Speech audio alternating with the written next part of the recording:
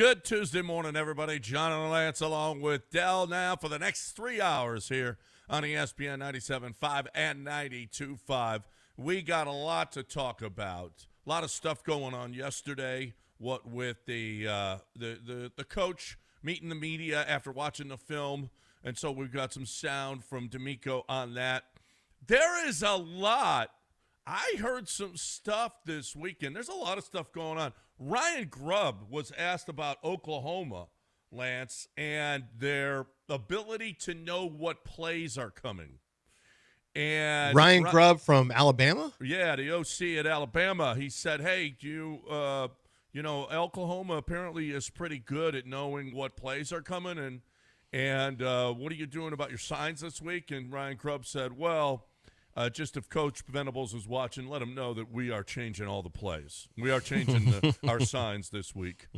Because, yeah, he said he doesn't do anything illegal. He's just really, really good at it, and he knows how to do it. I heard this weekend that Indiana is really, really good at that. Oh. Texas A&M was accused by a Missouri player of the Missouri player said it was like they knew everything that was coming, that they knew our plays. Last night in the game, did you see the Eagles at the line of scrimmage? The Eagles called out inside run, Mm-hmm. and it was an inside run.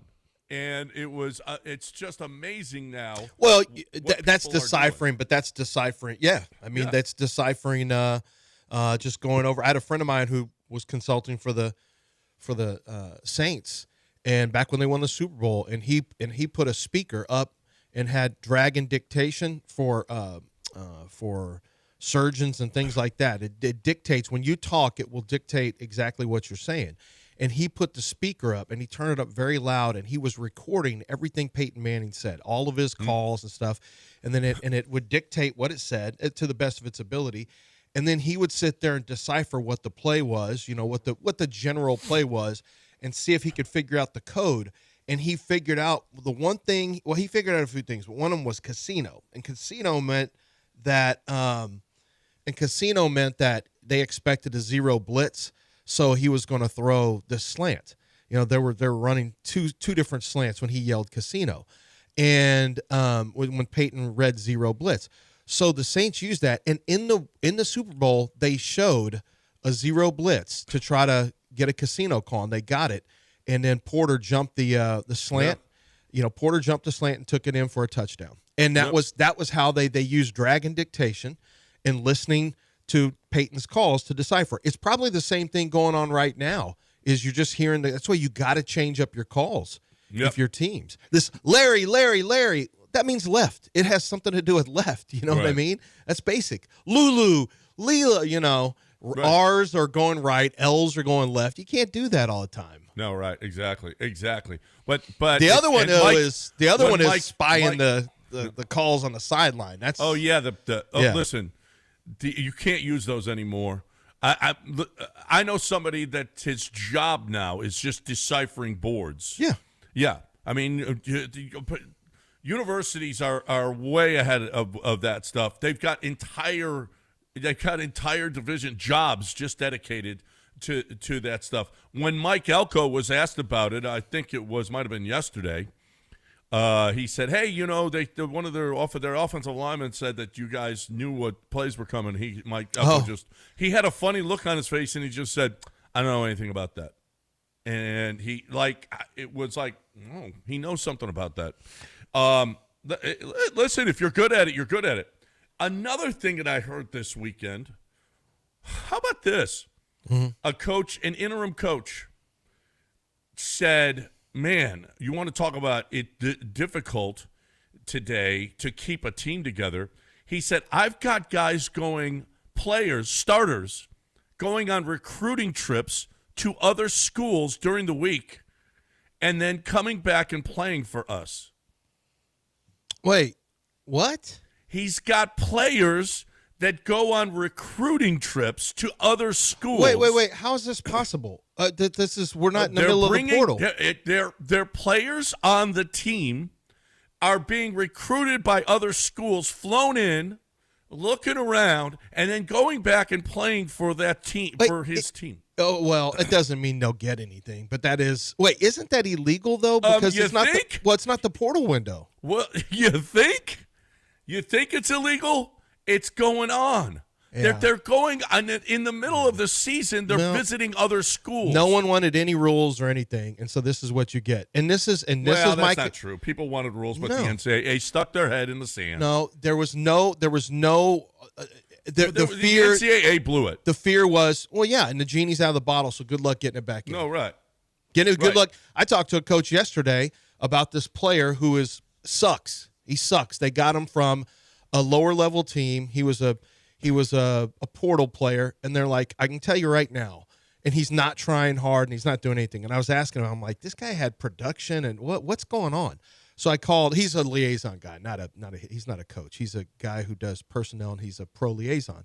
And he told me, he said, I can tell you right now that there are actively discussions right now across all fronts in college football about how to write better contracts so that we can stop paying guys who are not actively trying. I said, it's going to be you're going to have a show cause. You're going to have, a warning and then a second warning before you you're not just going to be able to say, you're going to have something in place. He goes, no, you're right. But he said, I can tell you this, there are too many of these guys who just get the money and then they're not, he said, not showing up at practices, not showing in off-season practices, not lifting weights. He said, we're gonna have to put something in where we start taking money away from these guys. Mm-hmm. So that has nothing to do with, we're 7 minutes in and we haven't hit on that exciting game last night. But yes, we did. They were calling out their plays. Yeah, they were calling out. Yeah, head coach Don Casey had that. And by the way, he lives in Houston. Did you know that? No. Coach Don Casey. Anyway, they're just crazy. Guys are making $8 million a year. 8 million college football players. Are you sure? Yeah, 8 million. Who's making that?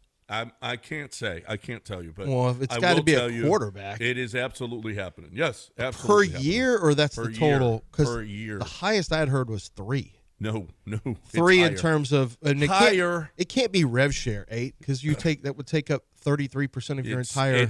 It's happening. And what do you think? Just rev share? Well, you think guys are flying around visiting other schools that they're listening to? Well, I can tell you this. I'll bet you all the money in the world that it's a waste of money. Well, that player's a waste of the money. Oh yeah. Well, Shocker. No. But it's what you got to do now. It's crazy. It is crazy out there. Well, maybe they can get us. Maybe they can raise our rates on TV so we can pay for those guys. It was just mind blowing what's going on out there, and I don't know that it's going to be able to change because, like you said, the genie's out of the bottle. That game last night was just crap. That was just crap. It was. I will say this. I'll give those defenses credit, man. It was a playoff intensity on both sides defensively. Those guys were really.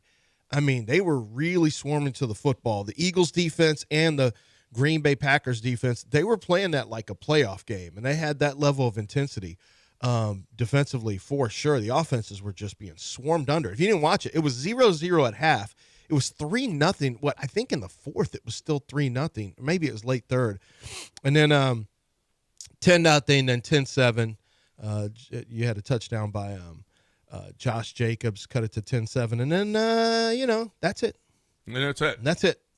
Yeah. 10-7, Eagles get the win on the road. Well, how about the 4th and 6, 27 seconds left. Mm-hmm. He's throwing the ball down the field, 4th and 6, and he gives the Packers a chance with 27 seconds left to tie the game. Their kicker it was awful, but the kick was awful, but Sirianni said, you know what, I'll do it again. A score, we win. We get the first down, it's over.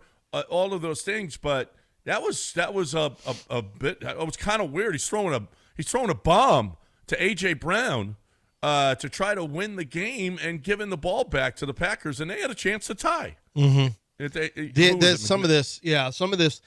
There is a chronic problem with unneeded aggressiveness in the NFL now. It's gone from being considered this is a really passive league, it's a really conservative league, to we're going for every fourth down. We're taking shots down the field. D'Amico Ryans deciding not to try to shave off the clock against the Broncos. I've cost his team the game potentially. There's no guarantee they would have ever scored again. But he definitely gave the Broncos a chance to win. There is a problem right now with the NFL balancing an aggressive mindset versus a conservative mindset and understanding how to manage clock. And they all think they have to, hey, we're all gas, no brakes. We're all Dan Campbell now. Okay. I mean, you can take your shot, but look what happens. D'Amico gave the Broncos a very good chance to win, which they ended up doing. You had Nick Sirianni basically gave the Packers a shot. He gave the Packers a shot. I mean, to me, it's just kind of, I don't know. There's a real problem right now with the NFL figuring out, hey, you know what? Sometimes it's not going to be the most badass, in-your-face, macho, aggressive thing we can do, but we also give ourselves the best chance to win. Isn't this about giving yourself the best chance to win? Mm-hmm. I don't always think every fourth down, going for every fourth down inside the 20 is giving yourself the best chance to win. I just don't. I think, my friend who's an analytics director for years and years, he said, it's gone in a ditch, Lance. He goes, there's a lot of these calls that teams are making based on if they had the personnel of one of the best teams in the league. He goes, you can't make analytics decisions based on one standard static idea of talent. You have to look at your talent and say, this won't work for us because we're not good enough, to defend, or we're not good enough to. Usually, we're not good enough to execute, But everyone acts like, well, this is what the numbers say. Well, do the numbers say this for your team? Right. Does the number say this against this defense? Right. Does the number say this based on the flow of this game that is going on? He thinks that's not being taken into account at all. Yeah. It's just this is the numbers. No, absolutely not. Absolutely right. And by the way, Jordan Love last night. Let me hit this real quick. Jordan Love on paper looks pretty good, right? On paper, he's got 13 touchdowns, 3 interceptions. You think, well, that's pretty good. He's projected to have 25 and 6. 68.9% completion percentage. I'll be honest. I haven't been Jordan Love down the stretch over the last 5 games has not really been that great. This is not a guy who right now is playing, we can do what we need to win this game. He started the year off like that. In his last 2 games, he's got no touchdown passes and 1 interception. He did have 3 against the Steelers, which is good. But the one before that, in his last 5, he got 1 touchdown, 1 interception, 1 touchdown, no interceptions, 3 touchdowns, no interceptions, 0 touchdowns, 1 interception, 0 touchdowns, 0 interceptions. This is Jordan Love has kind of tailed off here for the Packers, and no Tyler Kraft, and Tyler Kraft, and that's going to be Tucker Kraft. Well, God dang it, yeah, that's right. I keep saying Tyler. I'm like, that's not Taylor. Tyler, which one is it? I can't remember. And I wrote the guy up. And I actually like Luke Musgrave better. I picked the wrong tight end in that draft. But I think without that tight end, it's a problem for that offense because he does not. Man, Love does not look comfortable.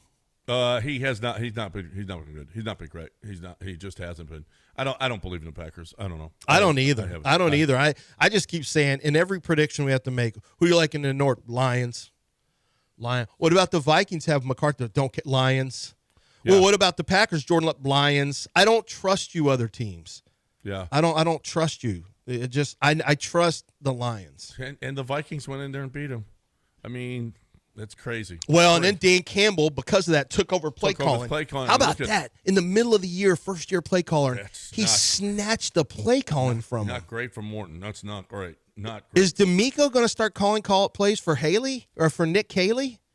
Are we going to see a defensive coordinator calling plays for Haley with glasses on like Dan Campbell had? Readers? Boy, Campbell did a hell of a job. I mean, I guess so. No, I mean, he said, well, the problem is why the hell is Jahmyr Gibbs getting 4 touches? Mm-hmm. That's what happened against Minnesota, or he had 4 targets or whatever. Mm-hmm. He was like, Jahmyr. Then look at Jahmyr Gibbs go off last week when he's calling the plays. Dan Quinn was so insulted and embarrassed by Dan Campbell, first-time play caller, running up that many points that he took over play calling duties from his coordinator. Did he really? Yes. When? He announced it yesterday. Oh, he just announced After the game. He goes, wait a minute, this guy? It's my job now. What? He's a defensive coordinator. No, I know. He took away play calling duties from his defensive coordinator because he from his watched Dan defensive Campbell coordinator. run up the score on him. Well, Oh I mean, we saw Billy O'Brien take over, and Tim, whatever his, I don't even remember his name. Tim Ryan, what was our offensive coordinator's name? Tim Kelly. He actually took over play calling duties just very quietly, and Tim Kelly was having success. Like Tim Kelly and Deshaun were actually playing pretty well, and Bill's like, I can't have this. I'm doing it. I'm going to go in there and bust up this success with my calls. Okay. Yeah, now watch this. Now watch this. Usually AJ it's season. guys are backing off and giving the play calling away. Now we're seeing them take back over. Watch this 9-7. And season. I was reading, now I'll hold my beer while I take over play calling duties. And then my favorite, I was reading the quotes from Detroit and Dan Campbell about that. And he's like, and they said, well, what's that? What was that like for John Morton? The play. He goes, oh, he's a team guy. All he cares about is winning. That's all he cares about. He's all on board. Like he just wants to win. He's really helping out, man. He's invaluable to me. Oh yeah, I guarantee when he goes home and talks to his wife, he's super on board. Oh man, team this guy. is great. This is awesome. Team guy. This effing sucks, is what he's saying at home. You know what's great?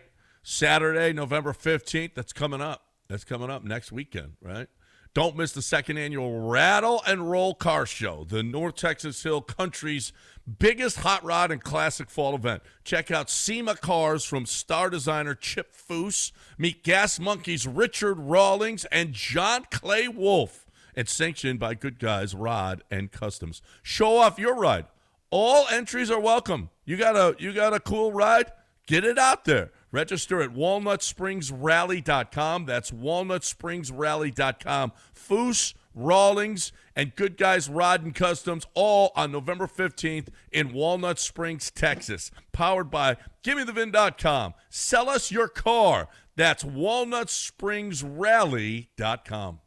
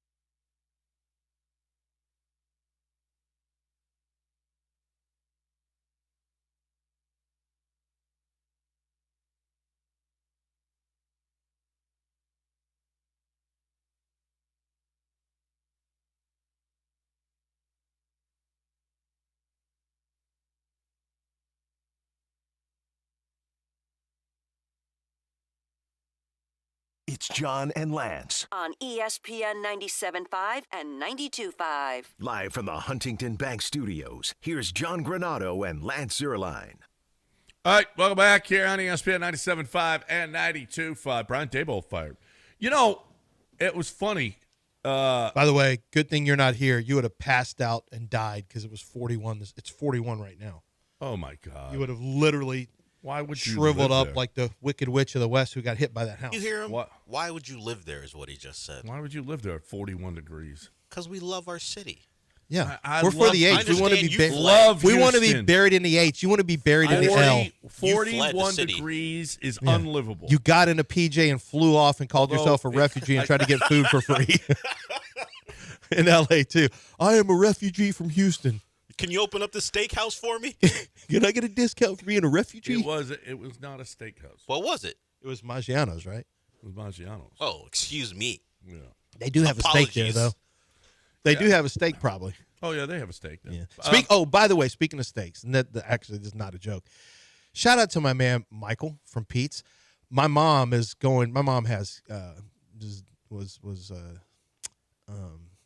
has cancer, and she's lost a lot of weight, and she's going through a tough time, and chemo, radiation, just really tough. She doesn't like to eat. She grew up on a cattle farm in Kansas. I brought steak up there when I was up there a couple weeks ago and made steak for her and my dad. From Michael's like, hey, I want you to take this up to your parents. I said, okay. So I made it, and they absolutely loved it. And that's one of the only things she would eat. Like, she loves it, that and gelato for some reason. And she just, nothing else tastes good. So now they're getting ready to place an order. Like, they're going to order a slab and just have it cut. A slab of, I think she's getting, I don't know if she's getting ribeye to get some fat, or I think she's getting a strip. And so they're going to order that, have it cut, vacuum packed, and just sent up to New Braunfels, because that's one of the only things that tastes good to her is a steak. I'm like, man, eat the steak away. Steak, now eat some of the fat. We got to keep some weight. You got to get some weight on you. But, and she's, they're like, this is the best. And Michael's a good friend of ours. He's beat cancer twice so far. He's beaten a broken back. Like, Michael's been through a lot, but he's been a good friend. And he's like, you tell your mom whenever they need something shipped up there, I can get the dry ice on it, send it up there. So if my mom wants to eat steak, if that's the only thing she'll eat is steak and basically ice cream, then that's what we're doing. Get it from Pete's. That's the best. Yeah, he No does. He question. does an amazing job. The steak is It's unbelievable. She's like, the quality is just, I'm not messing around with some choice. So I got a question, and this question was asked. Why did Chris Greer get fired and Mike McDaniel stays? And why did Brian Daboll get fired and Joe Shane stays? So I'm glad you asked that. It's hard to just get rid of a head coach, because then you shuffle.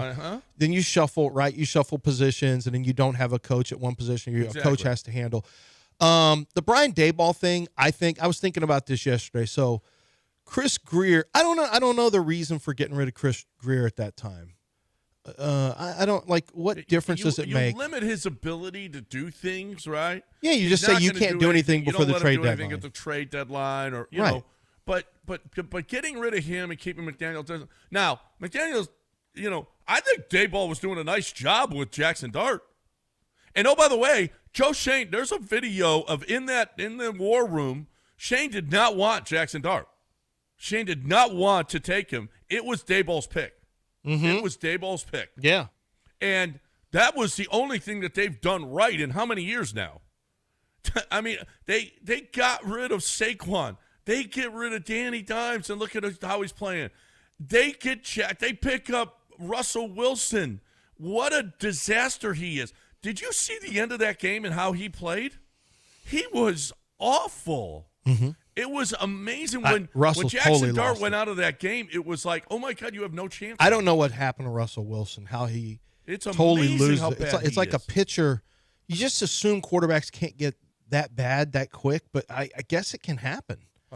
I guess it can happen. I don't know if he loses velocity, if he doesn't see the field as well. Like, I don't know what it is. It's one thing for a pitcher to lose his fastball and be easier to hit. It's another thing for, a shooter or an older basketball player who's not quick enough laterally, can't defend, can't get a shot off. But a quarterback, like, you can throw a spiral. Like, is your arm strength just deteriorate, or what's the I don't what know. is it that makes you go down so his fast? head. It's the decision making. Yeah. And I mean, he's just awful. He is. And Dayball gets he was Jackson Dart. That looked fun. I mean, what Dayball was doing with Jackson Dart. Yeah, it makes no sense it to get rid of him and keep Joe Shane. It did, but Dayball was going to be gone. I think the question is, see, so Shane had what looks like a pretty good draft, right? But you mentioned the quarterback, whatever. Cam Scatabo. You have Abdul Carter, who that wasn't a hard pick where they made it. I think Joe Shane. It feels like, I don't know if this happened or not, but maybe Joe Shane was with the owner just saying, because he knows maybe if we make the sacrifice here, I can hang on for another year. Maybe he did that. A lot of times you'll get rid of general manager, head coach, and then you draft a quarterback. Well, they don't have to draft a quarterback. So maybe they'll say, let's keep continuity at one of those spots. We'll make it GM, and we'll get a new head coach into work. And we need somebody to hire. We need somebody who knows the league, who can hire the right head coach for Jackson Dart. Yeah, well, it appeared that Dayball was that guy, and the problem was, okay, so Jackson Dart. Do you think Denver, Dayball was the right guy? I think he's the right as a coordinator listen, or head coach. If Dayball is going to be an offensive coordinator next year, grab him, D'Amico. What, ahead of Mike McDaniel? See, here's the thing. He's supposedly a huge a-hole. Huge a-hole. Yeah, doesn't get along with the players great. You got to always factor in the CJ thing. You have to factor in how he would get along with CJ. Yeah, that's true. He yells at his players like he's not really that super well liked. They say, he comes from Nick Saban. I think he was Patriots and he was under Saban so he comes from that tree also. So I'm just letting you know he's got Saban at Alabama. I think he was with Belichick, I believe, right? In New England. Wasn't he in New England for a while? Or no, he was with the Bills for sure. He was with the Bills. But he was with Saban. He was with the Bills, but he supposedly is an a-hole. I'm just telling you, because somebody asked me this yesterday. If you have Mike McDaniel or Dayball, Dayball's a good mind, but I think CJ is a guy who he will get was fussy. in New England, 2 stints with New England. There you go. Well, that's where he learned that a-holeness. Yeah. But the way that there were memes about the way he looks at Jackson Dart. He apparently just loved that kid. And thought he thinks you're going to save your job. But wait a minute. So they go to the Broncos. Jackson Dart goes in and is wonderful. But the defense gave up all of those points in the fourth quarter. The defense gives up 38. The defense gave up 30 to the Eagles, 34 to the 49ers. Guess who made the decision to change the defense gave up the game-winning drive against the Bears. But this is what you don't know is he changed defensive coordinators this year, and it's his defensive coordinator that's doing this. That was a big controversy. That was a big controversy in New York is that he brought in this new coordinator, and this coordinator has sucked. That's fine, but how is this going to stunt the growth of Jackson Dart? That's the most important thing in this organization. Man, he's 20-40. He's got his last 3 years are 6-11, 3-14, and 2-8. I get it, Joe. And you know what? This defensive line that Joe Shane put together is supposed to be one of the best in the league. Why are they giving up so many points? Well, he may be gone at the end of the year too. I'm just saying you can't keep Brian Dayball. I don't know. If I fire him now, that's what I don't know. Firing guys in the middle of the year. By the way, LSU has not fired Brian Kelly. This is turning into a stupid thing where Brian Kelly's basically like, I want all my money. Yeah, but they're trying to show cause, so he gets none of it. Scott Woodward has screwed this up too. He told him in advance. This guy Scott Woodward was one of the most atrocious money throwers I have. You want to talk about wasteful? He is Pentagon. How much does a hammer cost? Wasteful. $160,000 hammer. Pay it. Let's get 1,000 of them. How much did he give Zach Calzada? Because I don't think he had anything to do. No, but there's a Coach O video. Have you seen the Coach O video that surfaced where he talked about, I had to go. It's time for me to go there. And this Scott Woodward, who's a great guy. Scott Woodward was a great guy. He came to me and said, Ed, it's probably time to go, but we got $17.1 million to give you. And I just said, which door you want me to go out of? And I mean, he did a deal where $17 million buyout for him. Evolving in a sling blade. He did. Yeah. This impression's becoming sling blade. Well, it is. Well, and now, but that's all he does is give away money to people. Well, but apparently Coach O's ex-wife got half of that. She went to court. He thought he was going to get that by himself, that 17. And nope, she went and got it from Go the ask court. her what she thinks of Scott Woodward. And you know what? I said that also Scott Woodward was a great man, gave me $8.5 million. That's what Okay, Coach Mrs. O's wife O. sounds like. I'm Mrs. assuming. Ex Mrs. O, that's what she sounds like. I got a lot of money too, thanks to Scott Woodward. Okay.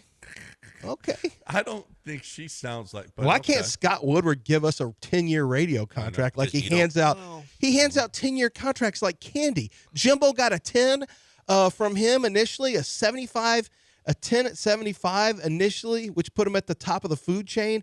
He gave Brian Kelly a 10. Like, man, you're just giving out 10-year guaranteed deals? Do you know that Yeah, but they're infallible. the coach Yeah, those that's true. 10-year deals And always fans work out. will hang on. They'll hang on. They're not going to demand for coaches love to a get 10-year fired. Always deal for work an out. underachiever. You know, Coach O and his wife's divorce wound up in the Louisiana Supreme Court. Is that right? What for? The ex-wife of former LSU football coach is entitled to half of a 16-point, as you said, $1 million buyout. And it That's why he's got to work again. and it went all the way up to the Louisiana Supreme Court. Well, how about that? I wonder why. What was the? Well, Is it because it was the state's money? so- I don't know. Oh, I don't know. Well, it was because he said, I got that money after we were divorced. And she said, oh, no, you did not. That contract was while we were Oh, married. I guarantee that's what it was. Right. Determining marriage Right. end date and all that stuff. Yep, I don't yep. still don't know how it gets to Supreme Court. Isn't that just shouldn't that just be a Isn't that judge making a decision? Yeah, I don't know how it rose all the way up to the Louisiana Supreme Court, but it did. That Appeals. state's different. We got to It is break. different. You. Yes. That has different rules in that state. The governor Well, comes in. yeah, we we- got to get rid of Scott Woodward. The governor comes in and starts like, I'm going to get some hard practices over here. No, he's not Alabama. He's Oh, Cajun. yeah. He's Cajun as they come. Yeah, he actually is Cajun. He absolutely is. All right. Why don't you talk about Craig DeSurf? He's Cajun. He's not Cajun per se, but he treats you with the same type of authenticity and care for, they want to make you happy, right? The Cajuns, especially when it comes to food, they want you to enjoy it, make you happy. Craig DeSurf does the same thing with his red tag sale going on right now, 0% financing or finance rates for well-qualified buyers on a variety of Chevy vehicles that are in stock right now.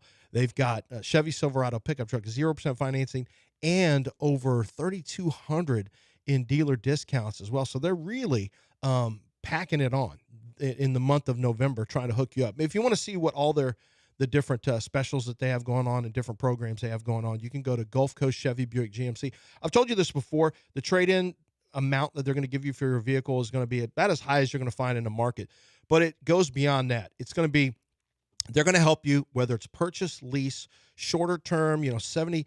I did a 4-year for my wife's vehicle because I wanted to pay it off and knock down, the APR interest. Well, it turns out the 2 months later, the APR goes down to 0, and you can make that a 72-month deal, an 84-month deal if you want to. So they just want to make sure you get the price point that you're looking for in terms of a monthly payment, the interior and exterior you want, and that you're happy. And with their customer service and the prices and the selection, you're going to be happy out in Angleton. It's Gulf Coast Chevy Buick GMC, Camelot in the cornfields. Go say hi to Craig DeSurf and go get your next vehicle at Gulf Coast Chevy Buick GMC.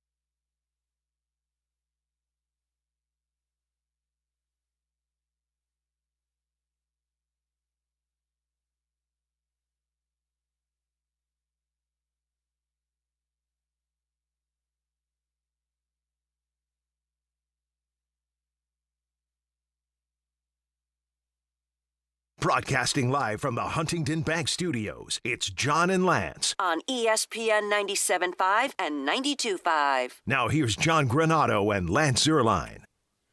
All right, welcome back here on ESPN 97.5 and 92.5. Let's talk a little Rockets basketball. Rockets with the win over the Bucks. One thing we didn't talk about yesterday. Well, listen to Tim Legler. Tim Legler is on with some dude, I don't know. Pablo Torre? Huh? Pablo Torre? No, it wasn't Pablo Torre. I've got some interesting questions to ask about James Harden. You better watch yourself mocking him. No. I'm just saying, whoever he says your name. You. I mean, basically. If you thought Passon would come after you, wait. Oh, Phil Mickelson's cooked now. Oh, my God. Do not. Why would Phil get smart with Pablo Torre? I don't know why. Don't get smart with him. Just say, sorry, Mr. Torre. Now he's got texts of Phil talking about our president's appendage. Yeah, he's got his swinging into your face like, hey, what are y'all saying in your text messages, Phil? What chat are you in? Good Lord, Phil. Is this how they talk and live? Phil's text messages. I don't know, but he does. He gets everything. Pablo Torre's a problem. Well, it's a whole no. It should be called not Pablo finds out. It should be called Pablo Torre's a massive problem. Pablo Torre will F you up. That's what it should be called. Hey, Phil, isn't it true that I don't like yours? Could you answer this question for me, Phil? Mute. No. I'm immediately blocking or muting as soon as he said, I need you to answer this question. No. Would you come on my podcast if I got a text from, hey, I'm the producer for Pablo Torre. Will you come on his podcast, Lance? Nope. We'll not I'm not going to say, what is this about? I'm going to say, nope. All right, so listen to Tim Legler talking about that Rockets game the other day. I missed this, but I just assume that the Rockets are just going to out-rebound you, and Steven Adams is a beast. But listen to this. When's the last time you saw a box score that looked like this one from a team rebounding standpoint? Think about this. You just said 41%. They're grabbing their own misses. In this game, they had as many offensive rebounds as Milwaukee had defensive rebounds. I mean, you can't win. That's 20 offensive boards, and for the game, the total rebounding number is 50-27. The Milwaukee Bucks have Giannis Antetokounmpo, Miles Turner. They play Bobby Portis off the bench. It's not like they're out there playing four guards all the time. All right. Right. And they got almost doubled up on the glass. So, and the reason it's so important is because there's going to be times when Houston's offense maybe can bog down a little bit. Now, so their offense is going to be fine, I believe. There's going to be nights, though, when you do a decent job defensively, which Milwaukee did in a lot of these initial possessions, man. They were expending a lot of energy at them. When you can't secure the defensive rebound, look, you give up 8-10 offensive rebounds in a game, you're frustrated as a coach. You give up 20, it feels like the whole game that you're just sitting there watching that as a coaching staff. It's demoralizing. Eventually, it's going to crack you. And it did. Steven Adams is leading the NBA in offensive rebounds per game. Again. And he averages 22 minutes a game. His 7.9 offensive rebounds per 75 possessions would be an NBA record.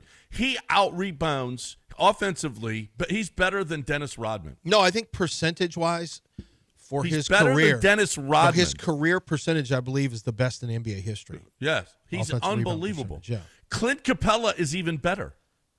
If he played enough minutes, he would lead the league. He currently averages 10 offensive rebounds per 75 possessions. And it's not like, and maybe I'm stealing your thunder here, but I'm sure Amen Thompson is up there too. Yeah, I would imagine. I mean, all Amen Thompson does is keep the ball alive and give you problems. And we still haven't heard. Have we heard from Israel?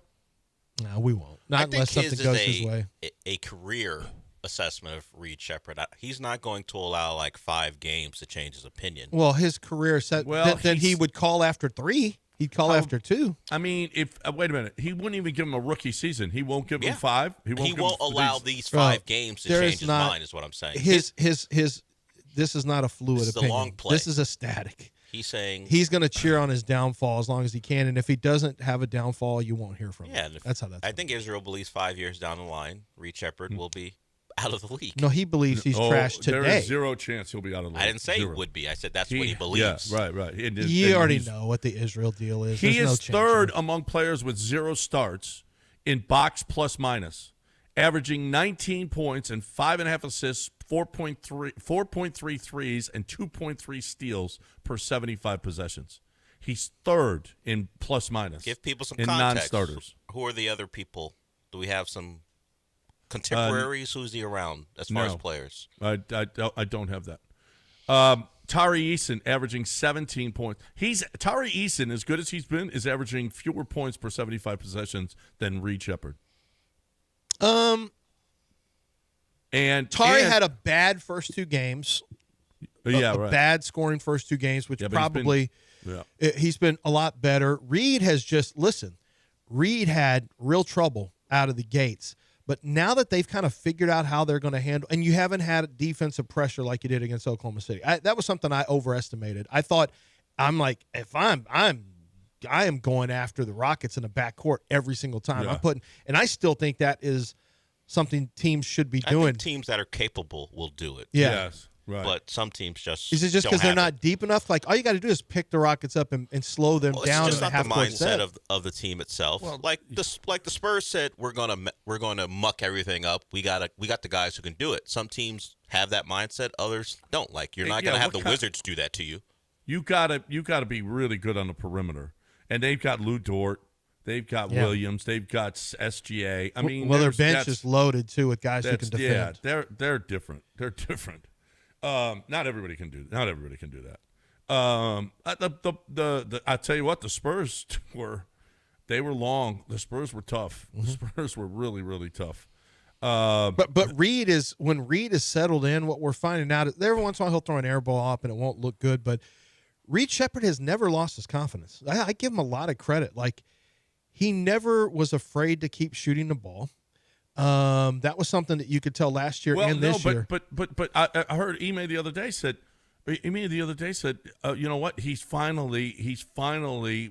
We tell him that this is what you do. Take the shot. Yeah, and he's finally doing it. He clearly has. He wasn't doing what Ime was telling him because I don't know if he didn't trust it or he didn't feel comfortable. When you got Kevin Durant and you got Alpi and you got Jabari, you got all these shooters. And you're like, oh, this is my shot. That's got to be a little difficult, especially for a young player. You know, I'm gonna try to get the ball to Kevin Durant. Yeah, but there's a difference between looking for. See, he looks for a shot. It's one thing that if you're open, catch and shoot, he's never going to pass that up, which is good. I mean, he shouldn't. He's an elite shooter. I've never ever once on all my family have ever worried about his shooting. Never. I worry about other things like defense. Like being able to control, handle the ball and stay out of turnover numbers and things like that. The shooting, even when he's down, like great shooters are just great shooters. That's all there is to it. That's what you are. But he has tightened it up, and he also will come off of screens and shoot. Like he'll off ball screens. He'll dribble and get a screen from Alpi or even KD, and he'll come up looking to fire. Looking to shoot on three, and that's when you know it's an aggressive mindset. But I'll tell you what, after those first two games, I'm like, oh, no. And now it's like, okay, I don't know if he's going to be a full-time starter for his whole career. Maybe he'll be a Steve Kerr type. Maybe he'll be one of those spot-up shooters, Ray Allen. He ain't going to start here. Not for I don't know, anytime soon. Well, there's only a 1-year deal. Well, if he can handle the ball, Fred VanVleet could be gone. Yeah, well, we'll see how good they're. Well, he only has a 2-year deal. Somebody put out on Twitter that the Rockets are watching the Kyrie Irving situation to see how he is progressing. That because they're looking for a guard. Kyrie? I mean, who said that? Somebody on Twitter said that? Well, somebody who's not stupid? No, somebody. Is it somebody who knows how much money Kyrie makes and that he wouldn't fit under the cap? Well, you can make it. You got cap. You're going to trade Fred plus others if you really tell want me them. who you're trading. Once you start the trade game, I've noticed breaks down as soon as you start taking players away from the Rockets, and everyone realizes, that's no good. Well, that's because people just want it all and don't want to give anything up. It's the same Got talk Jabari we had in the summer. Tari and Jabari have to Giannis. go. Tari and Jabari have to go and draft picks. You okay with that? Well, no. Ask the terrible. people who want Kyrie. Well, it's just some guy named Gary on Twitter. I don't know if it's Gary. There's or some Steven, guy who Gary knows? and Steve and Kremley 6'4", 3'7", 6'6", 248. But we just had the. We might value the players differently, but we just saw the Rockets give up 2 foundational pieces to a 50-win team to go get Kevin Durant. So who knows they're actively thinking about. But that is a player who is on a different level. Well, Kyrie, when healthy, is a He is also has been a disruptor upgrade. On every team he's been. He's been understood. And people would look at Kevin Durant and say, since you left Golden State, all the You're places trying you've too hard gone, on this. I'm not trying too hard. I'm Kevin telling Durant. You just made a comparison that attitude-wise, that KD and Kyrie are the same. Kevin Durant, what has he done since he left Golden State other than torpedo, not on his own, but the places he's been? What is has it happened through to his those franchises? actions on and off the court? It has not. He's not been an Kyrie on and off the and by court the way, issue. Kyrie last year with Dallas was not. He wasn't the bad guy last you're year. talking about Why anymore. would you? But why would you like? We're even having this conversation. You're subtracting key elements of a rebound-focused team, a defensive-focused team. Why are you doing this? He's just starting you up. I'm not starting him up, but the Rockets have shown that they will be aggressive when a move fits. So I don't know where that came from. But they will. I don't know that Kyrie is that. You did this, John. You started this. Well, I mean, it started a conversation I didn't think they were that you after hate Kyrie. that you're poo-pooing, and Dell is all for. I'm not all for him. Because he's a sleeper agent. It would not surprise me if the Rockets were looking for another acquisition. I don't know if that is Kyrie. It wouldn't shock me to see them looking at a backup point guard. Yes. Yeah, it's not going to be. It's not going to be be a Kyrie. No. It won't be a Kyrie. It costs a lot. I could see him just getting a point guard. Yeah, I can see a that. Facilitator. Yep. Yeah, for sure. But it would be more like a backup, I think. Or somebody who could come in. It doesn't matter. Somebody who could come in and get minutes when they need to. A Kyrie Irving is just, you're talking about just a, he's a great talent, but man, you are taking a chance on chemistry. Oh, yeah. All right. I don't know. He's been a good citizen. He went to the finals last year. He was healthy. He's been at any point somebody could have a birthday party, or there could be an HOA meeting, you're talking and it all breaks down. That's like 5 years ago. It all breaks down. Such a hater. And then when he's a Rocket, you'll be like, oh, I like his Kyrie is not. flightiness. KD has That's never kind of been. fun for the KD team. has never. No, All I don't right, want. We got Kyrie. a break. No. I want to talk to you quickly. I do like that he makes $36 million this year, and somehow That's we'll all right. have to That's match not much. salaries. That's not much. Okay. I want to tell you about Damaris. Damaris, listen. If you haven't ordered your turkey, I'm Cajun turkey. I'm telling you, it's the best. So you're looking for a great way to get that Cajun turkey on your table. You got to do it now because he's having his biggest year ever on the turkeys. So you make sure that you get in before they say we just can't do anymore. Hurry. Go to Damaris, DEMERIS.com and get all the fixing, not just the turkey. Damaris.com. 713-780-3776 if you want to get in. Hang out with us here on ESPN 97.5.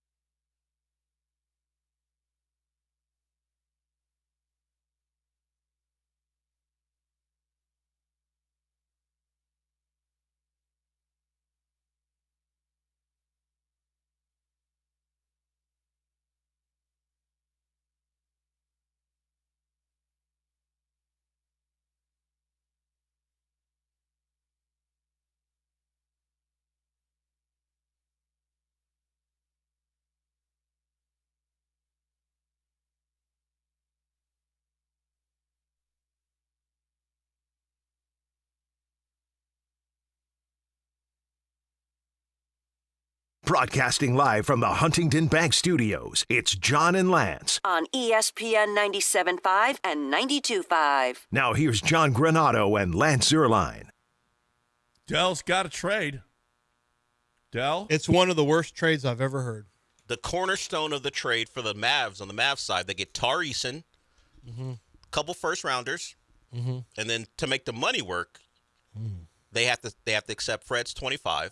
Plus Jay Sean. You got to make the money work, but the cornerstone for them is I'm a couple doing first-round picks. If I'm the Mavericks, I'm doing that. I mean, never mind the fact that a guy who can't play back-to-backs, you have to pay him now. Well, so they may take the chance. Who knows? Yeah, no. Well, if I'm Nico, I'm doing that. Well, do you know? Oh, see, this is him. Would you do that for the Heat? Do you want Tar Eisen? Would you do that for the Heat? I'm asking you as a Rocket I'm fan. asking you, I'm Tyler asking Hero. you. Somebody I'm offered you asking Jay Sean Tate and Two Fred first-round Van Vliet. I don't know. Yeah, picks in the 30s. So Pick number 27. They have other people's picks. This Wait is a minute. joke. They don't have just He's their own hijacking picks. your show with terrible trade First ideas, of all, John. Maybe know Del. the Rockets' Do the assets. deal, They Del. don't just have their own picks. They have other Do people's the deal picks for too. Miami. Oh, for If what? this deal's Who do you out want? there, Who do you For want? who? For what? We'll For take your Tyler Hero. You want Tyler Hero? Yeah, you can have Fred. As a shooting guard? We're giving you Fred. We're care. not desperate for a point We'll guard. move so sorry. We'll give you Fred and some picks, and we'll give you Jay Sean, and we'll give you Holiday, and we'll give you whatever that J.D. Davidson guy is. We'll give you all those. Look how many players you get. Tar Eisen incredible. I thought Tar Eisen could have been the best player on this team. Tar That's what I was Eisen told. is a good player for the Rockets. Why would the Rockets want to subtract a good young player to Because get you a have to 33-year-old? acquire I don't understand why. good players. Why would you get a 33-year-old? Because you want to win a championship? You have a 37-year-old right He's now. 32. Because you want to Kevin win. Durant is not 32. I said no. Kyrie is 33. He is 32. Are you sure? Because I just saw something where he says he's 33. Regardless, do the deal, Del. I'm just Yeah, saying, his birthday was in who March. cares? They just 33. grabbed the 37-year-old. You think they care about He'll be Tyrese 34 during the season this and year. Kevin Durant will be These 30. are dumb deals Kevin Durant will be he's 40 doing. by the time he's done as a We're not going Rocket. to let you submarine our team. Rafael Stun's not going to let you make bad deals to submarine our team. Trust me. Your terrible deals to submarine the Rockets, you're a chaos agent. By the way, this is the guy who didn't want Kevin Durant. Yeah. Yeah, I No, was he worried didn't. about the injuries for sure, and now look at you. And And how is hopefully it? he stays How's it good. working But it out? was never his personality. It was Kyrie- never. It was never the fact that you just want to keep getting old and old for the Rockets, and then you Dallas go, has not- Rockets and Dallas lose. has not had an issue with Kyrie's personality. I don't care. Then you know what? Then trade for then get him for the Heat. Did y'all Get see? him for your I don't team. run the Heat, so I Get can't him really for the do Heat. that. You don't run our team either. Keep that in Did mind. y'all see Kate Cunningham's game last night? Shot a lot. You shoot a lot because you spend a lot. 15 for 46. He set the modern day record for most misses in a game. Did he 31. break Allen Beat Iverson's Kobe's record? Oh, Kobe. Yeah, Kobe wasn't afraid to shoot a lot, No, too. Kobe had missed 30 one game, the most misses since the merger in 76. Did you see the and top 77. 5 list? It's Kobe, AI, Fred Van Vliet. No. You made that up. The list is actually Kate Cunningham, Kobe, Michael. So all Yeah. great players. A bunch of shooters. Yeah, that's true. Well, you can't be a Keep bad shooting. shooter and get that many shots. Or Keep somebody's going to beat you up on the team. That's right. That's what Davis Mills said yesterday. Did you hear him? He said, or after the game, he said, "Man, I just forget when I throw a bad pass. I'm like a shooter. I'm an NBA shooter. I'm just gonna keep shooting." And he did. Hey, listen, did you think the Texans could win with him throwing 46 passes or whatever he threw? What did he throw? 45, 46? I mean, he's like the Cade Cunningham out there. He was Yeah, that's great. and they won. The Cade Just like Cunningham. Cade Cunningham did. One of them's probably going to be all NBA. Davis Mills Davis might Mills, run out all this weekend NFL. Davis Mills will get a third contract. Davis from Mills the Texans. should, Not from he the should Texans. beat out Jonathan Taylor for player Well, of the week. yeah, he actually might get a third contract from the Texans if he keeps his mouth shut and takes a relatively fair team 5-6 friendly million? deal.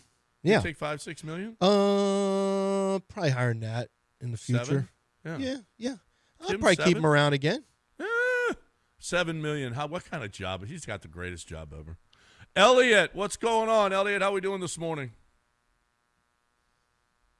Hey, morning, fellas. Doing good out in Dallas, so that's the only bad thing. But other than that, Dallas I'm doing sucks. well. Hey, got a question.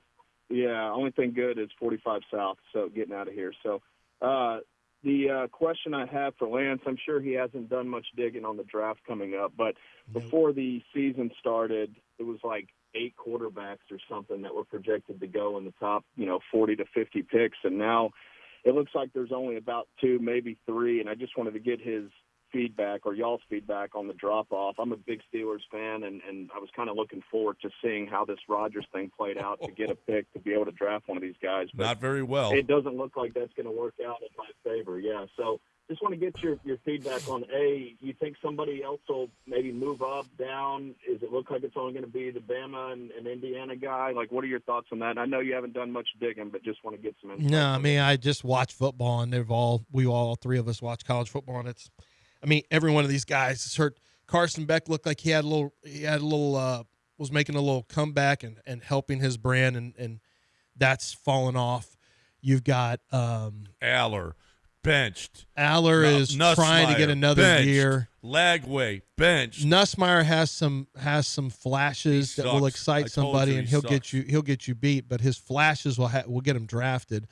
Lenore Sellers is somebody who has had bad offensive line play, so maybe you explain away some of that with that. Honestly, if I'm Sellers, I go back and get a bunch of money and go say, hey, I want to go to Oregon. Dante Moore will go back. I'd leave South Carolina. I'd just say, who can pay me the most money possible? And I'm just going to go be a Ronin for hire. And Ty Simpson's going to leave. I don't know for sure that Ty Simpson's leaving.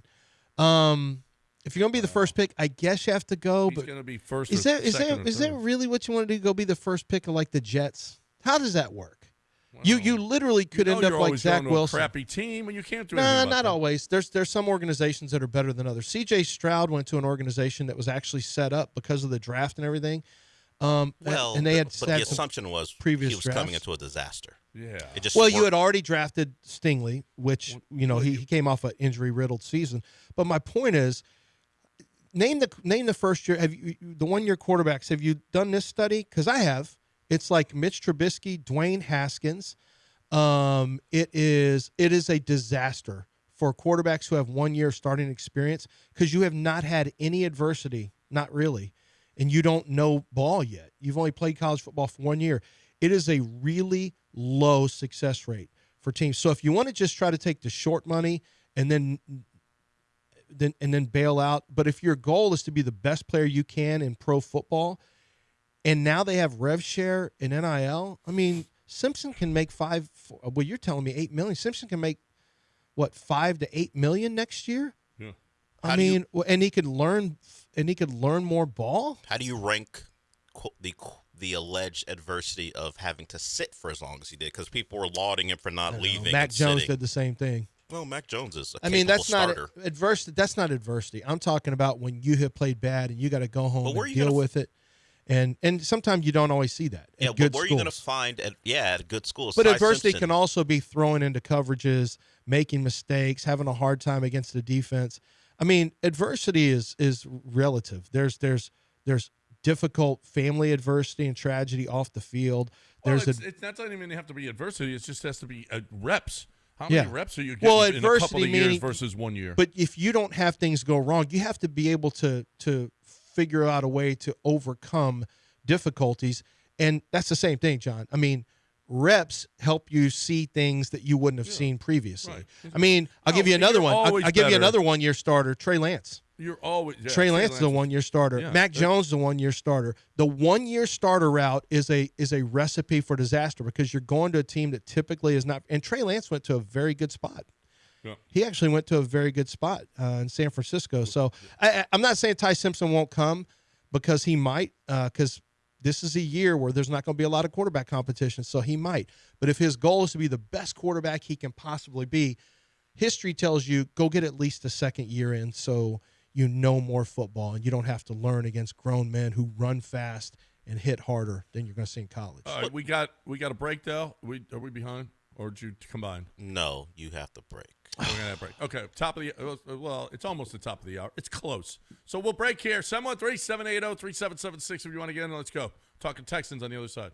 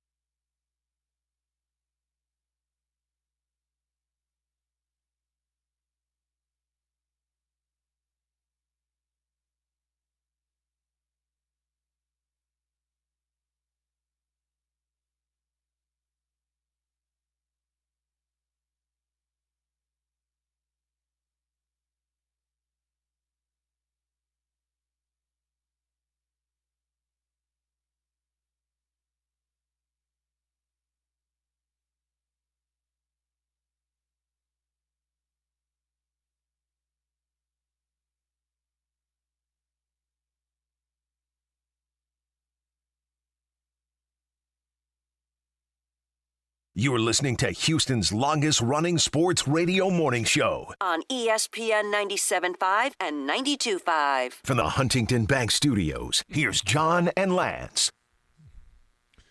Yeah, Wayne Gretzky. Who else said it? You miss 100% of the shots you don't take. Gretzky, Michael Scott. Cade Cunningham said, I miss 69% of the shots I do take.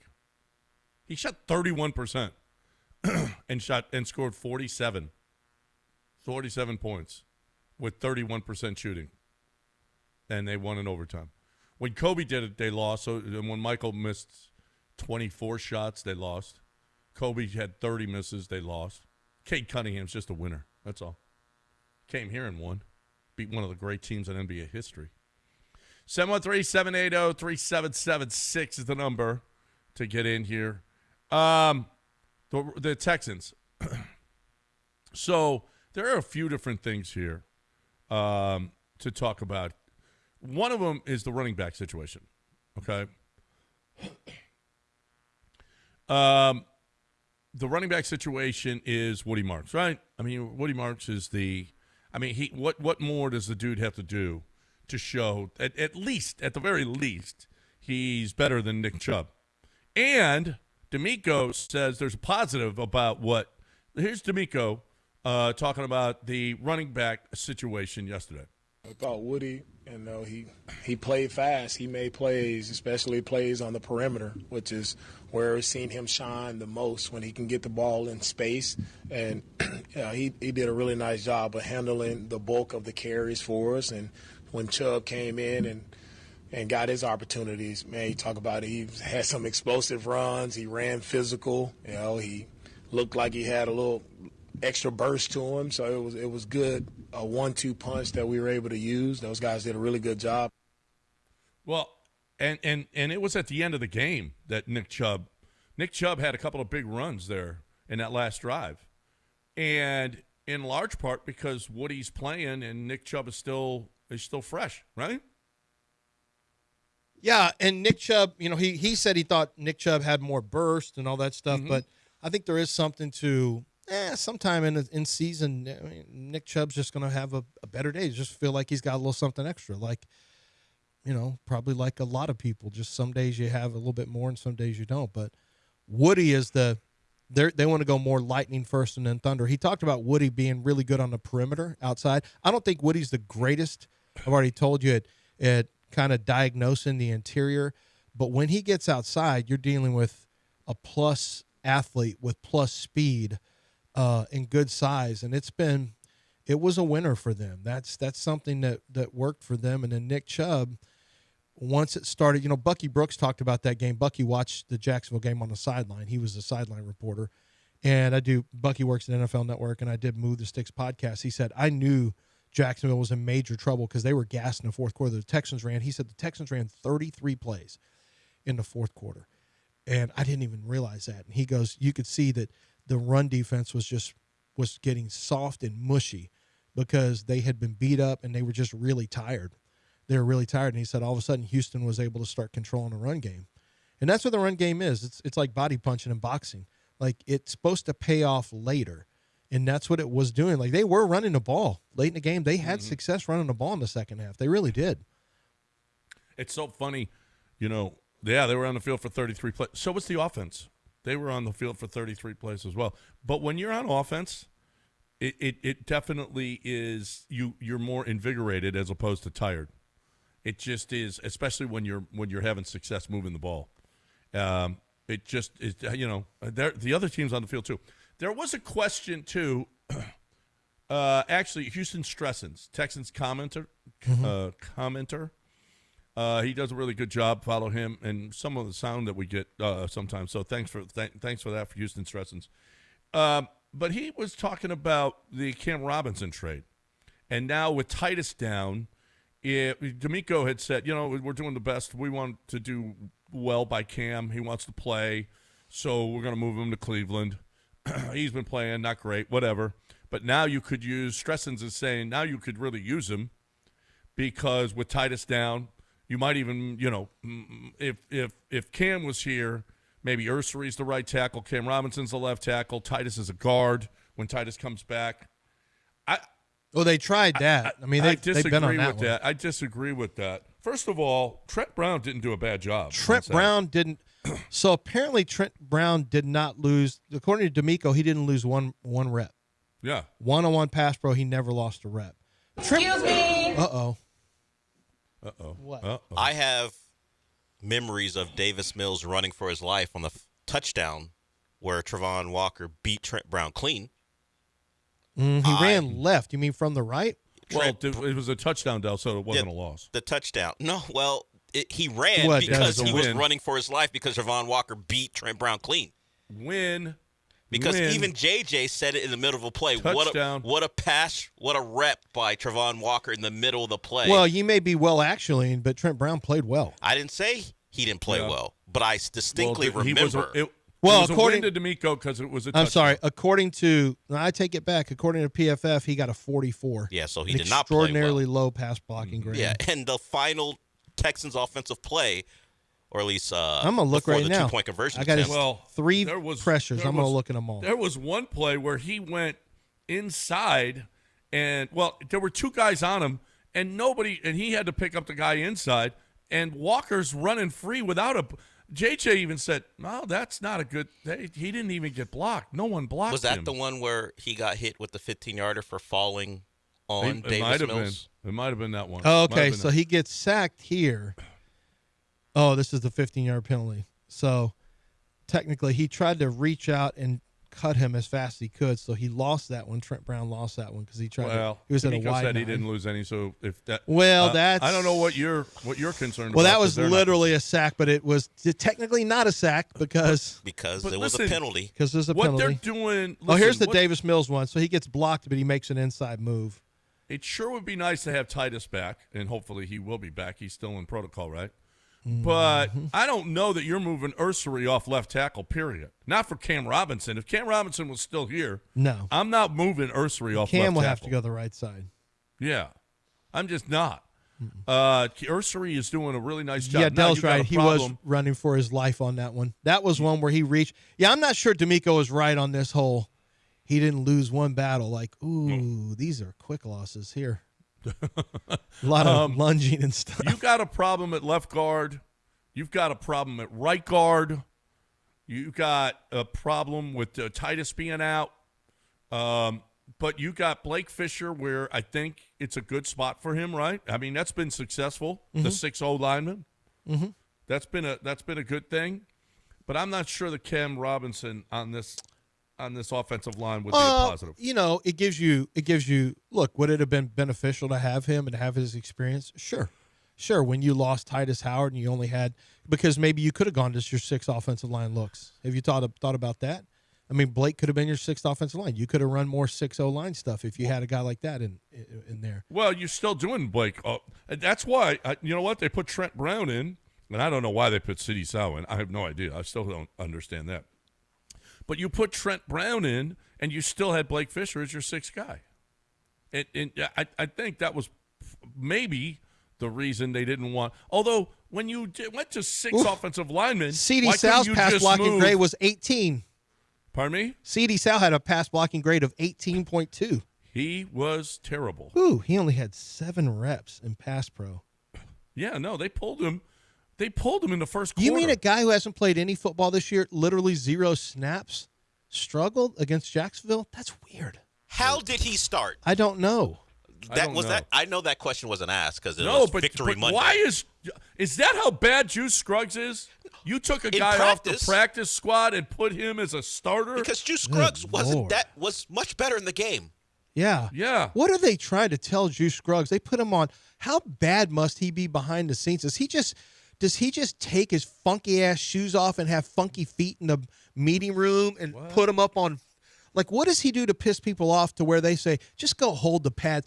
Sidney Sow, get in here. Like, I don't even know what anyone's name is. Just block somebody. And I didn't know what a Sidney Sow was. And when he started, I texted the group. I said, is CD I Sow. thought that was a feeding hog that they raised for FFA, a CD sow. I was like, oh, that must be a feeding hog that they raised for future Called that farmers man of a America. surprise You hog? called that man a feeding hog. CD sow? That doesn't sound like some type of like a hog farmer, some type of a pig that gets sold at a championship auction. A CD sow? No, It doesn't. kinda It doesn't sound like a guard. Well, it didn't play Who can like protect? one. Maybe he's going to be better on auction than he is. I don't want to do this. Okay. I don't want to. He certainly wasn't very good at guard. I know that. No, he wasn't. He was not. Look, all right. we push it aside because they won, but someone explain to me, Yeah. D'Amico, Cole Popovich, how did he win the job during the week? I mean, I honestly don't. even- Don't. The other guy actually has played for you this year. This is a practice squad guy who hasn't, like, he wasn't even a full-time starter in the NFL. How do you do that? You think he was going to be another Jake Andrews? Like, no, that's not what's going on here. All right, we got a break. 713-780-3776. I got to talk about Pro Dunk. I got to talk about Keith Tate. What a great business that guy has grown. We've been talking about Pro Dunk for 25, 30, going on 30 years now, I think. I mean, we started back in the day, back at the old station, talking about Pro Dunk, and it's evolved into, it's incredible. It is just an incredible business to Keith Tate. He sends them around the world. That's how big this is. Pro Dunk is the best goal.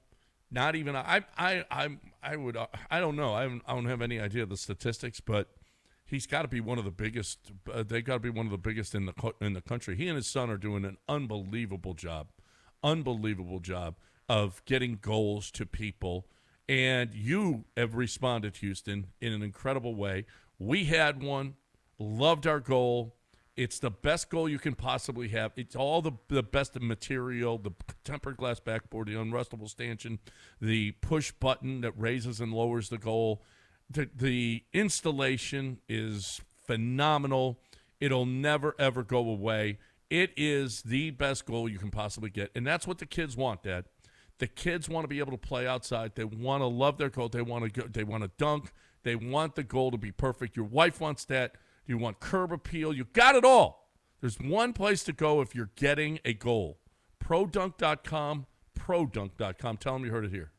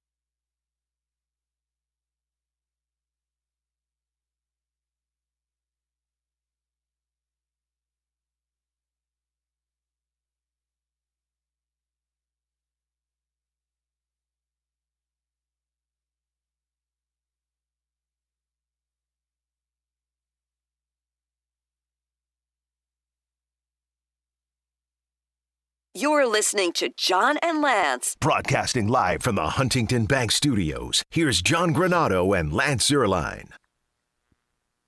All right, welcome back here on ESPN 97.5 and 92.5. Baseball offseason going on, and we heard that Christian Walker might be on the move.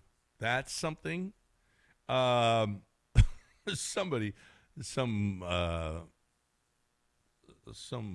parody site put out that Kyle Tucker has re-signed with the Astros, and which is not going to happen. I mean, the numbers that they're talking about for Kyle Tucker are just ridiculous. But the Astros need pitching, and we're told that they are going to get pitching and a frontline starter. Rumor has it that JV might be a guy returning to the city of Houston. But John Morosi with what's her name, the hottie that was with the baseball show? The hottie that was with the baseball show is not how she wants to be referred to. Do you have a name for her? Hag? What do you want me to call her? The Ag? That's a compliment. Oh, the Hag, you said? Yeah, that Hag. Dale, No. do you know who the hottie is who was on that baseball show?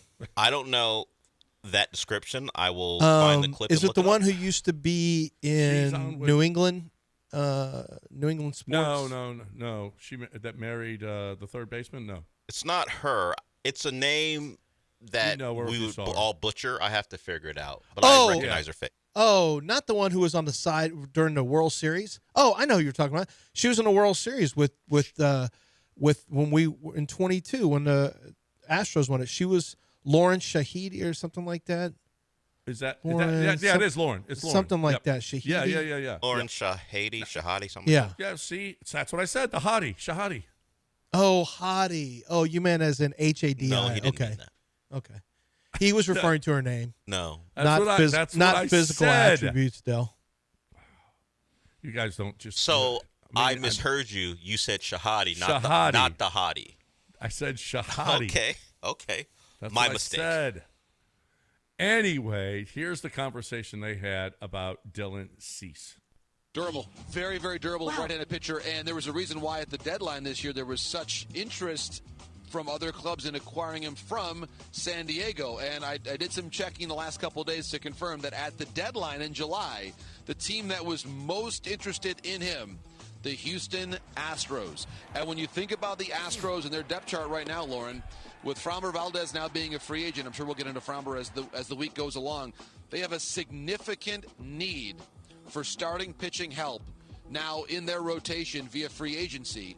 And this resume right here, Dylan Cease, you talked about the reliability, Lauren, and everything that he's done. Those are strong innings totals for Dylan Cease. He's such a talented pitcher. His ability to generate velocity, the quality of the secondary stuff. And you think, too, he is someone that in the right environment, it's a tough place to pitch there in Houston. But when you consider that ballpark, I think his stuff would play very well there. So for the Astros, who we know are always trying to find ways to compete, they've had different pitchers be injured in recent years. But I think especially with Framber being a free agent, Dylan Cease to the Astros probably has as much of a chance of happening as any other free agent prediction out there. Dylan Cease had an off year. Dylan Cease listen, in 2022, he was, and we saw how filthy he was. I mean, that dude, he had a 2.2 ERA that year, a 1.11 whip. This year, he had a 4.55 ERA and a 1.33 whip. Not good. But we seen Dylan Cease at his best. Remember, there was one game, boy, what a pitcher's, one of the best pitcher's duel we've seen in years. Dylan Cease may have been in 23. I forget when it was, but he was absolute. Well, he has a slider that, and that's like kryptonite for the Astros sometimes. It just is. It's just so when it's bad for the Astros with a guy with a good slider. But he was just filthy. Not so much this year. I wonder. He seems to be an every other year guy. He had a 2.20 and then a 4.58. then a 3.47, now a 4.55. Maybe this is going to be a good year. Plus, he doesn't get Murphy anymore. He gets Miller, right? Murphy's gone. I don't have the same confidence I did that the Astros can just take a pitcher and turn them and magically get the best out of them. Maybe they can, but I haven't really seen that. This year. I mean, I guess you could say some minor leaguers came up and did a good job. I guess that's something you could say. I mean, damn, they had a lot of young guys that came up and they did some really nice things for them. Did you forget about?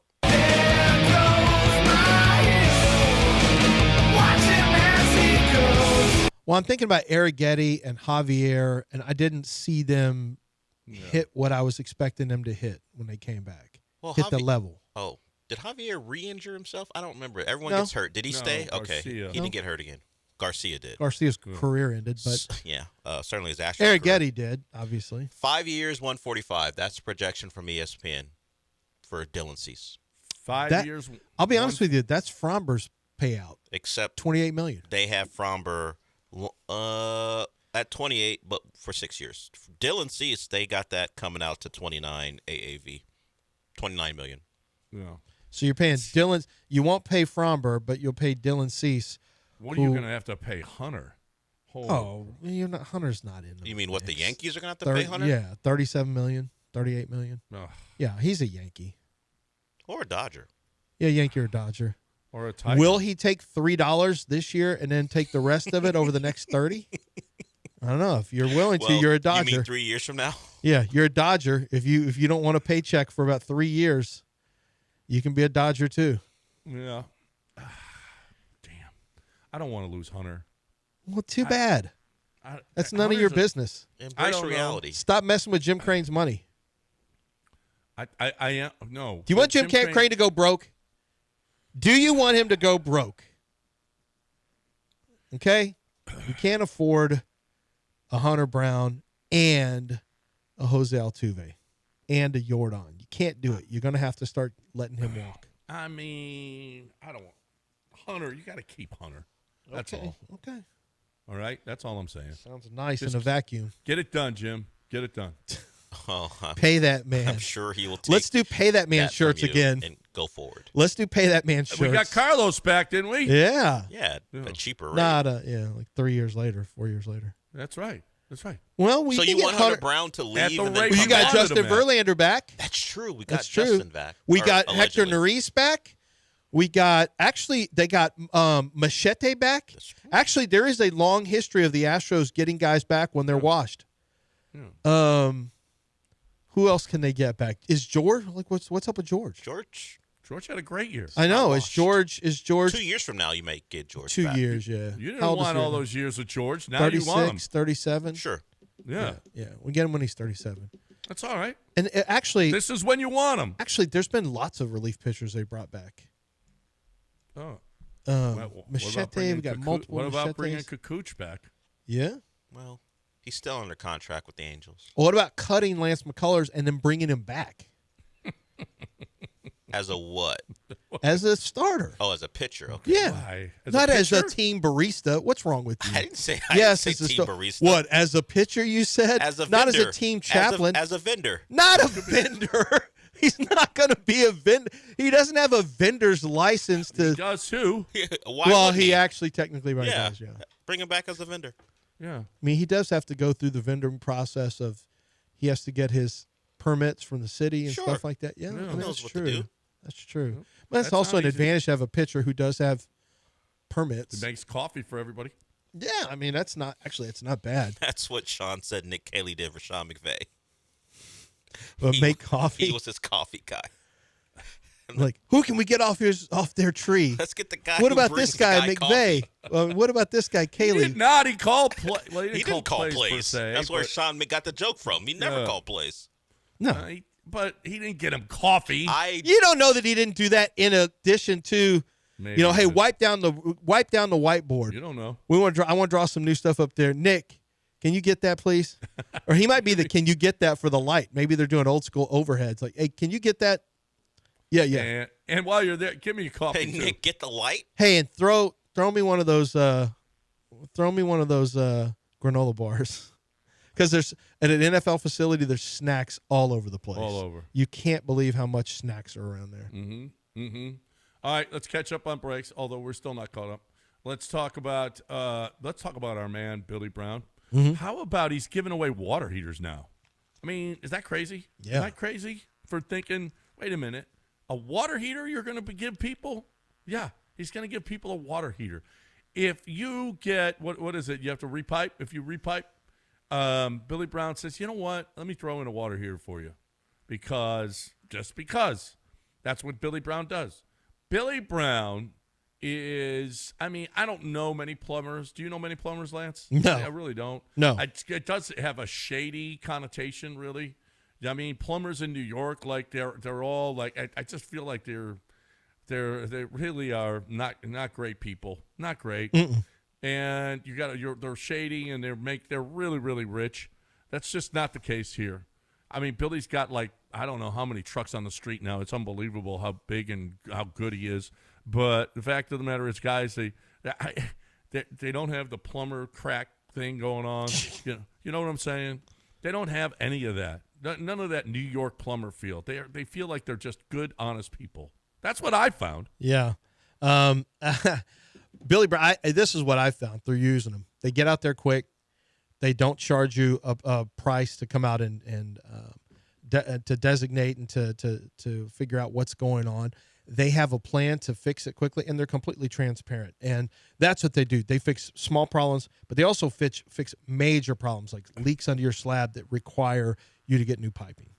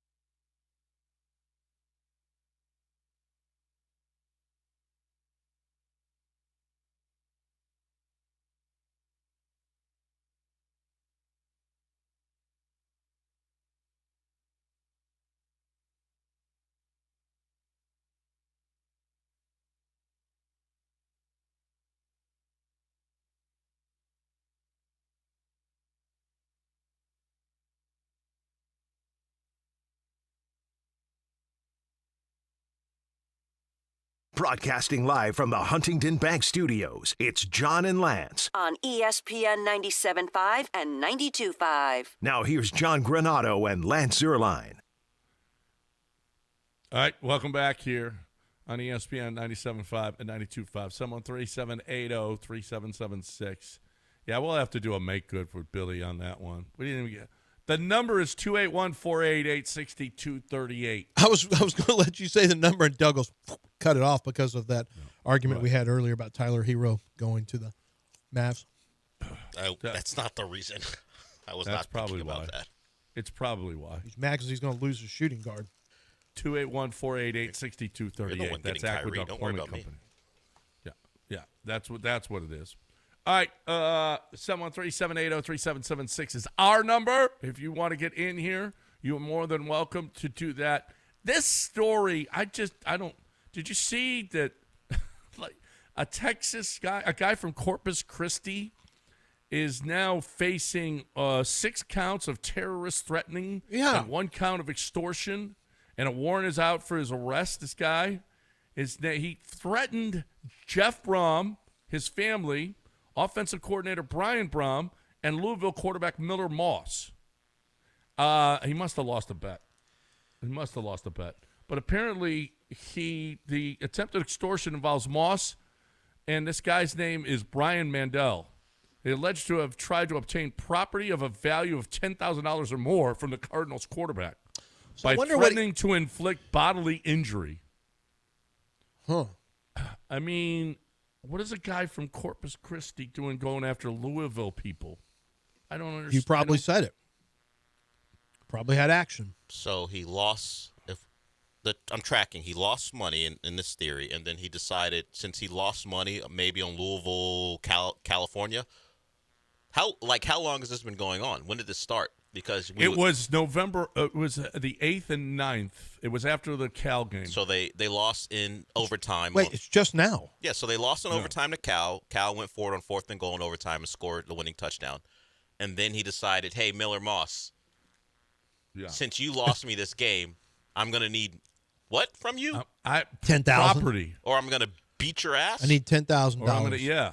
Or I will inflict bodily injury. I hacked your phone and I've got all your pictures. I've got all your wang pictures, and I'm going to put them all out there. Because one thing I've learned from Euphoria is everybody under the age of 30 has just a camera, a phone full of pictures of Well, there's Wang. a story, and it's a sad one on ESPN they did maybe a couple months ago now, where like athletes in smaller towns, like people would reach out to them and pretend to be women. Hey, start flirting with them, and the guys would wind up sending those pics to them, and now they start blackmailing them. Mm-hmm. And one kid, unfortunately, committed suicide because he said, my life was going to be over. Please don't do this. And they say, hey, then you owe me my money, and then I want more. And he was like, you know what? I can't deal.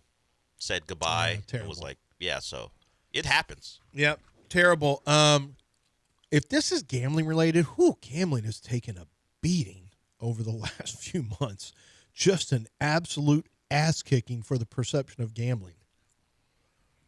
Is this AI or a parody site? Greg Sankey, can someone confirm this? He says he thinks there's a real scenario where the SEC is an 8-bid conference. That sounds completely logical for Sankey to say. I've had many conversations with individual selection committee members, and we have discussed how Missouri, Vanderbilt, and even Tennessee simply deserve to be in the playoffs.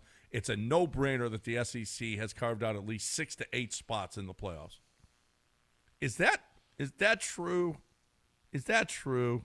I can't find that. I can't find it either. Yeah. Somebody's just saying what they probably think he thinks. You know what? I could see him saying that. Yeah, wound up on like college football Reddit, but they've removed it for satire. Yeah, it's probably lies. It's satire. Yeah, satire. It's lies. Although it sounds plausible, like he would say something like that. Did you see Galloway and Herb Street? Galloway posed this question to Herb Street: is the Big Ten closer to the SEC or the ACC? B. It's closer to the ACC. Well, you have Ohio State, who's a hammer. You got Indiana. Oregon. Yeah, no. SEC. No, SEC. Oregon. SEC. Oregon is just kind of, I don't know. There's not a lot of juice behind Oregon right now. Well, but you got 1 and 2. They're a top 10 team. You got 1 and 2. No, I know they are, but it feels like a fading top 10 team. But you have Iowa that's a tough out. Yeah. Iowa's a pretty good team, tough out. Michigan actually has a good USC. USC. Yeah, no, it's in SEC. the mix. Washington. Yeah, but it's the SEC. bottom, there's 40 Big Ten teams now. So, the bottom of the conference is not good. But you're never judged by the bottom. And you're going to be judged by your top 6 usually. A lot of times top 3 to 4, but let's just say top 6. Michigan's more SEC than ACC. ACC doesn't have that as much in the mid-tier. I'd say top tier. Well, that's actually the problem. They're all mid-tier. Yeah. Duke, Georgia Tech, Miami, Louisville. Well, who else? Who else am I missing in there? Virginia. Oh, yeah, actually UVA. With Clemson and Florida State being as bad as they are, the ACC's lost a lot of. Well, I mean, and Mario Cristobal being Mario Cristobal helped that cause because they're riding high. Because if you had Miami at one point, now Florida State and Clemson just bailed early in the year, but there was one point you'd say Louisville, Virginia, although no one seems to have believed in Virginia this whole time. Rightfully so. Yeah, but you could have said Louisville, Miami, Georgia Tech, who I think is a good team, but they just got beat. But yeah, I think Big Ten's closer to SEC. I would think so too. Their conclusion, or Galloway's conclusion, is he's closer to the ACC. I don't know if he watches enough ACC football because, even you just watched their main competition for the ACC title game. Georgia Tech got smoked by NC State a couple weeks ago. Virginia, now I don't know how many people are watching it because it's late night ACC football. They got beat by Wake Forest after Chandler Morris gets hurt. And then we just laid out why that guy is going after Louisville. They lost in overtime at home. By the way, the Wake Forest beating of Virginia in Virginia, and Louisville lost at home to Cal. So look, Galloway, more power to you, but I don't believe what he's saying is true. These are 2 Ohio State guys bashing the Big Ten. No wonder they got run out of the state. I mean, you want to watch ACC football at night, begging because your team has already lost a couple games. You're looking for any way path in. That's what I was doing on Saturday. I can't believe they think the Big Ten is comparable. No. You gotta have a bad opinion of the Big Ten. Yeah, if you think he said they're both Ohio State guys. I get it, but the Big Ten, as we laid out, has 3 top 10 teams. And the number 1 team in the country, You got 2 traditional powers in Michigan and USC having pretty good years. Nah, they're closer to the SEC than they are to the ACC. Wake Forest is beating the top of the conference. What are we talking about? Are they closer to the Big 12? No, they're closer to the SEC. Big 12's a pretty good conference. You got 3 teams in the top 10. Come on, what are we doing here? Yeah. Big 12 has one team there. Including 1 and 2. Yeah. I mean, they're 1 and 2. They have number 1 and number 2, and we're asking if they're not even good as the SEC. BYU's a good team. I'll say this. Georgia's hung on for dear life multiple times this year. Alabama, I'm not sure I'm really, frankly, believing where Alabama is ranked. A&M is a high-scoring. I'm gonna put some respect on their name. But I don't think this, as LSU's been turned into a law. I like Ole Miss personally. SEC, why are we at Tennessee's just, they're pretty good. We acting like the SEC some hammer this year. They're not. The SEC's not a hammer. This is kind of a dumb conversation. Big Ten is absolutely in there with the SEC this year. I don't know why they're even going after the Big Ten. Oklahoma's a good program. Texas Oklahoma's is good. fine. They're a mid. They're a second tier team. I mean, the SEC is a battle. No one said it's not, but to say the Big Ten, Vanderbilt's a tough. The top 6 Big Ten teams should be considered with the top 6 SEC teams, not the top 6 ACC teams. I don't think that's very smart by Galloway. You didn't think so either, John, earlier in this conversation. No. But the bottom of Wisconsin is terrible, and terrible on offense. They got some bad. Purdue's not very good. Terrible, but they just beat Washington. Yeah, I know. It was a top 25 No, team at the actually, time. Wisconsin's got pretty stout. They got some salty guys on defense. They're just not very good on offense at all. They're terrible on offense, dude. That was their first conference win. Understood. They hadn't had a conference win in. But who's assessing conferences based on the bottom 4 teams? Like nobody does that. Yeah. Like, are we just ranking? Oh, SEC. They got Arkansas. They're terrible. Yeah, no South one ever Carolina, says that. terrible. Kentucky sucks. Auburn stinks. Yeah. Well, The SEC gets a pass from too many people. yeah, but The Gators are bad. They're a great conference, but there's some teams that are disappointing this year in the SEC too. yeah, yeah. I mean, and you see, Texas went into Kentucky and had a real problem with them. Yeah, A real real problem. problem. I mean, I would argue that Texas has been Mississippi State. disappointing up to this point so far. Not like Clemson disappointing or anything like that. No. All right, we got a break. Let's talk a little Zadok Jewelers. Well, let's talk about, this is a time the Zadok Jewelers really shines because it's gift-giving time. And once you hit the holiday season, you start shopping for gifts. And you, I'm going to talk to the husbands right now. If as a husband, this may be a year where you want to do something special. Maybe you've had something cooked up. Maybe the wife has been great. She's been taking care of the kids. She just had a baby, and you want to make this a combination push gift and Christmas gift or whatever the case may be. You say, I want to go a little bigger this year. I suggest you go to Zadok Jewelers because what that's going to tell her is that you really, when she sees that box, that gift-giving box, and it's wrapped up and she opens it and she sees Zadok, she's going to know that you got the best there was in the city of Houston because they are the best jeweler. They've got 28,000 square feet of every designer you can possibly imagine, every type of piece of jewelry, from earrings to diamond pendants and necklaces, bracelets, tennis bracelets, and of course, engagement rings are the best. But this is a chance for you to get the perfect gift for her and to really make her happy. And if it's not about scoring points for you, which we all like scoring points, let's be honest. But if you just want to make her happy and show her how much you care, Zadok Jewelers works every single time. 1801 Post Oak Boulevard. Go online and take a look at some of what they're offering today at Zadok.com.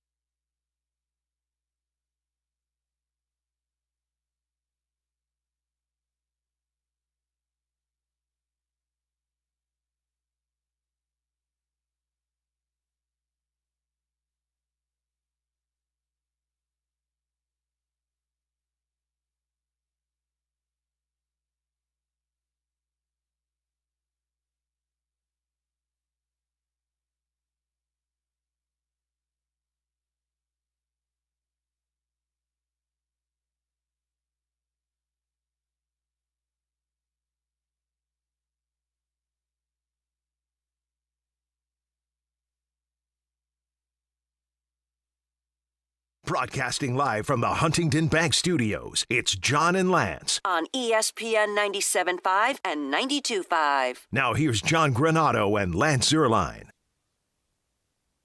All right, we're back here on ESPN 97.5 and 92.5. If you want to get in, 713-780-3776. That's 713-780-3776. We talked about the Rockets so far. They play tomorrow night against Washington. Oh, the return of Cam Whitmore. Did you see his act last night? No, what did he do? No, they played Detroit. Really good games. A good night in the NBA. So for anyone who had YouTube TV and couldn't watch the Monday night game, which was a stinker, the NBA provided some entertainment. But in the game, he goes up to contest a shot from Cade Cunningham. He fouls Cade Cunningham hard. Cade Cunningham hits the deck and is on the ground for a little bit. Cam Whitmore stands over him, stares him down while Cade – and you know the Pistons are part of the not effing around crew. They don't mess around, and particularly when you do something to their star. They got Isaiah Stewart. Yeah, so there was a conversation to be had.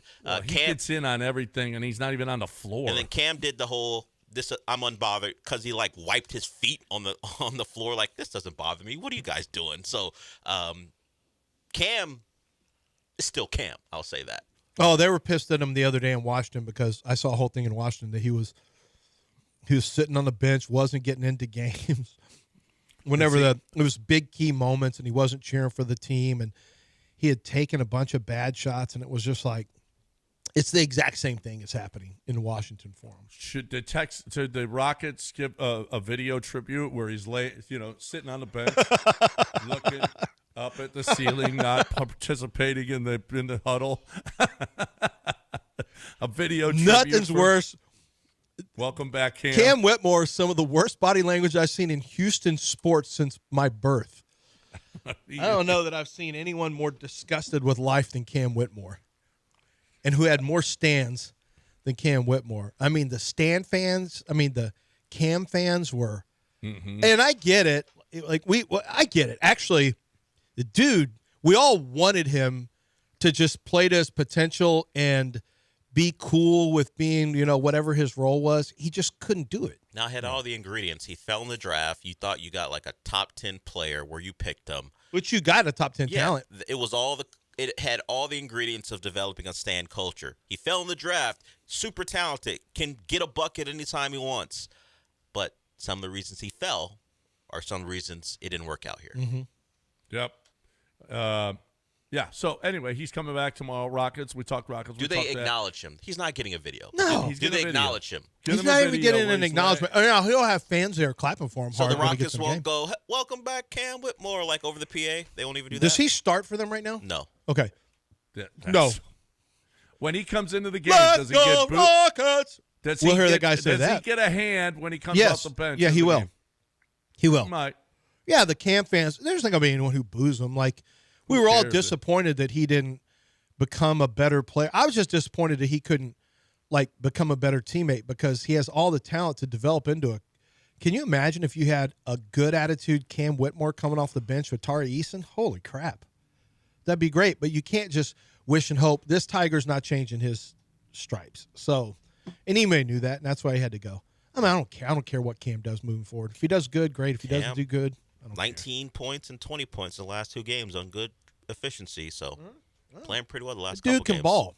Cam Whitmore, the basketball's not a problem, but at some point, this is a good Rockets team, and you don't want to mess with, if you're not going to get on board, you got to get out. We got too many players now. We don't have Beat it.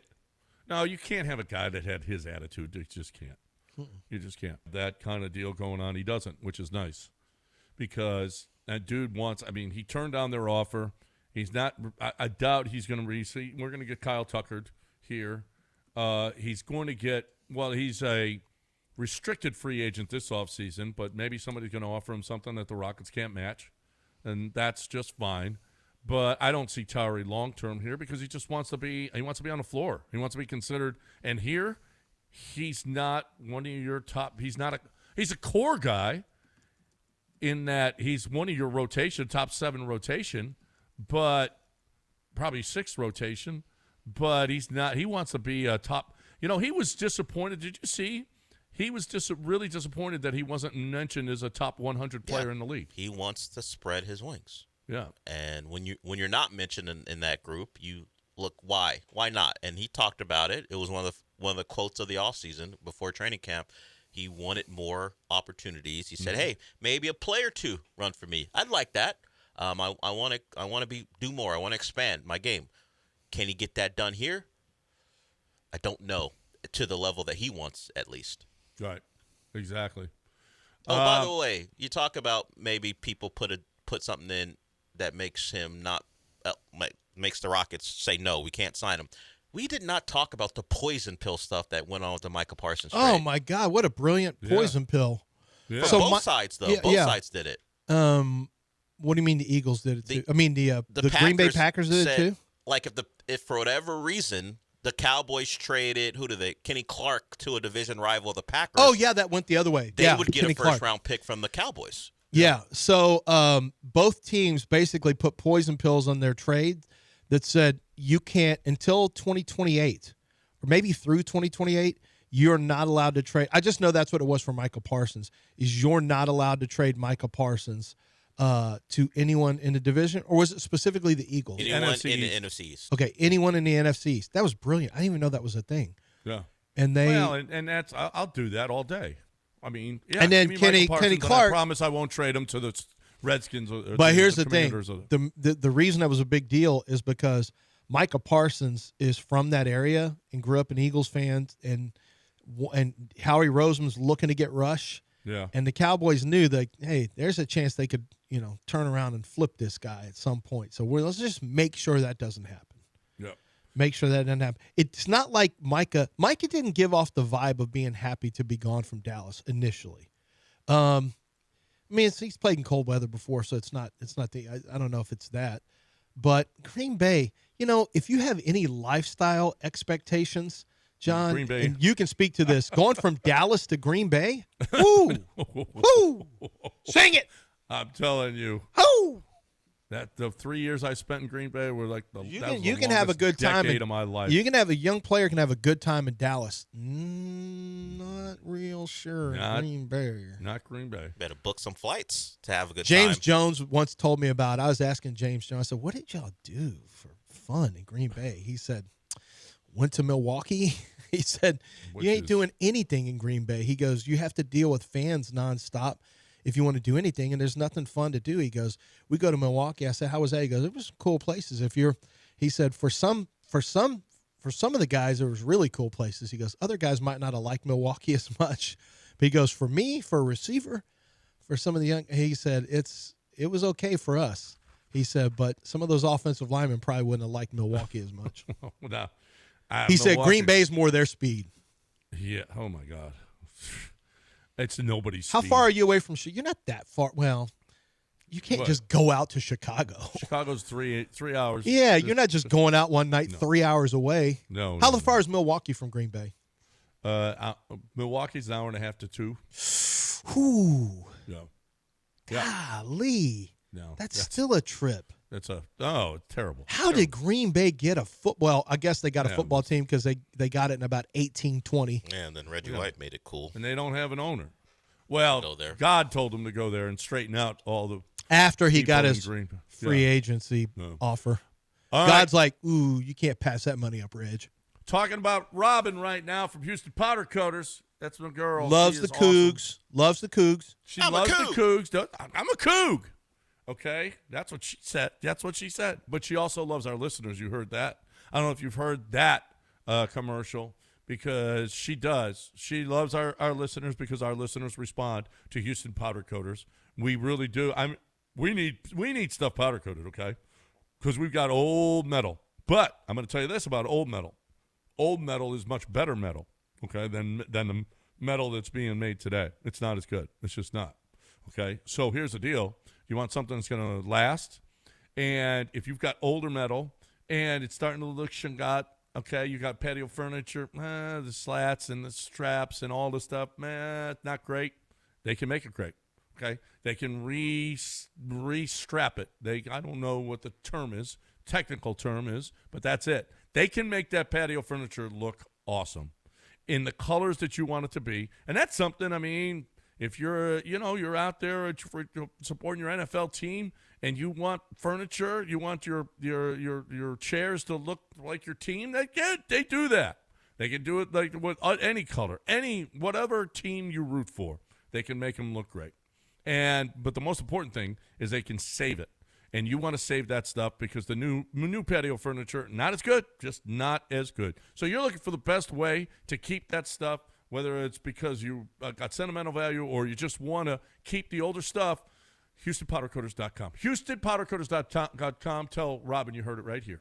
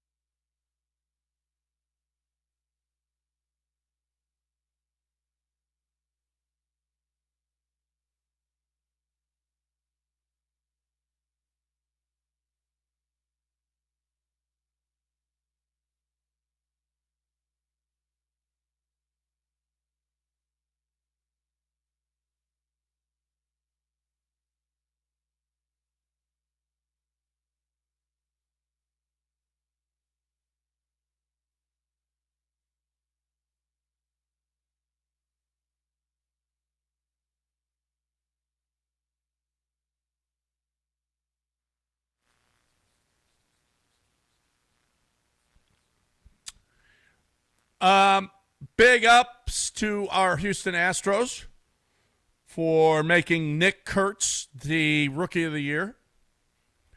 Nick Kurtz with the 6-hit, 4-home-run game. That's where he leapfrogged into first place as far as, and no one knows the rest of the. He might have made every out after that, but he won Rookie of the Year that night. So congratulations to the Astros for contributing to Nick Kurtz's trophy case. Do you know Drake Baldwin was the Rookie of the Year in the National League? Lance? I'm going to say he plays for the Expos. Not the Expos. Not the Expos per se. Okay. Because Guardians, it's this year and there is no Expos team. Well, it's the National League. The Nationals, He does not play for the Nationals. This one was a Cubs. new one. This was on me, too. Not a Cubs. Pirates. That's not true either. Braves. The Braves. Yep. Plays for the Braves. Yep. James Baldwin. I've always known that guy. Drake Baldwin. Yep. And his position, of course, is second base. That is not correct. Right field. I'm kidding. But like Craig Biggio, he probably will end up at second base. Oh, catcher. He's a catcher. And like Craig Biggio, he will end up in center field. And center field. That's right. That's right. Jose Altuve, he will end up in left field. That's correct, because and Lance Berkman. He'll end up on a hill. End up on a hill. Who's on hold though? Jeff wants to get on the radio. Hey Jeff, what's going on? Hey, what's going on, guys? How's everything? Good. Good. How about you? Pretty good, man. Hope you guys are well. Hey, I just wanted to mention, it doesn't need, just to bring it up, that they finally decided running up his gut on first and goal wasn't a good idea, and he went outside, and what do you know, it worked. But also, it seems like we all know what David Mills is. He's been better, but they seem like they have a lot more enthusiasm with Mills on there for some reason. That I don't know, it seems like they believe they can win with him. That's just my opinion. I mean, I think CJ's stats have been better, although Jacksonville, I believe, if I read it right, Mills had better stats, and both compared to him and Stroud with the Jaguars. 1 interception to 2. I think his quarterback rating was like 86, and CJ's was like 68 or something like that. Crazy. But anyway, they seem like they have more enthusiasm with Mills in here. I want to see what you guys thought about that. It didn't seem like that for most of the game. The fourth quarter, it did. Yeah, we have to guard against taking a 12-minute slice and then just forgetting the first, the first 36 minutes. Wasn't great. I mean, the first, 45 minutes. So taking about a 15-minute slice. Yeah, so backups, you want what's called a 3-game starter. You want to have a backup who can come in for 3 games and give you a chance to win 2 of those games. That's what you want, is a 3-game starter. And there's a lot of teams that don't have 3-game starters as backups. I think the Texans do. I think Davis Mills, against the right competition, has a chance to be a 3-game starter. That's what you want for a backup. He makes $7 million a year this year. Well, his cap figure is going to be that. He's also under contract for 26. So, yeah, I mean, Davis Mills is a good backup. That's fine. If he plays this week, they still should have a good chance to win. I think Dr. Mills is going to make CJ a lot better. You don't think CJ would want to come out anyway? No, I do, but I think that performance might make him feel a lot better sooner. Yeah, I do. His brain will feel better? His brain will feel better. His brain. Dr. Mills he's just what the doctor ordered for CJ. For 1 quarter. I don't know. I'll be honest. I didn't think Mills was good at all the last game. I mean, the previous game, and then his last game, he wasn't great until the fourth quarter. I mean, he was okay in the third. Backups, when they play well, make guys want to be back on the field. They get fans worked into a ladder. It's not a turned ankle. It's a concussion. Yeah, I get it. And, I mean, he's not a guy who sits out. Now, are you saying it may help? I've played with a concussion before. I mean, is it going to? Well, and you have CTE. That would explain some You things. say some things that make me say, I think I want to take a look at that brain when we're all done. I want to see what that triple option did to him. Yeah, it did. I mean, I sat for a quarter and went back in, and everything was fuzzy. But, my dad told me the same story. He told me a similar story about him being knocked like he didn't remember anything, and he got back into a game. But I was playing second quarter. I'm knocked out. I wake up. I'm sitting in the locker room, and I was like, wow.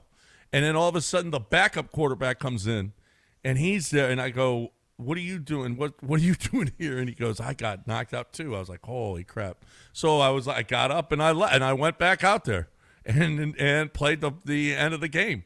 And I don't remember a hell of a lot from it, but it was we won. So that's all there was to it. That's all there was to it. That's all. Well, the rules have changed. I don't know if CJ has really any control about when he comes back or not. Well, okay, what about Arch Manning? He had a concussion where he was different. He was wobbling off the field, and he was back the next week. You know they don't care in college football. There are no rules. Stat concussions, no big deal. They don't care. No, they don't. They don't. Hey, he's got a Lambo. Get his ass out there. That's what the college rules are. If you get a Lamborghini, you're not sitting out. If you make me watch a Warby Parker commercial, get your ass out there and play. If you're wearing Viore shorts and getting paid, if I have to see you in commercials 2 times in the same stop break, yep, then you don't get a sit out. not only were we, what's the other one he's at? Viore Is there a shorts. Does he do a food thing too? You know those five? Oh yeah. Yeah. He's got a food one too. Good for him. Not Good on Jersey Mike's, but he does The something Mannings else. need that money, so I don't. Mannings don't do Mannings rarely do commercials. What was the biggest play of the game? Hi, I'm Eli Manning for Jersey Mike. Hey, I want to do Jersey Mike because you are Danny DeVito. I'm not trying to take your commercial. I am Eli. And then Peyton's doing some kind of thing where everybody can be an NFL quarterback or something. I don't know what that thing is for. Does a thing with Raising Cane's. Raising Cane's? Yeah. Okay. Him and Nussmeyer. Oh, yeah? Luckily, we don't see those. How'd that work out? And for Drew both of them? Aller's got a commercial where that guy's doing a terrible rap. I think it's Terry Crews or somebody. And then he goes, "This is for Drew Aller's NIL," or something like that. And Drew Aller's just like, "Yeah, this is so much better than playing." Getting the money. I love money. I hate throwing against 6-man rushes. That's the worst. All right, we got a break. When we come back, what was the biggest play of the game? D'Amico thinks, and if you haven't heard this, it's different than what you might think. What next, right here on ESPN 97.5 and 92.5. But right now, we are talking a little underdog. Underdog fantasy. You know what today is, man? Today's my day to tell you about basketball. And that's what I'm doing right now because today is a Tuesday, and this is basketball day. Fast breaks, buzzer beaters, block parties, they're back. And however you like to get in on the action, you can do it right now at Underdog. Right now in the state of Texas, this season you can make team picks and player picks. Just download the app, sign up, and you're going to get $100 in bonus entries when you make your first $5 fantasy entry. Using Underdog is easy. Just pick whether your favorite team will win or your favorite players will go higher or lower on stats like points, rebounds, and steals, and much, much more. Plus, with Underdog's quick payouts, you can get your money and your profits fast. So download the app today and use promo code Lance to score $100 in bonus entries when you make your first $5 fantasy entry. Player picks, team picks, all on Underdog.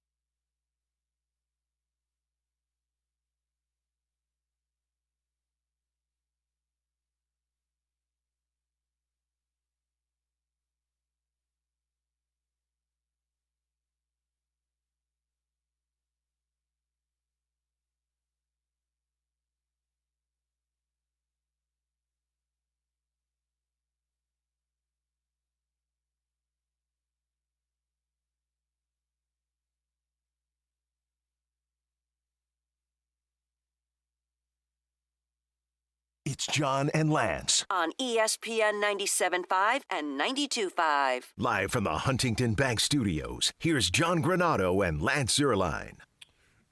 I saw a little earlier, Jeremy Branham, the biggest play of the game, and might have been. Biggest play of the game might have been hands to the face after the completion. Pretty big one. That was big. And then the penalty moved him back, and then the ensuing interception for a touchdown. That was a big play because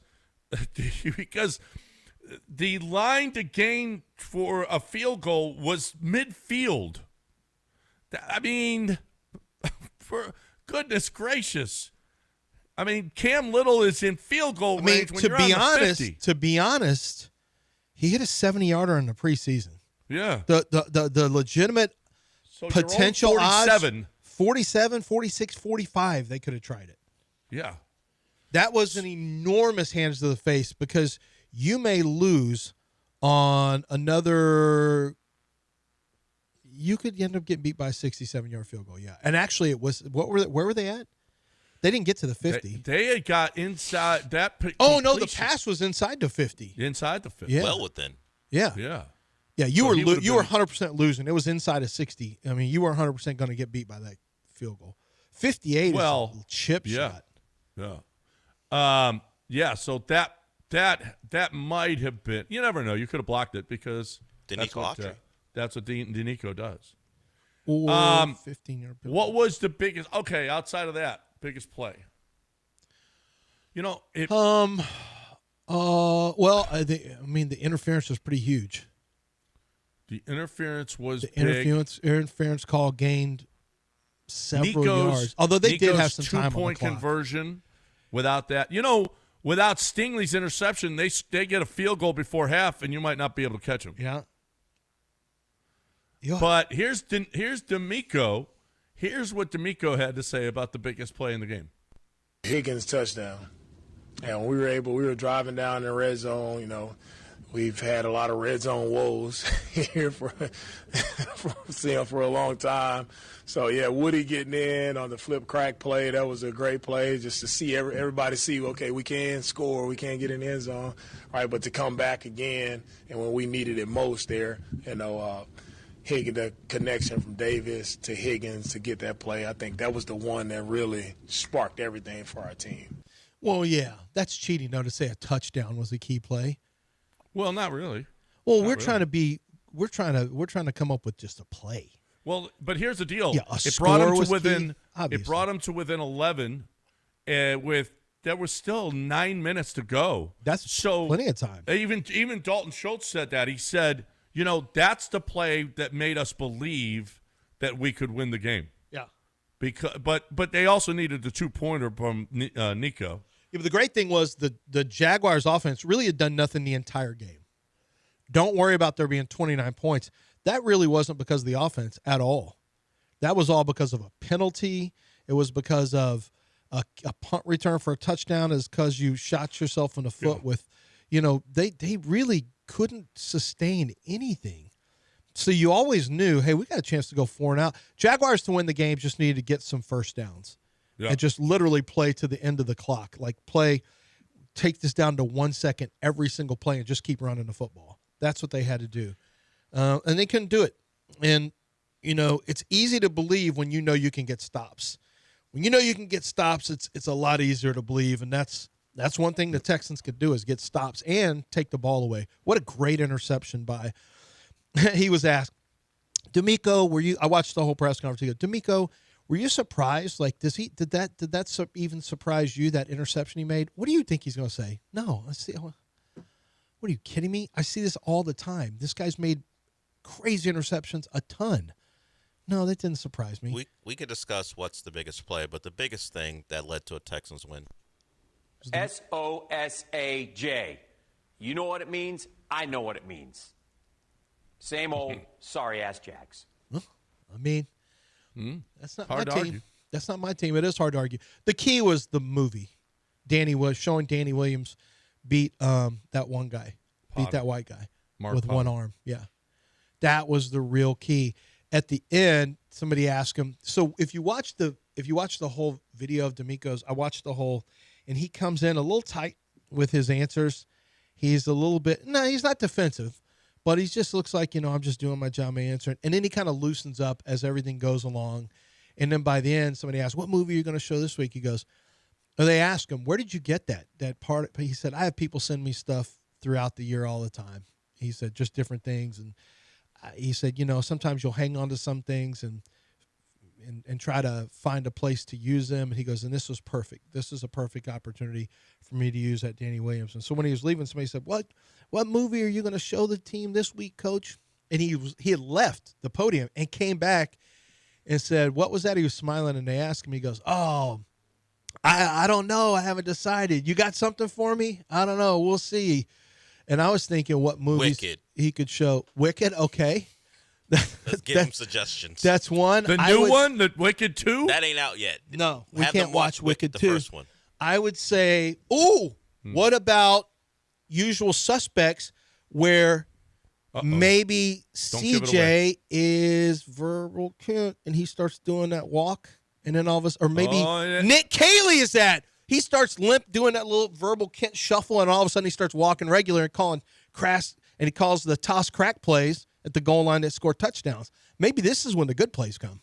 Maybe he's the verbal Kent, and he just showed you, oh, look at me. I don't know how to call plays in short yardage. Bang! I'm actually Kaiser Soze. Toss crack, touchdown, 26 points in the fourth. You just gave away the movie. Yeah, okay. Great. Yeah. Maybe Blood In, Blood Out. Maybe show that. I always think you should show that, but I'm not sure what they take from that necessarily. Hey, give me some of that salchicha. It's not in Blood Out, Blood Out. They wanted a pork chop, but not salchicha. What about 7? Home. What's in the box? 8 men, throw the football. Yeah. Loaded box, throw the ball. You know what? Titans. Remember the Titans. Remember the Titans. Just an old. But the Titans are successful in that one. Yeah, we don't want to remember. We're playing the Titans. Yes, but you can't play that one. The Titans are But successful. that's how you get the white guys and black guys to play together. I don't think we have that issue. You unify them against the town. There's a lot of racial tension on the Texans right now. A lot of tension in the town. It Yeah, doesn't appear to be the case. it's not. Yeah, you don't know. Yep, man. Do you think the Davis Mills You guys play have a movie? will divide the team? Somebody may be calling with a movie idea. 713-780. Maybe Juice and Lakin, they've got some beef. Wait, they're both black men. Oh. Let me see if I can. What? Maybe Jake Andrews and someone. Yeah. Gandhi? No, not Gandhi. We don't want a pacifist. We're not showing Gandhi. What movies can you show? Abraham Lincoln Vampire Hunter. I don't know. Can they sit through that? It's only an hour and a half. Yeah, that's the problem. Is these are low attention span players now because they're Gen Z. So you're going to have to show maybe some borderline. No, they're pretty much all Gen Z. I mean, maybe just show them some reels, maybe some TikToks. You just got to go TikToks. Yeah, how long was this fight? Did they have to watch the whole thing? Yeah, I don't know because I was watching it because I thought, you know what, I need to see in D'Amico 12th round of Chavez Taylor, where Chavez was losing 9 rounds to 2, and he knocks and he gets the knockout win, controversial stoppage at the very end. So even if you're down the whole game, look what you can accomplish. And so I was looking for the 12th round, and it's like they show the whole fight, but they cut it, and I'm like, the players aren't going to watch this. Yeah. This Raging is Bull. If you're going to show, they're not going to watch a black and white. Yeah. My kids won't even refuse to.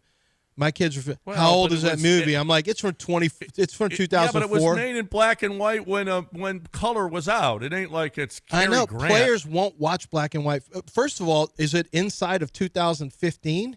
Because if so, that's like, I don't watch old movies. Movies. Oh yeah, because that's when they were. Remember, a lot of these great players. Movies of all time. Hold on a second. A lot of these players like 15. It doesn't matter.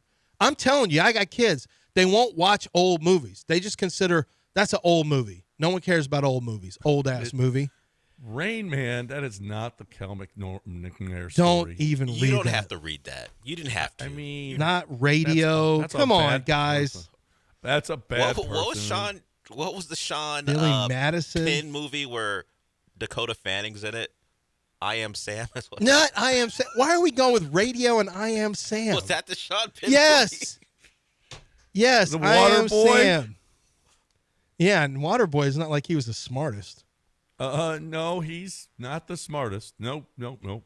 All right, we got a break. I don't like playing. We should not let these people. No, don't we pick can't a movie for the Texans. We can't let Raheel pick the movie. Oh, Raheel sent a suggestion. Yeah, that was his. I didn't see the text. Daspit is what we're talking about now.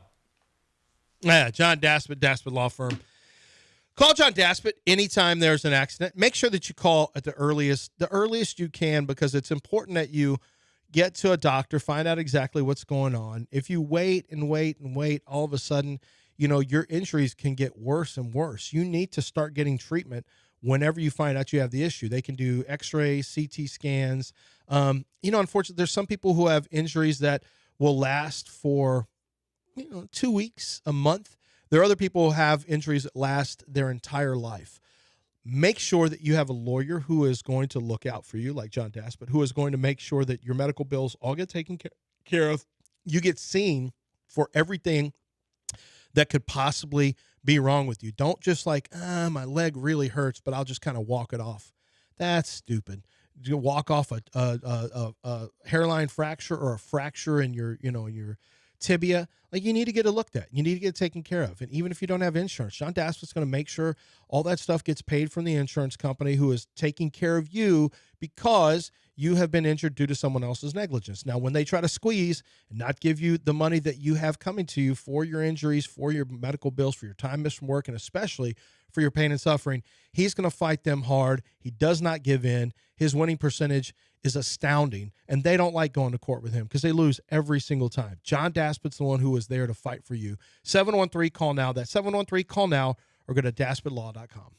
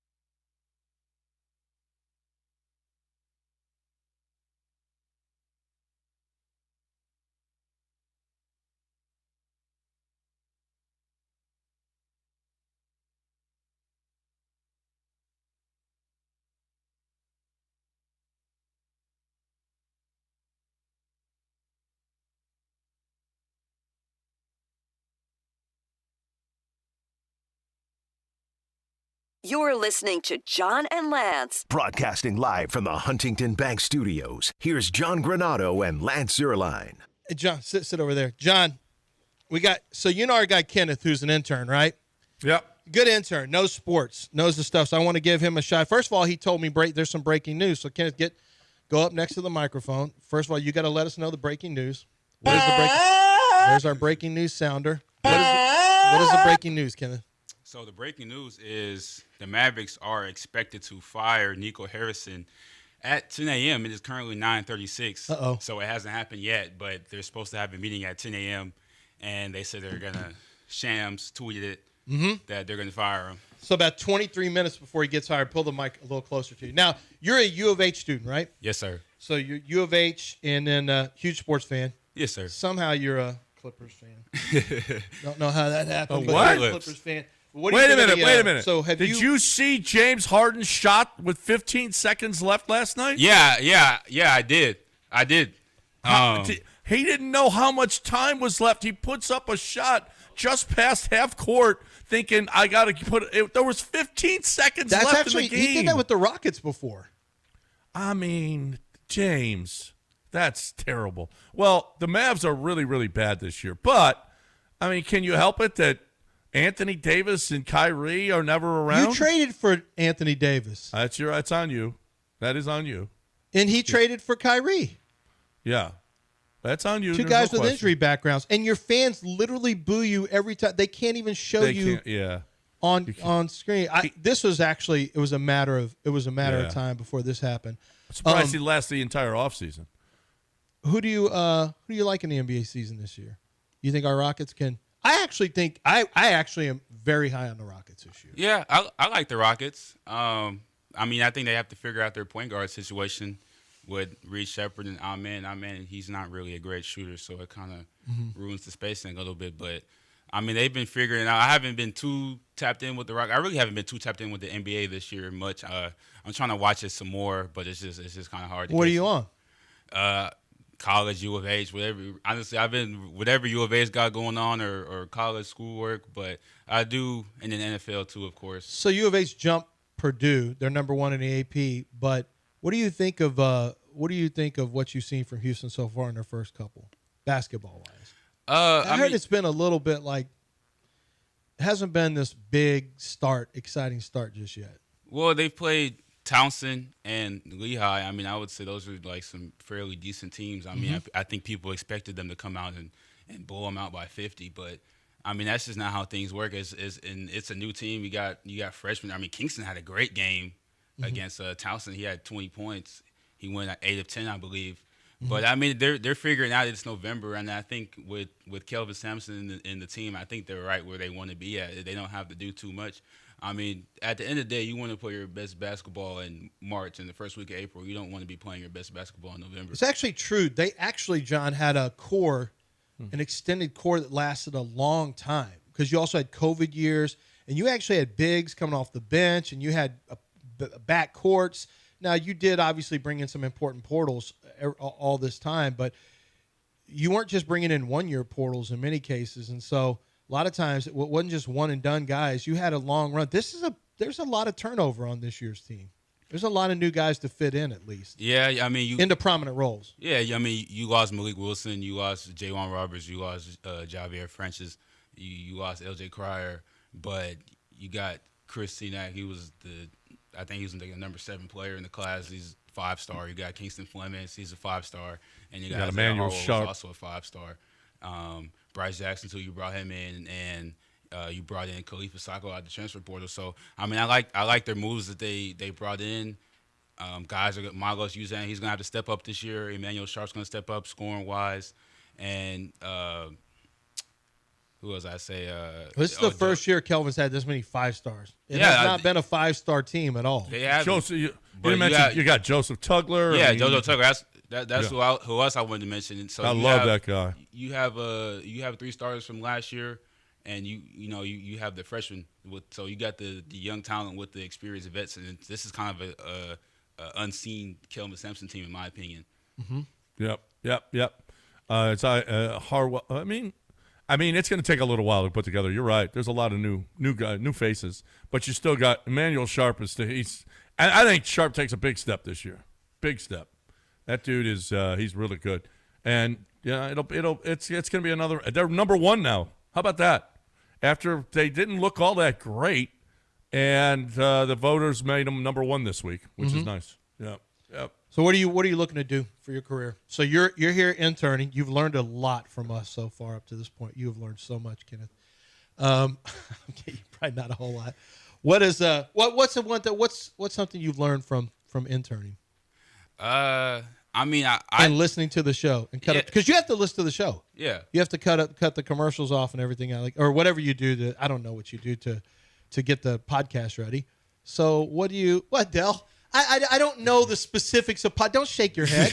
I was just thinking of what Fuzzy Zeller said about Tigers or whatever the hell you like to eat. It was in that same tone. Or whatever it is you do. Whatever it is you do. What I was saying it like that. It's the same tone. He edits podcasts by removing commercials and just making it pure content. That's what he does. Okay. And then packaging that in So an what hour are form. some things that you've learned? Tell us some things. Hold on, before you tell him what you've learned, have you given him the speech about not telling things he's heard off the air to make sure he's not a snitch? You did that to one of our other interns last semester. Yeah, but they were snitching, right? No, they weren't. You just Who was that I had to tell that I to? forgot who it was, but you were like making it known. Kenneth seems like he's down. Like he knows what he can and can't say. So was the other person. You just kept saying, "Hey, just make sure you keep it to yourself. Don't say anything." Yeah, but I just feel like they needed to be told something. I feel is like that what you tell all the interns, like the female interns too? Oh no. Wait, what'd you say? He said, is that what you tell all the interns, like the females too? No, there was one person specifically. Don't say anything. Hey. Don't tell anybody. No, dumb creep. That's why John is a creep. Well, yes, we know that. I'm asking you if that's what you. No, don't tell anybody. I brought you potato chips. In particular, who I forgot the name. They heard us say, like, I was just like, "Hey, what happens here stays here." Right? You keep your mouth shut. For some reason, you don't give them nothing. That person didn't give you the impression that they were going to tell anything. No, I got the feeling that person was a snitch. I just can't remember who it was. Okay. What? But Kenneth, what have you learned? What's some stuff you've learned that's not snitching? I mean, or you could do something. I mean, if you've said it on the air already, is it really snitching? No, that's true. Yeah, that's true. If it's been said on the air, it's not snitching. Well, I've learned. Go ahead. Lance wants salchichas. Oh, see, that's not something you say. That's not something you say. Hey, give me some of that salchicha. That's not something you learn. You guys don't take orders from women, by the way. I don't take no orders from no woman, by the way. By the way, what did someone say a couple weeks ago? You guys don't like women, black people in the WNBA. What was that one? Someone calling about that? I don't. Maybe you guys said it. I don't know. No, that was a caller. That was a caller. Yeah. Texans fans believe that D'Amico's DEI. Yeah. So you have learned something. Well, yeah. I don't know if that's something we learned. That's just something we heard. We learned it from Jim. Well, yes, drunken Jim. We learned it. I don't know if I believe it, but we learned that some people believe it. Well, at least one person. One person. Jim believes it, and his daughters would be a better play caller. Yeah. Now that's up for debate. Because we don't know. That was a good fourth quarter for Nick Haley. So you don't know. She could well be. You don't know. Both so you've learned. So Kenneth is learning a lot. And what do you want to do? I'm honestly, I mean, I kind of do a lot right now. I'm a part of a student media organization, Kook TV. Good. We run a Twitter account at Kook TV. Shameless plug. If you guys want to go follow us on Twitter, we post. We're at all the media availabilities. We're at all the games. We're talking to the coaches, the players. Have you asked a question to Kelvin Sampson? Yeah, I've actually. Is it nerve-wracking or is he cool? He's cool, but I mean, I would say, I mean, about everyone that's asked Kelvin Sampson a question before has gotten flamed at one point in time. Really? So, I mean, I don't take it personally. If I try to be on my P's and Q's before I ask the question. Yeah, that's part of it. Is you got to have your question. You got to know what you're going to ask. But I mean, at times, and just depending on whatever mood he's in, it's kind of unavoidable. Mm-hmm. Were you the one who said Gonzaga? I did not say Gonzaga. I was in Wichita last year when he went on that whole. So how'd you get to go to Wichita? Is it part of the being Kook TV? So they do fund some of our trips. That one in particular they didn't. So I ended up just paying the fee for the student bus ride up there. Nice. And then I was able to get in a little behind the scenes action with that. That's a commitment to get it done. Yeah. We appreciate it. And then you get some credit hours for doing this internship, right? Yes, I do. That's nice. Well, he didn't learn commitment from you. We know yeah, one thing he didn't sees learn. my commitment up here. You mean your commitment to get out here as soon as possible? Well, actually, yeah, I haven't been doing football stuff since Kenneth's been here, so I have been bailing out of here pretty quick. Yeah, a factor. But now I'm locked and loaded. Sure. He doesn't even know what John looks like. I've seen John before. He's been in here. Yeah, he's been here. Yeah, he's been here before. He was here a couple times. Yeah, and I've been really nice to him. I don't tell him, hey, don't say anything. Yeah. That's what John don't say looks anything about salchicha. Okay. I've never said that to Kenneth. All right, so I think sports are in good hands with Kenneth. Kenneth knows what he's doing. He's good with sports. He's a hustler. So any of you guys want to hire a Kenneth to run your media department? Yeah. That's our guy right there. There you go. Get a Kenneth. Get you a Kenneth. Get you right a away. Kenneth. All right. Appreciate it, Kenneth. Appreciate Good luck it, the rest of the way. Yes, sir. Good job. Good job. All right, we got a break. We got to talk right now about HR&P. Talk about your business. It is your business. You can run it the way you want. I mean, I guess you can be unsuccessful if you want, if that's what you're looking for. Or you can make sure that you're as successful as you could possibly be by doing the right things. And the right things, right now, the right things are getting that payroll, getting that HR, getting the best insurance packages for your people. See, you could lose people. You don't have a good 401k plan. You don't have a good insurance package for them, and you lose people. Look, you don't want to lose your people. You want your people to have the best experience that they possibly can. You want to keep them around, especially your good employees. Your bad ones, But that's what HR is for, and you don't want to do that either. You don't want to do that wrong, because you do it wrong and you could have the EEOC all over you, and you don't want that. So what you want is to have a company that has the best proprietary technology in getting the payroll to your people. They can do it better than you can. They can do it more economically than you can. You want to get the best HR. You want that, and you got that as well. Don't try to do this yourself. And if you're with an admin company that you're not completely satisfied with, try ours. Why not try ours? HRP.net, 281-880-6525 or HRP.net.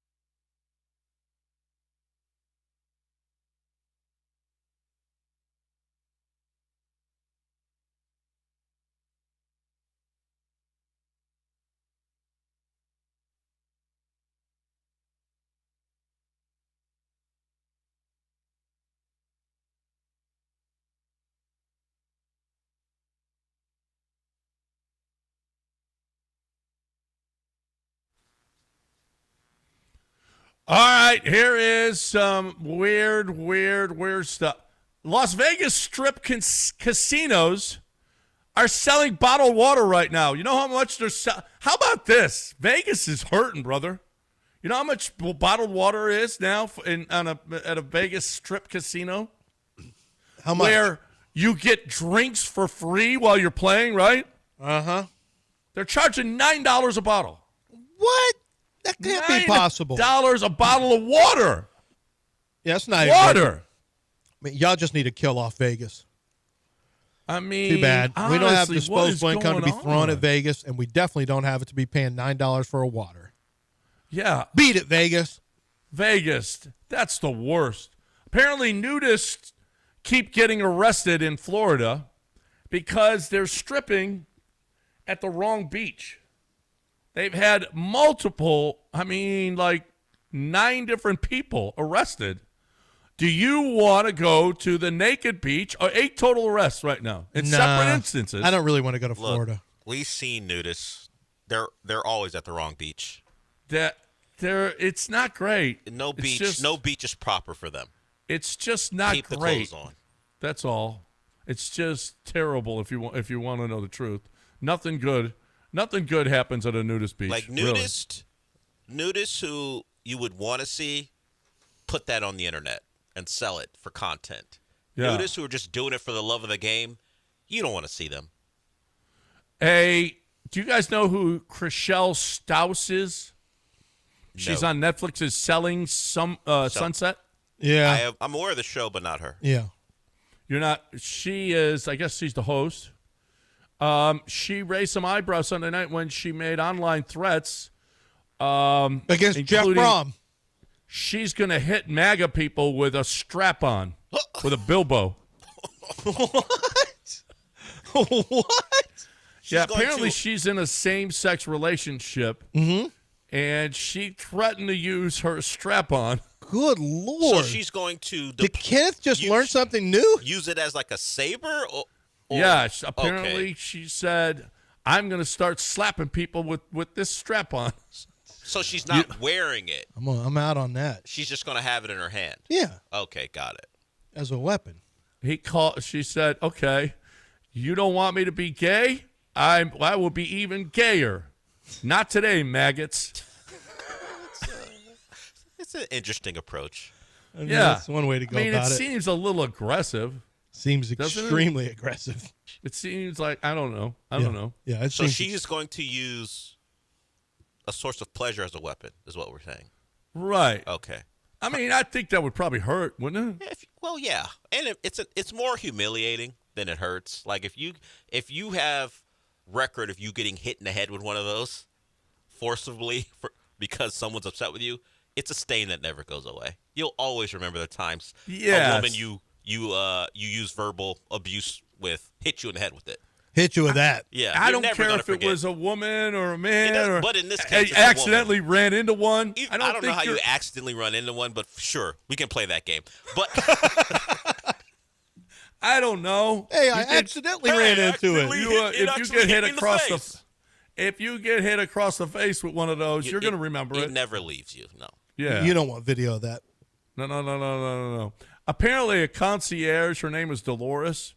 She took in a piece at the apartment building that was a painting, a Picasso painting. She thought it was a mirror. It was wrapped up, and then the FBI showed up, and they thought that she was part of the giant art. The Louvre. Yeah, all the Louvre heist. So. She accidentally, if you're a concierge and you got to take in a box, what are you going to do? I got to take in this thing. A box.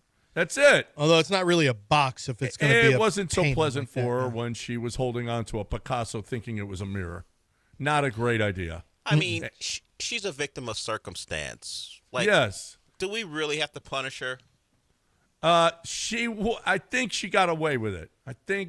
I don't think they're punishing her because she's a concierge, so you have to take in whatever comes in, right? Yeah. Instead of a slap on the wrist, what about a Bilbo to the head? Bilbo, should she get a Bilbo to that? Should she get a Hey, Bilbo look, to the we're not head? It should be on the Look, table. we're not going to take you in. But look, you need to be more aware of your surroundings. Like, I got pulled over by a nice League City policeman for going too fast, but he only gave me a warning. He goes, look. What about a slap in the face with a Bilbo? What instead of a printed warning, every time they let you off the hook, they hit you in the head? Officer, is your body camera on? Yes, it is. Damn it. No. Can you turn the other way, please? Can I just do it myself and you turn the other way? You want to pay the $250, or do you want to get hit in the head with this I Bilbo? tell you what, that's a deterrent. That would cause would be. people to slow down. Would you In a speed school zone? if you knew every time you got pulled over, you get hit in the face with a Bilbo? In a school zone in this economy, Well, and you want to get hit with that? Thankfully, I don't think I would have got a warning. But yeah, look, I don't really want to write you up. Look, yeah, you pulled over in the right amount of time. You're good here, but you either get this written right up, or you get hit in the head with this sex toy. Well, I'd take a write-up as long as it's not a ticket. Ah, but the write-up. Yeah, you're right. ticket. I take the write-up. Give me the ticket. What? Give me the ticket. The actual ticket? Wait over a minute. The Bilbo? Yes. Wait a minute. If you get a choice, give me a ticket or the Bilbo to the face. Which Insurance prices are way too high. I cannot afford my insurance. I'm over $5,000 on insurance because I have a bunch of teenagers, and that's for 6 months at a time. I cannot take that. Wow. Hit me with the strap on. No, why would slap me with that because I'm not taking on any more car insurance. Can you say that one more time? I nope, talked over you. Nope. You did say it. Well, I'm just saying the car insurance is way too high. What would you rather have happen to you again? I'd rather be able to jump as high as I can and dunk it, Del. That's not dunk the basketball. Not what we're looking for. Why can't you get the one when he said it? I'll try, but I think I talked over. Oh, I'll try. You two are just such great teammates. Why can't you get that? I'll try. Well, he asked. I'll try. I'll put in the effort. Do your best. That's all I can ask. Just do your best. We're done. Mopey and Mapes next right here on ESPN 97.5 and 92.5. I cannot be more excited. I wish I was there now. I'm going to tell you this. What's the date today? Today is the 9th. What is it today? The 11th. Anyway, coming up on Monday, November 10th, it starts. Okay? Now, it's not the 9th. It's earlier than that. So this is the 11th. It's already started. What am I talking about? It's already started at Texas Card House. Yesterday, they had the $400 entry for a $100,000 kickoff event. $100,000, and it only cost you $400 to enter. Today is the $500 event, $50,000 single day, a PLO single day. Today, you could win. There's going to be $50,000 at stake and a PLO, pot limit Omaha. So if you're a pot limit, even if you're not a player, $500 to win a piece of $50,000.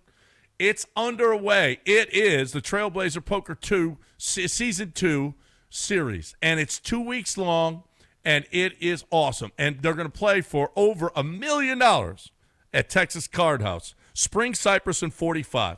Get on up there. The tournament today starts at noon. So you got plenty of time to get up there. If you're a poker player, if you're a PLO player, this is the place to be. You will love it. The big event, $500,000. $500,000.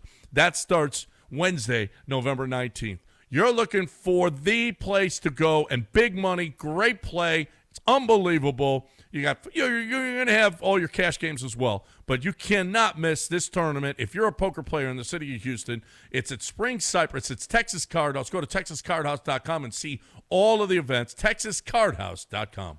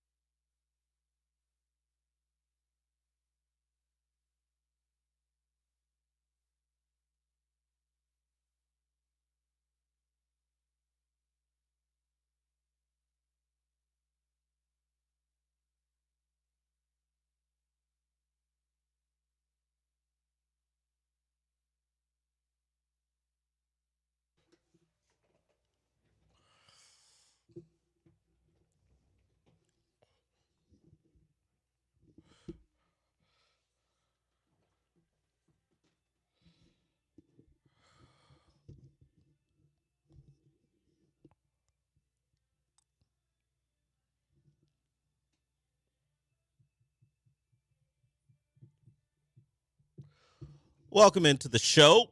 And let's start with this. We will get to why the absence of ESPN led to a much better sporting night, at least sports watching night for me. We'll talk about how fun the NBA was last night. Of course, we'll get into Green Bay and Philly, but I want to start with this because why not? I've been already doing something like this for 3 hours. I can start how I like. Kenneth, our intern, is out there cutting up the final hour of the John and Lance show. He'll have that for you guys who want to listen to it immediately. He made an appearance on the show today, and he runs a couple of accounts. His own, Kenneth Bowman. If you want to follow Kenneth, you can at KJBOWM. Great intern. He's the one who makes sure the John and Lance show is up and ready for you when you want to listen. He was also talking to Lance about the Cougs. He covers the Cougs. He went to Big 12 Media Days. He has been to Wichita to cover them. He's locked in on Cougs basketball, number one team in the country this year after jumping Purdue over the weekend. He also runs Coug TV. It's at UH Coug TV. So if you want more news about the Cougs, that's where you go. They break down and have insight on, well, what is a good time for Coug sports. Of course, the Cougs bounced back and beat UCF over the weekend after their loss against now I'm blanking on the name. Who did they just lose to? West Virginia. That was upsetting. That was a game they were expected to win. They didn't, but they bounced back on Friday night and beat the UCF Knights. And of course, basketball's there for you as well. So, ruling, Sean. Kenneth runs both his and the UH Coug TV account. He grabbed a screenshot of himself because we have Twitch and YouTube and Twitter for people to watch. He grabbed a screenshot of himself on with John and Lance. Great. Cool. First time on. I get it. He then quote tweeted it, but wrote it in like the third person on Coug TV. So it wasn't like Kenneth Bowman was on. He goes, our very own Kenneth Bowman featured on the morning show. What's the ruling here? We good with the quote tweet, pretending like you don't run both accounts? I get what you're doing. Understand, hey, in this day and age. He's speaking for the brand. Yes, he's speaking for the brand. He's not speaking in his voice. He's speaking in UH Coug TV's voice. But knowing what you know because you know the same person is running both. Yeah. What's the ruling? Yay or nay, fair or foul, on quote tweeting and pretending like you're not just writing about yourself? I need to pull it up for myself just Yeah, we know Kenneth. We can hear him. It's not I know. It's not even me. You know what? I think this is fair. It's fair, right? I think so. Fair because not only did he tag himself, he tagged Lance, he tagged John. ESPN 975. He tagged them all. It wasn't just, self promotion. Yeah, self-serving. Naked self-promotion. Sure. It was clothed self-promotion. But yeah, I think this is 100% fair. No exclamation point. That's nice. Well, there was a thanks for having me on. I'll allow that. That's under his personal account. I'll allow that. Yeah. But I don't think Cougs TV should, we should go exclamation points willy-nilly. Yeah, they're a media organization. Serious organization. Thank you. I just wanted to know. I don't mind it, but maybe my opinion is off. I think it's fair as well. I wonder I don't wonder. How much do we think that this happens? I think it happens quite a bit. I think it happens maybe all the time, yeah. Where you have someone acknowledging themselves when they're running the more widespread media account. I think it happens quite a bit. Kenneth's not the first. No. I just find Sam doesn't do that. I don't know if she has her own personal account. I just know it was just funny that the guy doing it is 10 feet away. That's all. That's all. I've never been that close to the person while they're doing it. You've never seen the sausages get made like that. Exactly. Yeah. I do credit him for being quick with it. They make it very easy to flip through because I've been signed in on either ESPN 97.5 or other radio stations, and I can just do it on my phone. Yeah. And you just flip from one to another. And that's how sometimes people get in trouble. Yes, it's also how people get in trouble. Luckily, I don't know. What am I saying? What's going to happen to you? This is all a way of saying follow UH Coug TV. Follow them for the best in Cougar coverage as pretty much, I guess I would say, student driven, and they cover the Cougs in a way that maybe is pretty unique. So follow them if you want to hear more about the Cougs at Coug TV. And at KJ BOWM. If you want to follow the man behind that account, the first 4 letters of Bowman. Yeah, if you want to follow the man and the myth, you can do both. Thank you, Kenneth, for what you do on the podcast and for filling a segment. Because that's what I do here. And thank you to Jordan Love and Jalen Hurts for making this possible. Yeah, because I would have talked about the game, but I found that I didn't need to early because of what those two were up to yesterday. We've all seen Iowa versus Minnesota. We know. Yeah, what honestly, last night was. And Iowa might get a mention a little bit later as part of our misery index because the game, watching it was miserable, the weather was miserable. And then how Iowa lost had to be miserable for Iowa fans. So we'll talk about that in the second hour. We probably will do that at 11 as we go through what college football brought us over the weekend with the CFP coming up. We'll see how the games and their results affect the rankings in the second week of the CFP. We'll get to that in hour 2. Okay, so you had Green Bay and Philly, and I kept an eye on that on my laptop. I don't have the ability to watch ESPN without doing it through less than legal means. So let's just say I found a way. But I will say I don't take the Packers seriously anymore because I started the year after they acquired Micah Parsons and they punked the Lions. I thought, oh, now I can take the Packers seriously. I probably should have got off of them after they lost to the Panthers and the Browns. But let's pack it up now. Jordan Love, get out of here. He falls into the category of quarterbacks that I'll throw. He's probably half a tier above, if I want to do tiers above Trevor Lawrence, but he's in that same jumble where, okay, if it happens next year or maybe later this year, then I will reevaluate. But that team should be much better offensively than they are. And he mentioned it. They let the defense down. The defense played well. You hold the Eagles to 10 points. You only score 7. Of course, the big play, one of the big plays, 4th and 1. They hand it off to Josh Jacobs. He doesn't get it. Credit to, I think, Jalen Carter and newly acquired Eagle Jalen Phillips, who had a big night. Well, he should, considering he said the trade was the best moment of his life. So, reward. Yeah, Sean, he did say that. I know you made a face.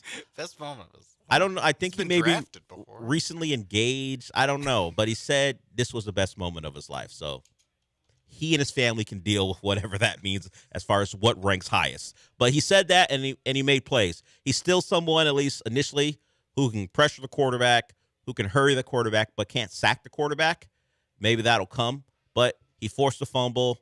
He recovered a fumble. And Howie Roseman called it a no-brainer to make the trade. They gave up a third-rounder, and I think it's their own third-rounder. I think they had 2. So their third-rounder is not going to be as high as the one they own, maybe from the Jets. So he showed out. We had another tush-push controversy. All the things that I don't like about Eagles football happened. Are you finding the quote? Jalen Phillips. No, well, I didn't look for the quote. I just looked up Jalen Phillips' child, and he and his fiance. Oh, he has a child. Are they expecting? Expecting in March of 2026. Good on him. Waiting for after the Super Bowl. But yeah. So he announced it in October of 2025. He gets traded early November, and he's like, "Man, this is the best thing that ever happened." Well, the kid isn't here yet. Okay. Maybe things will. He's not married yet, and the kid isn't here yet. So maybe getting traded to the Eagles will be pushed further down the list as these other life accomplishments happen. It's the number one it's like how in the very first CFP ranking in 2014, Mississippi State was number 1. Yeah. And it's like, okay, but that was fun when it happened. The things that have happened are like trailers to the actual events. Okay. So Jalen Phillips, you're good. Like, I'm sure his girlfriend, or I'm sure his fiance. I'm sure his cool fiance may. Yeah, when I proposed to you, second to the phone call I got from Howie Roseman. Or he probably got it from Chris Greer, who had been fired. Probably got it from Champ Kelly. Hey, you're traded. What's up, Champ? You're out of here. You're going to Philly. I would think the girlfriend rates the proposal higher than he does. Probably. Generally, that's how it's perceived, that a woman's going to love the proposal more. I don't know if that's always the case. Maybe he sees her walking down the aisle as the final goal, the final boss, and he'll rank that above being traded to the Eagles. That dirty ass, trash ass city. Yeah, job's not finished. Job not finished. Yeah. let's make sure in about 8 months, 9 months, whenever they get married, that comes off without a hitch, and then he can rank it higher. And then, of course, you're gonna have the baby as well. Another moment that will stack above getting traded to the Eagles, where there's no guarantee you'll be there at the end of this after this season. But, maybe by the end of 2026, maybe it's still on the podium of best moment of Jalen Phillips' life. Yeah, the baby is NFL transaction. The baby's due in March. I don't know when his marriage date is scheduled for, so it might be. Yeah, maybe getting a big deal from the Eagles because you show out may top the trade. But credit to Jalen Phillips for not disappointing Eagle fans because they would have turned on him really quick. Yeah, last night had to been, I don't know, 6, 7 best moment of his life. I don't know if that's the case, but got the win. He's a man who sometimes turns off social media after games because, of course, you're going to get the hate for whatever. I think he turned off social media after he couldn't sack Justin Herbert and people got after him in one of the Dolphins' losses this year. If he had played poorly, Eagle fans would have, hey, let's find Jalen Phillips. They've already probably found the account to follow him because he's their new guy. Then they would have turned that into some ugliness. But he didn't have to worry about it. He was big time last night. The Eagles get a win. One of their uglier football games in prime time in recent memory. You get two teams who have Super Bowl aspirations, and they throw out, as you mentioned, a Big Ten football game at 11 a.m. that Pam Ward would be calling from like 10 years ago, or Beth Mowens. Yeah. It was Pat Fitzgerald led Northwestern versus, I don't even know who was the Minnesota coach back then, but Minnesota. Glenn Mason at a time, way back Jerry when. Kill. Yeah, more recent, sure. That's what it felt like. Or whoever the Indiana coach was before they got good. Whoever that was. Maybe Jerry DiNardo when he coached there. That's how last night felt. But Eagles win. They win ugly.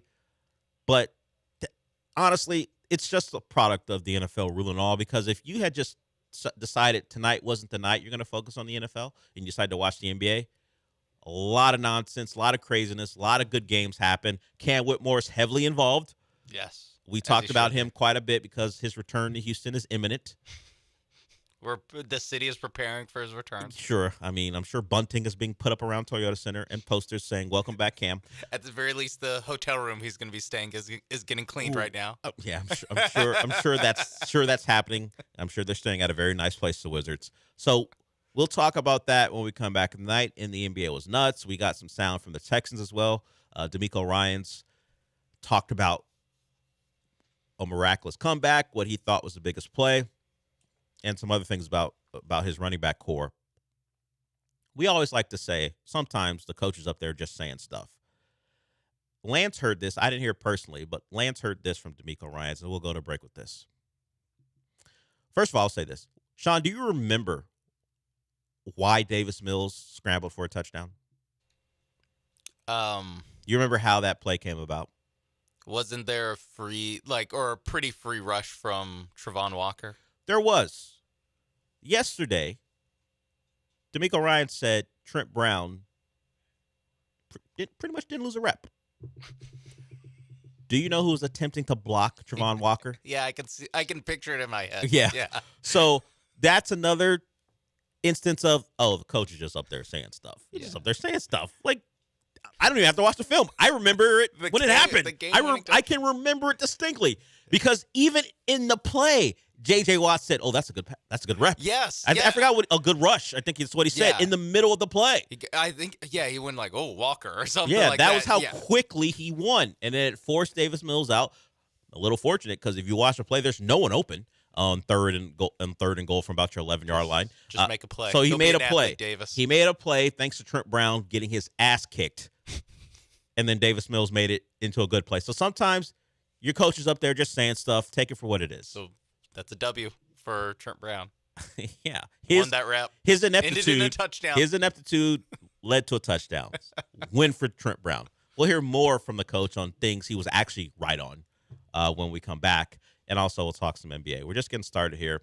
But before we go, Sean's going to tell you about PrizePicks. Yes, if you, unlike D'Amico Ryans want to be right about stuff, maybe you can put a little money in a Prize Picks account and get started making money while you watch the games you love. Tonight, I mean, if I know our listeners, I know they love some action. I know they love Western Michigan versus Ohio.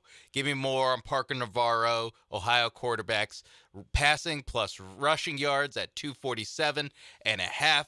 I think he's going to light it up there on a Tuesday night. And then moving to the NBA, we've mentioned how bonkers the NBA night was. Well, you can get in on Ja Morant. I'm just going to take the less on 20 and a half points until he scores more than 20 points, and when he stops moping around on the court all the time. So give me less on 20 and a half for Ja Morant against the Knicks. And then OKC versus Golden State. We got Steph Curry. Give me more than 27 and a half points and assists for Stephen Curry. That's a handful of threes. He only needs to make 9 threes, get 1 assist, and you make some money there. So download the Prize Picks app today. Use promo code MAPES when you sign up to get $50 in lineups when you play your first $5 lineup. That's promo code MAPES on Prize Picks to get $50 in lineups when you play your first $5 lineup. Prize Picks. It's good to be right.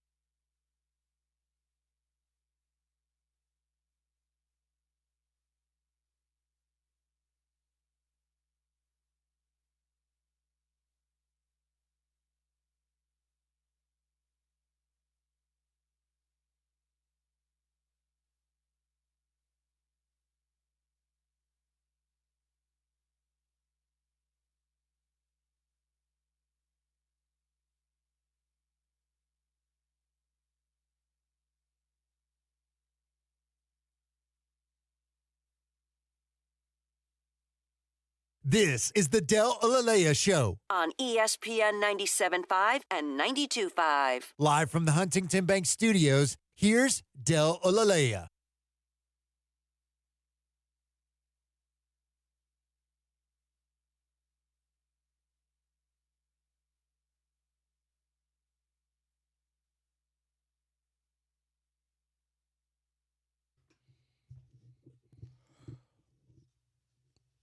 So last night in the NBA, you had someone named Dennis Jenkins knocking down a game-tying 3 for the Pistons on their way to beating the Wizards 137-135 in a game where Cade Cunningham set the record for most missed field goals in a game. Shoot or shoot. But he did score 40-plus points, so you're like, look, true hoopers know. Yeah, that was a, 14 for 45? Come on. Yes, 14 for 45. That's going down shooting. And not even going down. They won the game. Yeah. Did not go down. He was 16 of 18 for the line, so he could make some shots. He could just not make ones that were kind of contested. As he The defense was the problem. Yeah, 45 minutes, 45 shots, a shot a minute. That's good work. It's good work, and 14 shots made. The Pistons now 9-2. Yeah. That just has to be so exhausting. And he left the game for a little bit because Cam Whitmore fouled him hard. By the way, Cam Whitmore had a highlight dunk, but it was fine. It made the highlights, but in a game where he was fine. He scored his 20 points in 29 minutes. He was pretty efficient. Didn't shoot the ball well from 3. Do you think he was like, man, what if I got to shoot 45 times?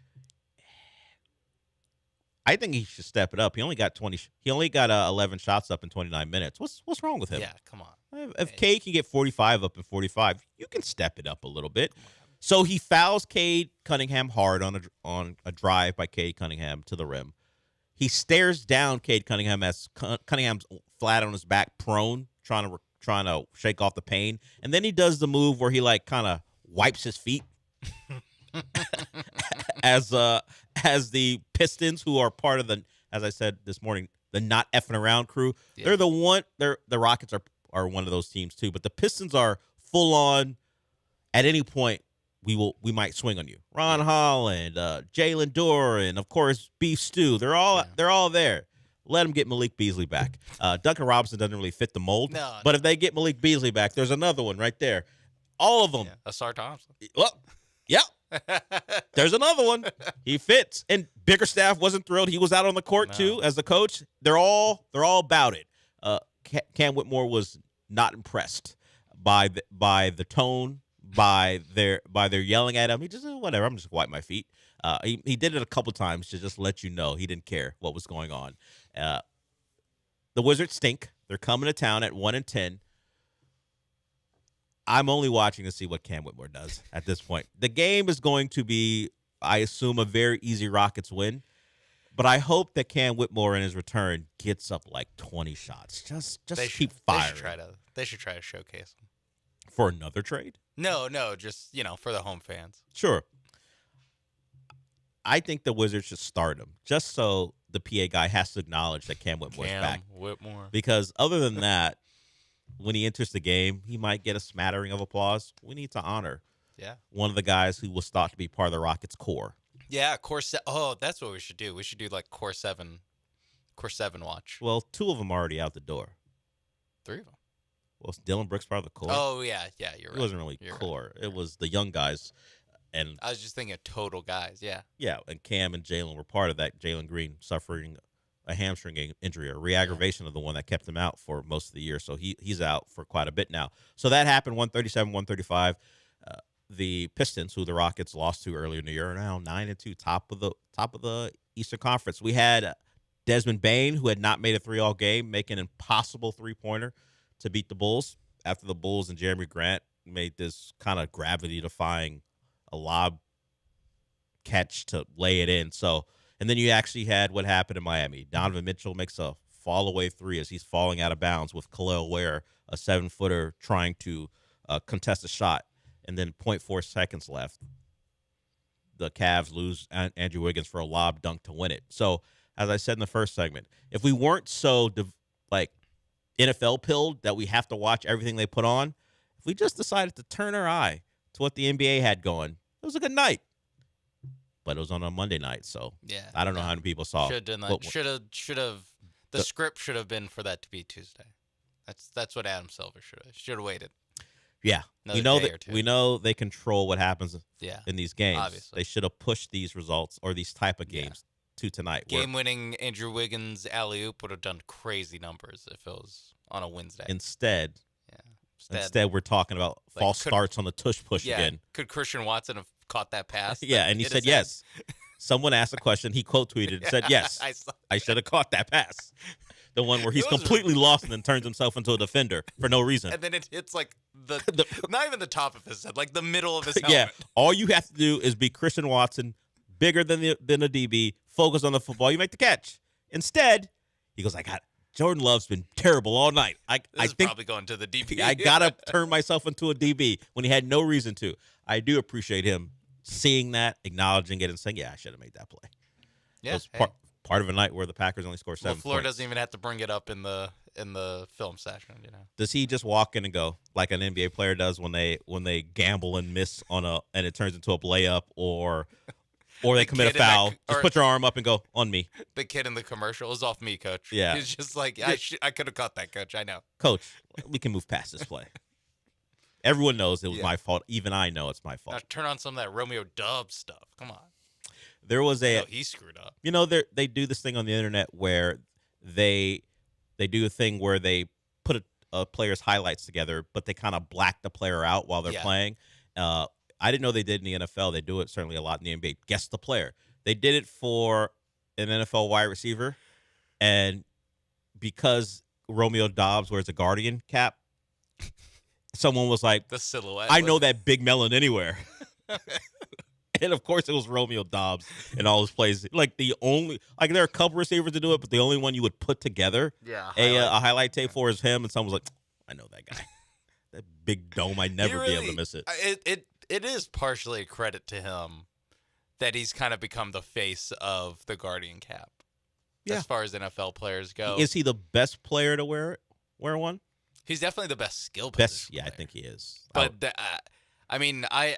I've only noticed like a guy here or there, and he's really, he's the leading receiver on a decent team. Decent team who we maybe can take people seriously. Thought was really good. Yeah, there's some other guys like Taylor Rapp for the Bills, but yeah, I think he is the best. There's player. no lineman that wears it. That I'll be honest, like I don't. Not a big. There are fan. some linemen that wear them, but no I think stars. There's like a Bucks lineman. I was like, get out of here with this. Take it off.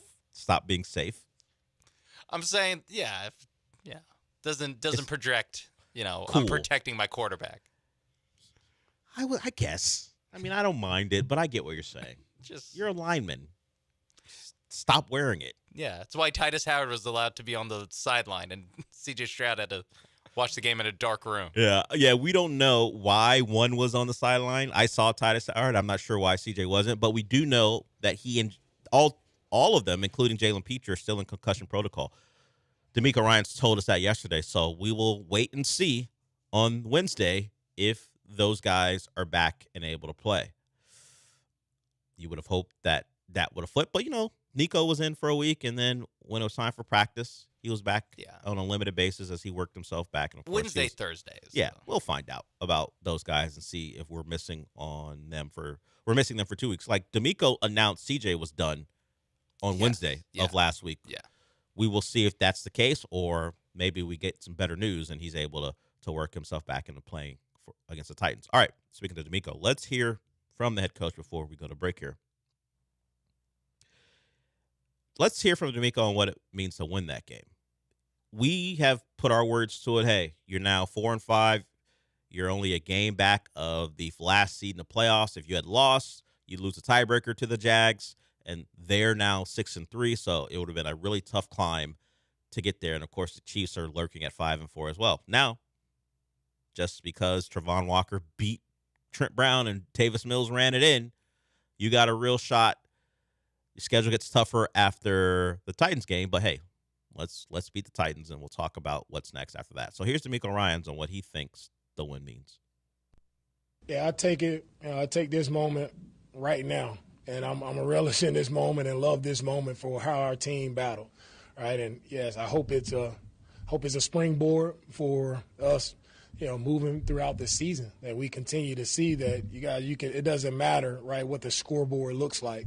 It's about how you execute, how you finish, how you play together, and how you have that belief in one another and in yourself, right, to go out and finish games like this. It's a win that validates a coach when he tells you keep fighting, keep playing, stay in it, because it would have been easy. 29-10. You're banged up on your offensive line. You're not moving the football.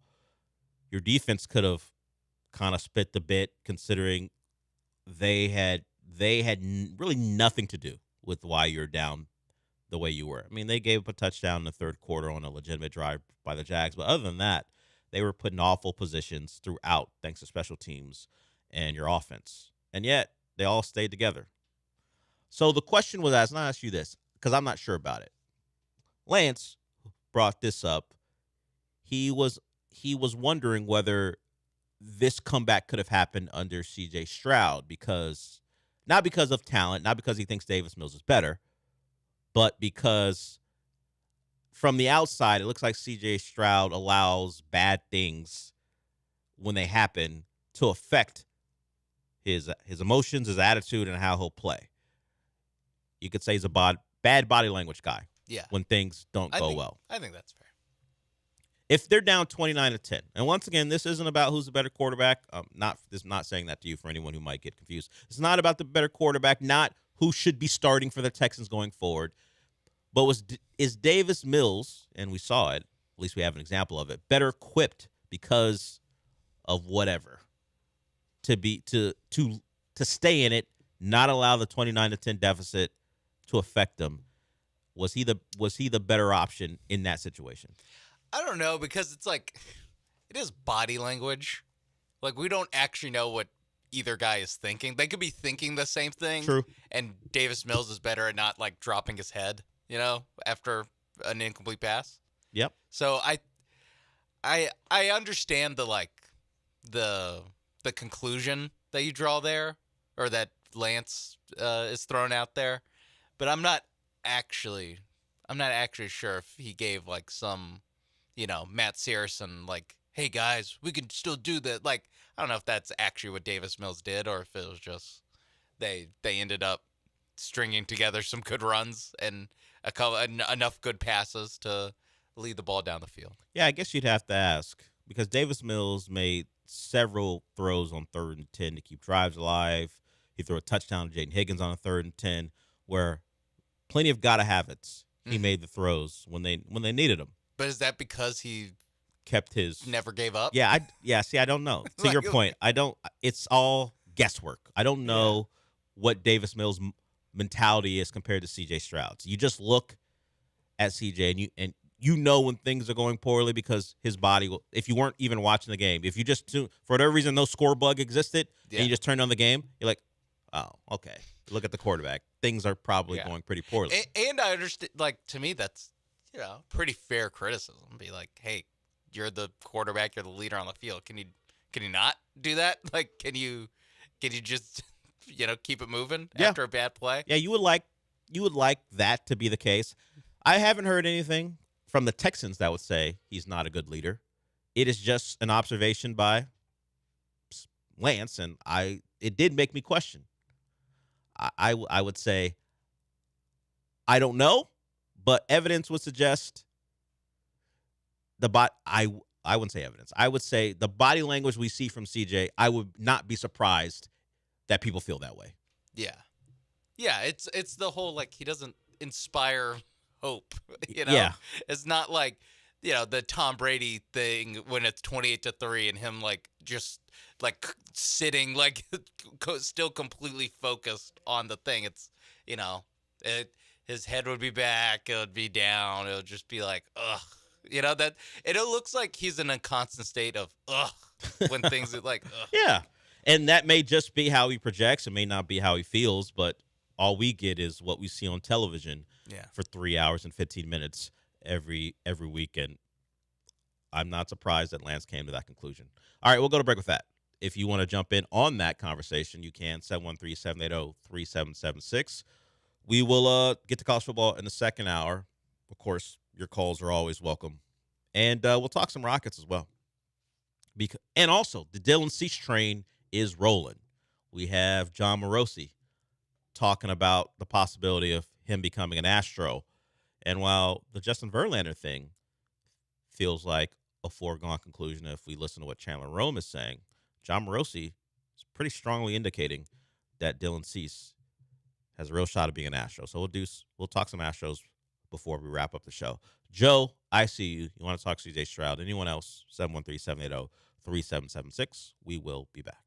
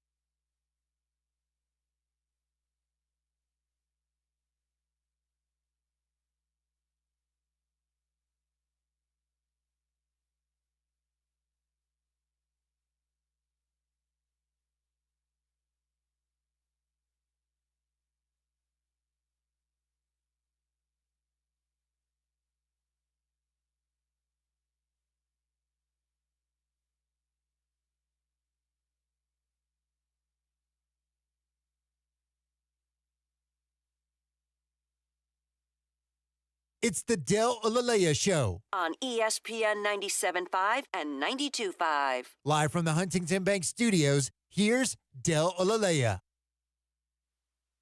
Let's get to Joe here. He called in about CJ Stroud. What's up, Joe?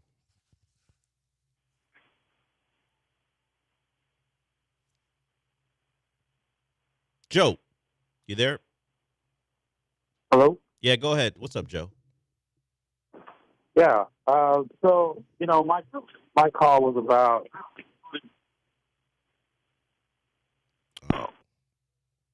I'm going to go with bad connection. I ain't going to go lights too bright. I don't know. Joe, if you want to get in about CJ Stroud's body language, you're welcome to. The quarterback sometimes looks like he'd rather be someplace else. That's all. Yeah. But when things are great, he's great. He told us that himself. When I'm rolling, I'm one of the best there is. Yeah. What about when you're not rolling? But when he's playing really well, he feels great and he continues to play well. He's a rhythm quarterback, I would say. I don't know that he can dig himself out of a bad rhythm, but if the rhythm is there, he can start flowing. And then he's a guy who's going to be accurate on time and kind of tough to deal with. Yeah, I mean, Davis Mills, on the other hand, captain comeback. Second largest comeback in Texans history. Yes. Only behind a Matt Schaub led against the Chargers. Against the Chargers on Monday night. Because, of course, it was the Chargers. Yeah, of course they would do that. Of course it would be against. I was thinking, what was that game? I have no memory of Brian that game. Cushing might have had a pick six or something in that game. And I was like, it was a Monday night against the Chargers. Of course it was. It's the last game the Texans won that year. Hopefully, history is not repeated there. They were 2-0, coming off a year where I think Matt Schaub got hurt in 2000. No, he was. Did he get hurt in 2012 too? Mm-hmm. They lost to Baltimore, right, in the playoffs in the divisional round. No, or was that one the New England one? I think it might have been New England. The first TJ Yates one was they lost to Baltimore. And then Matt Schaub got hurt again in 12. And then he came back and just started throwing picks in 2013. Is that how that played out? Yeah. He'd started not just pick sixes. Pick sixes, yes. He set a record. Consecutive games, including one against the Seahawks. That was so bad that Richard Sherman was basically the only guy in the frame of the shot when he threw the interception. And we had the Gary Kubiak health scare.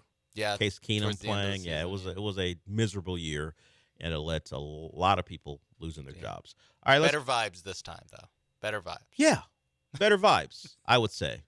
Let's avoid a long losing streak and guys getting fired. Hey, and a health scare for the head coach. Let's avoid all that. Can't lose 13 in a row anymore. 14 in a row. That's true. They're too deep into the year for that.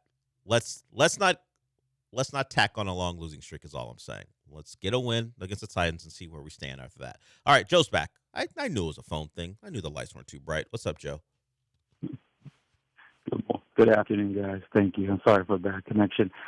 But my feedback was about C.J. Stroud and his body language, and I've often wondered when looking at these Ohio State players if this was, the good and the bad of playing at Ohio State, right?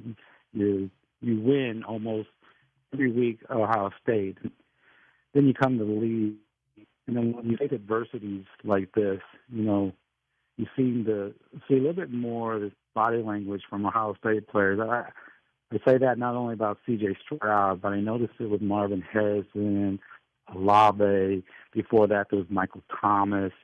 There just seems to be that bad body language that just is more associated with Ohio State players, and I'm wondering if there's a correlation between, their success in college and the reality of adversities that may face them in the NFL, and how badly they don't adjust very well. What do you guys think? Appreciate it, Joe. I don't have knowledge of how the receivers do because I just don't watch them all that often. But your point about always winning makes some sense. Like Cooper Flagg earlier, I think it was last week maybe, he said, this is the most I've ever lost. He was a winner in high school. He was a winner in college for his 1 year at Duke. Maybe box out against the Cougs and maybe you're a bigger winner, but whatever. But he didn't know what losing felt like, and now he does. We'll see how he responds. He had a good game last night. The Mavs, because of the Mavs, blew it to the Bucks, but I would not be surprised if there is an adjustment period. You go to Ohio State because they put guys in the league. You were a 4 or 5 star player, and all you do is win, unless you're playing Michigan most recently. So I think they all would have to adjust to losing if it hits them. Like Garrett Wilson has lost all the time in New York, and he has had some issues with body language. He got paid. He's still a very good player. Olave, unfortunately, is more about health than anything else. Maybe you have seen more of his body language when he's actually playing. Marvin Harrison had his issues. He is trying to bounce back from lack of production in some cases, him dropping footballs. Marvin Harrison Sr., though, made the call. Harrison got things figured out. Let me be clear. I'm talking about Marvin Harrison Jr. I don't want to say a word about Marvin Harrison Sr. Other than what a great job he did getting his son the ball. Yes, and he was a great receiver, the next and night. Peyton Manning was a Harrison merchant. I swear. I love Marvin Harrison Sr. Anyways. JSN. He has been really good. Yeah. He didn't jump off the page early, but he's been great. Yeah. At least Sam Darnold, of all people. Yeah, I do wonder, because Ohio State's not the only team that has these stacked rosters and who that rarely loses, win 10 games every year That's at true. least. Like as Alabama, Georgia. Like, I wonder if it's because like they're all receivers and quarterbacks. Like they all play together, and it's like, oh, as a unit, they're just always insane. successful, pretty much. Yeah. Like, we talk about Cooper Flagg being like, I've never lost this much. Do you think CJ Stroud's like, I don't know the last time I threw to a receiving core that wasn't stacked full of future Pro Bowlers going up against Big Ten West? It was pretty. teams? Yeah, it was pretty good in his rookie year when Nico and Tank popped and showed out. But we were having a discussion, and while we were joking, we're actually very serious about it too, that he was playing with a less talented receiver core than he did in college. Yeah. And how many quarterbacks can say that? I mean, if I guess you play at LSU and you play at Ohio State, you can say that. But most times you can't.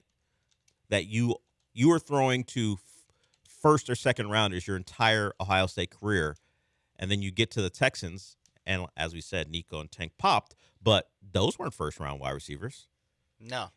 CJ was probably laughing at Nico Collins at Michigan, your best receiver. What are you talking about? When they were rivals at the time. Although I don't know if they were even on the same field. I forgot when Nico left and when CJ was still there. So in 2022, CJ Stroud's final year at Ohio State, Jackson Smith. Oh, is this right? Jackson Smith and Jigba had 43 receiving yards. Yeah. Didn't he? He had the big Rose Bowl, right? Yeah, that might have been the year before. Or no, I don't know what year this is. Because I just typed in 2022. That was CJ. Ohio State. It was the year before because Olave and Wilson sat out the Rose Bowl. That's right. That's right. So Harrison had 1,200. Ibuka had 1,100.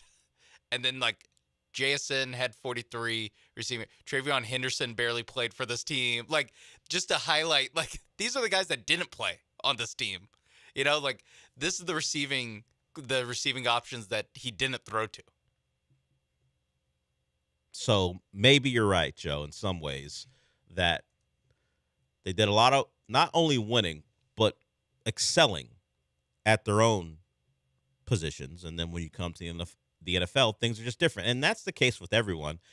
We would actually have to dive deep into, I guess, Ohio State culture. Do they promote an attitude where if you ain't winning and excelling at the highest level, then there's something wrong with the people around you? I don't know. Okay, so the year before, 2021, JSN had 1,600 yards. So that had to have been the Rose Bowl year.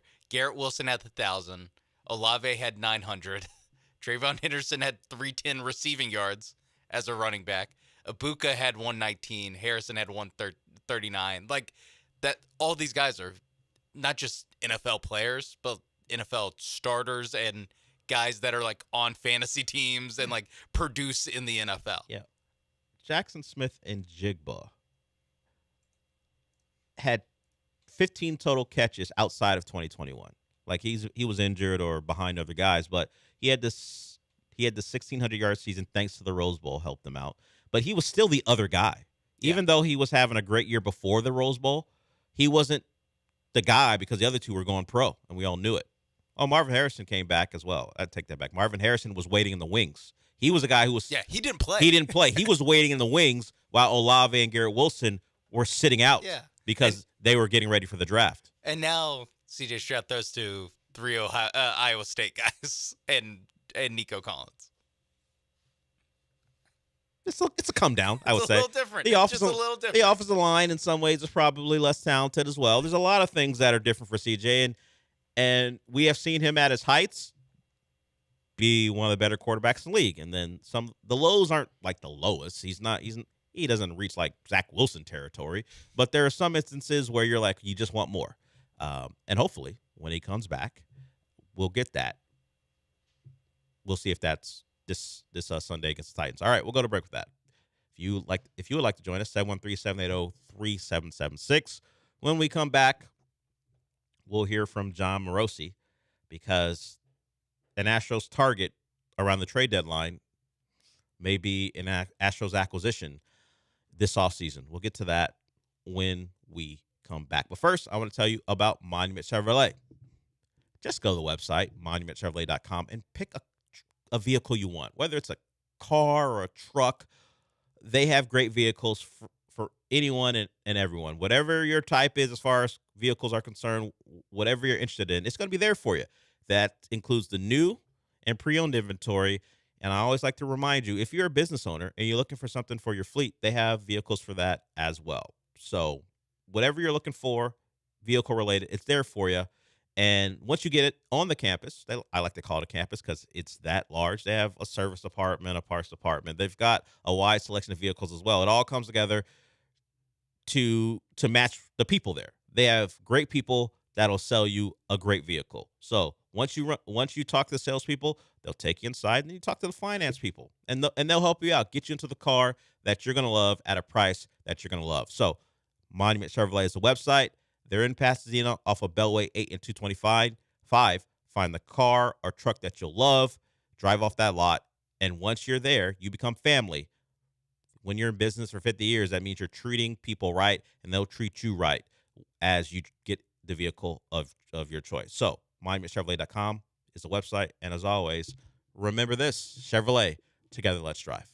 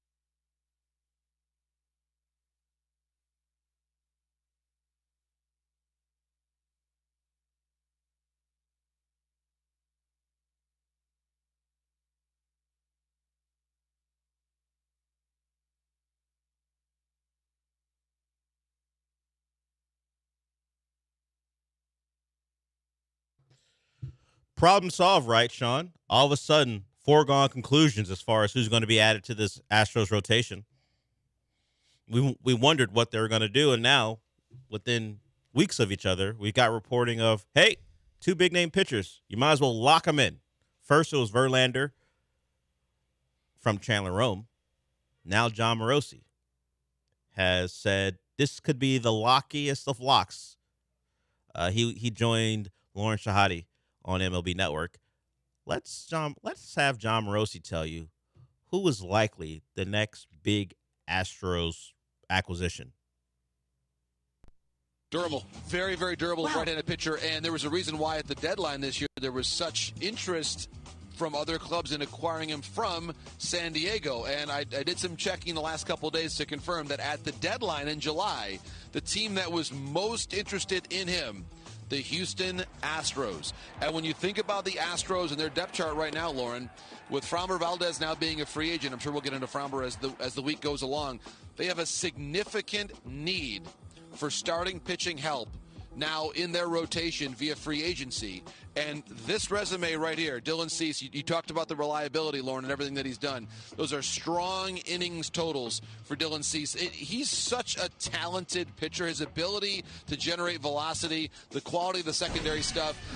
And you think, too, he is someone that in the right environment, it's a tough place to pitch there in Houston, but when you consider that ballpark, I think his stuff would play very well there. So for the Astros, who we know are always trying to find ways to compete, they've had different pitchers be injured in recent years, but I think especially with Framber being a free agent, Dylan Cease to the Astros probably has as much of a chance of happening as any other free agent prediction out there. All right, there it is. Problem solved. Verlander and Cease from 2 reporters we respect. The Astros appear to be front runners for both. Boom. There it is. Done and dusted. Nice job, Dana Brown. Dude, I mean, we always, or at least I always complain about how long baseball offseason. So this should goes. happen in the next couple weeks, right? Both Yeah. announced, both agreed to. We can move on. It's like NBA free agency. Like, okay, we have to wait, so it doesn't look like tampering, but in a couple hours we got this all locked in. Nice. All right, cool. I'm thrilled because Sweet. It's like Rex Ryan waiting outside someone's house for the moratorium to end to get him to sign the contract. Just get these done quickly, and then I guess I'll wait for you to eventually trade Christian Walker. I don't know. And then we'll be done by January. We can move on. Gosh, that'd be nice. Be a nice change of pace. There's tongue firmly planted in cheek when we're talking about this, because who knows when these moves will happen. But we have two names already that look like they're going to be Astros if the reporting is to be believed. Now, Dylan Cease didn't have a great year last year, but he does have one thing I will take. Last year was his 5th consecutive season starting 32 or more games. Ooh. Give me that. Wow. And to get Miller on the job to make sure he's more effective. That's what the Astros do. Just make sure his elbow stays intact. But 32 starts at a minimum the last 5 seasons. Guy's a horse. Give me that. That's what I'm looking for. The innings, baseball's different than it was in the past, but innings, 168 last year, 189, 177, but whatever. He's going out there 32 times a season, and I love it. Every 5th day, if you're giving me, what was that, like 5 to 6 innings, take that. I'll take that. You and Diddy. I don't like that. Well, he did say take that. He also said that, but differently. Understood. I'm talking about Dylan Cease. Understood. Yeah, of course. Not what that guy was getting up to. No one wants to know. Unfortunately, that's an ugly situation. Light. It does, doesn't it? It paints everything that he might have said in a different light. So bad boy. It's a lot of things, lots and lots of things. But as far as Dylan Cease is concerned, let's get this deal done today. Yeah, why not? What are we waiting on? Right? Dana Brown, pick it up. Let's have Dylan Cease locked in.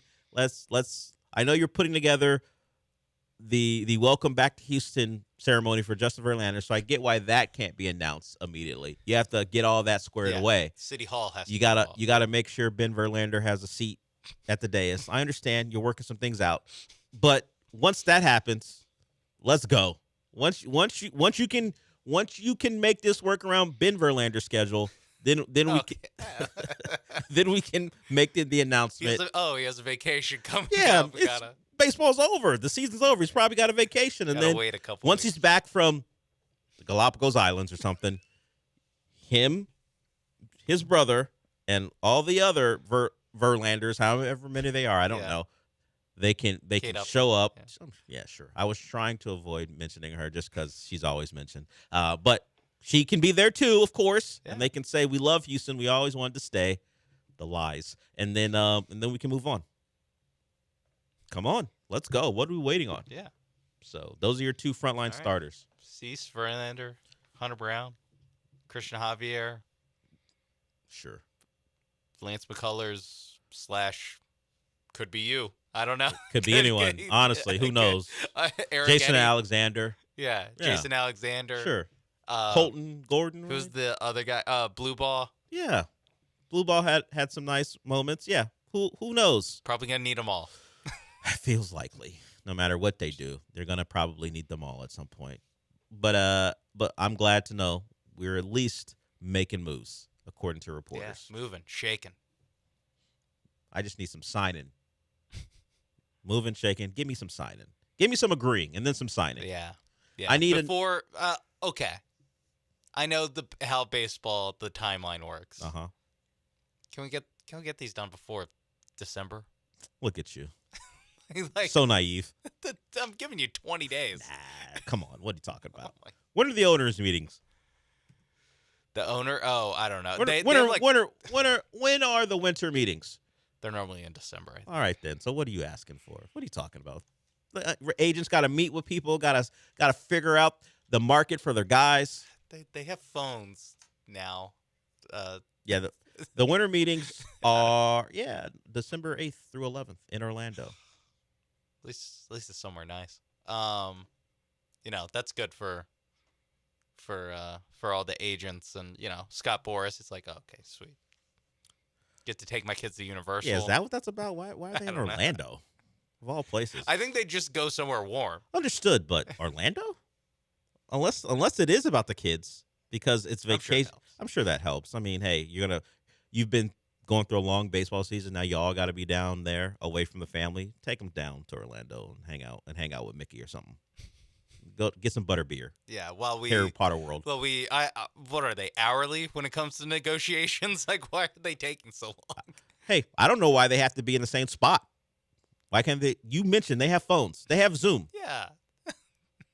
Why do they have to be in one spot to do this? It's just an old thing that they. It's all a hustle. They just want a free vacation. Of course, that's all they want. It's an old thing that doesn't need to be done anymore, but they still do it. Tradition. Yeah. All these face-to-face meetings. All these other sports get all their deals done within the first week. Summer and then league have to go on a vacation. And NBA likes to treat like, hey, trades might happen because summer league and everyone's in the same spot.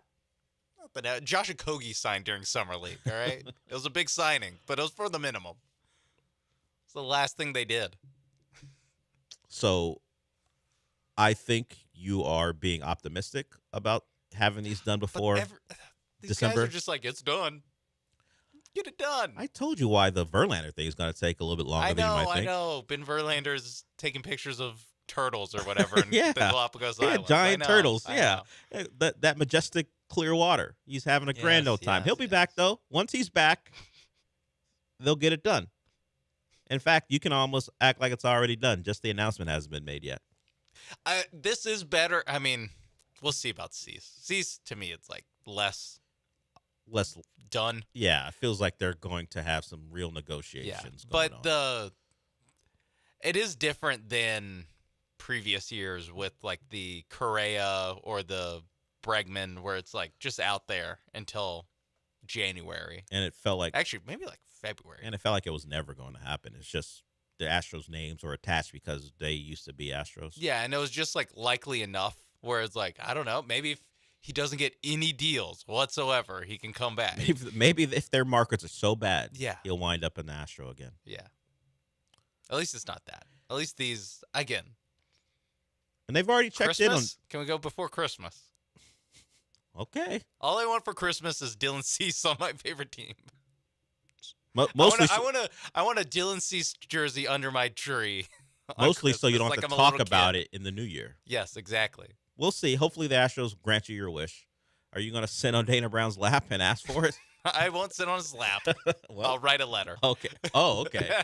Dear Mr. Brown. Yeah. I'll write with my left Dear hand. Santa Brown. It looks worse. Yeah, so you do look like an elementary school kid? Yeah, so when he's reading, again, so it's not a 29-year-old sitting on his lap. Yeah.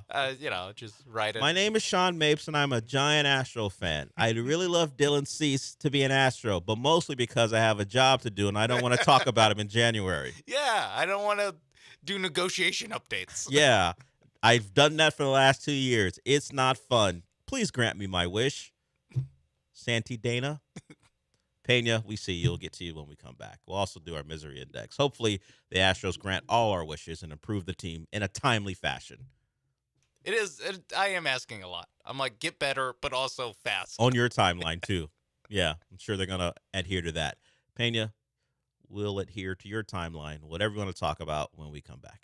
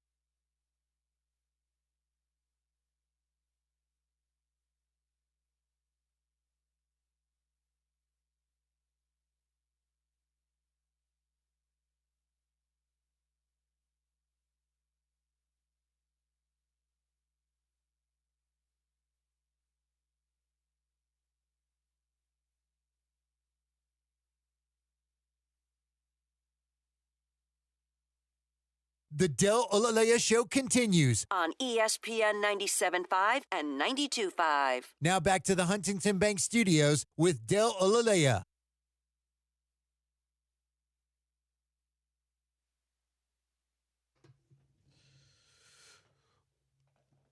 So Nico Harrison is getting fired.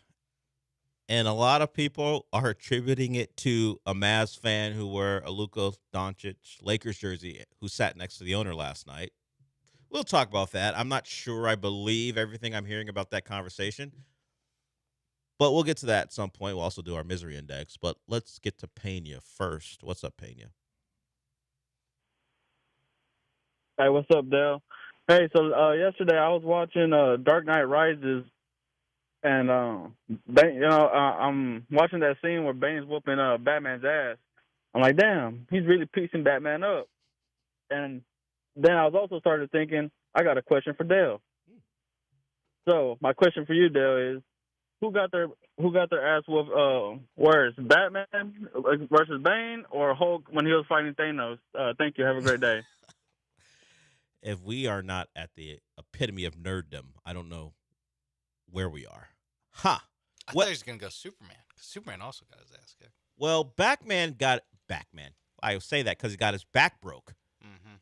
Like, Christian Bale's Batman got his back broken. Blown out. But, well, no, that's a suit worn by Joe Burrow at the Met Gala. But Hulk went into a shell for a long time where he didn't want to be the Hulk anymore. Batman recovered. So Hulk was mentally beat down, not just physically. Batman, got a beaten, but he recovered quicker than the Hulk did. I'm going to go because of the way the Hulk curled up into a ball. Yeah, but is that more about mental fortitude and less about? Well, I think it all comes together. I think the Hulk suffered less injuries than Batman did. Yeah, but he was mentally broken by the ass kicking he took. It was okay. It was a worse loss. Yes, because he didn't recover. Yeah, and the Hulk didn't stop Thanos. Batman stopped Bane. Yeah, Batman came back, crawled out of the cave. That's right. What did the Hulk do? He became Smart Hulk. Stayed that. Didn't want to. Well, he actually for this movie it was just Mark Ruffalo for the rest. Yeah, he didn't want to be Hulk anymore. Tom Brandis on the case. Yeah, he wasn't even Tom Brandis at the end of Task. He was Tom Brandis before the case started. Yeah, with the Phillies Cup. Yeah, where he was a drunk and was showing up at like colleges trying to recruit kids. That's the type of Hulk we got, or the type of Bruce Banner we got. Yeah. Now that I've broken this down, this nerdy question I've just broken down, I'm gonna go with the Hulk got his ass kicked worse. I'm watching this. Yeah, I agree. Because like he's just getting like combos hit on him constantly. Yeah. Like I don't think he got a clean hit. Yeah, Batman fought, and Batman lost. Yeah, but eventually he won. The Hulk never got his get back on Thanos. That's a Thor's business. I was gonna say, even in this fight that I'm watching currently, this scene from Avengers: Infinity War, I'm watching on YouTube right now. Yeah, Thor got a good look in before Hulk did. There are words to use for this time frame of the Hulk that I can't say on the air. Whoa, soft ass Hulk. I can't say that though. All right, thank you for that nerdy tangent that we're allowed to go on. All right, let's get back to the business of sports. The CFP is tonight. We will see how things change from what happened over the weekend, where teams are ranked. But the misery index we will talk about right now. I think I'm going to throw the entire ACC on the list. Not because everyone lost, because that's impossible. Someone's got to win. Yeah, half of them. Half of them. I mean, that was actually less than half. Less than half. Because Duke lost. They don't all play conference teams. Duke lost to UConn. Duke, one of the favorites to make the ACC title game, lost to UConn. More than half of the ACC lost. Yeah. True. Okay. Yes, but the good teams especially lost. Well, they probably proved they weren't good teams. The higher ranked teams lost. Yes. If you missed it, and I imagine you would have, maybe you decided because of tradition you'd rather watch LSU Alabama than lock in on a Wake Forest trip to Charlottesville or a Cal, yes, ACC Cal, trip to Louisville. And you must say Louisville. That's how they like it to be said. I'll say it however I want. Well, you can after they take an L the way they did. Come on. You let a 5'7" receiver get 15 passes against you. in both instances, Louisville. two teams relatively highly ranked in the CFP poll got beat, and you can expect them, in all likelihood, to be out of the CFP poll. We'll see. But Louisville, the more talented of the two teams who lost, at home. Now, they didn't have, I think, Isaac Brown. They're big-time back. At home to Cal, they lose in overtime, 26-23. On 4th and goal, Cal goes, you know what? Whatever, we're going for it here. They isolate with the 5-7 receiver on the outside. He runs a little whip route, pretends like he's running a slant, plants his foot, breaks out. He's open, falls into the end zone. Touchdown. Cal beats Louisville on what would have been the last play. You hear the refs like going, attention, this isn't the final play, because I guess you have to kick an extra point. But I think in college you have to kick the extra point. In NFL you don't. They just kneeled or whatever they did to end the game. And then in Charlottesville, you had Wake Forest, who were the better team throughout the night. And then, of course, with Virginia losing their quarterback, it was a slog. At some point, Wake Forest got up, and Virginia drove down the field, last gasp, and ball got knocked down in the end zone, had really no chance of being caught. So Virginia goes down. Virginia was undefeated in conference play. Their one loss was to an ACC team, but because the ACC is so weird, they lost to NC State in a non-conference game. It's not the first time this has happened with ACC football. It won't be the last, where they just decide, hey, two Tobacco Road teams, you guys can play each other outside of conference because you may not face each other in conference, and God forbid that happens. So they did that. And now where do we stand? It'll probably be Georgia Tech, Miami, and is that it? Is there any? Does SMU sneak into the bottom half of the bottom? Oh, for the CFP rankings? Oh, do they? No, I don't think so. I don't think so. Even after what they did to, what's up, Trevor? Even after what they did to Boston College, they're not going to sneak in. How many committee members do you think watched BC versus SMU? Not many. How many people just watched it, period? Yeah. Let's see. Let me pull up the last rankings. See if SMU can sneak. Were they in receiving votes after beating Miami last weekend? Let's see. AP poll. Is this the right one? Oh, this is this week's. They're not even in. Yeah, they have eight receiving votes. Yeah, they received 8 votes. In others receiving votes, they have 8 votes. So in this most recent poll, so they probably won't make it. Yeah, I mean they're a 3-loss team. And I think Tennessee's the only 3-loss team in the ranking. But they're SEC, so we know that means more. Does it not? Well, that's what I've been told. Maybe South Florida jumps back in the rankings. Washington got beat late. They were down at the bottom of the rankings, but they got beat by Wisconsin in an ugly football game. So I throw the ACC out there because it was an embarrassing weekend for them. They went into the weekend with, 4 teams in the CFP? Yes, and it would be one thing. 5 teams. 5. Pittsburgh, yeah, Pittsburgh's still there. It would be one thing if it was self-cannibalization. It was like Virginia and Louisville ranked lost team beats to ranked team. Pitt, or a team that is even close to being ranked. Not Cal and Wake Forest. You're listening to the bottom half of your conference. Yeah. So they're ugly games, ugly results. So the ACC goes from lying to everyone and themselves and saying that they're just as good as everyone else to having clear examples of why no one should really take you seriously. And now it's on the backs of Georgia Tech not to screw it up down the stretch, and they're going to have to play Georgia. Of course, Miami, known for screwing it up down the stretch. In fact, they've already screwed it up in the middle of the season. We'll see if they can avoid it. It does open up what could be the ACC title game, where Duke, who is currently 5-4, is on track to play in that game if they went out. So not a great weekend. I just throw the entire ACC on the list because that was no objection. That was an ugly Saturday night for them. Number 2, Iowa. Iowa plays ugly football. They dragged Oregon to their depths and scored a late touchdown to go ahead. And then Oregon, who had not done anything in the second half, the entire second half, and hell, they weren't great offensively the entire game. In the rain, in the bad weather, Dante Moore leads a drive. Less dramatic than the Francisco Mendoza touchdown throw. No one's saying that was Dante Moore's Heisman moment. He made one big-time throw to get Oregon in the field goal range, and that was enough. So Oregon avoids the upset. Iowa, who had dreams of of inserting themselves into the CFP conversation, they were likely not going to make the Big Ten title game, and that probably would have been best for them. Just be a 2-loss team who doesn't make it, doesn't get beat by Indiana, who they played close earlier this year, or Ohio State, and you wind up as one of the teams, maybe along with USC and Michigan, and no matter what Oregon does the rest of the way, you have the head-to-head against them. Iowa probably lost their shot to be in the CFP, and they were seconds away from paving their way to having one of the most disgusting offensive teams in playoff football era make it. Although, remember Iowa almost made the playoff? Yeah.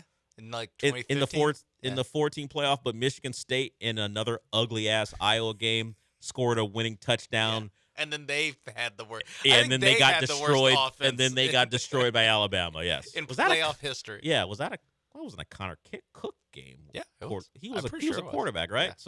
Yeah. So Iowa has been close before. They could not get it done. They had everything they wanted. Bad weather, Oregon. Yeah, I think that's what makes them miserable. Is that it was the Iowa blueprint. Yeah, they had everything they wanted. The only part that went wrong, honestly, was the first scoring play of the game was a safety against Iowa. If they were to win, it had to be a safety against Oregon. Yeah, that was the blueprint. Iowa's not winning games where they give up 2 points. No, those free 2 points. They don't have that kind of wiggle room in these games. No, as we saw, they lost by 1. Yes, we went in talking about Iowa and their quarterback Gronowski throwing 4 touchdown passes and 4 interceptions. Oh yeah. Well, do we have an update? Is he? He did throw 1 touchdown. No interception. No interception. So he's now through 9 games, 5-4 touchdowns, interceptions. 9 total. 9 interceptions plus. He also did run 9. in. He did run in for what would have been the winning score. He did run that touchdown in. So, all in all, his 12 carries for 25 yards and a touchdown. 12 carries for 25. Yeah, Dante Moore only threw for 112 yards himself. He threw for less yards than Gronowski did. Yeah, that's how ugly that game was. Yeah, I checked the box score. I think going into the fourth quarter, and the 2 quarterbacks combined for 25 pass attempts in the first 3 quarters. Like, Oregon had a good day to run the ball. They ran for over 260 yards. Red zone turnovers. Yeah, they'll get you. It killed them. It killed them. It kept Iowa in it, and they almost got there. But instead, I'm sure they'll be playing in some bowl game in Tampa or something.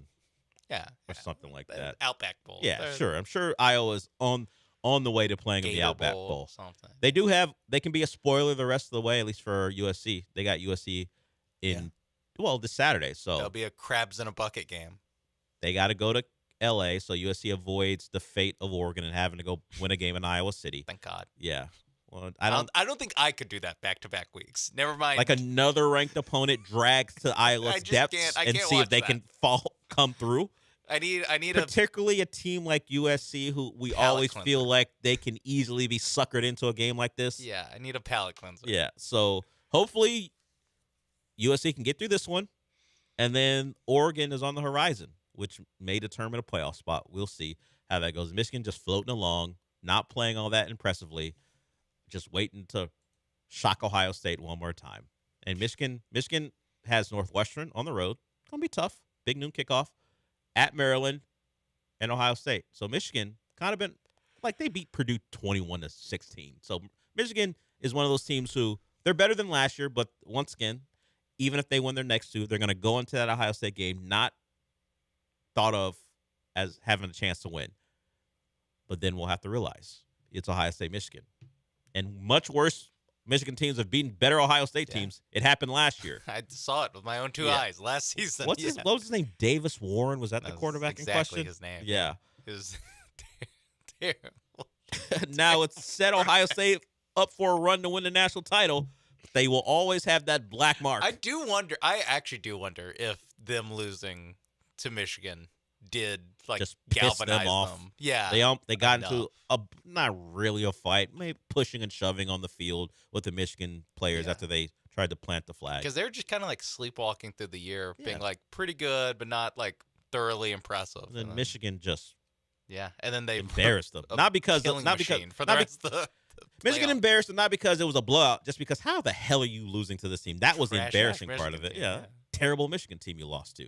So I imagine Michigan will find a way to beat these next two teams, and then they'll might be top 10 at the time just because other people will lose.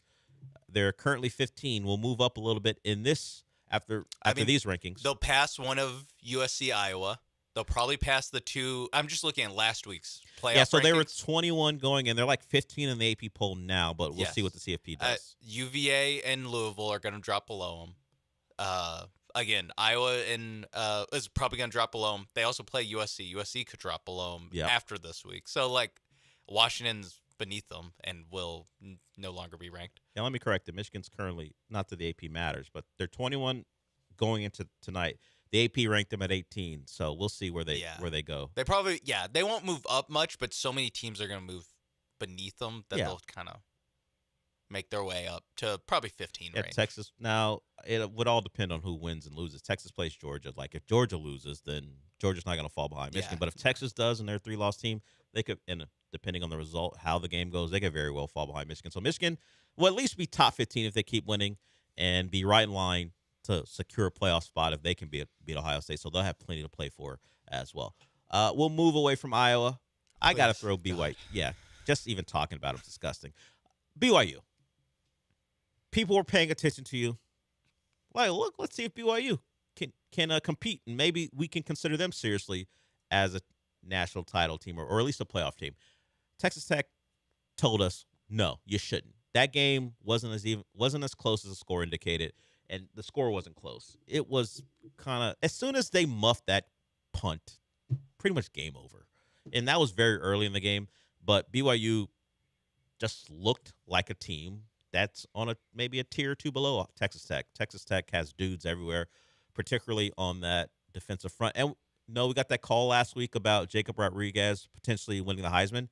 He did strike a Heisman pose. I think he forced another couple turnovers on Saturday. There we Look, go. man, learn the buckets pose, whatever that is. Hey, come on. He's in line for that. He didn't know Mendoza was going to do what Mendoza did, or that He Ty should Simpson know was going to he's look a middle awesome. linebacker, or he's an off-ball linebacker. He should know striking the Heisman pose ain't it for you. But if he has the ball in his hand, that makes it How good. many touchdowns did he score? Oh, okay. All right, then.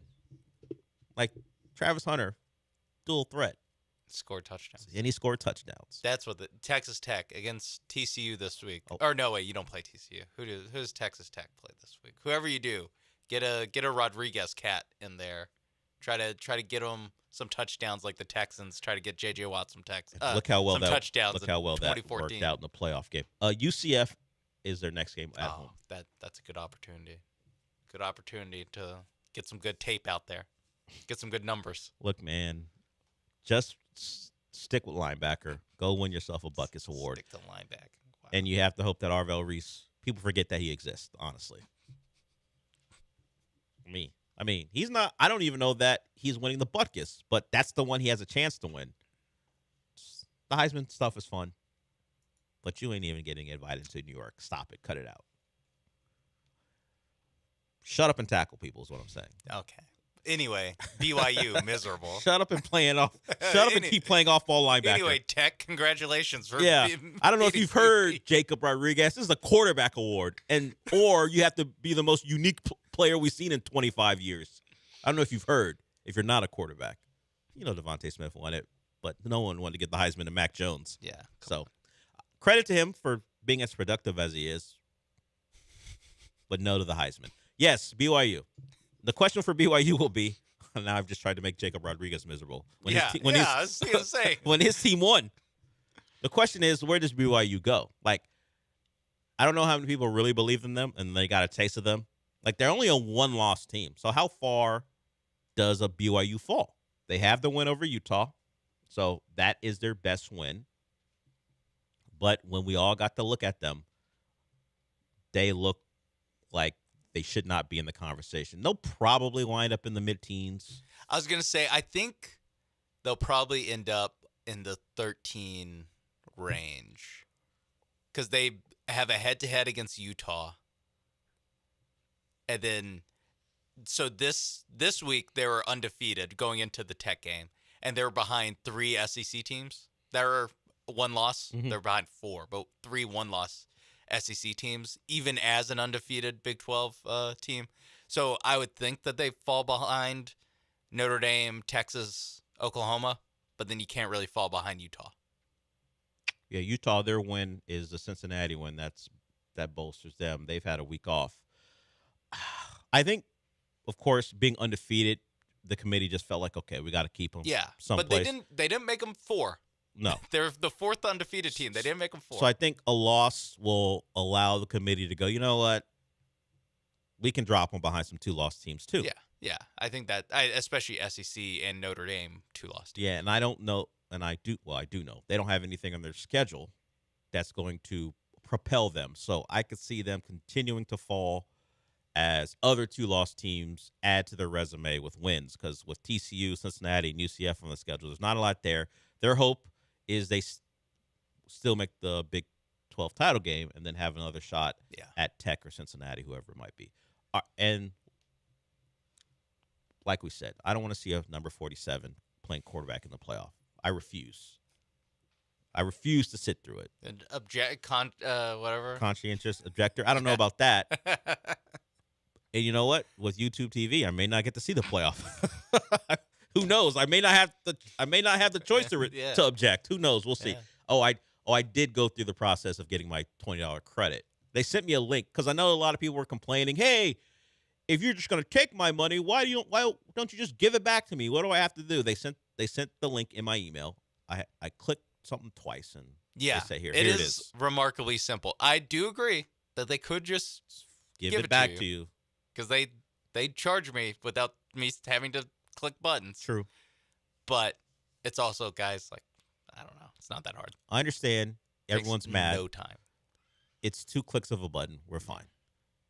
But YouTube TV customers, check your email. This is not an actual. I don't care what else you do on your laptop. I want to help you keep $20. Yeah. Until we get that text from Todd. Hey. Now we don't care. Another one every segment. Yeah. Now we don't care what happens. And I'm just going to throw LSU as a whole on there. Because they thought they were rid of Brian Kelly. As a staff record label. Yeah. Brian Kelly said, no, you're not rid of me. I'm not taking any buyout. What? And now they're in the middle of trying to say they fired him for cause because he wouldn't take a buyout. He just wants all his money. And I get it. Okay. We didn't win enough games. Fine. But unless you can dig up some scandal, give me my money. Now, Josh Pate will tell you that Brian Kelly was on a beach during very important recruiting moments. Maybe they consider that with cause. But until that's decided as with cause, if I'm Brian Kelly, I want all of it. Yeah, not a dime back. Yeah. Why am I agreeing to a buyout that's $25 to $20 million less than what you owe me? You didn't even really fire me yet because you're trying to get me to take a buyout. Yeah. What the hell is this? I'm good. Pay me my money. He could walk back into the office. I mean, I mean, they may have changed the passcode for him. Yeah, maybe his key card is deactivated, but he is still an LSU employee, a Louisiana State University employee.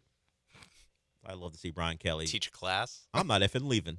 All right. Until you give me all my money. He's getting paid $50 million to teach, like, whatever, health. Like he's a high school football coach. Sports psychology. Yeah. So, if you don't know that story, that's what's going on right now. They thought they were rid of him. He said, no, you're not. I'm in the walls, baby. I don't know if you've heard. I signed a contract, and I'm not taking a buyout. So we'll see if LSU can make something up to get Brian Kelly fired with cause. Because I'm sure that's how it's going to try kind of go. Like, they're going to try to dig something up. Yeah. I love it when that happens. When they're like, no, we had recruiting violations. Don't you understand? That happened at Tennessee with Jeremy Pruitt. They snitched on themselves to get Jeremy Pruitt out of there. Which makes, I mean, it's not great, but it makes, I don't want to pay this guy $50 million. Sure, whatever. Take some scholarships. I don't care. Brandon says he wants to nominate Wisconsin for Misery Index, even though they won. It was a very miserable game. It was a terrible game. But they won. So I don't know if they officially – I throw Washington on there for losing to that Wisconsin team. Like, Washington, I'm sorry. Like, people were complaining that they weren't ranked, like, last week. Yeah. And then the committee ranked them. And then they went out and lose to Wisconsin. Good. Shut those people up. Oh, they lost close to Ohio State. Who cares? What are we talking about? Look, that was your best win of the season for a while. Yeah. As a Texas fan. But then guess what? You pull yourself up by your And you bootstraps. beat Miss State and Vanderbilt. And Oklahoma. Ever heard of them? Yeah. I think Alabama's going to have something for Oklahoma this week after what happened last year. Yeah. Sorry, Washington. I wasn't impressed by Colorado State, UC Davis, Washington State, lost to Ohio State. 4-point win at Maryland. Texas football is strong. A game where they had to come back and beat Maryland. Maryland had a big lead in that game. Beat Rutgers and then lose to Michigan. Beat Illinois. Although Illinois, not as good as what we fraud thought watch. they were. Yeah. And then lose don't even have to watch squarely on the fraud list. Yeah, I know. And then lose to Wisconsin. Seems not that good. Every time they play a decent team, they lose. Yeah, that's fine. Washington, Jetfish. I'm sure you're looking for that Florida job anyway, but we'll see if they take you after losing to Wisconsin and Luke Fickell, who they won out of there too. All right, we'll go to break with that. Thank you to our first, I think, Twitter suggestion of I someone. like that. I like that. I Hey, like that. You next can Tuesday, let's get those going. You guys don't have to call in. You can always give us a nomination, because if you had to sit through Wisconsin versus Washington, you're well within your rights to make a nomination. Yeah, I had money on it while I was in LaBerge. Guess what? I hated watching it. But at least you had money on it. Did you win? No. Oh, you took I Washington. took Washington. That's why I'm so mad at them. Those stupid people convinced you they were good, and look what happened. Well, no, it's Wisconsin's terrible. I thought they could beat them by a touchdown. Yeah. It's not one of the good teams they lose to. They lost to an awful team. All right, we got one more segment here before we wrap it up. You are welcome to join us. 713-780-3776. We will be back.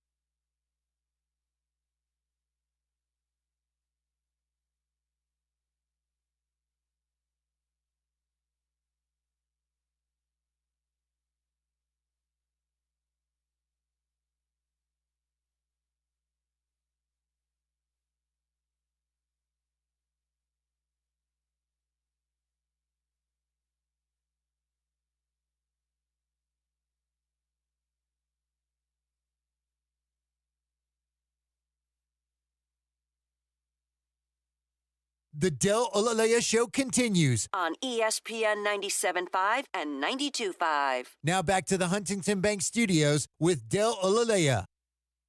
So Nico Harrison is out. The Mavs fire him in a move that we knew would occur. I mean, it's no surprise. From the moment you trade Luka Doncic, the thought is you're just on a countdown to you getting fired.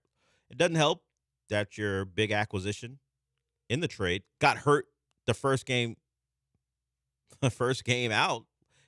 Anthony Davis was in the middle of a big game against the Rockets, got hurt, and it's been all downhill since that point. So I don't know if the impetus for the firing announcement today is that fan who sat next to Patrick Dumont, the owner. So if you missed it last night, the Mavericks in a back-and-forth game with the Bucks that they eventually lose. There's a fan in a Lakers gold Luka Doncic jersey sitting next to Dumont. Apparently this fan, during the October 22nd opener, flipped the owner off. That fan and Dumont sat next to each other for several minutes having a conversation, and somehow we know that the fan apologized to the owner for flipping him off. They spoke with the fan afterwards, or at least people in the vicinity heard that Dumont took accountability for the Luka trade and said it was a mistake. And that's according to Shams Charania. He's in on every trade. He's definitely has to give the go-ahead. He definitely has to give the go-ahead to trade Luka Doncic. So he okayed it. There's some audio from around that time where he compared some of the legends of the game and how hard they worked, and their singular focus wasn't on being the best, and you shouldn't be part of the Mavs organization, which is one of the reasons used to trade Luka. At least that's how they justified it.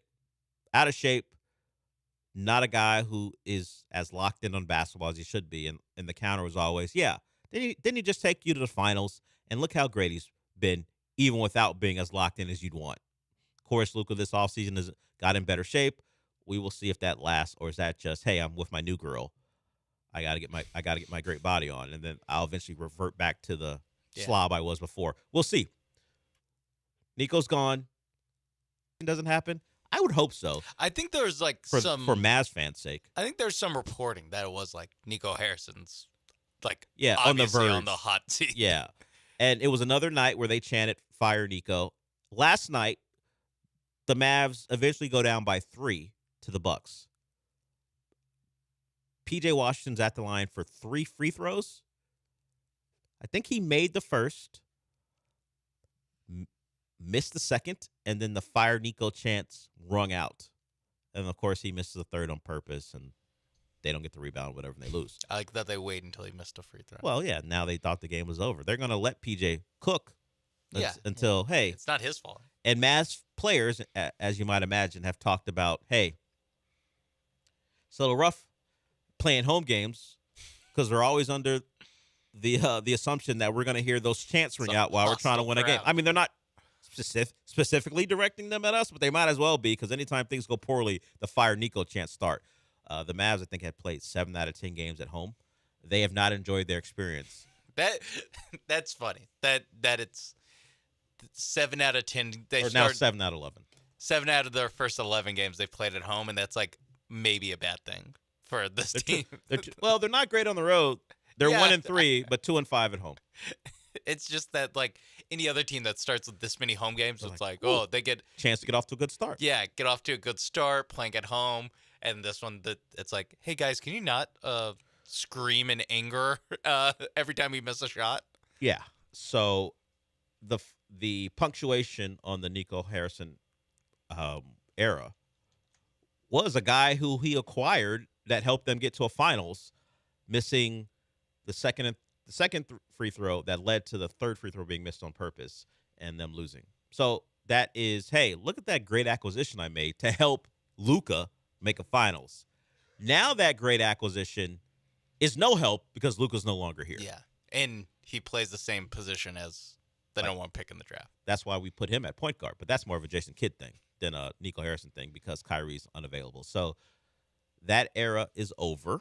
We will see what the Mavericks do. Patrick Dumont put out one of those letters where he's talking about committed to making the Mavs champions. He understands how the Luka trade affected everyone, and they are in lockstep to try to get this thing back on track. Well, good luck. Good luck with all that. good luck, man. We will see what they do. They have Cooper Flagg. I guess that's a good start. We'll see if health becomes a thing they can count on with Kyrie and Anthony Davis. I kind of doubt the Anthony Davis thing. Let's get to La Salsa before we wrap it up. He has a TV show recommendation. What's up, La Salsa? Hey, what's up, Deli Belly? How we doing? Not my name. What's up, Mapers? I've been watching Welcome to Derry, and it does not disappoint. I don't know if that's the show this show is currently repping, but I think it's pretty awesome. Hey, do you know if Drake really likes him young? Also, I would pay money to watch Lance get hit in the head with a strap-on. Laters. I've seen Welcome to Derry. It's very funny. Catch up, La Salsa. But it is a very funny show, Irish show.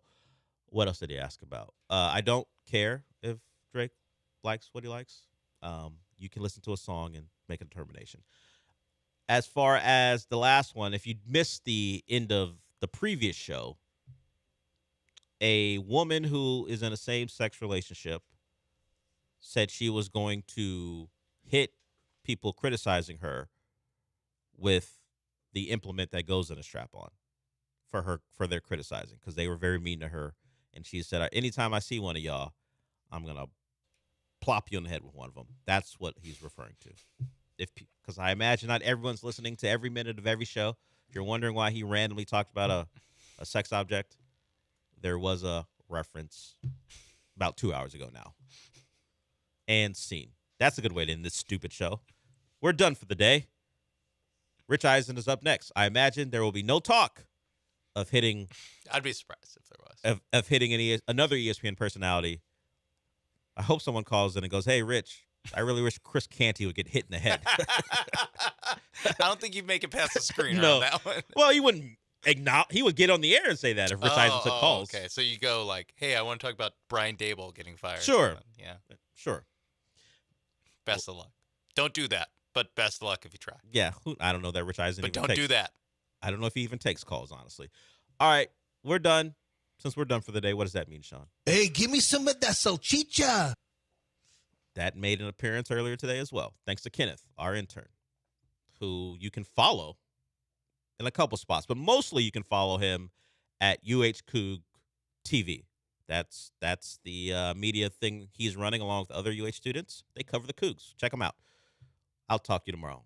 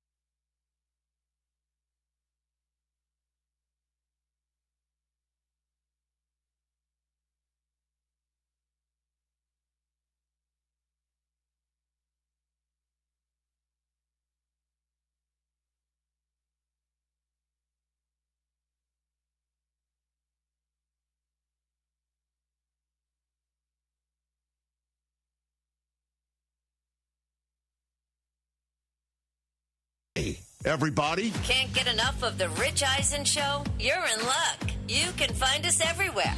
Watch us weekdays on Disney Plus from noon to 3 Eastern. Miss the show? We've got a podcast so you can listen anytime. But here's the best part. Our YouTube channel. Subscribe at youtube.com/Rich Eisen Show and you'll never miss a moment. Now, on with the show. This is the Rich Eisen Show. Let me break it down for you again. The Rich Eisen Show. Devontae Smith. Smitty got it. Live from the Rich Eisen Show studio in Los Angeles. You hold good football teams to 10 points, you should win the football game. Today's guests, Chargers wide receiver Ladd McConkey, 3-time Super Bowl champion Mark Schlereth, actors Ted Dansen and Mary Steenburgen. And now, Rich Eisen.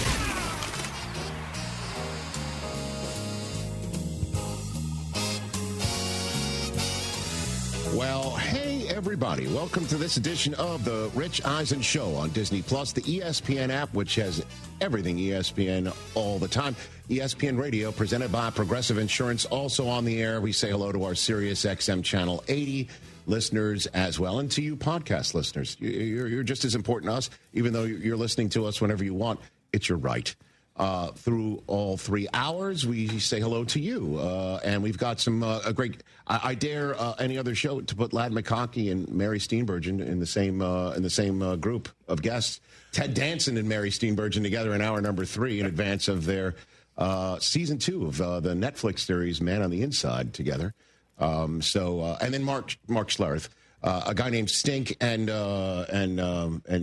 Sam Malone on the show. I mean, that's how we're rolling today. We got a great celebrity true or false in store. It's an Overreaction Monday. On a Tuesday, the Overreaction Monday podcast is still out there, and your RSS feeds are on our YouTube channel, youtube.com/Rich Eisen Show, for everybody who wants all of that. Good to see you over there, Chris Brockman. How are you? Hey, Rich, who's more likely to have heard of the other, Ladidi or Mary Steenburgen? Great question. I don't know. I mean, it's Tuesday, but we can play what's more likely. I don't know. I don't know if I don't think I'm going to use real estate with either one of them to see. Hey, do you know Ladd McConkey? Yeah, just for us. Just for us. Or the fact that we refer to him as Ladidi McConkey, because that's what Keegan Michael Key, as Mr. Garber referred to him. McConkey. Good to see you over there, Mike Del Tufo. How are you? Our sound engineer, our audio executive is here. TJ Jefferson, the candle is lit, as I could see over there. I'm good now, but I was pretty stressed last night. I'm going to let you know. Oh, my gosh. But we're going to talk about that later. Couldn't tell, TJ. I'm just glad that you're here as proof of life. What you saying? Because you didn't respond to a single text on that chain last night. And you were the one on the guillotine in our fantasy league. We'll talk about that later. All right, I'm just saying. We've got an audience in studio for the first hour today. The students. Hey. There's Professor Schuster with her students, power players and platforms in global sports of the University of Southern California, the Marshall School of Business, and the Annenberg School of Communication. Only class that crosses both streams like Ghostbusters. You're not supposed to cross the streams. But it works. Something strange. So they're all sitting here. I was farming hot takes this morning. It's what I can use for Overreaction Monday on a Tuesday. Okay, hot take farmer Chris Brockman. All right, let's start with the Monday Night Football game, even though the Mavs have fired their general manager. Yeah, we knew that. We'll talk about Nico later on. But let's talk about the Monday Night Football game. Do we have to? Well, yeah, we will, because, obviously I just woke up. It's going to leave a mark. It's left a mark. and we'll look at it from the top down, first of all. The NFC standings, the Eagles wound up being 1 going into the game because they were off last week when everybody else lost in front of them. And they're still 1 now. 1 game over the Seahawks. I don't want to bore you with the details of the tie breaks. And the Rams. They're 1. And the Packers drop all the way from first place in their division to third place in their division. They're 7th overall now. And the Bears are in second place in the NFC North and have some, wait for it, wild card cushion. Here we go.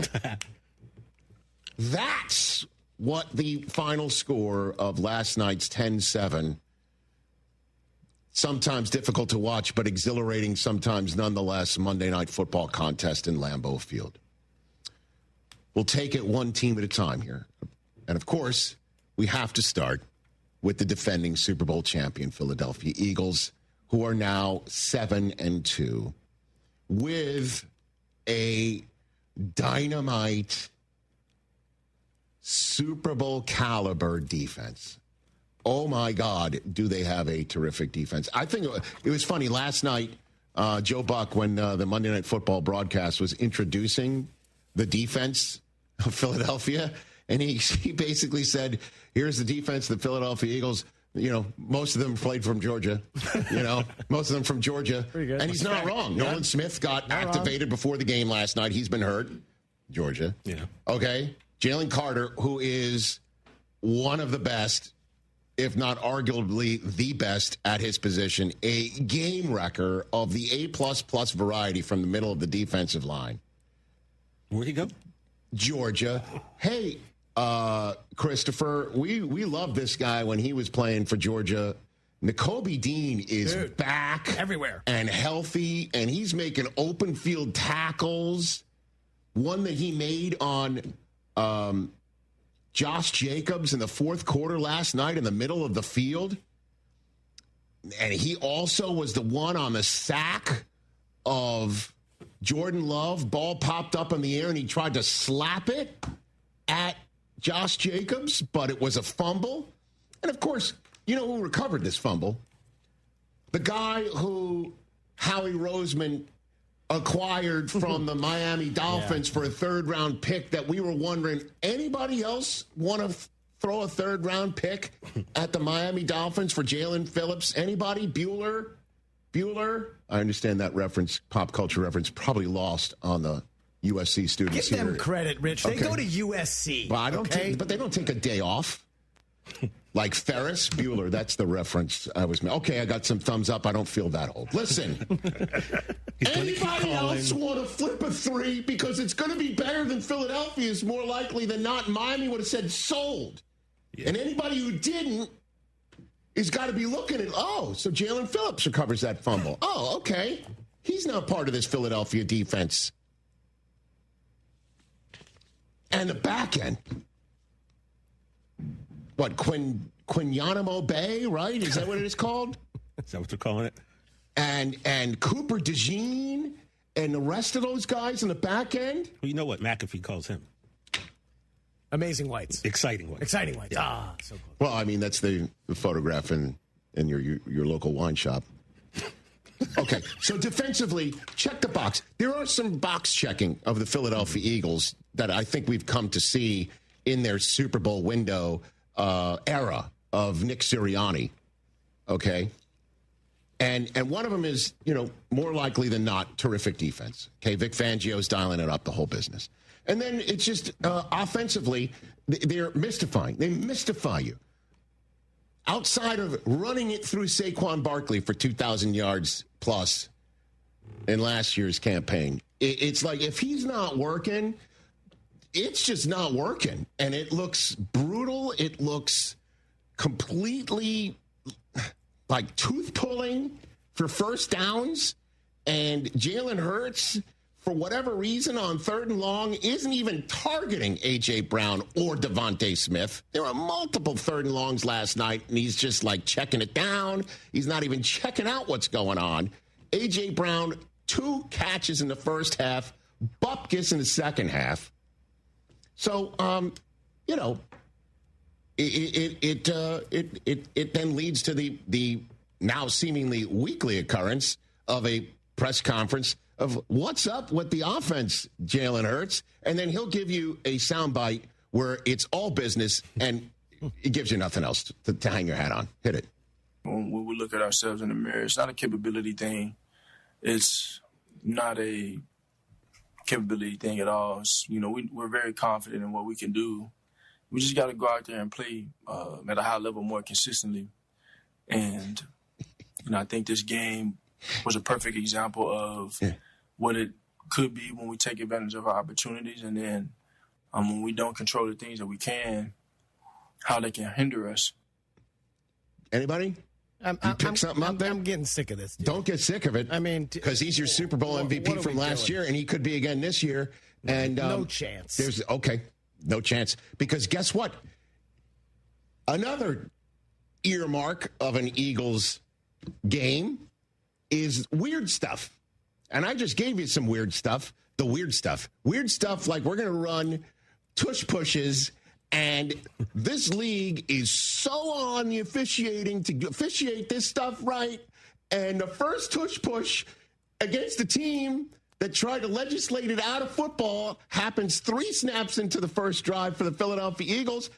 And one of their offensive linemen is clearly moving before the snap. Clearly moving. He was in the defensive line. And the officials who have been told to be on their P's and Q's for this are staring right down the line. And all the 19 4K cameras that ESPN has on this line of scrimmage is capturing a clear false start. And they don't call it. It's embarrassing. And then at the end of the game, after watching all the teeth getting pulled on offense, the Philadelphia Eagles defense gets another turnover on a run play on 4th down, with the Packers having the ball at the end of the game with a chance to tie it and force overtime. They get another turnover, this Eagles defense, on a play that Josh Jacobs said the Eagles were calling out before the snap. Again, we'll talk about the Packers later on in this hour. The Eagles get the ball back. They got to run out the clock best they can. They've got Saquon Barkley to do it. They've got to burn through the Packers timeouts first. At one point, they throw it. Like, what did they do? But that's in the previous possession that eventually led to Green Bay having a chance to tie it, only to fumble it back to the Philadelphia Eagles. Now they're just going to run Saquon Barkley all the way to 4th down, at which point, with the Packers out of timeouts, but the Eagles need to burn off the last 30 seconds on 4th down, do they punt it? Nope. Do they just run Jalen Hurts around before maybe getting him up the field? Something to burn some time off? I would have punted it. Instead, try again. This is when he decides to target A.J. Brown. Hey, why not? On a deep ball down the left side. That's as 50-50 coin flip as you possibly can get when this analytics-driven franchise clearly has a percentage on a way a punt would work out. I'm not a next-gen stats guy. I'm imagining the odds of percentages were better than 50-50 of the punt working out. You would assume. Probably 90. And that's the way the Packers get the ball back, needing only 20 yards or 30 yards to get a decent field goal shot. No timeouts left. I don't get that decision at all. Let's see if the explanation from the head coach lends any more clarity than the quarterback did about the offensive struggles. I would have liked to be in a little closer to kick a field goal, but the closer we would have got, the more. Again, you play every situation a little bit differently, but I think it was into the wind on that one. I knew the kick would have to be a little bit lower trajectory of a kick on that particular one. I got a lot of faith in our offense. It didn't work out on this one. I stand put on that decision. Especially being up 3, because you go up 6, they're still going to need a touchdown, being a Hail Mary, everything like that. So we would have ended the game if we would have got that, and I got a lot of faith in our guys to be able to do that. Now, again, this is a simulcast on the radio, and dead air doesn't do well on the radio. No. But after hearing that, I just have to say, what? What? What? What? Huh? Huh? What? It's like the Nick Young swaggy gif of like, huh? I don't understand that at all. But it leads to the last check mark of Philadelphia Eagles Super Bowl era window opening type of football. They won. They won, and Nick Sirianni wins his 55th career game as head coach of the Philadelphia Eagles. That is tied for the 5th most all-time by a head coach in their first 5 career seasons. The only ones with more. Mike Smith, how about them apples back in the day with the Falcons? Interesting. Okay. Matt LaFleur, who's losing last night, has everybody questioning his job status, even to his face in the post-game press conference. Fair. 2 fewer than Paul Brown with 57 and George Seifert with 62. Win. W. Put up the NFC standings one more time, if you wouldn't mind, Mr. Hoskins, and I'll explain to the radio audience. There's no photographs attached to that.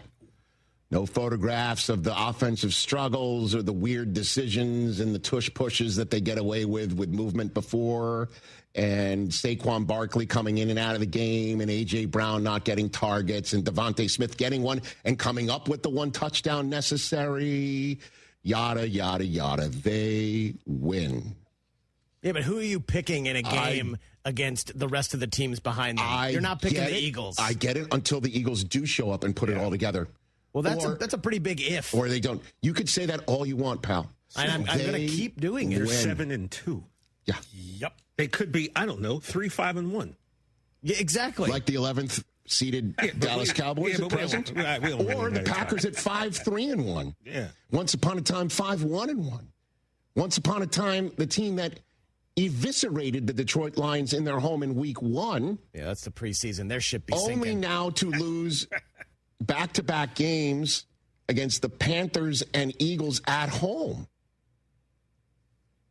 Again, we'll talk about the Packers later on. But the Philadelphia Eagles, despite the weirdness and the wildness and the head-scratching and the this, that, but the only earmark of the more recent days of the Super Bowl window that has yet to appear is the passive-aggressive proverb being posted by A.J. Brown post-game, which he is yet to do or chooses not to do. Oh, I looked before the show, you Chris. Did? Okay, good. It's not there. Okay. There's nothing there, although I only looked on one social media site. I haven't scrubbed them all, but that's part of your end of the business, Chris. Here we go. Hasn't happened yet. Maybe that'll happen, but... Say what you will, the Philadelphia Eagles are atop the NFC entering Week 11 as they are next up against the Detroit Lions on Sunday Night Football. Holy smokes. That game, in case you're wondering, is in fact in Philadelphia. Before they visit Dallas again to try and sweep the Cowboys, that Bears game the day after Thanksgiving gets better and better every single week. Making that visit to Philadelphia for Al Michaels more than just about one of his favorite 4 seasons. And then there's the Monday Nighter here against the Chargers, our neighbors across the way. And that's the way we segue to break. Because Lad McConkey, Ladidi McConkey, is about to join us after he came up with a 100-yard performance against the Pittsburgh Steelers. And I don't think he's ever appeared on this program. Certainly not since, well, he did. He shot a video for us when Keegan-Michael Key was back in studio here 2 weeks ago. He's going to join us. Mark Schlereth will join us. And then Hour 3, Ted Dansen and Mary Steenburgen, real-life husband and wife and co-stars of the Netflix series Season 2, Man on the Inside. That's Hour 3, but Ladidi next. Every great team has its core players, but when the season gets tough, adding the right free agent can make all the difference. The same goes for business. At Robert Half, we found that 67% of companies surveyed plan to increase their use of contract talent to handle workload peaks and backlogged projects. With Robert Half's specialized recruiters' experience, combined with our award-winning AI, you can quickly find the skilled candidates you want. At Robert Half, we know talent. Discover how we can help at roberthalf.com/talent. Michelle's Moment here for Gainbridge and their Give Back program, Gainbridge Assist, powered by Parity. Gainbridge and Gainbridge Assist, powered by Parity's goal is to empower girls and women through sports and education, providing 32 organizations in 21 states $222 of grant funding during 2025. These grants aim to level the playing field and expand access to sports and education for girls and women across the country. Here's to a future with no limits for women's sports with Gainbridge and Gainbridge Assist, powered by Parity. You've heard me talking about Two Creeks Crossing Resort. What a beautiful, relaxing place. We took the family when school got out and we had a fantastic time. We stayed in the treehouse. The kids love that. I drove up after I got off work and was there in 90 minutes, which is pretty close to my normal commute. The family took it all in, from exploring their 92-acre property to fishing in the creeks in their catch-and-release pond, which the kids loved. Everybody had a great time, and we can't wait to go back. Book now at twocreekscrossingresort.com. Howdy, Ags. Andrew Monaco, voice of the Aggies, here for HRMP, a proud partner of Aggie Athletics. For nearly 25 years, HRMP has been protecting the interests of Aggie-owned businesses. HRMP provides comprehensive human resource services, including HR compliance, benefits administration, and payroll. If you're an Aggie-owned business, let HRMP customize a plan to eliminate your HR burdens. Learn more by visiting hrp.net/AGS. That's hrp.net/AGS today. Time to hydrate, Houston. Rambler Sparkling Water's cranberry flavor is back and available for a limited time this holiday season. Available at Sprouts, Whole Foods, and many other retailers. Cheers to the flavor of the season. Rambler Cranberry. Get rambling. Texas Card House is Houston's premier poker facility, open 24/7. The bar's open till 2 every single night. You can always find a game. You're looking for cash games or tournaments. They got great tournaments at both locations. Seniors on Friday at Westheimer, and at 2 o'clock, $140 buy-in. You could win $15,000. They've also got online poker with Hijack Poker. You're looking for poker in the city of Houston, there's one place to go. That's TexasCardHouse.com, TexasCardHouse.com. Hey, Houston, Lance Zerline here. Listen, if you're craving authentic Mexican flavor, head to Taquerias Arandas. Since 1981, they've been serving up mouth-watering tacos, sizzling fajitas, and fresh tortas that hit the right spots. Family-friendly vibes, bold flavors, and prices that will not break the bank. Whether it's breakfast, lunch, or dinner, Taquerias Arandas has you covered. Find a location nearest you and taste the tradition. Taquerias Arandas, Houston's go-to for real Mexican food. Vamos, let's eat. Looking sharp has never been this easy or this affordable. It's the Suit Mart Buy One, Get Two event. Buy one suit at regular price. Get your second suit for just $30 and your third suit for only $20. Choose from a huge selection of slim fit, classic, and modern styles with sizes up to 70 regular. Hurry in. This offer runs Thursday, November 13th through Sunday, November 16th at all 3 Suit Mart locations. Suit Mart, where style meets savings. This is Danny Clark, owner of Collector's Firearms on the corner of Westheimer and Voss. Holiday season is upon us. Need a gift idea for a client, friend, or family member who loves guns? We're your one-stop shop. Our half-acre showroom is filled with new and pre-owned guns of every make and model, plus collectibles, accessories, ammo, and if you're just not sure what to get, gift cards are available. Collector's Firearms on the corner of Westheimer and Voss. Look for the tank out front. Online at collectorsfirearms.com. Every morning, we rise and shine, make breakfast, and brush away the night's rest. These routines help us start the day off right. Nature-Made vitamins are a simple step in that daily care regimen. Multivitamins with daily essentials, clinically studied probiotics for gut health support, magnesium to help relax the body. Nature-Made is made to care for you every day. These statements have not been evaluated by the Food and Drug Administration. These products are not intended to diagnose, treat, cure, or prevent any disease. My ride smells just right, just right, just right, just right. Y'all gotta try that Febreze car. Just right, just right, just right. Yeah. La la la la la. With up to 40 days of consistency, all over Febreze car clips right on your vent. You know my car's my happy place. Keep that smile on my face when it smells just right, just right, just right. Yeah. Breathe happy Febreze. La la la la la. Houston is Soccer City, USA, and World Cup 2026 is coming our way. Join me, Glenn Davis, every Tuesday and Wednesday, 6 Central Time, for Soccer Batters ESPN 97.5, presented by the Daspit Law Firm. Hey, it's Jeremy Branham. When you pour Higgins Boat rum, you're turning great rum into real support for heroes. 10% of every bottle, silver or reserve, goes to Camp Hope, funding PTSD recovery for veterans and their families. Camp Hope gives healing, connection, and a path forward to those who've sacrificed so much. Every sip makes a difference. Visit HigginsBoatRum.com to learn more and join me in raising a glass and raising spirits for those who served.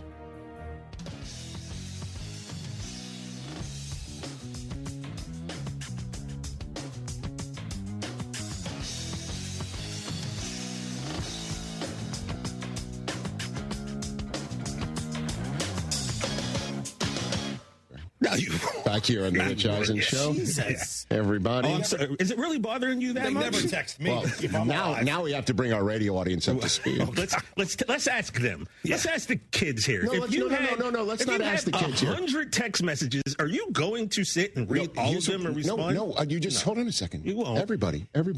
You've got to be on your best behavior. Listen. Well, we're past. No, listen. Let's do this. Radio audience, 844-204-RICH, number to dial. What do you do when you're in a fantasy league and you're texting your group and one person is intimately involved in the wins and the losses of this league and they do not respond a single time to the text message? Do you take offense to this or not? What do you do? If you're the commissioner, what do you do? 844-204-RICH. We take it to the people right here on the Rich Eisen Show on Disney Plus, ESPN app, and ESPN Radio presented by Progressive Insurance. Also, be on your best behavior because we've never had this guy on as a guest. Yes. We referred to him as Ladidi McConi. Wow. And he is a Los Angeles Charger. Ladidi McConi. Fresh off the win on Sunday Night Football against the Pittsburgh Steelers here, courtesy of the Pepper Portal for Dr. Pepper ahead of the Texas and Georgia game. And it's his birthday today. Yeah. Oh, yeah. Hey, happy birthday, Ladidi McConi. How are you, lad? Thank you. I appreciate it. Other than getting an appearance on the Rich Eisen Show, what did you want for your birthday, lad? Just some downtime. Just relax. Okay. Don't have to worry about too much. Yeah, that's it. Okay, so you're in the grind of the season, basically, is what you're saying right now. Yeah, for sure. So any little downtime you can get is good. What would you even do with downtime? Like, what would you do? If I give you downtime, boom, you got downtime. What would you do with it, lad? Oh, I'm probably just hanging out at the house with my wife and my dog, watching some YouTube, something like that, just chilling. Okay. Well, I'm looking right now down the pike. You got time coming up. Week 12, you got a bye week. That's coming up. We do. Okay, so you just got. So I'll probably head back to Georgia, go back to my hometown, see the family, maybe do a little hunting, something like that. So we'll see. What do you watch on YouTube with your wife and your dog? Like, what are your choices? What do you normally watch? I like to watch I like YouTube golf. She doesn't really like it, so she'll just hang out. Okay, enjoy it with me. But okay. So, what's the name of your dog? Nelly. Okay. It's not Ugga. Yeah. It's not Ugga. You didn't think about naming your dog Ugga? No, not Ugga. So it's not a bulldog. That's what you're saying. It is not. It is not. I got a poodle. Okay. We just got her. A poodle. Yeah, she's like 7 months. Yeah. Okay. Yeah. Well, I'm just trying to get the full picture of what's going on in your life right now. I was there on Sunday night, lad, and I watched that victory for your team coming in against the Steelers team that had they just crushed the Colts. And I'm wondering what your thought on the Steelers defense was going in and what you were able to exploit on Sunday night, lad. Yeah, we knew they got a bunch of great players, super physical. Coach Harbaugh talked about it all week. It's going to be a physical battle, and it was. But really, our defense played lights out. They kept us in the game. Special teams made plays. And when we had to show up on offense, I feel like we did, and it was good. Got the good run game going. Took some shots. Were able to get some catch and runs. So overall, that was a great win. One of the things I want to get to Harbaugh in a second. One of the things I could not help but notice when I was in the stadium last night, I got there nice and early, so I have a 14-year-old son who wanted to get there, and I totally get it. Was how on the SoFi Stadium PA, you guys get announced as you're coming out to warm up by position group, and the lusty boos coming from the stands because they were filled with terrible towel waving. You're shaking your head already. Fans in Pittsburgh. What goes through your mind, you and the Chargers, when this is the scene in your own building that you're seeing, lad? Yeah, it can be a tough deal sometimes. Coming from Georgia, it's like I had really never experienced that before. But it was great seeing them all leave at the end of the game. No, I understand it. I don't mean to put you in a tough position because you don't want to sound critical of your fans who are full-throated in support of you, and there's many of them here in Los Angeles. I get it. And you don't want to criticize them, but I guess what challenge does it present to you that you're silent snap counting in your own building? Were you prepared for that this week? I feel like we kind of always work on it. We work on silent count a lot just because we understand that happens sometimes. Just when you play other teams, like, Raiders, Chiefs, whatever, teams travel. It seems like they travel a lot to our stadium. Mm-hmm. But no, we're prepared for it. Okay, and then you mentioned how Harbaugh, Jim, was telling you all week it's going to be a physical battle. Can you walk me through what Jim does throughout a week in general to set the stage, to set the narrative for your team within the building, to set the I guess, tone, how he goes about it, Lad? Yeah, I mean, I'd say it starts on Wednesdays. We're full pads. We're out there, getting after it a little bit, obviously being smart, but you got to keep that, physicalness going throughout the week. So that's part of it. And then I feel like, our offense coordinator, Giro, does a great job of it, emphasizing it. Sanjay, my receivers coach, hey, we're going to block if you're out there on the field. So they just do a great job of emphasizing it and showing his reps. If you do it, if you are physical, this is what happens. We can pop big runs. You can turn first downs into touchdowns. So setting the agenda, he comes out on a Wednesday and addresses the team, and what the agenda is going to be for the next 5-6 days, essentially, is what you're saying? That's what he's doing? I would say, yeah. It can be, different every week. Coach Harbaugh will have a different message whichever week we're playing. So this past week was just physicalness. Well, the thing that, again, he never talks about it, certainly, whenever I ask him publicly or in an interview, about how he just seems to keep it simple. I brought this up to Derwin James last week, and I'll bring it up to you. Is prior to the first game of the season in Brazil, I called that game on YouTube, and I asked him, what his philosophy is, how it works, why is he able to go into a program, make it his own, turn it around immediately? And his answer was, he just didn't. It was as simple as possible. He just said, "I love football, and I love people who love football, and people who love football love me." That's what he said, and it's. You're laughing, right? Simple as that. Simple as that. Right? I mean, and does that resonate with the players in such a way that it works? Lad, is that as simple as that with him? It's simple as that. I mean, he always says competitors are welcome. And I feel like we've got a bunch of those on our team. And Coach Harbaugh just does a great job of just, getting guys to rally together. Offense, defense, we're all feeding off one another. Somebody makes a play, then the next person makes a play, and then it's just, a ripple effect after that. So, yeah, he just does a great job of bringing us all together. And like you said, it's as simple as that. We love football, and that's what. Yeah, how are you a competitor? Go ahead. How are you a competitor? How are you? How am I a competitor? Yeah, right. Yeah.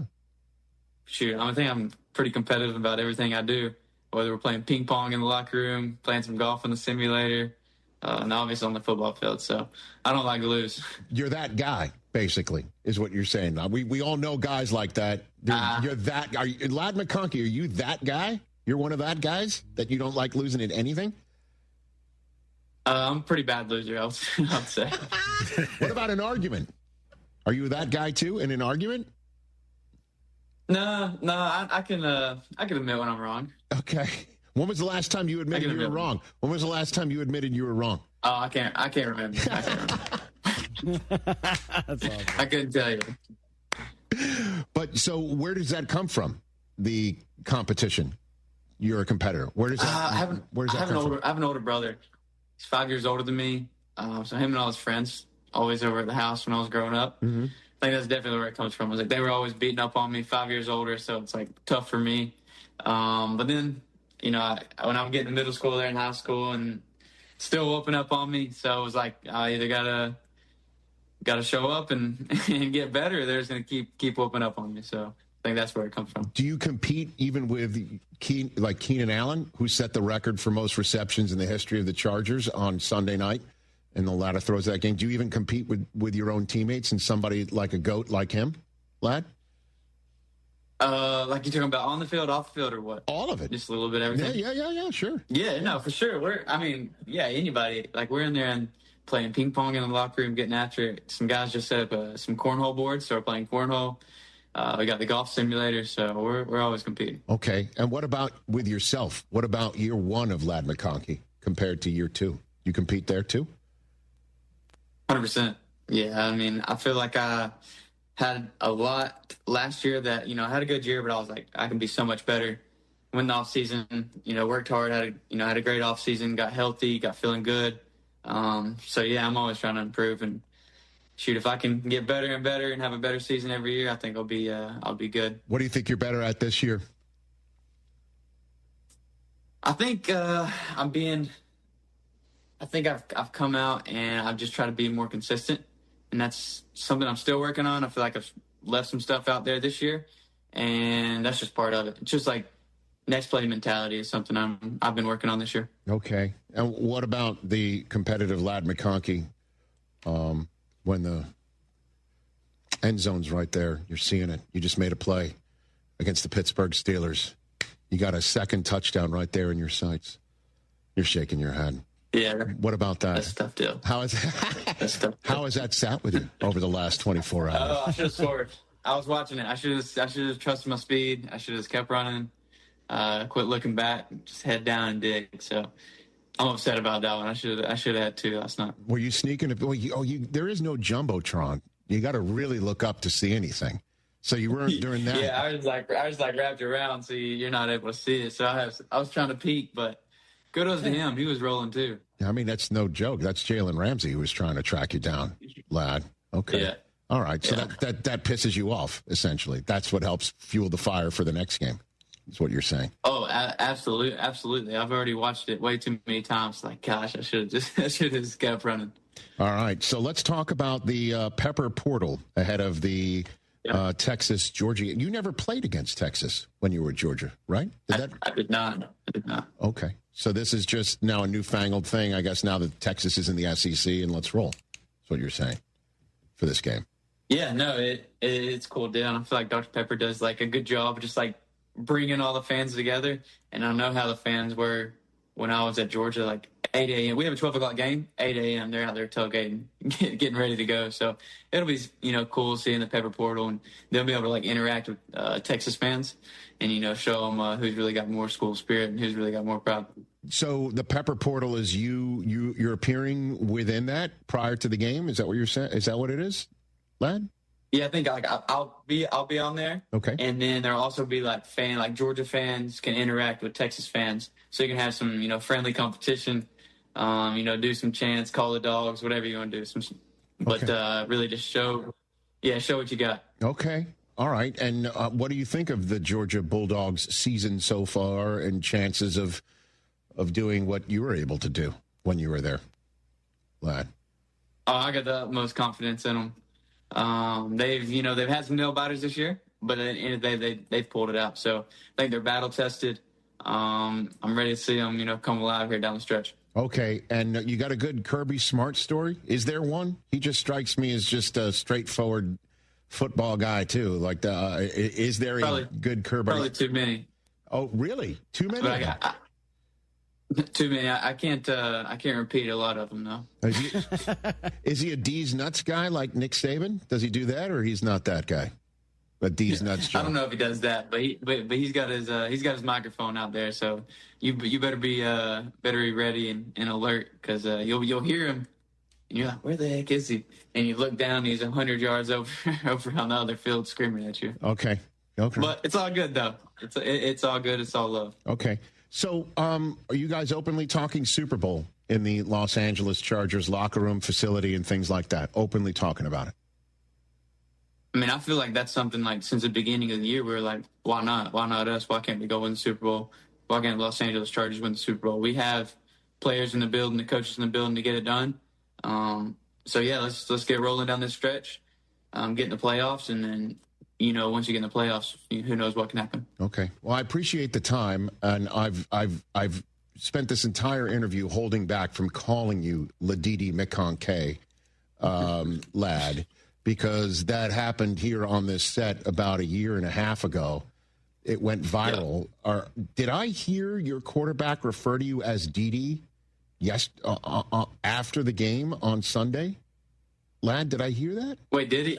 I really don't know, but I know tons of my teammates will always say it. There's like half the teammates all go, Ladidi, what's up?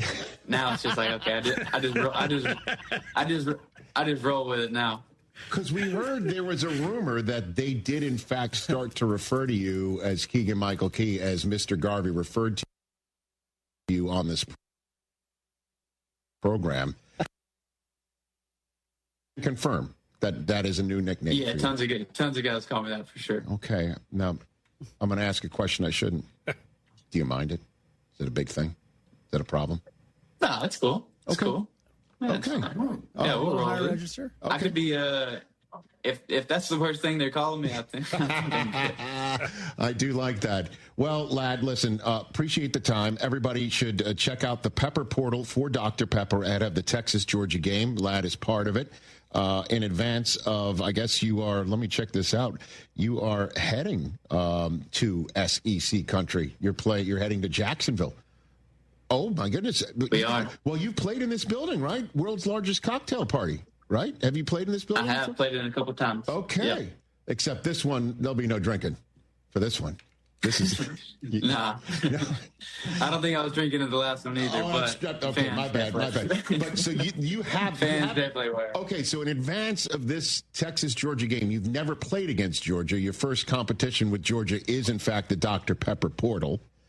But you are professionally playing in the building in which you played as a Georgia Bulldog in the world's largest cocktail party. I got that right? Yeah. Okay.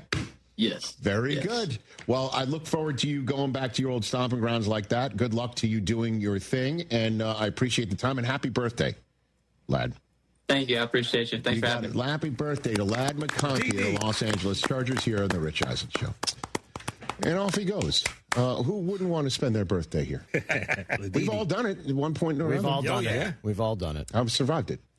All right, let's take a break. The Packers end of things from Monday Night Football. That's next. This is the Rich Eisen Show. This college football moment is brought to you by Serve Pro. College football teams have moments they recovered from and made it like it never even happened. Like on October 2nd, 1993, when the University of California faced a 30-0 halftime deficit to Oregon. Cal went on a remarkable 42-11 run in the second half to capture a 42-41 victory, one of the largest comebacks in college football history. Serve Pro, like it never even happened. With Progressive Customer Service, there are lots of ways to connect with us, so you never have to miss a second of your favorite sport.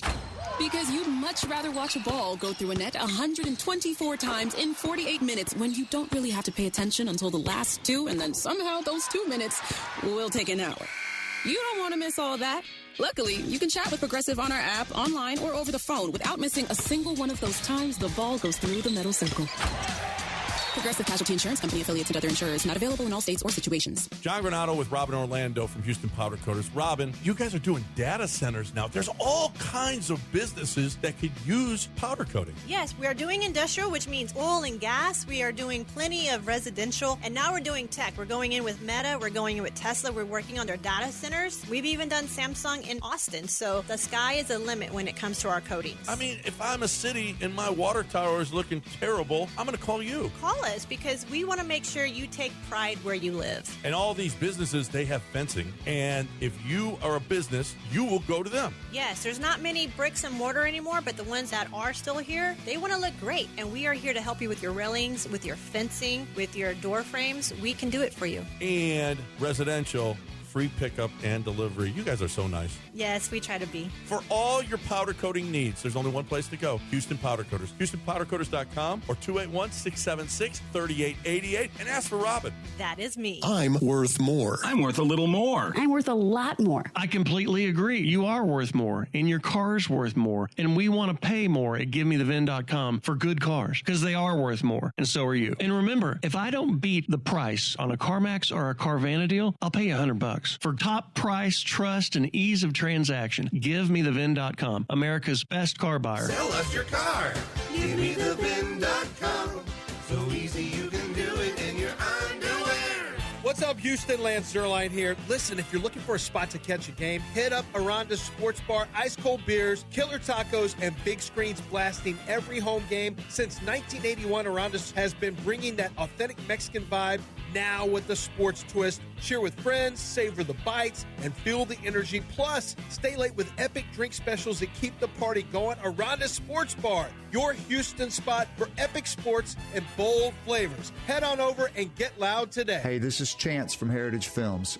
I think commercials suck for the most part, so I want to make sure that this commercial is awesome. We make documentary films like you see on Netflix, but for sort of regular folks like your dad or maybe you for your kids.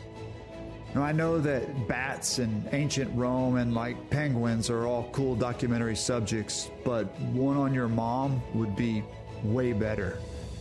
YourHeritageFilm.com. $5,000. That's the average amount of money people in the U.S. are now spending on gas in a year. $5,000. That's crazy. If you drive, you have to download Upside, the free app that gives you cash back every time you get gas. That's right. You can earn real cash back with Upside just by buying the gas you're already buying. You can literally start earning cash back today. I use Upside every time I fill up, and I've already made around $300. You're putting gas in your car anyway. Why not get real cash back? If you like free money, download Upside. I'm saving the cash I earn from using Upside to help pay for a vacation later this year. Download the free Upside app now to earn cash back every time you buy gas. Use promo code BOOST25 to get an extra 25 cents per gallon on your first tank. You can cash out anytime right to your bank, PayPal, or a gift card for Amazon and other brands. Just download the free Upside app and use promo code BOOST25 for a 25 cents per gallon bonus on your first tank. That's code BOOST25 for a 25 cents per gallon bonus. Looking sharp has never been this easy or this affordable. It's the Suit Mart Buy One, Get Two event. Buy one suit at regular price. Get your second suit for just $30 and your third suit for only $20. Choose from a huge selection of slim fit, classic, and modern styles with sizes up to 70 regular. Hurry in. This offer runs Thursday, November 13th through Sunday, November 16th at all 3 Suit Mart locations. Suit Mart, where style meets savings.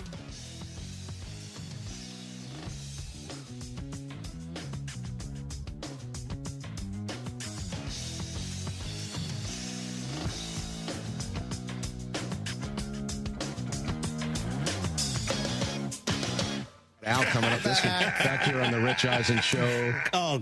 One big happy simulcast family. We're here on ESPN Radio.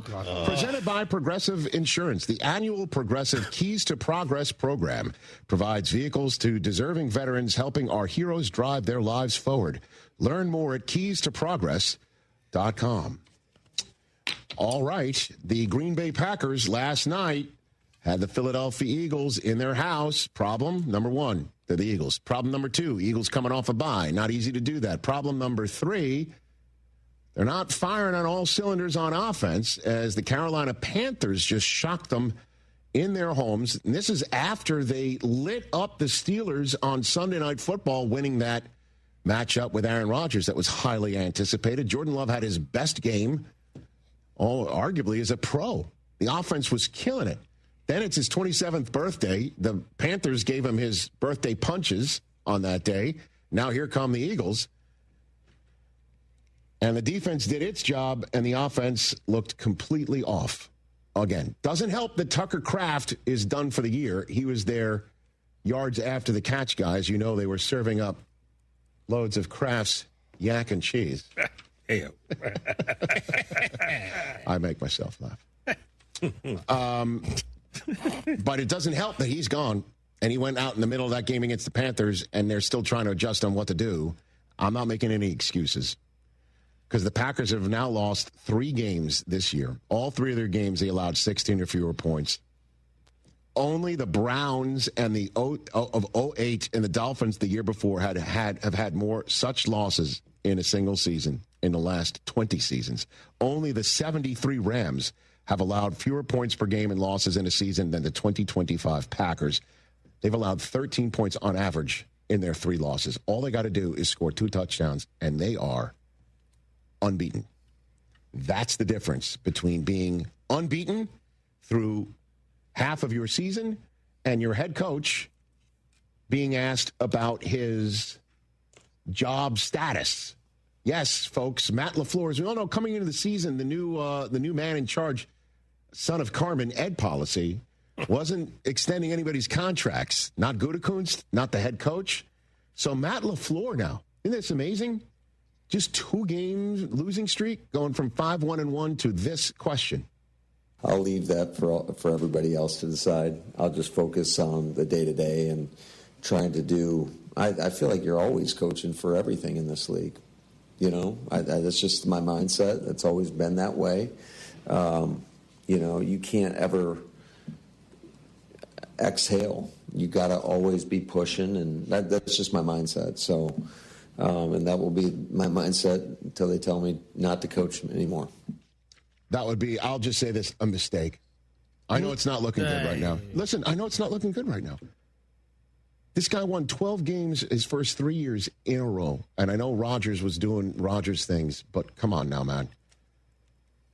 I think it would be a mistake. But then again, you know, this day and age, crazier things have happened. Crazier things have happened.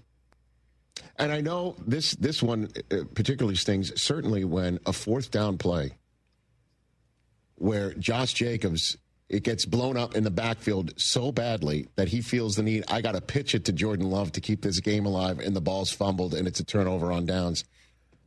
That turns into a fumble. Says this about the play call. 4th and 1, they called out our play. We ran it like 4 times. They called it out. As a runner, it don't never feel good. I mean, whenever they know what we're doing, they'll never feel good because it changed my mind on how I'm going to run the ball, if we just being honest. It makes me kind of like guess what I'm going to do. And obviously, you know, people are smart. If we got cold words or whatever, you hear it a few times, like you going to eventually react to it. You know, I mean, that's football, but yeah, I mean, it's never a good feeling. How did it change the way you ran on that play? I mean, they called it out. We called our play. They said inside zone. It's coming right here. So I kind of like didn't want to run right there, you know. But yeah, that's just how I played out. So the Eagles are calling out their code words and making their best offensive player, most reliable offensive player, second guess himself before he gets a football on a 4th down must-have play on Monday Night Football. That doesn't sit well. And I understand, like, that's coaching. That's on the coach. But I think you got to give this guy a little bit more grace. That's my own 2 cents.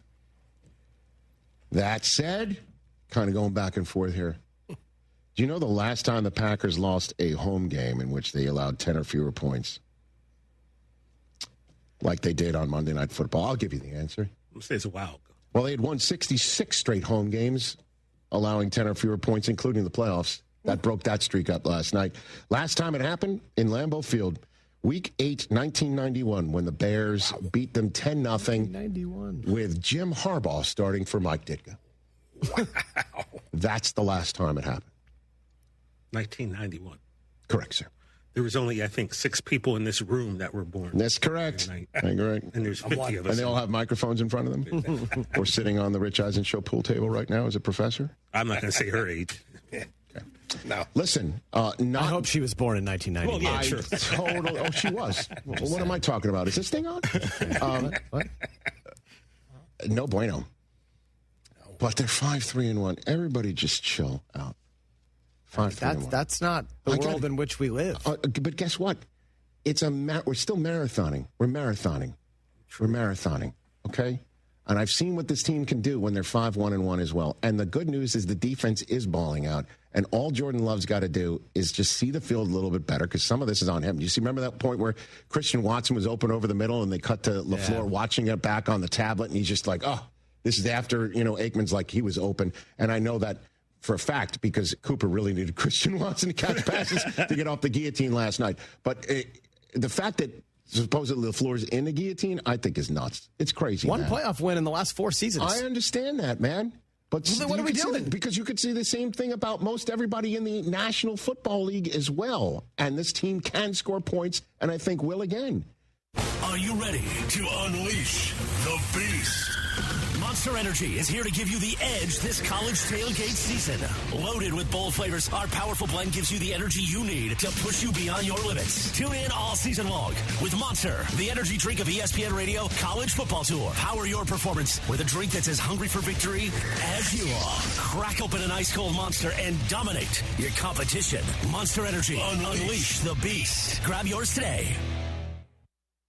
Coach Saban here, and let me tell you, every second matters. Preparation is everything, and that's why I trust Kidda Smoke Alarms. And as North America's #1 home fire safety brand, they're built to respond over 25% faster to smoke detection. Kidda helps protect what matters the most. Find it at the Home Depot. How doers get more done. #1 claim based on total household installations as of December 2023. 29% faster average smoke detection based on internal testing of smoldering wood fires for Kidda 9th edition versus leading competitor 8th edition products. Jeremy Branham here. You've heard me talk about Pro Dunk Hoops and their drill-powered lightning adjust system that lets you raise and lower your goal in seconds. It's 10 times faster with zero effort. Right now, with your new Pro Dunk basketball goal, you can get the lightning adjust system for free. That's a $249 savings, but you have to call. You won't find this offer on the website, so call Pro Dunk at 281-351-9822 and mention ESPN. That's 281-351-9822. Welcome to Huntington Bank. We're new here, but we've been around since 1866. Wow, that's a long time. Long enough to know that insightful bankers, great products, and customer service make a big difference. Let's get more from money. Switch to Huntington Bank. Welcome. Eligibility requirements apply. Some features may require enrollment. Jeremy Branham here from my good friends at HR&P. For nearly 25 years, Mike Hawley, U of H class of 1990, has led HR&P, protecting the interest of Cougar-owned businesses.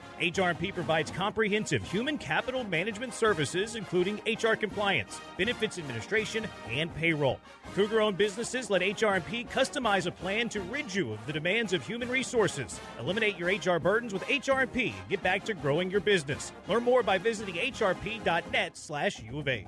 Hey, Lance Zerline here. You know I'm a numbers guy, and I like the numbers that Daspit Law Firm is putting up for their clients. The super team at Daspit Law handles a full range of personal injury cases, and they are getting results from their clients in big numbers. Car accidents, truck accidents, industrial accidents, construction accidents, maritime accidents, offshore accidents. These are all areas where if it's you or someone you know, I encourage you to get a free case review from John Daspit with the Daspit Law Firm. Call 713-CALL-NOW. That's 713-CALL-NOW. Cast your line and relax at twocreekscrossingresort.com. Your fishing getaway awaits.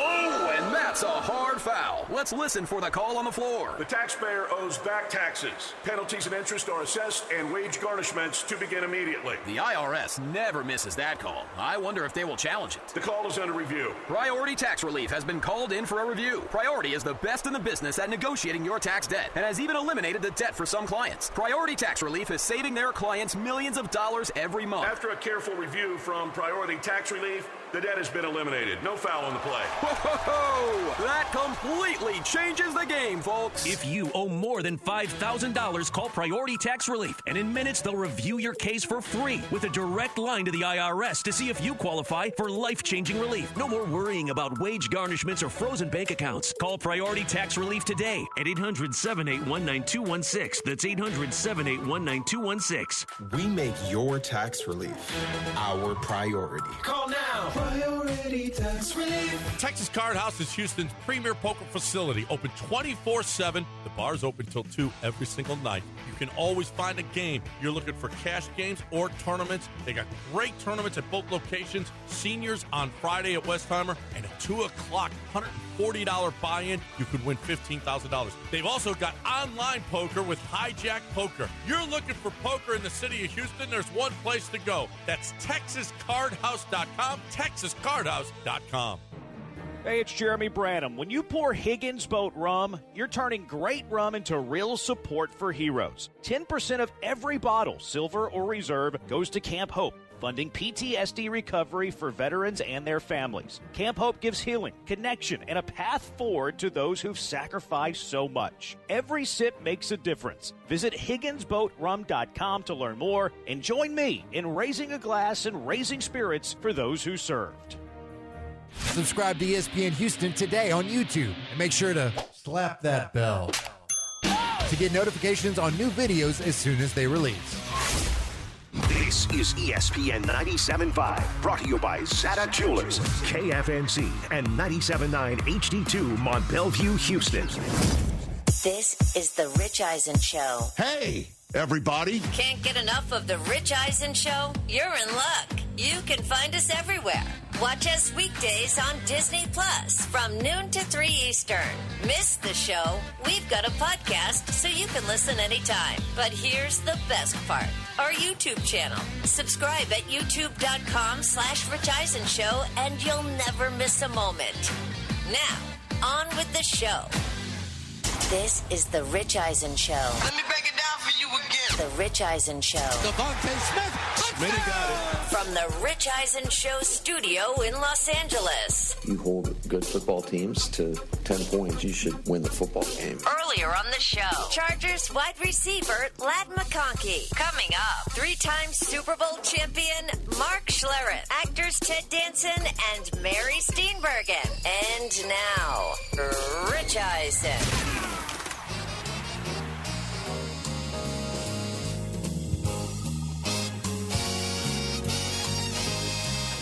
Well, that's right. Hour number 2 of the Rich Eisen Show is on the air here on Disney Plus, the ESPN app, and, of course, ESPN Radio presented by Progressive Insurance. Hello, Sirius XM Channel 80 listeners as well. 844-204-RICH is the number to dial. We just said goodbye to Ladd McConkey, but as we refer to him here as Mr. Garvey once upon a time. DD McConkey? Listen, you know we like being right around here. But love it. But we like being nuanced. We like just hanging out. But listen, what this is all about is about being heard and having that acknowledged. Did you see what the Chargers just sent out? Birthday wishes to Ladidi. I don't know if they spelled it right. I don't. Who listen, cares? That's awesome. I agree. I think there are. That's incredible. Yeah, right. But I think it is DEE. Yeah. Right? We need a little more. I mean, a few but more E's. But let's not. Let's not pick nits. Yeah. You know what I mean? I like that. That is amazing. So that is so good. I'm telling you, man. When Herbert said DD after the game, I was just like, I had to rewind it. Well, they've now shortened it. They've now shortened it as a nickname. DD. Fantastic. Shout out to Dansen and Mary Steenburgen coming up in hour number 3. It'll be great.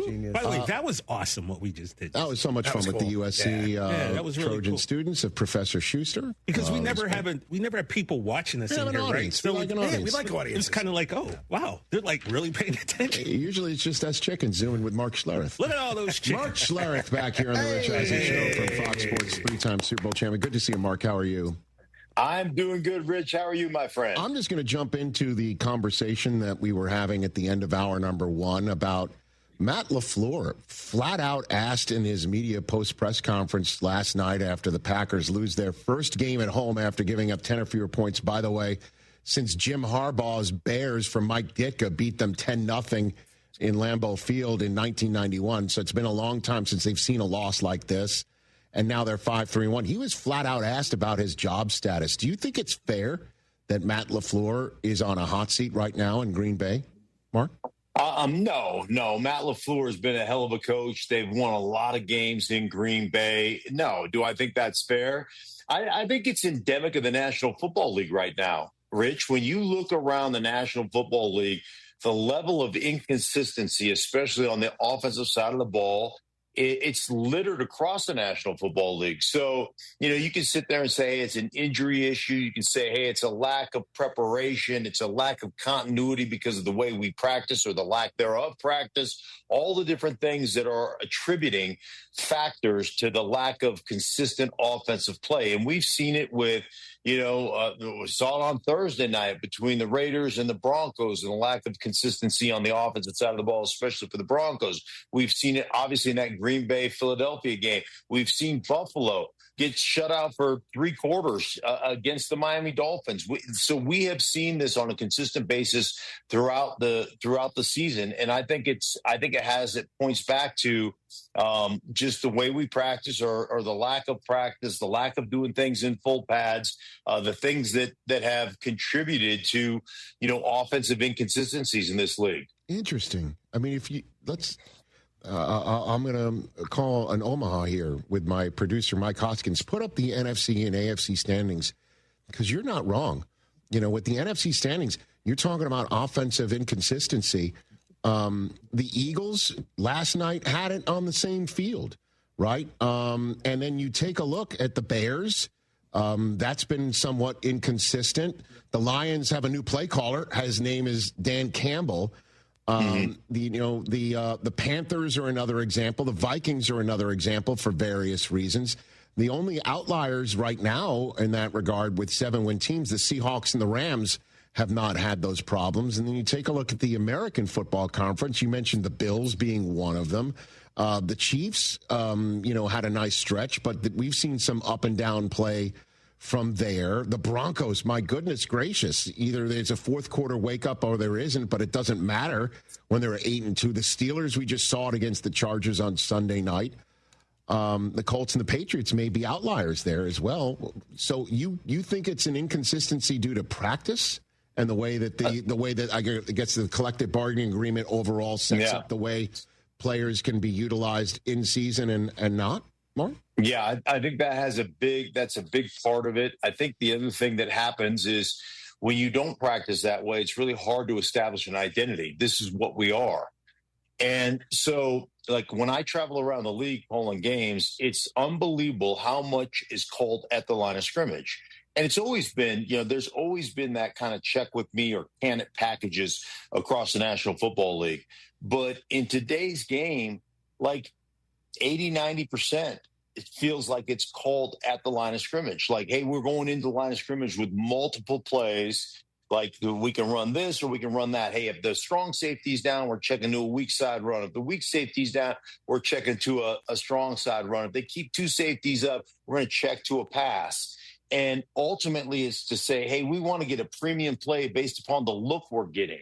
Well, the problem is those looks change. The other problem is when you're always kind of waiting around as an offense, it's hard to establish an identity. It's hard to just come off the ball and shorten somebody's neck because you're always just kind of waiting around to see and letting the defense kind of dictate what we're going to do as an offense. And some of that is because you don't get to practice a lot of those things in the regular season. You don't get to say, hey, man, this is what we run. We're going to come off and, in my time, I'm sure you've seen Dodgeball, the movie Dodgeball, one of my favorite movies. Yes. But Global Gym's, their motto was, we're better than you and we know it.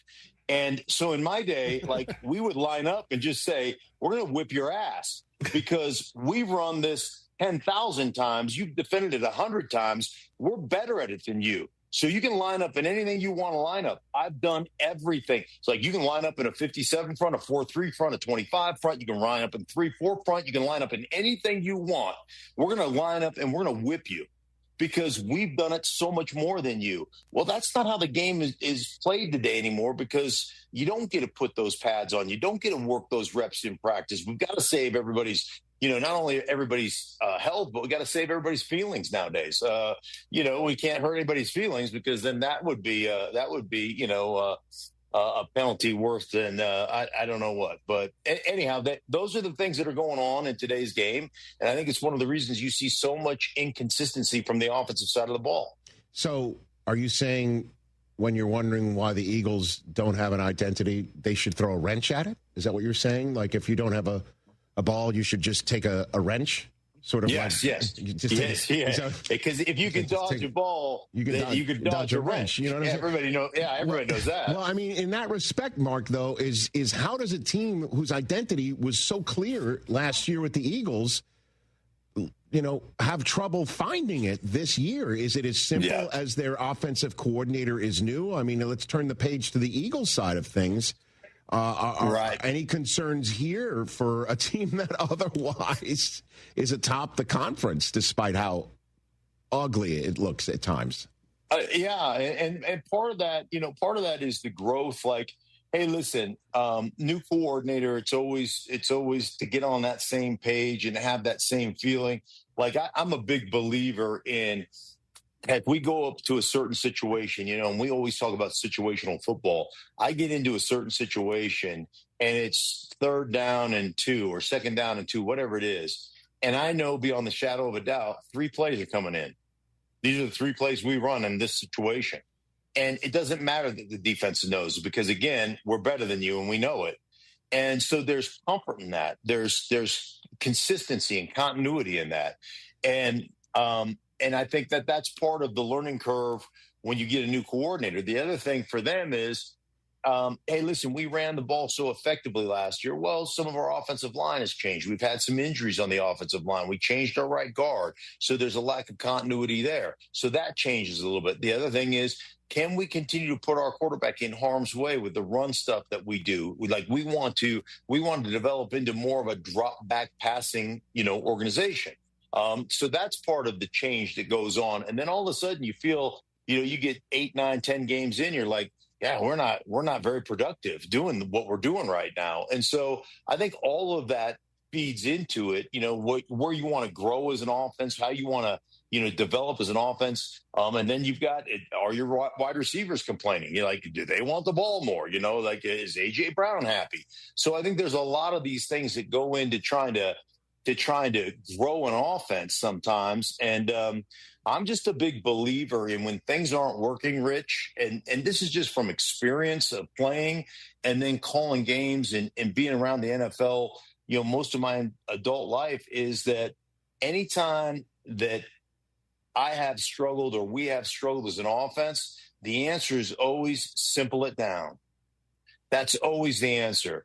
Because when you have it as complex and it becomes so complex that people have to think, I mean, we're a game full of PE majors, right? I mean, honestly, like I'm a general studies. I have a general studies degree from the University of Idaho, right? So like my education's an inch deep and a mile wide. Keep the questions, general, and I can answer them. Get specific, and we're going to be in trouble. So like, I think there's an aspect of it as I want to be as aggressive as possible. And the more I have to think, the slower I end up playing.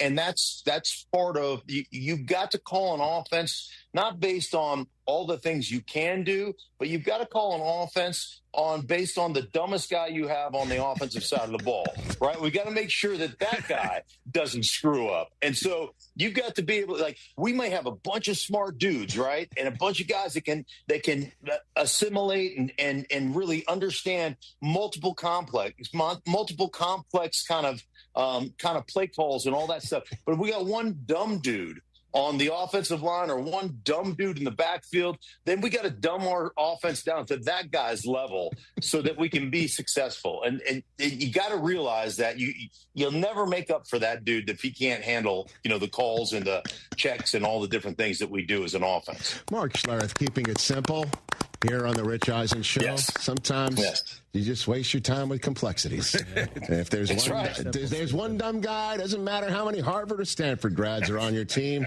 it's the lowest common denominator bringing you down. The weakest link. Fantastic. So who's the best team in the NFL entering Week 11? I was talking over the last couple days, Mark, of seriously, I can't recall a more wide open Super Bowl race in my time. I'll answer your question. The team right now that I think is the best team on film that I've watched, the Rams. Okay. I think the Rams obviously both lines of scrimmage, they can play defensively. They can get after the quarterback. They can do all those things. I think one of the cool things for me is going back to Sean McVay when he first got to the Rams. I remember doing a game, maybe his first or second year, and they were in 11 personnel, 3 wide receivers, 1 tight end, 1 running back, 98% of the time. The only time they got out of 11 personnel was at the end of the half or the end of the game when they were going kneel down, essentially, to get out of the half or get out of the game, right? They won, victory formation, they got out of it. Right now, when you watch them, they probably are the number 1 team in football when it comes to 3 tight end formations, 2 tight end formations. They got 4 dudes that play tight end. They can all play. and they all are cookie cutters, right? They're all like 6'5", 250. They can all run. They can all block on the edge. They can all pass protect. That's a problem. It's a problem for NFL teams because you dictate to the defense. And so they've got all these dudes, and ultimately when they get into these heavy formations, you want to match them in heavy personnel, right? You want to bring in your big-bodied linebackers and all that stuff. And this is just science, Rich. I haven't checked it out with anybody other than me. Again, it goes to the general studies aspect of this, but fat guys don't run as fast as skinny guys. Like, so I want to get as many fat guys on defense out there playing as I possibly can. And because of the tight end formations they use, they get a lot of fat guys that don't run as fast. There are great matchups for those guys, and they're cutting people up on the offensive side of the ball, and their quarterback has been lights out. Yeah, and so the defense doesn't know what play's coming from the same formation, and that's been a McVay staple for 9 years. So you choose them as the best in football. Who's the best in the AFC? You got 8 win teams in 3 different spots. And it's, I know the Colts just bounced back and Jonathan Taylor may be the MVP of the league, but the Patriots, who you've seen in recent days, Mark, I know everybody's waiting for the pumpkin to come, out of the carriage here, but I don't know, man. Vrabel's got them cooked up, and along with McDaniels and Drake May, and the rookies are doing all right. They had a hell of a draft. They're all playing well. They're all contributing. Christian Gonzalez may be the best defensive player people don't talk about. They're for real, Mark.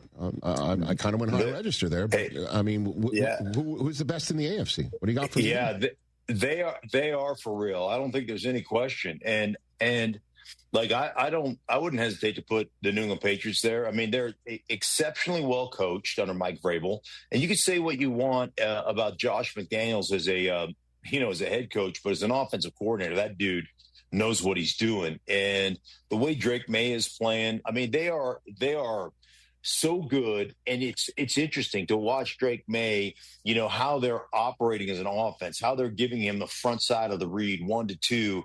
And then, and to having a conversation with Josh McDaniels, he goes, hey, 1-2, I'd like him to get to 3 or 4. And he does occasionally, but most of the time it's 1-2, take off, go make something happen with your feet, go sit, make something happen with your legs. And there's this natural progression that's going on right now as he is growing as a quarterback. And they're allowing that to happen. They're not trying to force it to happen. They're allowing it to happen on a natural level. And he's athletic enough to bail himself out of situations. And then they're exceptionally well coached. Did you see Henderson running down the sideline and then looking over at Vrabel to go, can I go in here? Or do you want me to kneel? Like, what do you want me to do? It's just it's phenomenal to watch. And I've been out there. I've done a couple of their games. Watch Mike Vrabel in practice. Watch the way this team works. The attention to detail. I think they're as well coached as any team in the National Football League, and their players are playing lights out football right now. And they're big and physical. So, it's a Vrabel trait. We're going to play exceptionally smart. We're going to be big, and we're going to be physical, and control both lines of scrimmage. And that's what they've been able to do. And then, of course, in the AFC, there's 2 division winners, and year in and year out. Well, I guess 3, right? I mean, 4. My goodness gracious! I'm on the fly here. Chiefs have sat atop the AFC West forever and a day. The Bills atop the AFC East forever and a day. The Texans, who you're seeing against the Titans, calling on Fox this week, Mark, with a big comeback win over the Jaguars to keep any hopes that they have alive of making the playoffs, maybe as a wild card because the Colts are so far in front of them. And then you got the Ravens at 4-5, now just a game behind in the AFC North. Which of those 4 teams do you think that usually come up on top will, in fact, win their division? You could say none if you want, Mark. What do you think?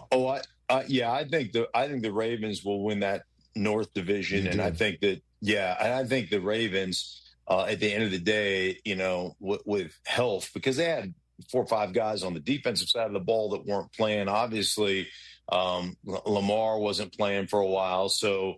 And I just believe that the rest of that division with the Cincinnati Bengals and the Browns, not very good. Browns are awesome on defense, but just not overall very good football team right now. And then I think the Steelers are kind of paper tigers at this particular point in time. So I think the Ravens are going to come out and win that division. All right, so let me remove Ravens from it.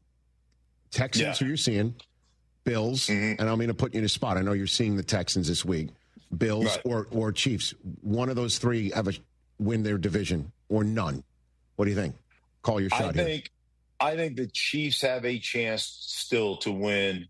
The Chargers have had all kinds of injuries. They're sitting at 7-3 right now, but they're an inconsistent football team. Not that the Chiefs aren't.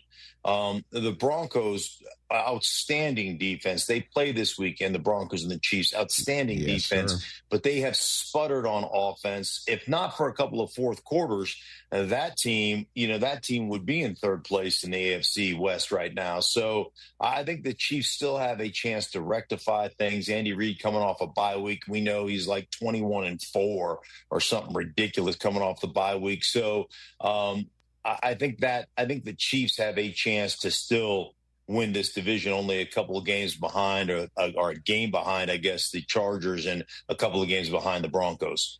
His podcast, Stinking Truth Podcast with Mark Schlereth. Get it wherever you get your podcasts. And, of course, check Mark out with the Titans and Texans on Fox in the early window of a terrific Week 11. Thanks for the time, as always, brother. You make us smarter and laugh at the same time. Thanks. I appreciate you, Rich. Take care, buddy. Ladies and gentlemen, Mr. General Studies from Idaho himself, Mark Schlereth, studying generally here on the Rich Eisen. An inch deep and a mile long. I've never heard that before. Mark. He studies generally. And the same way the grocery shoppers manage generally. Right? Yeah. Every week he says something that just has us cracking up for a few days. Outstanding. All right, we'll take a break. Overreaction Monday on a Tuesday. Also still having this hour. Is Joe Burrow coming back? After Thanksgiving? It's coming up. Tire care shouldn't come with extra costs or surprise fees, and it should be simple, straightforward, and stress-free. So at Midas, they're rolling out the limited lifetime tire guarantee. Included with every tire purchase with paid installation, you'll pay nothing for flat repairs, nada for flat replacements, zilch for tire rotations every 5,000 miles, and zero for other preventative maintenance. So with this limited lifetime tire guarantee, you'll pay a whole lot of nothing compared to what the other guys charge for tire care. That's a limited lifetime tire guarantee only at Midas. At AT&T, we guarantee our network so you can talk college football with your BFF while taking Buster to the vet. Hey, I can't believe he ate the whole thing of chicken wings. And I can't believe we're staging a comeback. Touchdown! Yes! Staying connected matters. That's why in the rare event of a network outage, you'll automatically get a bill credit for a full day's service. For wireless downtime lasting 60 minutes or more caused by a single incident impacting 10 or more towers, must be connected to impacted tower at onset of outage. Restrictions and exclusions apply. See att.com/guarantee for full details.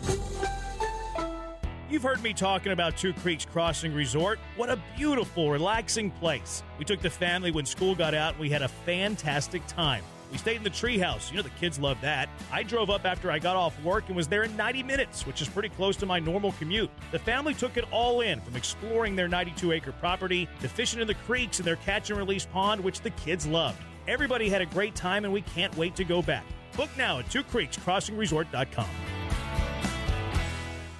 Oh, and that's a hard foul. Let's listen for the call on the floor. The taxpayer owes back taxes. Penalties and interest are assessed and wage garnishments to begin immediately. The IRS never misses that call. I wonder if they will challenge it. The call is under review. Priority Tax Relief has been called in for a review. Priority is the best in the business at negotiating your tax debt and has even eliminated the debt for some clients. Priority Tax Relief is saving their clients millions of dollars every month. After a careful review from Priority Tax Relief, the debt has been eliminated. No foul on the play. Whoa!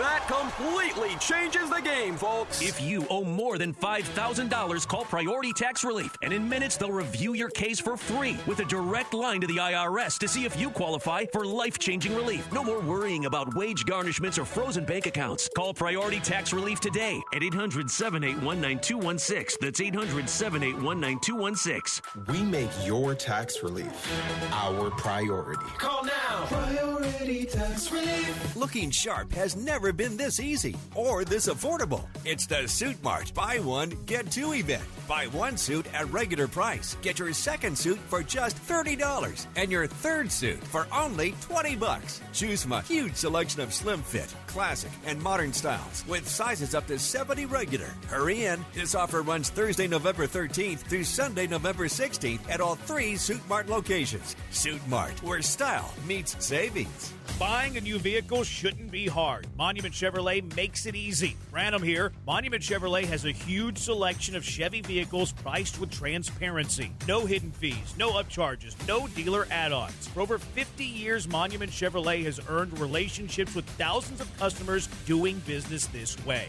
For new and used cars, fleet sales, and service, visit Monument Chevrolet in Pasadena, right off 225 and Beltway 8, and monumentchevrolet.com. Chevrolet, together, let's drive. Tailgating is serious business down here. And the smoker? Well, that's the centerpiece. Treat that brisket with respect. Low and slow. No shortcuts. And if you really want to impress the crowd, load it up with sausage, crackling, and boudin from the Best Stop Cajun Market with locations in Katy and Baytown. Spice, smoke, and soul. That's the winning combo for game day. Hit Best Stop Katy or Best Stop Baytown before the party and keep the tradition alive. Sean Mapes here to tell you that Prize Picks is the best way to win cash on your Texans and Rockets this season. Which players are going to go off? Which ones are overhyped? Make your picks in less than 60 seconds and turn your takes into cash all season long on Prize Picks. Prize Picks is the only app that offers stacks, meaning you can pick the same player up to 3 times in the same lineup. Want to pick more on Kevin Durant's points, rebounds, and three-pointers? Now you can pick them all in the same lineup only on Prize Picks. You can also follow other Prize Picks players directly on the app with the new feed tab. Follow a friend, a celebrity, or maybe your favorite local radio personality and check out every lineup they create with just one click. PrizePicks also offers injury reboots. If one of your players leaves the game in the first half and doesn't return, PrizePicks won't count it as a loss. Download the PrizePicks app and use code MAPES to get $50 in lineups after you play your first $5 lineup. That's promo code MAPES to get $50 in lineups after you play your first $5 lineup. PrizePicks. It's good to be right. Must be present in certain states. Visit prizepicks.com for restrictions and details. Black Friday is happening now at the Home Depot, which means it's time to get your home ready for all your holiday moments and traditions. Hi. Hey. Right now, you can bring home holiday magic with our wide assortment of dazzling pre-lit trees under $99. Spend more time creating memories and less time assembling with Quick Connect technology that makes it easy to set up your new tree in a few clicks. Wow. Hurry in for Black Friday happening now at the Home Depot. We know exactly what you're not thinking about right now. Wiper blades. But now that you are, take a moment to think about how Rain-X is the #1 brand of wiper blades in America. Why? Because Rain-X thinks about wiper blades all the time. We obsess, so you don't have to. Simply install our blades and then think about literally anything else. So choose Rain-X, America's #1 wiper blades, and then go back to not thinking about wiper blades. Rain-X. Outsmart the elements.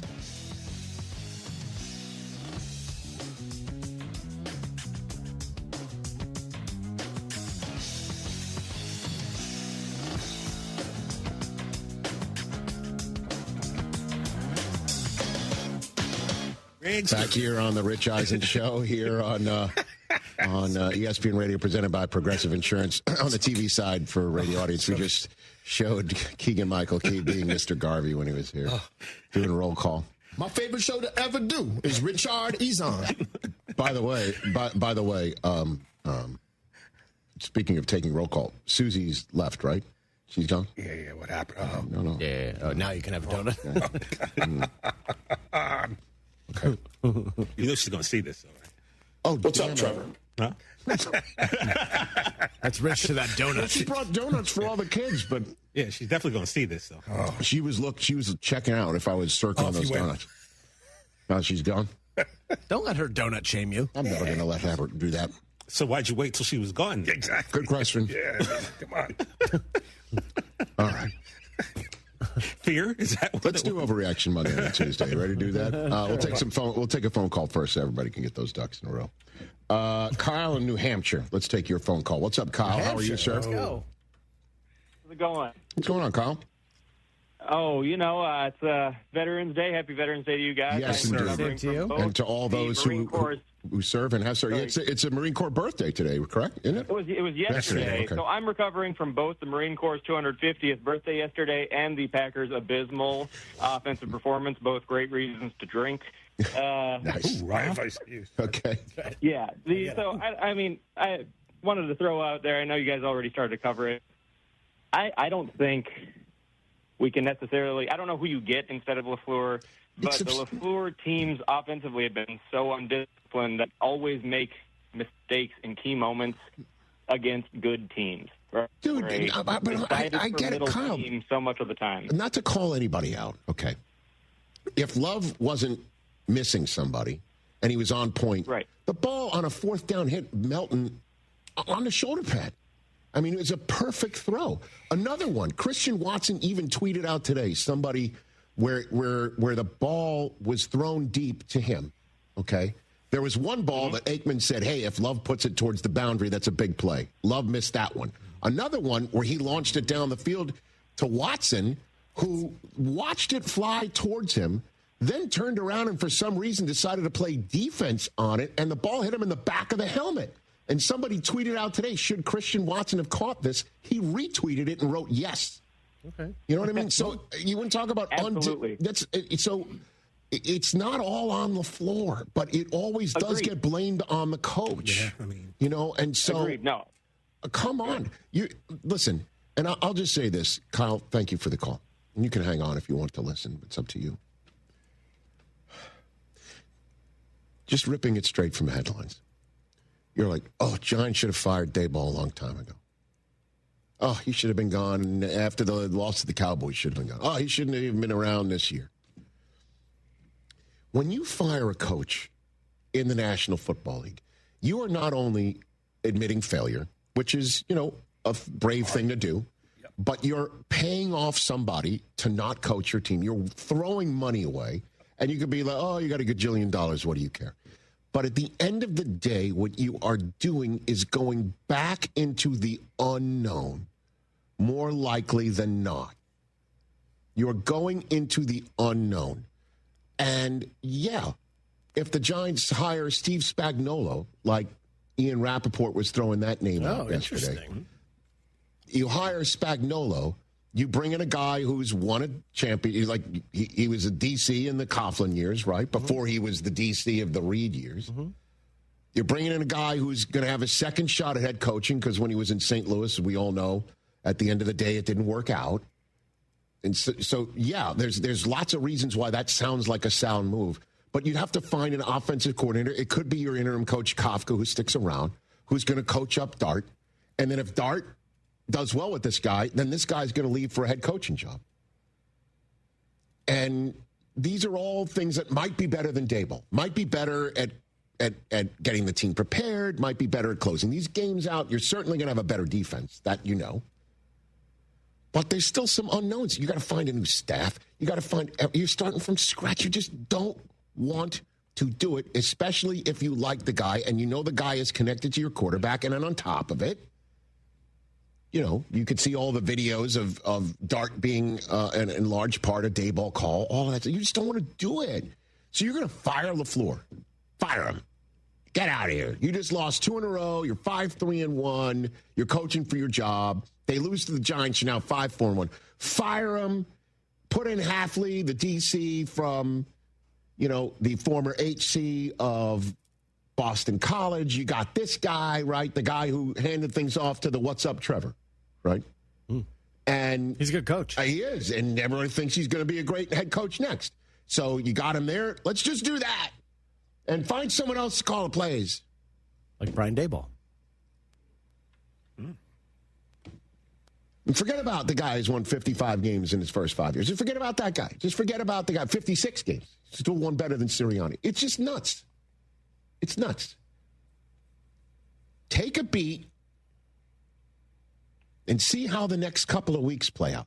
And let him finish. It's crazy how things turn around. I know you feel differently, Chris. You're in the fire everybody mode. You like firing everybody. You like this game stinks. The team has no chance at winning. Fire the coach. Rockland got a short leash. Yeah. Short leash. Well, the short leash worked for him in New England. I mean, it was the right move. It was the right move. And you know how many Browns fans are like, we had Vrabel sitting there. Yep, you sure did. Last year after the Titans, I don't think the results would have been the same for Vrabel, though. Doesn't matter. It's about culture. Coaches bring culture. Talk about what's going on in Green Bay. Undisciplined. What happens? What's undisciplined? What happens in playoff games? The only thing last night that is indictable, from what I saw, undisciplined. Your best offensive player in many ways, shapes, and forms in terms of pass catcher blows his knee out in the middle of a game, and you're gonna have to. It's not going to look great. It's just not. Why is your great. tight end the best pass catcher on your team? You spent a first-round pick on a wide receiver. Use him. Well, he's hurt. I mean, he was inactive last night. Where's he been the other 9 weeks? Not getting the ball. Some guys also need to. I don't know. I'm not there. I don't know if he's having trouble grasping this or it is an inefficiency that's laid at the feet of the coach. I don't know. Nor do you. And at the end of the day, it is all about results. Yep. I do understand that. I get it. One playoff win in 4 years is unacceptable for the Green Bay Packers. Best pass catchers on a team. I've also included George Kittle, outside of McCaffrey, went before he got there. Kelsey, for championship teams. Gronk. You were talking about the Hall of Fame all-time greats. I know. Outliers. How do you not know that Tucker Kraft isn't one of those eventually at the end of the day? Listen. One thing about the Packers, they always had great tight ends. You don't want to fire your coach if you don't have to. It's that simple. But there is a reason why they didn't extend him. Just 2 losses in a row. Everybody take a beat. Now they lose to the Giants and their interim head coach, maybe starting Russell Wilson. Oh. Then the drum beat will get higher, or they'll win that game and they're 6-3-1, and off you go. 844-204-RICH, number to dial. Let's take one last call. Then we'll do Overreaction Monday on a Tuesday. I don't want to be up against it. Mike, I don't know what you're doing over there. You just hung up on some poor dude. No, that was a person. No, it wasn't a person. That was a person. No, that was no longer a person on hold. Sam in Terre Haute, Indiana. What's up, Sam? Hey, Rich. I do want to say I took up your movie recommendation for Dead Men Don't Wear Plaid. Yes, sir. It was definitely an improvement on Terre Haute if there was a layer of cheese covering that whole town. All right, so you've done your homework, and I appreciate that. I did. Well done. Yeah, so I'm currently stranded in Newark, New Jersey, coming back from the Colts-Falcons Berlin game. And I want to say I know you were at the Frankfurt game 2 years ago. Yes, sir. And that very, very much felt like a neutral game location. Like there wasn't an overwhelming fan group from one side or the other. But this Berlin game, it felt truly like a Colts home game. Wow. With how many people were rooting for the Colts. In fact, they had the Lucas Oil Stadium in-house announcer was there at Berlin doing the in-stadium announcing. So it was just an amazing experience, and I hope this is what we can see going forward from the NFL with its international series. Hey, listen, you're talking to a guy who's seen a ton of international games, and I love the London games. There's a different sense in Germany. There just really is. There's an intensity, and I think part of that, comes from the fact of, I never really looked it up. I guess I should if we keep bringing it up. How many World League of American Football / European League teams there were in Germany? There were a lot. I think there was one in London and one in Scotland, right? There was Scottish Claymores. Was that one of those teams? Claymores. But back in the day, there was Rhine Fire. There was one in Berlin. The Frankfurt Galaxy. Hamburg, Frankfurt.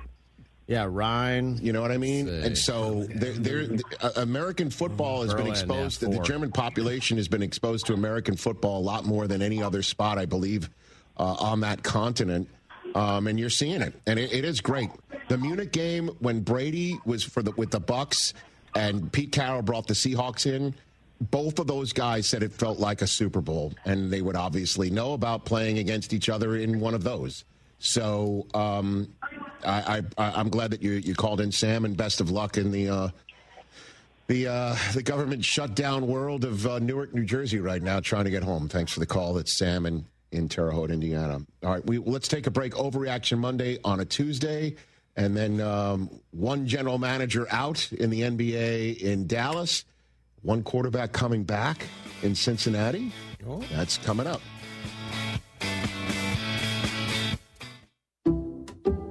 Some people just know you can save money on car insurance by checking Allstate first. Like you know to check the weather first, before wearing face paint to the game. Bro, your Go Cats is dripping into your nachos. Oh, and now paint is in my eyes. Interception! Did you see that? No. Yeah, checking first is smart. So check Allstate first and see what you could save. You're in good hands with Allstate. Potential savings vary, including based on how you buy, subject to terms, conditions, and availability. Allstate North American Insurance Company and affiliates, Northbrook, Illinois. From kickoff to cash out, ESPN Bet has the tools you need to score more on game days. Bet smarter with stats at your fingertips. Get personalized parlays built just for you. And with your fantasy team synced right in the app, you can back your squad. Right now, new customers get $100 in bonus bets when you bet $10. Sign up with promo code USL to get started. Must be 21 plus. Gambling problem? Call 1-800-GAMBLER. Terms and conditions apply. See app for details. Offer not available in New York. This is Danny Clark, owner of Collector's Firearms on the corner of Westheimer and Voss. Holiday season is upon us. Need a gift idea for a client, friend, or family member who loves guns? We're your one-stop shop. Our half-acre showroom is filled with new and pre-owned guns of every make and model, plus collectibles, accessories, ammo, and if you're just not sure what to get, gift cards are available. Collector's Firearms on the corner of Westheimer and Voss. Look for the tank out front. Online at collectorsfirearms.com. This is your deep inner voice. Exit 18th. Take the 18th Street exit. Exit 18th. Yanni Damaris here. If you're sitting anywhere on the 610 loop, stuck in traffic, exit 18th Street and grab a cold drink at Damaris Barbecue. We'd love to have you, and you'd love being here. We've got a full bar, beer, wine, liquor, and frozen drinks. And you can even be a family hero by taking home some delicious dinner. You heard me. 18th Street. Exit 18th. And get to Damaris Barbecue. Workdays can be unpredictable, but your workwear shouldn't be. With the Cintas Apparel Plus program, you'll have freshly laundered garments for everyone on your team delivered every week. Cintas has workwear for just about any job imaginable, with high-performance fabrics and an uncompromising fit that stretches and moves with you.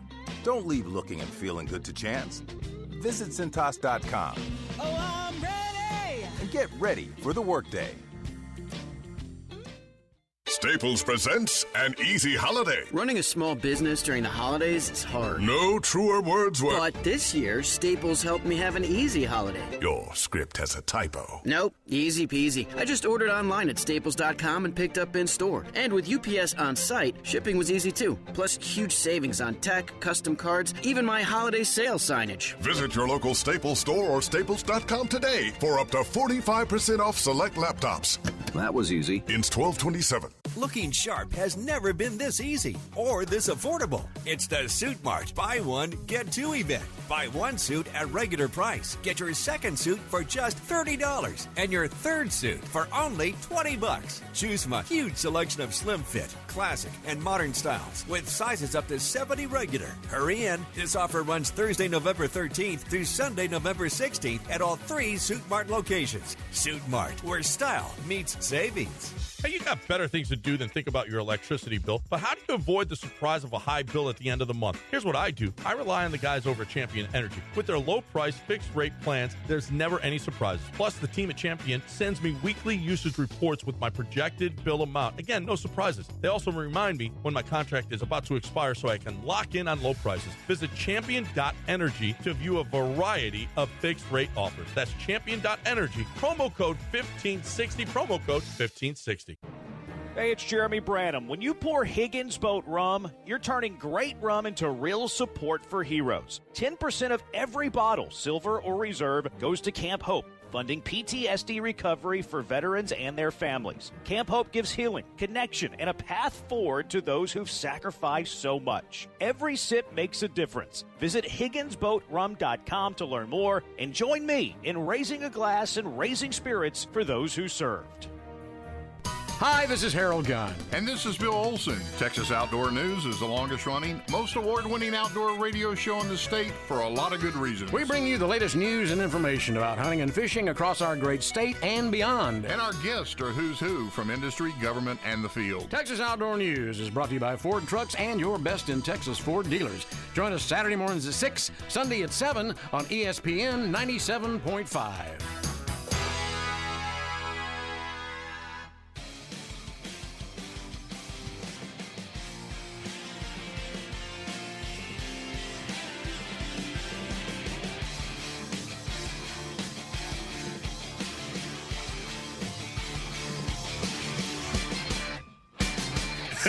But I won't do it. Back on the Rich Eisen Show, everybody. Say, I don't tell you anything. We didn't know this. Back on ESPN Radio, presented by Progressive Insurance. All right, it's a Tuesday.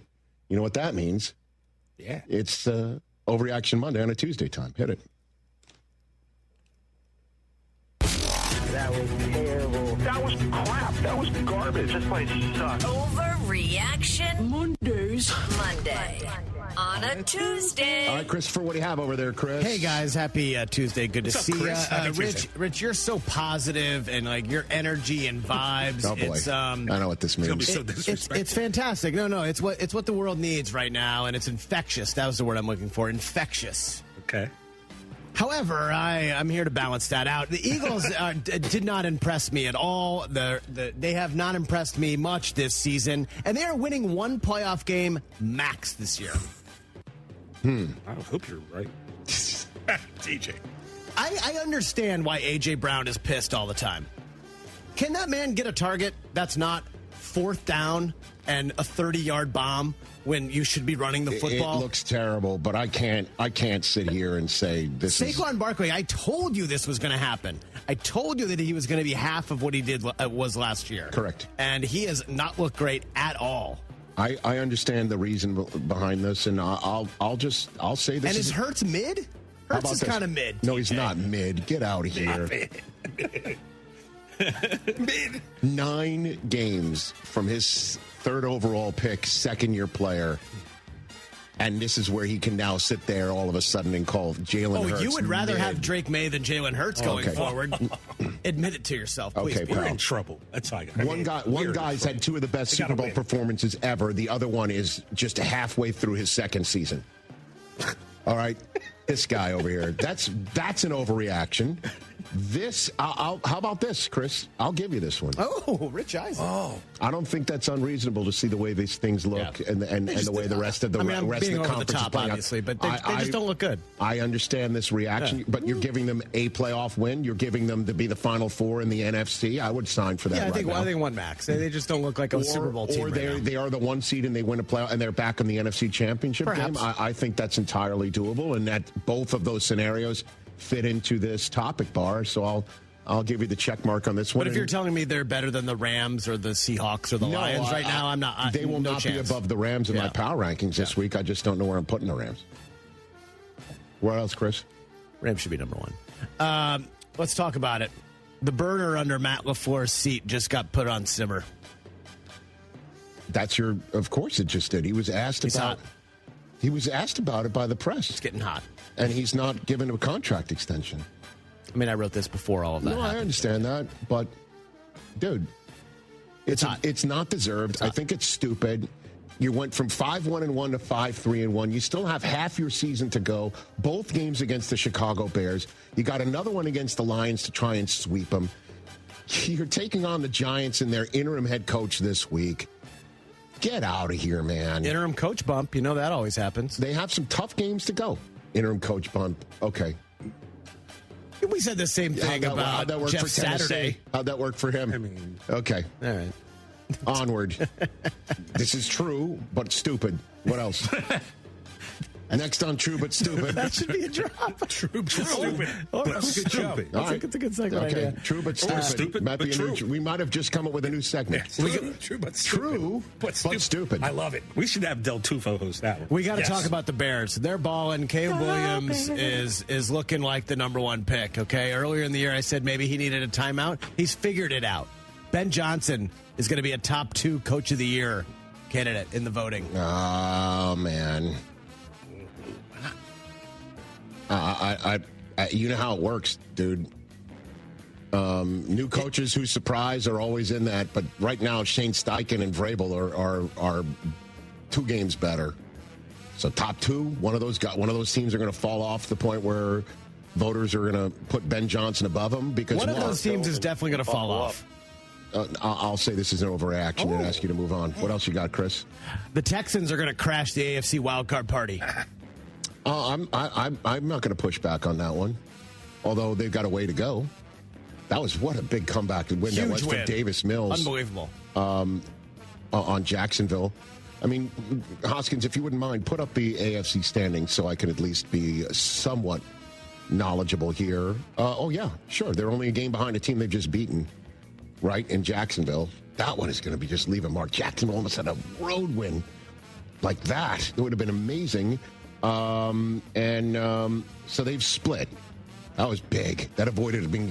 I mean, if they had lost to go to 3-6 to be swept by Jacksonville, that would have been massive. What a big win that was for Houston. Now they're at Tennessee back to 5-5, and Jacksonville has a charge. Oh yeah, they might not even be. They might leapfrog Jacksonville by this point next week, and then week 14 at Kansas City. Let's go at Indianapolis before that. Buffalo. Next 4 weeks are rubber meets the road. So. They're going to crash the AFC wildcard party, which means what? Sniffing it or actually hit it? They're going to be in it. It's going to be close. Are they invited or do they show? Do they have a seat? 7 seed. I'll say that's not an overreaction. What else? 2 more. This team had every reason to just fold it up. Their coach, they're trading players, all the rumors, the way they perform. The Dolphins are going to have a winning record the rest of the season. Did you see McDaniels? Did you see Mike McDaniels show up, drive his car past a Bills, spot, party spot on the way home from the game? It's the elbow room. Did you see that? Pretty funny. Listen, I root for the guy. They could have packed it in. I root for the guy. So they've got this game against Washington. Home for New Orleans at the Jets. They can rattle off a little something here. This is not. You're in the wrong right church, wrong pew, right church, wrong segment. This is more higher register than Overreaction Monday. Okay. This is more higher register. I mean, the Patriots will be resting. We'll be resting players week 18. So they might get that call one. This an overreaction until I see them play more consistent football. It's just 1 minute they beat Atlanta, next week they can't stop from shooting themselves in the foot, and then they turn around and beat Buffalo. Let's see what happens against a Washington team that's lost 4 in a row by 3 touchdowns or more. In Spain, by the way. What else? DJ, everybody had 5 years. I'm back. Finish up. Finish up. Last Finish one. Up strong. Winner of Chiefs Broncos is going to win the AFC West this weekend. Oh. Why are you discounting the Chargers? I was about to say, so no Chargers? Why? Too many injuries. I don't know about that, man. They're on their 8th tackle. The Steelers, I got it. The Steelers just turned over the Colts 6 times, and that team didn't get to Herbert as much as they liked. And they just dismantled that team and left them wondering if they can actually make the playoffs. Yeah, but wait for it. They're the Chargers. Oh, no. Come on. You can't do that. I'll call this an overreaction. How does that sound? I don't like it. I know you don't like it. That's an overreaction. I'm not discounting the Chargers. It's not a 2-team race, pal. There's 3. And as a matter of fact, the Chargers have already beaten the Chiefs, and they stand in front of the Chiefs right now. Chiefs are favored to win the Super Bowl. I get it. As a matter of fact, they are my pick to win the Super Bowl. You're sticking with it. Gents, I have the NFL Game Day morning Thanksgiving show. 2 weeks. Is the time when I get my first mulligan. And at this point in time, I'm not changing it. Chiefs over Lions. You're not going to change off either of them? Not either one of them. Interesting. Me. Did you see overreaction or not? One last for you. Overreaction or not? Hang on. Dan Campbell put on his glasses not because he needed to read the play sheet. That's just his sort of Clark Kent get up for being the offensive coordinator. He's Coach Superman. I like it. And Kent coordinator. I like it. I like it. Which is that an overreaction? Or he just really needs them to see the play sheet? And that play sheet was pretty big. Funny, you know what I mean? You know. Here you go. Coordinator. Coach. I like Ben Campbell Coordinator? calling plays. This is a fun development. Coach. It is. It's a fun development. It's Stones, man. What you call him? Dan Coordinator? All right, that is... Or Clark Coordinator. Clark Coordinator. The Hyundai Getaway Sales Event, by the way, is going on right now. And Getaway with a deal so right, it almost feels wrong, because right now you can get a great deal on our most popular models, including our adventure-ready SUVs like the Hyundai Santa Fe and Santa Fe Hybrid models. There's also a bold and stylish Elantra, packed with all the latest tech. The Ioniq 5, Ioniq 6 is where you can go all electric. So get down to your local Hyundai dealer and get away with an awesome deal only during the Hyundai Getaway Sales Event. Visit HyundaiUSA.com for details. All right, hour 3 is upon us. Joe Burrow looks like he's coming back. Nico Harrison. He gonna be here. Full Magic Johnson. And you know who's here? Ted Dansen, Mary Steenburgen together. And we've got a great celebrity true or false for all of that. That's coming up here on the Rich Eisen Show. Michelle Smallman here for Gainbridge and their Give Back program, Gainbridge Assist, powered by Parity. Gainbridge and Gainbridge Assist, powered by Parity's goal is to empower girls and women through sports and education, providing 32 organizations in 21 states $222 of grant funding during 2025. These grants aim to level the playing field and expand access to sports and education for girls and women across the country. Here's to a future with no limits for women's sports with Gainbridge and Gainbridge Assist, powered by Parity. Hey, Doc, nice office. Quick question. If you had to choose, would you give yourself a root canal or run payroll? Run payroll, no question. Seriously? Well, have you run payroll before? Paying my team with Gusto couldn't be easier. Gusto gives me unlimited payroll runs, next-day direct deposits, and automatically files my taxes. Saves me time. Wow, that's nice.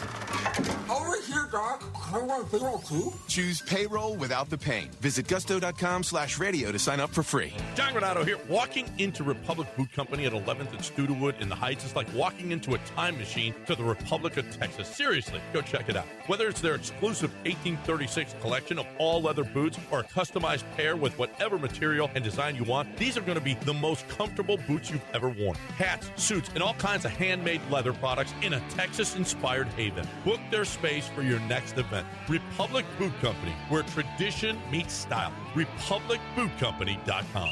Oh, and that's a hard foul. Let's listen for the call on the floor. The taxpayer owes back taxes. Penalties and interest are assessed and wage garnishments to begin immediately. The IRS never misses that call. I wonder if they will challenge it. The call is under review. Priority Tax Relief has been called in for a review. Priority is the best in the business at negotiating your tax debt and has even eliminated the debt for some clients. Priority Tax Relief is saving their clients millions of dollars every month. After a careful review from Priority Tax Relief, the debt has been eliminated. No foul on the play. Whoa! That completely changes the game, folks. If you owe more than $5,000, call Priority Tax Relief, and in minutes they'll review your case for free with a direct line to the IRS to see if you qualify for life-changing relief. No more worrying about wage garnishments or frozen bank accounts. Call Priority Tax Relief today at 800-781-9216. That's 800-781-9216. We make your tax relief our priority. Call now. Priority Tax Relief.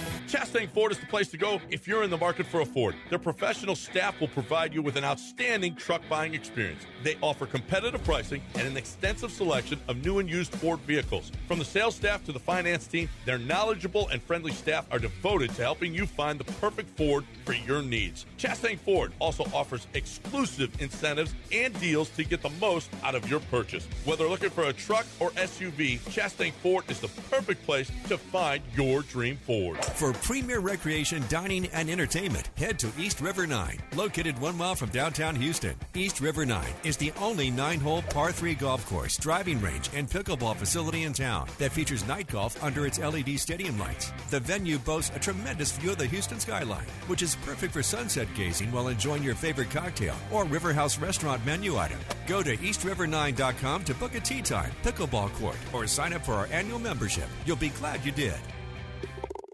Texas Card House is Houston's premier poker facility, open 24/7. The bar's open till 2 every single night. You can always find a game. You're looking for cash games or tournaments. They got great tournaments at both locations. Seniors on Friday at Westheimer, and at 2 o'clock, $140 buy-in. You could win $15,000. They've also got online poker with Hijack Poker. You're looking for poker in the city of Houston, there's one place to go. That's TexasCardHouse.com, TexasCardHouse.com.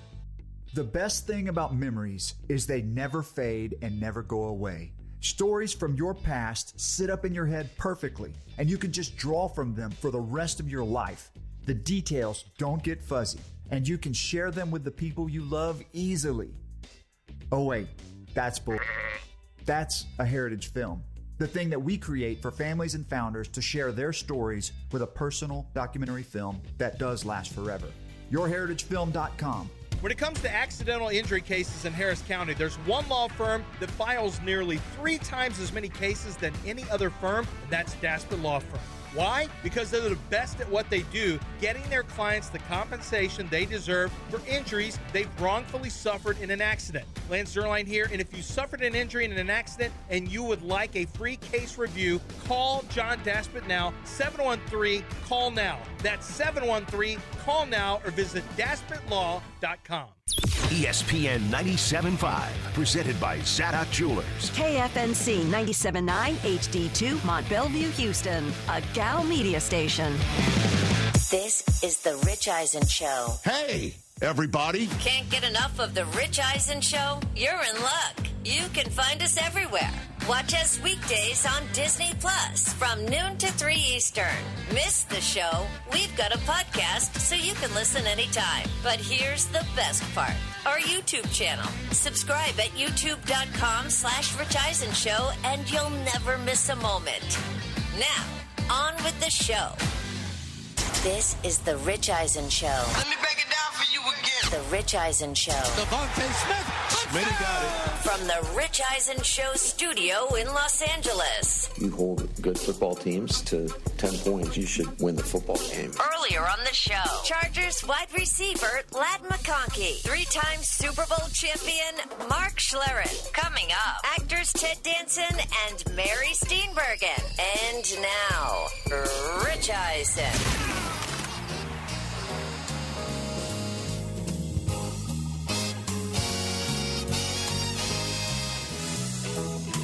Hour number 3 of the Rich Eisen Show is on the air. First 2 hours have been a lot of fun. Ladd McConkey of the Chargers, Mark Schlereth of Fox Sports, Overreaction Monday on a Tuesday. Your phone calls reacting to the Monday night game. That's the first 2 hours of the show.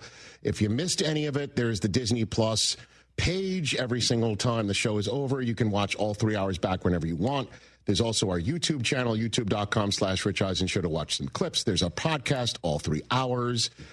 We say hello to everybody watching on the ESPN app live right now, as well as listening to us terrestrial radio coast to coast on ESPN Radio, presented by Progressive Insurance. We're also live on Sirius XM Channel 80. I just had a delightful chat with the delightful guests that we got coming up next. Amazing. Mary Steenburgen and Ted Dansen in support of Season 2 of A Man on the Inside, premiering exclusively on Netflix on November 20th. You can catch up on Season 1 on Netflix as well.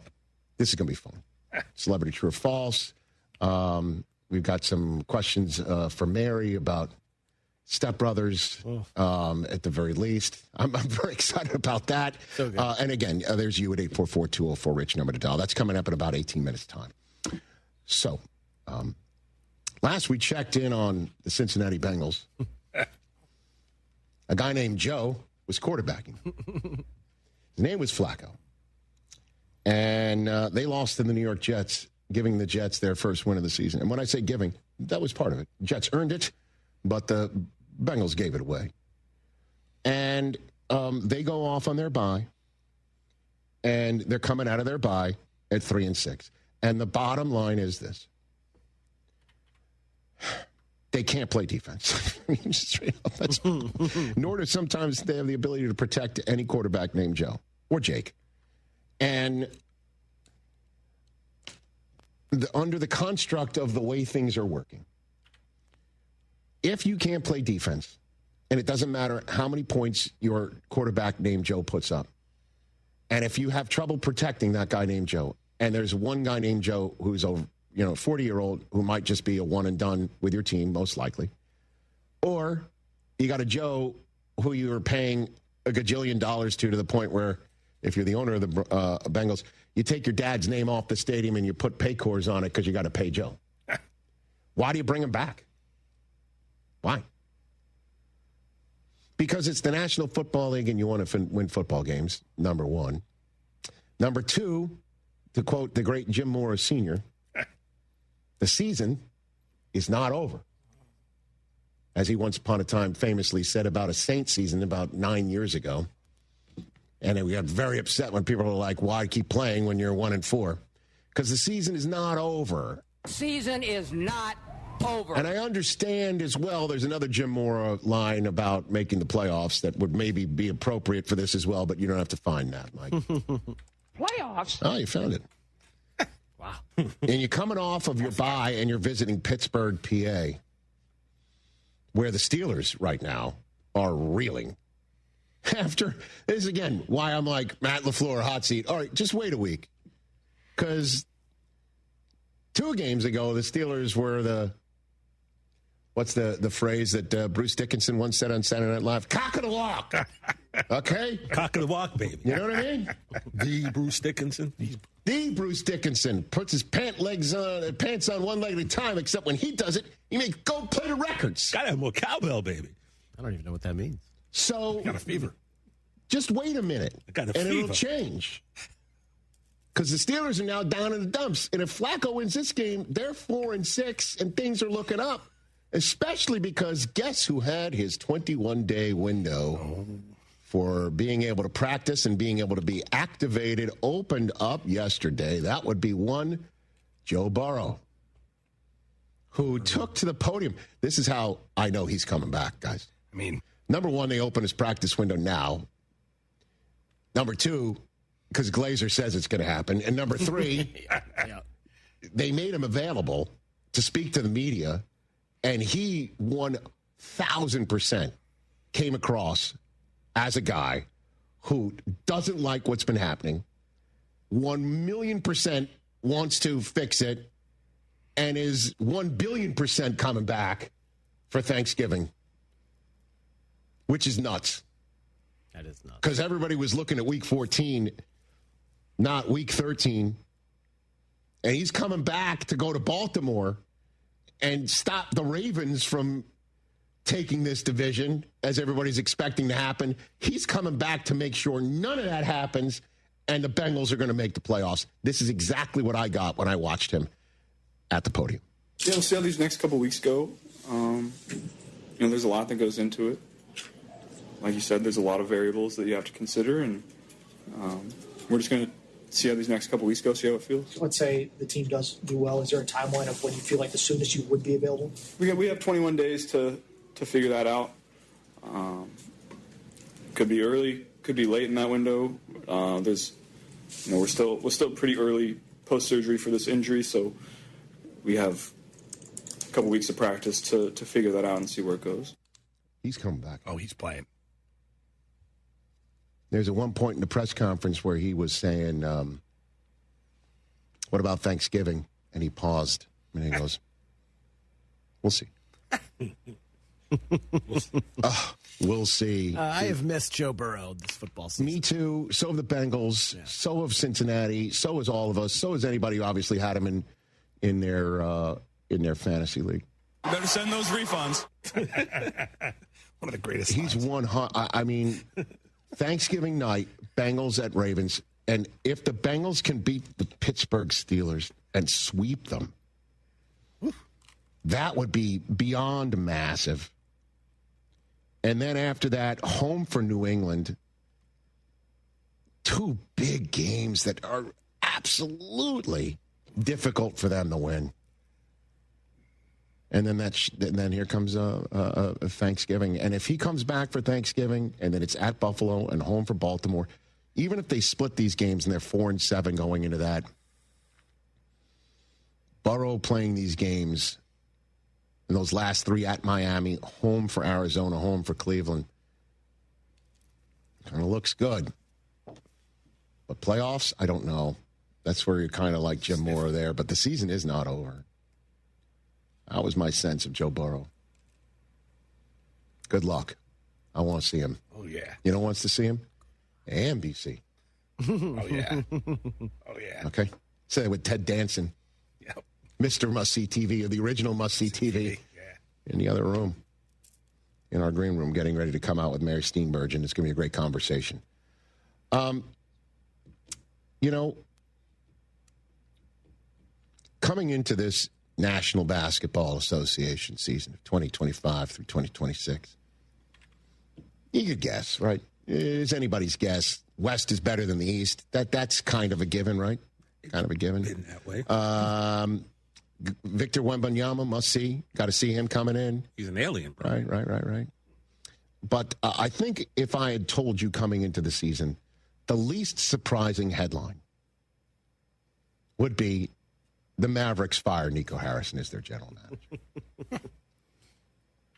Yeah, what took so long? Well, what took so long... He was the fall guy. ...is they needed to see, I guess, a little bit of what this season would look like, and then it didn't help that Anthony Davis, his best ability still isn't.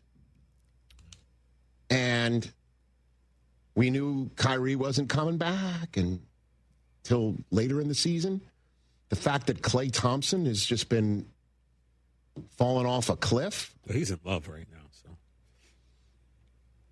and then you just knew when Luka showed up, like somebody who's twice his age in Los Angeles with a new lease on life. New lease on life. Lisa on life. Showing up all skinny, you know, dating someone younger. Is he? I'm just saying the Lakers are someone new and younger for him than the Mavericks are. And he has just been absolutely balling out. And it appears anybody who knows and watches Mavericks basketball in the early throws and has been at these games, it's a constant drumbeat from the fan base. Yep. And apparently the owner has been constantly battling with fans who come up to him and basically say, what the hell did you do? And the fans wanted a scalp. And as you know, Jed York once famously said, in charge of the 49ers, I'm the owner, can't fire me. Sounds like Jerry Jones. You know, honestly, you can't fire the owner. And the owner had to basically, I imagine Nico Harrison did not go rogue and just trade Luka out from under the ownership's nose. The owner basically had to say, we're not paying Luka the Supermax. We don't believe in his long-term viability here, whether it's his training or his opinion of the roster or it's his work ethic or blah, blah, blah. Get him out of here. And it's going to be the ultimate pocket listing, you know, selling Sunset. Speaking of people who live here in Los Angeles and might look younger than they really are. Listen. Hey. So, Rich, you're saying that the owner didn't just wake up in the middle of the night like most people, like me and O'Shea, and then find out that Luka was traded? That's right. That's right. And then you have Dirk Nowitzki in his new lease on life as a pundit for Amazon. Just telling it like it is. Yeah, not for long. He's about to be the GM. You think so? I've seen that name thrown out already. You really think so? Could be the coach. Because that'd be a way, what? To tell Mavericks fans there's a guy from that would be a way out to, in front? That'd be a way to cool the temperature. Would it? Because it sure would, yeah. Because you trust in his ability to build a team? The most beloved player in franchise history, a statue outside. Yeah, that's a way to calm things down. A little bit. Because the season's off to not a great start, although Cooper Flagg looks really good. You're just kind of waiting to get healthy and maybe see what this team can do. Well, I mean... Bring back your beloved son? Somebody had to order the code red on Luka. That's why I call him the fall guy. He didn't make that call. Well, he may not have made the call. Okay, Patrick Dumont had to say, go ahead and trade him. Yeah, but someone had to start the conversation. But how? I understand that. It's not as much the fact that he was traded that needs to land on Nico's lap. Yeah, to who? It's the matter. Exactly. It's the matter in which the conversation was endeavored. I know you want to keep it under wraps, but how do you not basically flat out say if it's time to trade Luka Doncic? Why are you keeping it a secret to everybody? Right. Because you know it's going to create such a massive seismic event in your fan base and in your town that you might as well just open it up to everybody and deal with the lengthy, week-long period that it would take to trade him, 2-week-long period it would take to trade him, 3-week-long period, if you want to even go that way. Survive that drumbeat from the fan base going, what are you doing? And open it up and get a massive, massive haul for him. Yeah. Massive. More than what you got. That's the problem. You didn't get that much in return because you decided to keep it quiet. Because if you're not going to pay him, if you've made the decision he's no longer our guy, then you just go for it. Mm-hmm. But instead, no, it's just like, we've decided he's no longer our guy. We're just going to call the Lakers. Of all people. And we're going to send him to the Lakers. Of all teams, man. Rich, they do that every generation. For way less than what Desmond Bain would get. Oh, my gosh. What did Bain get? Like 4 first-round picks? I'm just saying, way less than what what Bridges would get. You know what I mean? Like, that's the problem. Mm-hmm. Of course it didn't help that Davis got hurt and then Kyrie blew his knee out. But even Cooper Flagg landing in the lap, that doesn't get ascribed to the general manager just for being lucky. But it's unlucky, the other stuff that happened. And part of that comes from the residue of his design and how to trade Luka. Like, I think that's the ultimate that gets laid at his feet. Did the owner tell him this is the manner in which you're going to do it? Okay, we've decided to trade Luka. You must keep it quiet, and you must only involve one team, and that team must be the Lakers. Really? That's the weird part about it from the beginning. But it doesn't help that Luka keeps balling out, and he's winning without LeBron. Luka's averaging 37, 9, and 9. Is that good? Yeah. It's not bad. 37, 9, and 9. When he showed up like that on the cover of Men's Health, you knew it was coming. And then you knew that this would eventually be a headline this year. Nico Harrison no longer in the employ of the Dallas Mavericks, because at the end of the day, it's on him. And in terms of the analogy about whether you can fire the owner or not, in that very town, fans were upset that Micah got traded, young guy, to a different spot, also to a spot like, of all teams, the Green Bay Packers, right? Micah. The problem is the general manager's not going to get fired there. Yeah. Because he's also the owner. That part. And a client. I don't know, I went all Cy Sperling on you there, but that's the update there. ESPN Radio is presented by Progressive Insurance. They make the claims process easy, so you can get back on the road in no time. It's why over 43 million drivers trust Progressive. See for yourself at Progressive.com. Okay, let's bring them out from our green room. A Man on the Inside, Season 2, coming up on Netflix on November 20th. And the two stars, among many of others from that show, Ted Dansen and Mary Steenburgen. Coming up next, some great celebrity true or falses on the way. Your fantasy roster is set. The smack talk is heating up, and this season, ESPN Bet is giving you more ways to ride with your squad. Introducing the ESPN Bet Fan Center, where you can instantly link and bet on your fantasy teams right in the ESPN Bet app. An enhanced sports betting experience only from ESPN Bet, the sports book for sports fans. Download the app and link your ESPN Bet and ESPN accounts to get started today. Must be 21 plus. Gambling problem? Call 1-800-GAMBLER. Terms and conditions apply. See app for details. Your ambition just met its match with Robinhood. Trade stocks and ETFs, options, futures, and crypto all on one platform. Get started today at Robinhood.com/yourmoney. Your money, your move. All investments involve risk, including loss of principal. Options, futures, and crypto trading carry significant risk and may not suit all investors. Securities offered through Robinhood Financial LLC, member SIPC. Futures trading is offered by Robinhood Derivatives LLC, not FDIC or SIPC protected. Crypto offered through Robinhood Crypto LLC, NMLS ID 1702840, not FDIC or SIPC protected. Portfolio management offered by Robinhood Strategies, an SEC registered advisor.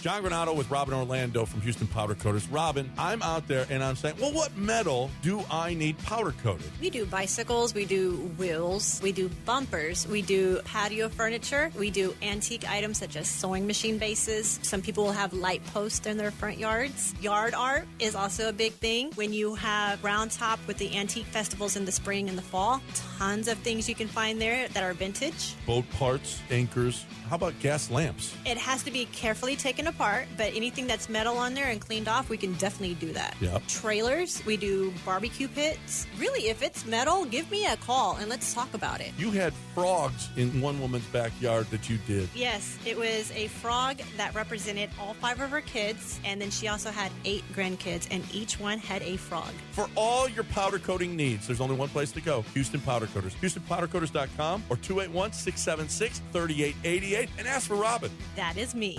This is Danny Clark, owner of Collector's Firearms on the corner of Westheimer and Voss. Holiday season is upon us. Need a gift idea for a client, friend, or family member who loves guns? We're your one-stop shop. Our half-acre showroom is filled with new and pre-owned guns of every make and model, plus collectibles, accessories, ammo, and if you're just not sure what to get, gift cards are available. Collector's Firearms on the corner of Westheimer and Voss. Look for the tank out front. Online at collectorsfirearms.com. Looking sharp has never been this easy or this affordable. It's the Suit Mart Buy One, Get Two event. Buy one suit at regular price. Get your second suit for just $30 and your third suit for only $20. Choose from a huge selection of slim fit, classic, and modern styles with sizes up to 70 regular. Hurry in. This offer runs Thursday, November 13th through Sunday, November 16th at all 3 Suit Mart locations. Suit Mart, where style meets savings. Howdy, Ags. Bucky Richardson here from my friends at HR&P, a proud partner of Texas A&M Athletics. Winning 2 Southwest Conference championships required protection up front and a wrecking crew defense. And that's what HR&P provides for Aggie-owned businesses. HR&P protects and defends Aggie businesses from the burdens of HR compliance, benefits administration, and payroll. If you're an Aggie-owned business, let HR&P customize a plan for you. Visit hrp.net/AGS. That's hrp.net/AGS today. Chances are, if you've been to a few weddings, corporate events, rodeo committee gatherings, or charity dinners over the years, you've enjoyed Damaris Catering. Yanni Damaris here. Most people know Damaris Barbecue. Our family's been at it since 1964. Well, Damaris Catering has been around since the early 70s. We do events from 20 people to 5,000, serving a variety of cuisines to cater at any event. From no tie to bow tie, it's taken care of. Damaris Catering. Find them at damaris.com.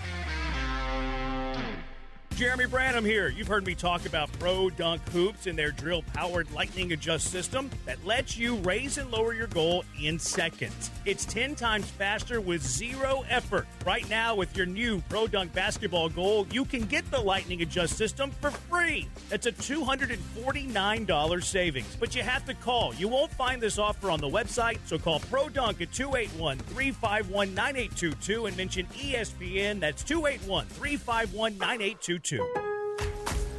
On the job, every minute counts. That's why Lowe's now has ProBlock Quick Dry Primer, expertly manufactured by Sherwin-Williams. Engineered for pros to dry fast and go on smooth for virtually flawless results that keep your job moving. It's available in oil and water-based, and getting it is easy. Order online by 2 p.m. and get free same-day delivery right to your job site. Lowe's, we help, you save. Orders placed after 2 p.m. will be delivered next day. Valid in select zip codes. Subject to driver availability. More terms apply. When you switch to Progressive and bundle your home and auto, you could save hundreds, and that's a surprising amount of money. Whoa, that's like farmer's market money. That's like give me a gallon of that locally sourced raw honey money. That's certified organic heirloom tomatoes in every imaginable color except red money. That's let's get 2 pounds of pink oyster mushrooms money. I'm not even sure I like pink oyster mushrooms. Guess it's time to find out, because you could save hundreds when you switch to Progressive and bundle. Then the world is your pink oyster mushroom. Progressive Casualty Insurance Company, affiliates, and other insurers. Not available in all states. Chastang Ford is the place to go if you're in the market for a Ford. Their professional staff will provide you with an outstanding truck buying experience. They offer competitive pricing and an extensive selection of new and used Ford vehicles. From the sales staff to the finance team, their knowledgeable and friendly staff are devoted to helping you find the perfect Ford for your needs. Chastang Ford also offers exclusive incentives and deals to get the most out of your purchase. Whether looking for a truck or SUV, Chastang Ford is the perfect place to find your dream Ford.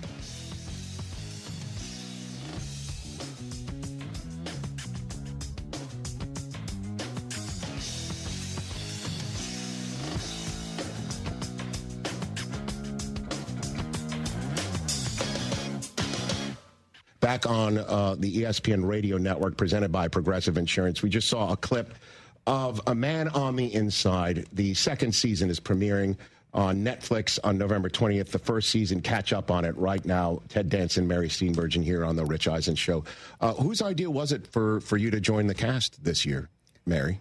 I wish I could. I don't know. Claim credit, but it was Mike and Morgan. Yeah, probably Mike and Morgan. Okay. And they wrote a character that everybody describes as pretty wacky and eccentric. And then as soon as I turn my back, they go, "It's exactly like her."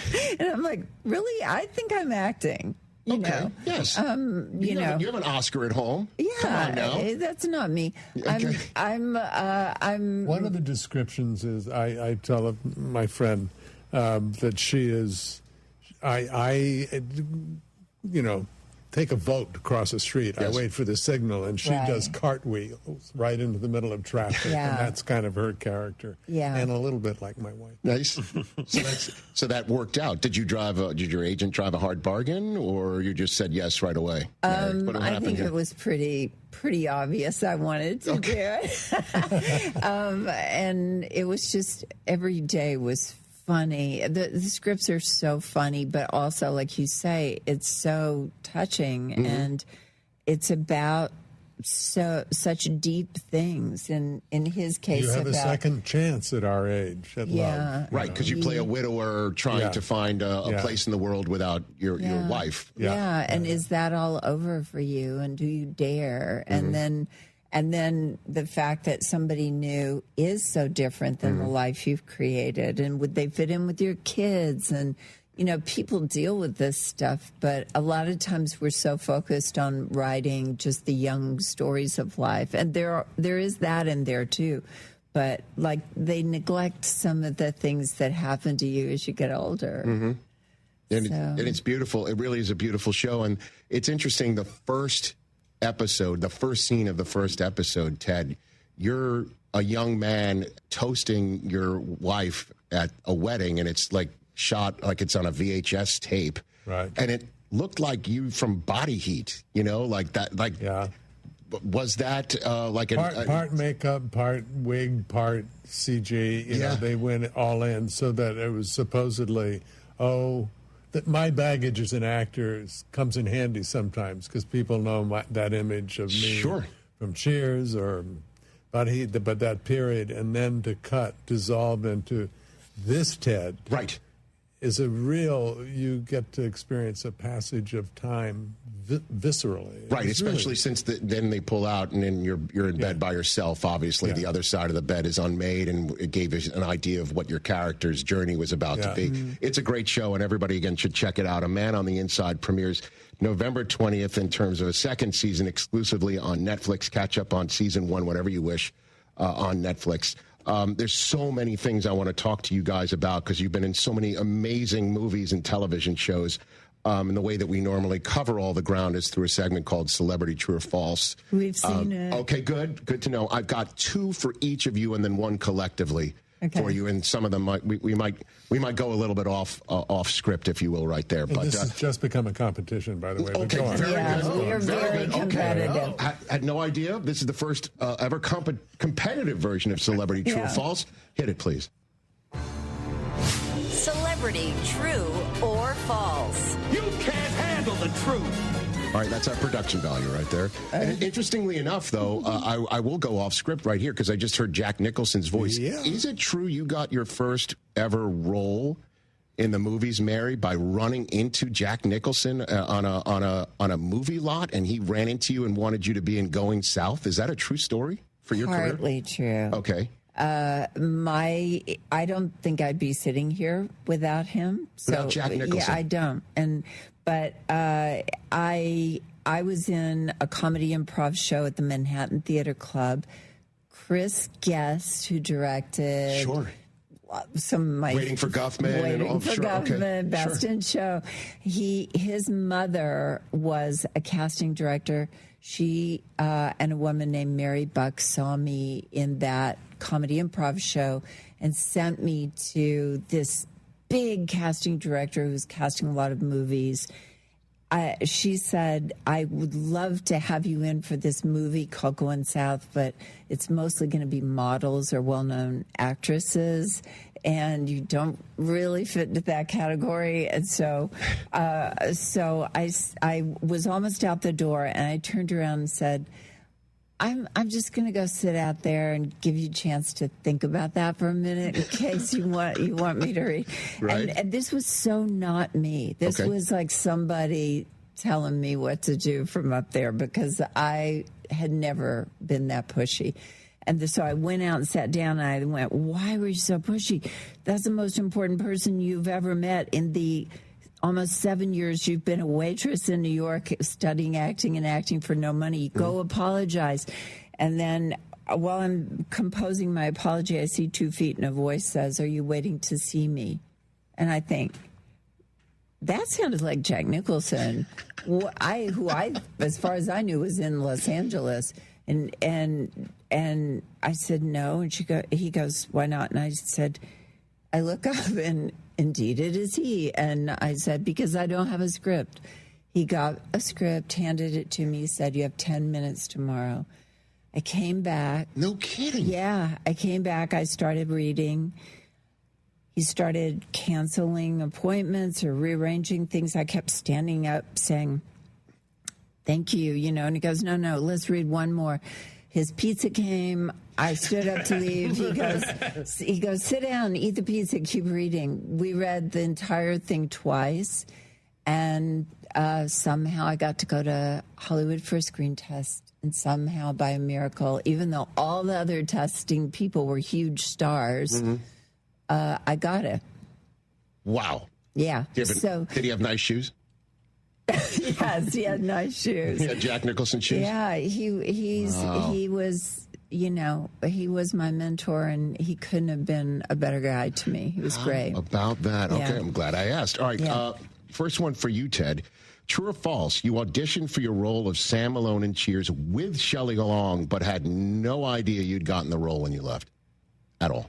Yeah, that was a big process. There were 3 couples that got paired up, 3 Sam Malones, 3 Diane Chambers, and I got paired up, thank God, with Shelley, because Shelley was, I think of all the cast members, she was the one that came out of the chute just spot on. So, yeah, I got to audition with her, and I do believe that's one of the big reasons I got the part. But you had no idea when you left that you had gotten the role? You had No, you didn't. Back that you waited for 2 or 3 weeks while they made up their mind. No kidding. Yeah. Do you remember who the other Sam and Dianes were? Were there anybody? Yeah, a tight end from the Rams. Was it Fred Dreyer?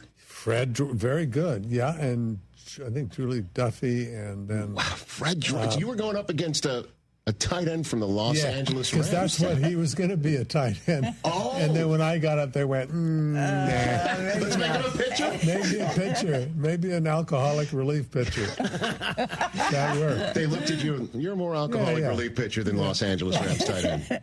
Wow, no kidding. Yeah. And is it true that down the road that you and Shelley Long, they had you shoot an actual scene where your characters got married in front of a live studio audience to hide the fact she was leaving the show? Is that a true aspect? Gosh, I wonder. I think we did do several versions. I don't remember if we actually got married in one of the, but there were.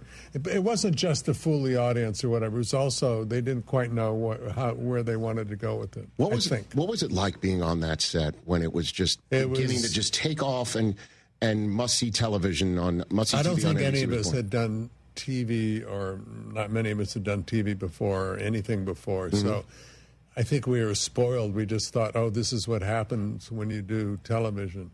It was very rock and roll. You were hired to play an idiot in a bar surrounded by other idiots, and you were kind of in that idiot period of your life, so it was just a dream come true. Yeah, and just look at that photograph that's right there. Obviously, that was... Idiots.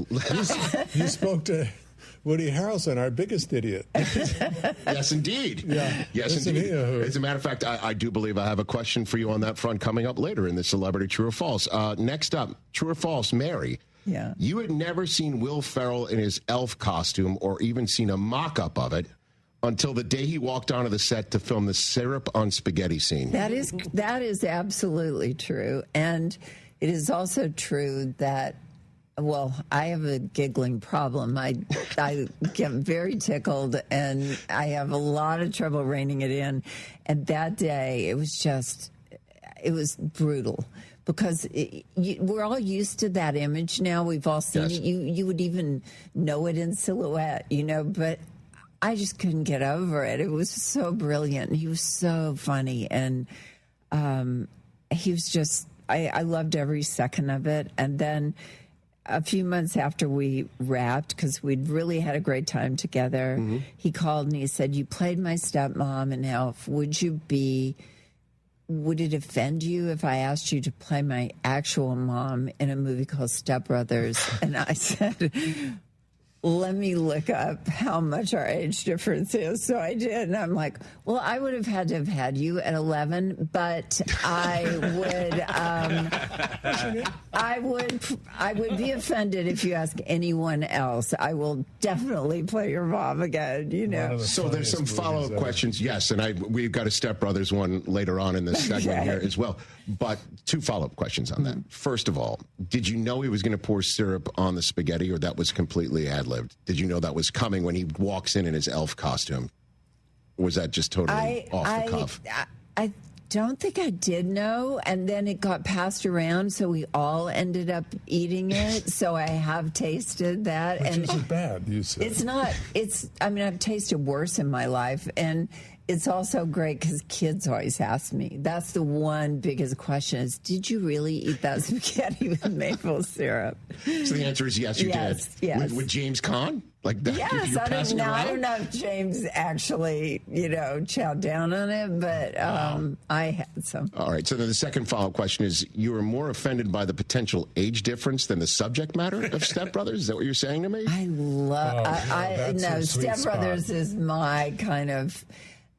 People think I'm a certain way or whatever, but I've been surrounded by men in my life by, all their grossness and like all their... She's trying not to say fart humor. All that is totally what makes me laugh. It's interesting, Ted, you mentioned that, because I do have a Celebrity True or False for you. We're going to go from the back pocket right here. Ted Dansen, Celebrity True or False. True or False?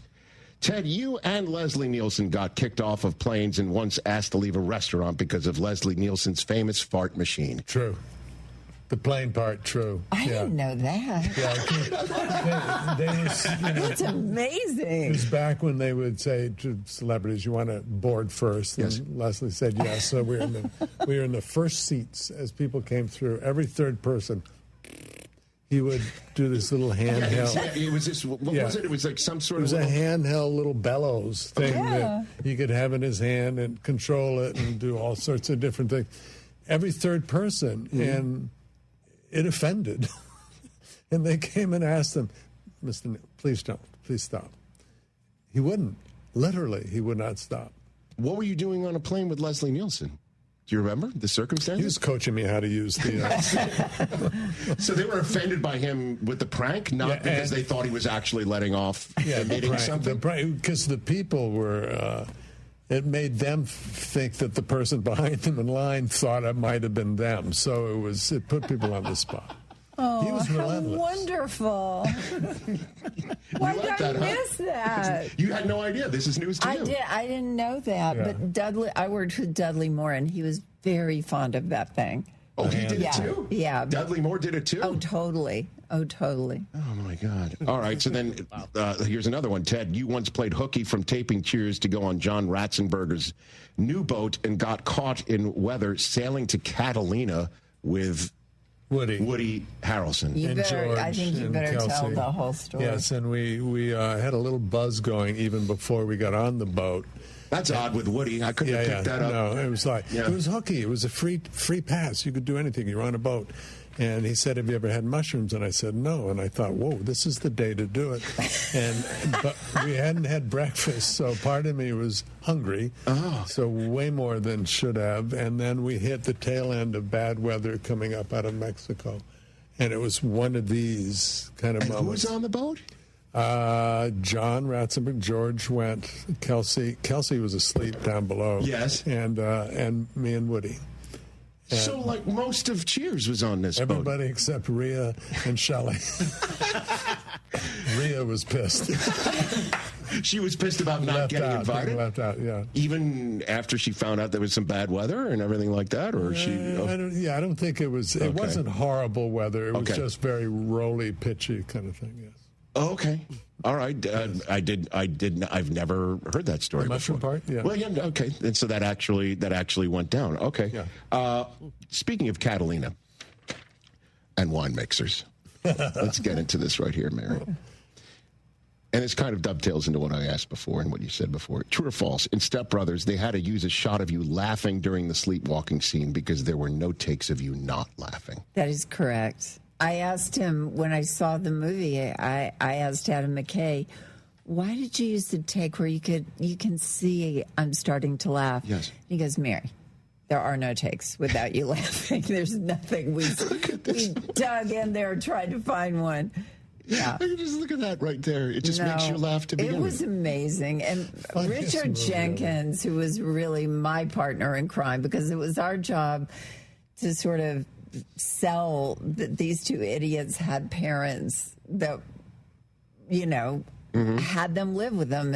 And Richard was just magnificent in that part. He was so much fun. Yeah, we had Richard on this show a few years ago, and he said that Adam McKay came up to him before the Catalina wine mixer moment and say, just tell him about Find Your Inner Dinosaur. Yes. And he did it, thinking there's no way this is making the movie. Yes. And it made the movie. It totally made the movie. It was wonderful. Did you have a moment like that with you? I mean, I was watching his hands go up into this little Tyrannosaurus Rex. Right. But they would shout to you to say the filthiest things. Yeah, they loved. Because they thought it'd be funny. Well, Adam McKay who laughed so loudly during every take that they kept moving him farther and farther away from the set because he was blowing the takes. Yeah, he was like messing with their sound, and so but he was so far away they finally had to give him like a bullhorn to scream instructions, and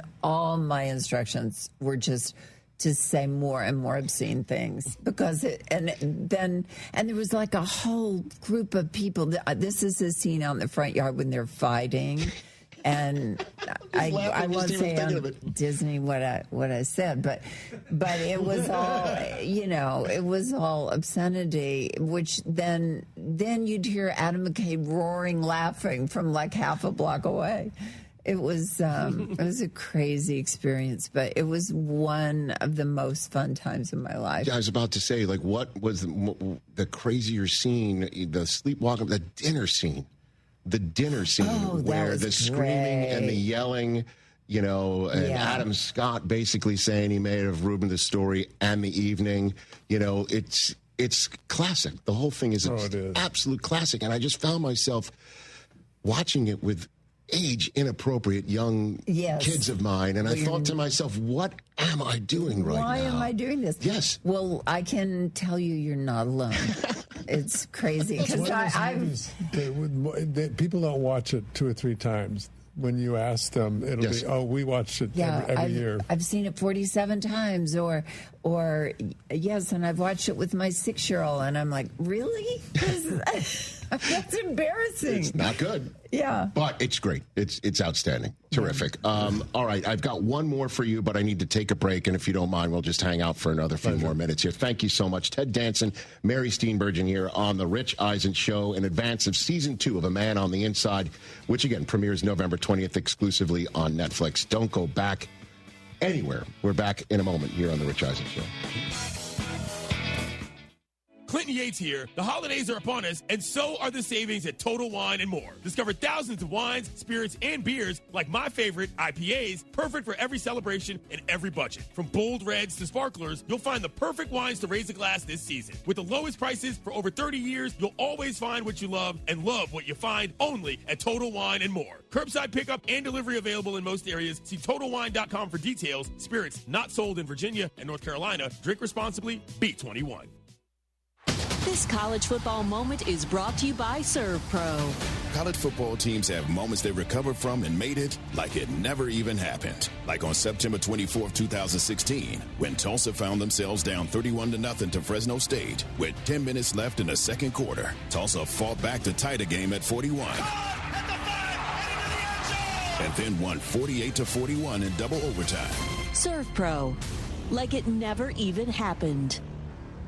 Saturday, November 15th. Don't miss the second annual Rattle and Roll Car Show, North Texas Hill Country's biggest hot rod and classic fall event. Check out SEMA cars from star designer Chip Foose. Meet Gas Monkeys Richard Rawlings and John Clay Wolf. Sanctioned by the Good Guys Rod and Customs. Show off your ride. All entries welcome. Register at WalnutSpringsRally.com. That's WalnutSpringsRally.com. Foose, Rawlings, Good Guys Rod and Customs. All on November 15th at Walnut Springs, Texas. Powered by GiveMeTheVin.com. Sell us your car. John Granado here. Walking into Republic Boot Company at 11th and Studewood in the Heights is like walking into a time machine to the Republic of Texas. Seriously, go check it out. Whether it's their exclusive 1836 collection of all leather boots or a customized pair with whatever material and design you want, these are going to be the most comfortable boots you've ever worn. Hats, suits, and all kinds of handmade leather products in a Texas-inspired haven. Book their space for your next event. Republic Boot Company, where tradition meets style. RepublicBootCompany.com. Houston values banking that puts people first. Veritex Community Bank is now part of Huntington Bank, and Huntington is committed to keeping banking local, investing in neighborhoods, supporting small businesses, and helping Houston thrive. More at huntington.com/Veritex Bank. Member FDIC. Hey, Lance Zerline here. What's the scariest thing about winter coming? You thought it was night walkers? No. They're not even real. But the scary things are frozen broken pipes. They can be real and cost you thousands of dollars when you get damage to your home. Aqueduct Plumbing Company can come out and give you a free estimate for pipes that don't burst in a freeze. Billy Brown says if you go with them, he'll throw in a traditional water heater absolutely free. Call them today. AqueductPlumbingCompany.com, 281-488-6238. That's 281-488-6238. This is Chance McClain reminding you that you can always put off getting a heritage film. Your dad, you know the guy you love more than anything? The guy that taught you right from wrong and had it hard as a kid so you wouldn't have to? He's going to live forever. So there's absolutely no rush. You know what they say, there's always tomorrow. No need to go to yourheritagefilm.com and contact us about making a feature-length documentary film of this extraordinary man. Yourheritagefilm.com, no rush. People are immortal. Oh, and that's a hard foul. Let's listen for the call on the floor. The taxpayer owes back taxes. Penalties and interest are assessed and wage garnishments to begin immediately. The IRS never misses that call. I wonder if they will challenge it. The call is under review. Priority Tax Relief has been called in for a review. Priority is the best in the business at negotiating your tax debt and has even eliminated the debt for some clients. Priority Tax Relief is saving their clients millions of dollars every month. After a careful review from Priority Tax Relief, the debt has been eliminated. No foul on the play. Whoa! That completely changes the game, folks. If you owe more than $5,000, call Priority Tax Relief, and in minutes they'll review your case for free with a direct line to the IRS to see if you qualify for life-changing relief. No more worrying about wage garnishments or frozen bank accounts. Call Priority Tax Relief today at 800-781-9216. That's 800-781-9216. We make your tax relief our priority. Call now. now. Priority tax relief. Looking sharp has never been this easy or this affordable. It's the Suit Mart Buy One, Get Two event. Buy one suit at regular price. Get your second suit for just $30 and your third suit for only $20. Choose from a huge selection of slim fit, classic, and modern styles with sizes up to 70 regular. Hurry in. This offer runs Thursday, November 13th through Sunday, November 16th at all 3 Suit Mart locations. Suit Mart, where style meets savings. Houston is Soccer City, USA, and World Cup 2026 is coming our way. Join me, Glenn Davis, every Tuesday and Wednesday, 6 Central Time for Soccer Matters ESPN 97.5, presented by the Daspit Law Firm.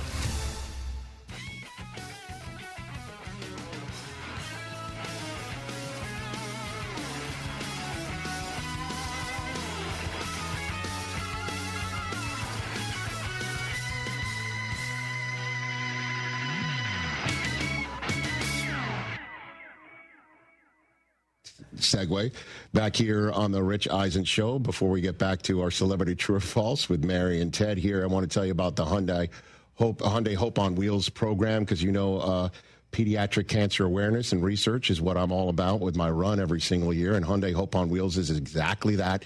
I don't know if you knew, for over the last 27 years, portions of your purchase of a Hyundai has gone to exactly that. Over $277 million have been raised through the largesse and work of over 850 dealers across the country. Go to HyundaiUSA.com to learn for more details, because Hyundai Hope isn't optional, it comes standard.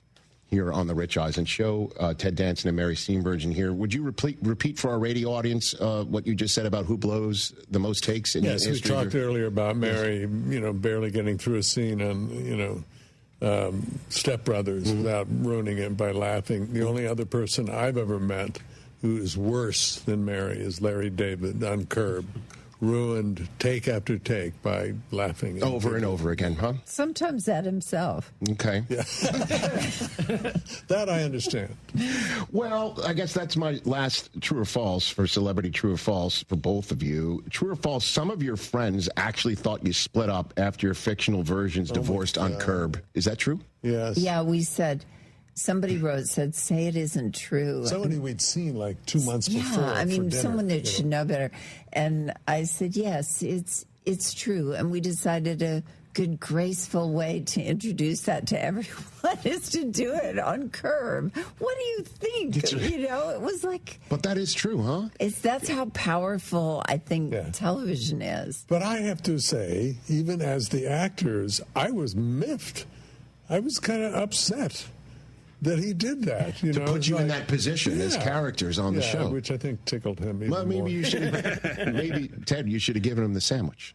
You know what I mean? If you only swapped sandwiches with him when he asked. I can't get enough. I miss that show. Yeah. I absolutely miss that show. What is your favorite, both of you, if you wish, favorite scenes, favorite episodes of Curb? Wow. That you did with him? Isn't there one where he goes to the ballpark with his father and a hooker? Well, he picks up the hooker so he could use the HOV lane to get there. That's right. Let's not forget the reason why he did that. Yeah, I mean, if you've ever been trying to get to Dodger Stadium, it's tough. I love get that. in that diamond lane is very important. Yeah. And we, Barney's isn't even there anymore, but we did one of the first ones I did was at Barney's. That was the first year. Yeah, where he said to Cheryl, should we hang out with those guys? And then he said, I can take or leave Ted, but I'd like to hang out with Mary, but would you be jealous? And she's like, I don't care. And so then he keeps popping up when I'm shopping and things like that. Which one of you met Larry in real life first? I think we both did, same actually. Time. Yeah, we had friends. At the same time? Yeah. My story about that was he invited us all, this group of about 6 or 7 friends, and we'd known him from the summer before. And he said, come, I just shot the pilot for something, Curb, and he took us up into the attic because the reception in this little summer house was the only place there. It was hot, I'll give you that, but half of the group fell asleep. And I sat there. I won't throw you under the bus, but I thought we both went, oh, boy, oof. Don't know about this show, but let's be sweet and supportive. So we said, if you ever need us to play ourselves, be our pleasure, but only out of trying to be sweet. Truthfully, I will say in my case, changed my career, being on Curb. You think so? Yeah, because it rejuvenated my... I kind of felt like I'd stayed at the half-hour comedy party too long by then. And you just show up and you would giggle, and it was effortless, and it just made me happy to be around comedy again. No kidding. Yeah. That's pretty amazing. Certainly, since it is a show that really taps into what's right and what's wrong in the world, and who's the arbiter of it than Larry David, which is, awesome and problematic at the same time.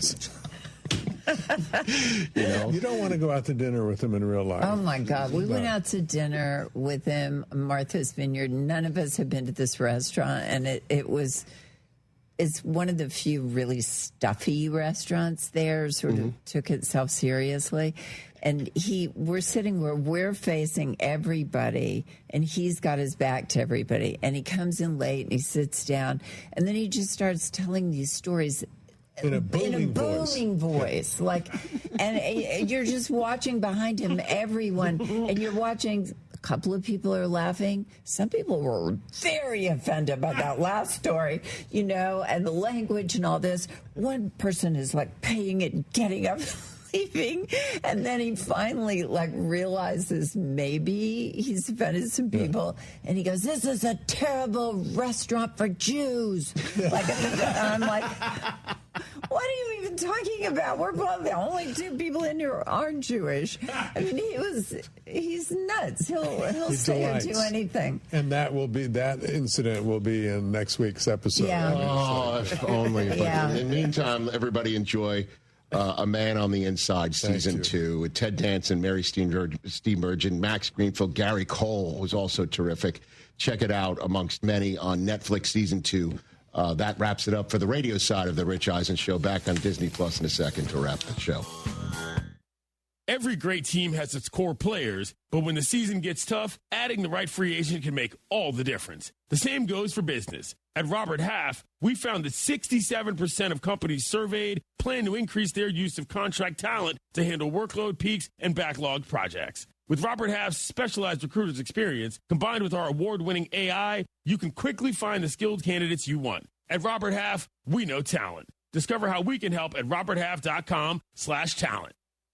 Rich Eisen here for Sonos, the speakers that bring every game to life in my own house. With studio quality sound, Sonos makes you feel like you're right there in the stadium. Whether you're cheering on your team, binging your favorite show, or listening to the hottest songs, Sonos fills every room with incredible sound. Setup is easy. Just plug in, open the Sonos app, and you're ready to go. Want stadium quality sound at home just like me? Because I love Sonos. You will too. Explore soundbars, speakers, and more at Sonos.com. Sonos. They look as good as they sound. Get in on exciting gaming action at La Berge Casino Resort Lake Charles. Introducing our new exclusive statewide table progressives. We've linked our table game progressives between 4 pen play destinations in Louisiana. That means our big payouts just got bigger. No matter which location you choose, you have a shot at these combined jackpots. Get to La Berge Lake Charles or Baton Rouge, Boomtown, New Orleans, or Margaritaville, Bossier City, and get ready for big payouts. Must be 21 or older. Gambling problem? Call 1-800-522-4700. Hey, Lance Zerline here. You know I'm a numbers guy, and I like the numbers that Daspit Law Firm is putting up for their clients. The super team at Daspit Law handles a full range of personal injury cases, and they are getting results from their clients in big numbers. Car accidents, truck accidents, industrial accidents, construction accidents, maritime accidents, offshore accidents. These are all areas where if it's you or someone you know, I encourage you to get a free case review from John Daspit with the Daspit Law Firm. Call 713-CALL-NOW. That's 713-CALL-NOW. John Granato here with with Robin Orlando from Houston Powder Coaters. Robin, the holidays are coming. We got to get our stuff in because it takes a little time to get stuff powder coated. It does. On average, it takes about 4 weeks. We do offer rush should you have a party in 2 or 3 weeks. But yes, start thinking about the holidays now and getting your stuff done. We're going to have family over. We're going to look good. Of course, we have to have places for people to sit at. And it's also hunting season. So if you've got a stand or a four-wheeler, you need it powder coated. You really do, because it's out in the elements. So you need to get it protected. And also, I mean, we all want to make the four-wheelers look good because you know your cousins are going to have a better one. And when you buy your stand, you should get it powder coated first before you put it out there. Yes. So when you get your stand, it's going to have a coating, but you want to have that spectacular coating that's going to help it stay in the weather, in the harsh conditions, and have it looking great for years to come. For all your powder coating needs, there's only one place to go: Houston Powder Coaters. HoustonPowderCoaters.com or 281-676-3888 and ask for Robin. That is me. At Bank of America, we're proud that more than 20,000 veterans and people with military backgrounds have joined our ranks since 2015. Now we're committed to adding 10,000 more over the next 5 years. By helping veterans achieve their career goals, we're moving from appreciation to action, and together helping expand economic opportunity across America. Visit bankofamerica.com/great place to work. What would you like the power to do? Bank of America, proud to be an equal opportunity employer. I'm Ed Evans, CEO of Consumer Cellular. Ever wonder why Big Wireless wants you on an unlimited plan? They probably want you to cover the cost of those 20-somethings using all that data every month. But most people 50 and up like me only use 12 gigs or less. Don't get bamboozled by Big Wireless. Switch to Consumer Cellular. Our plans start at just $20, and we use the same towers as the big guys. Join the millions who choose something better, because if you're not using all that data, you're probably getting used. Call 1-888-FREEDOM or visit consumercellular.com/facts. Plans include $5 credit for auto pay and e-billing. See site for additional facts. Hey, Lance Erline here. You know I don't play around when it comes to burgers. And Burger Chon is the real deal. And now they're giving us more chances to enjoy it because they're open for dinner Wednesday through Saturday. Plus, they're open for lunch now on Mondays. And to celebrate football season and their new hours, they got a deal. Walk in there the day after a hometown football win, mention ESPN Radio or say Go Texan, and you score a free side order with your entree. That's Victory Mondays at Burger Chon. It's BurgerChonHTX.com. Hey, you got better things to do than think about your electricity bill, but how do you avoid the surprise of a high bill at the end of the month? Here's what I do. I rely on the guys over at Champion Energy. With their low-price, fixed-rate plans, there's never any surprises. Plus, the team at Champion sends me weekly usage reports with my projected bill amount. Again, no surprises. They also remind me when my contract is about to expire so I can lock in on low prices. Visit champion.energy to view a variety of fixed rate offers. That's champion.energy. Promo code 1560. Promo code 1560. ESPN 97.5. KFNC 97.9 HD2 Mont Bellevue, Houston. Presented by Zadok Jewelers. Houston standing by, over. Jeremy and Joe starts now. On ESPN 97.5 and 92.5. Live from the Huntington Bank Studios, here's Jeremy Branham and Joe George. He's Joe. I'm Jeremy. We're Jeremy and Joe. Taco Tuesday edition of Jeremy and Joe on ESPN 97.5, ESPN 92.5. Joe, football is my favorite season, too. Okay. Do you not know what shirt you're wearing? Oh, I am, yeah. I forgot. Joe's shirt says football is my favorite season. It is. It's the Cougs shirt. Go Cougs. He didn't even realize that. I forgot. Bye week for the Cougs this week.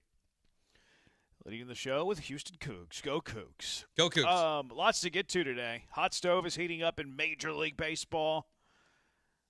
I have a crush. It's not a Monday, but I have a, what is the little acronym? Man Crush Monday or whatever? Is that what it is? Yep. I think you nailed it. Yeah. I have a man crush Monday who I want the Astros to trade for. Okay. We'll get to that a little bit later. We don't ignore in victory what we wouldn't in defeat. We're not like these other jabronis that like, hey, Texans win, nothing's wrong, and then they lose and everything is wrong. No, we're consistent. Joe and I are, well, we might not be the consistent, but we're more consistent than others. Mm-hmm. We might not be consistent, but I pride ourselves on being more consistent than others. When the Texans win, there's still things that we have to discuss. Now, we wait till Tuesday. We're fair about it. We don't ignore in victory what we win in defeat. When they lose, we're honest about some of the good stuff. We're not like, oh, the culture is terrible, they lost. Oh, culture is great, they won. No, we don't do that. We're realists here on ESPN 97.5 and ESPN 92.5. We'll cash, we'll trash. A certain man was fired in Dallas, and the city's throwing a parade today. And I feel like all of you are being fooled with the bigger play here that's in play. But a lot of people are celebrating the firing of Nico Harrison, which, look, he was already fired. He was fired the moment he traded Luka. It was just a matter of when. It wasn't a matter of if. It was a matter of when. And when was today, November 11th. Also celebrating the veterans. Thank you for your service. We appreciate you're my hero, and I mean that sincerely. Heroes to me are the people who fought for us and first responders. I don't idolize athletes like some. I don't do that. I idolize the military and the first responders. Of course, today, Veterans Day. Thank you all for your service. We certainly appreciate it. And we can talk trivial and stupid stuff like sports because of you. So thank you. Packers-Eagles yesterday. Is this an NFC Championship preview, Joe, what we saw last night at Lambeau? No. Why not? They have elite defenses. Are we sure that the offenses just don't stink for both teams, Jeremy? No, they have good offenses. One of them has a good offense. Look at all the players, Joe. They have Saquon Barkley. You have Jalen Hurts, one of the best quarterbacks in the NFL. You have Devontae. You have A.J. Brown. You have Dallas Goedert. Look over at the other side of the football. Jordan Love got a lot of money. Yeah. Jordan Love got a lot of money. He got a lot of money, Jeremy. Josh Jacobs is a really good football player. He's Christian a good football Watson's back, baby. Matthew Golden, go Cougs. Didn't play yesterday. He'll be back soon. Go Cougs. Hook him. Texas is back, folks. There's a lot of offensive firepower on that football field, Joe. They both stink, though. Last night's game was awful, Jeremy. Set football back a century. Why can't you tip your cap to good defense? These aren't awful football teams. It was good defense by both teams, yes, but the Packers' offense is not good. They are not a good football team. I do not think this is a preview of the NFC Championship game this year. Maybe one of these teams gets there, but I do not think it's the Packers. You say they're a bad football team? Offensively, they're not good. Let's see. They've laid too many eggs this year to make me think that they're a good football team against teams that are incompetent. They're in the top half of the NFL in points scored and yards. Great. They're 15th in points scored. They're 12th in yards. Jordan Love's not good. That's fair. He's not, and that's the problem. Like they can score, yes, but their wide receiver room, it's a bunch of guys who they've tried. I give them credit. They've tried. They've added a bunch of guys in the draft. None of them have really hit so far. Josh Jacobs has been a great sign. But Jordan Love can't elevate his teammates, and I don't think that's a surprise that people have watched him. He's not a great quarterback. He's an overpaid quarterback. He's not Trevor Lawrence, and to the point of like that contract's going to crush them, but I do not view the Green Bay Packers as a team that's going to make a run to the NFC title game this year. The Eagles, you can still sell me on them. They didn't have a great night. I don't know why they're not trying to get the ball to A.J. Brown more often in their offense. The thing that concerns me with the Eagles is just their injuries. So we saw Lane Johnson leave the game last night. It doesn't seem to bother them. They seem to always have another guy, but I would be stunned if last night's game was an NFC Championship preview. One of these days, I'm going to find somebody that likes Jordan Love. I don't know when that day is going to come, but one of these days I will. Like, Green Bay's also without their top three pass catchers, though. And look, they're not getting Kraft back, so like that's not one that you can be like, hey, you're getting him back, yay. But you are going to get Golden back. And I wonder if when Reed comes back, too, because I think he's one of their best two receivers. So I think the Green Bay Packers that we saw yesterday look much different in a month or so. And, look, the Eagles are good. Like, give the Eagles credit. They're a good defense. So, like, yeah, you're not always going to have a good offensive night against a good defense. I don't disagree with you about Jordan Love. I don't think this is an NFC Championship preview. I would be stunned, like you, if Green Bay makes the NFC Championship. But I would be stunned if Philly doesn't. So for me, it's like 1 foot in, 1 foot out. If Philly doesn't make the NFC Championship game, I would be surprised, and it would be a disappointment of a season for a defending Super Bowl champion. If Green Bay makes it, it feels like a fantastic success. Yeah, I mean, but when you look at the NFC right now, who's the other team that you're confident in? Is it the Rams? The Rams are good. They got the MVP. But you got Sam Darnold, and the Seahawks are playing really good football right now. Also very good. Some would say the most underrated team in the NFL. Some great minds once said that. And then there's the Detroit Lions, who are very good this year. It's not an easy road for the Eagles this year. That bye is going to be really important for the top team in the NFC, and if the Eagles don't get it, they're gonna struggle to get there. And we've seen this team go through that season 2 years ago where they They were 10-1 to start the season and then kind of fell apart. It was a weird year with their offense. They make an offensive coordinator change. They're really good the following year, and they win the Super Bowl. They just seem to not be clicking this year like how they were 2 years ago. It doesn't mean that they can't get there, but they don't, to me, look like the best team in the NFC right now. So I'm with you. I would, it's a disappointing season if they don't get there. They're not, to me, I wouldn't bet on them. Who's your favorite team in the NFC? The Rams. You like the Rams more than the Eagles? I do. Okay. Let's say they're on different sides of the bracket. Who else do you like more than the Eagles? Like the Lions. Okay, so you're picking the Lions and the Rams right now. Let's just say it's a neutral field because who knows what happens in seeding. You would take the Lions and the Rams on a neutral field over the Eagles? Yeah, right now. Yeah, I don't think I'd take either one over them. I'm not sure there's anybody in the NFC I would take over the Eagles on a neutral field right now today. I'm surprised how bad the offense has been this year. Getting guys involved. A.J. Brown, Devontae's been up and down this year. Jalen Hurts has been good. Like, he's not a problem. Like, Jordan Love seems like a problem on the other side of last night's game. Just the offense is not clicking in the way it was last year. Saquon Barkley's not having statistically a phenomenal year like he was last year. It just seems a bit off.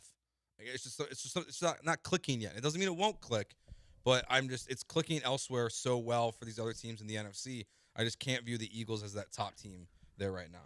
Agree to disagree with you there. We'll see what happens. I had Saquon Barkley and Jake Elliott on my fantasy football team yesterday, and everybody cares about everybody else's fantasy football team. I always say that. I needed 8 points in that game, and I'm sitting there with 10 minutes left to go in the fourth quarter I might not get this. Yeah. I was 95% chance to win, and then we're there 10 minutes to play in the fourth, and I'm sweating it. I didn't expect to be sweating this. I thought we'd be done in the first quarter. Now, luckily, Saquon Barkley had that long pass catch where he caught and ran it for 50 yards or whatever it was, 40 yards, and that put me over the top. So everybody was wondering, no one really cared about the Eagles-Packers, the result.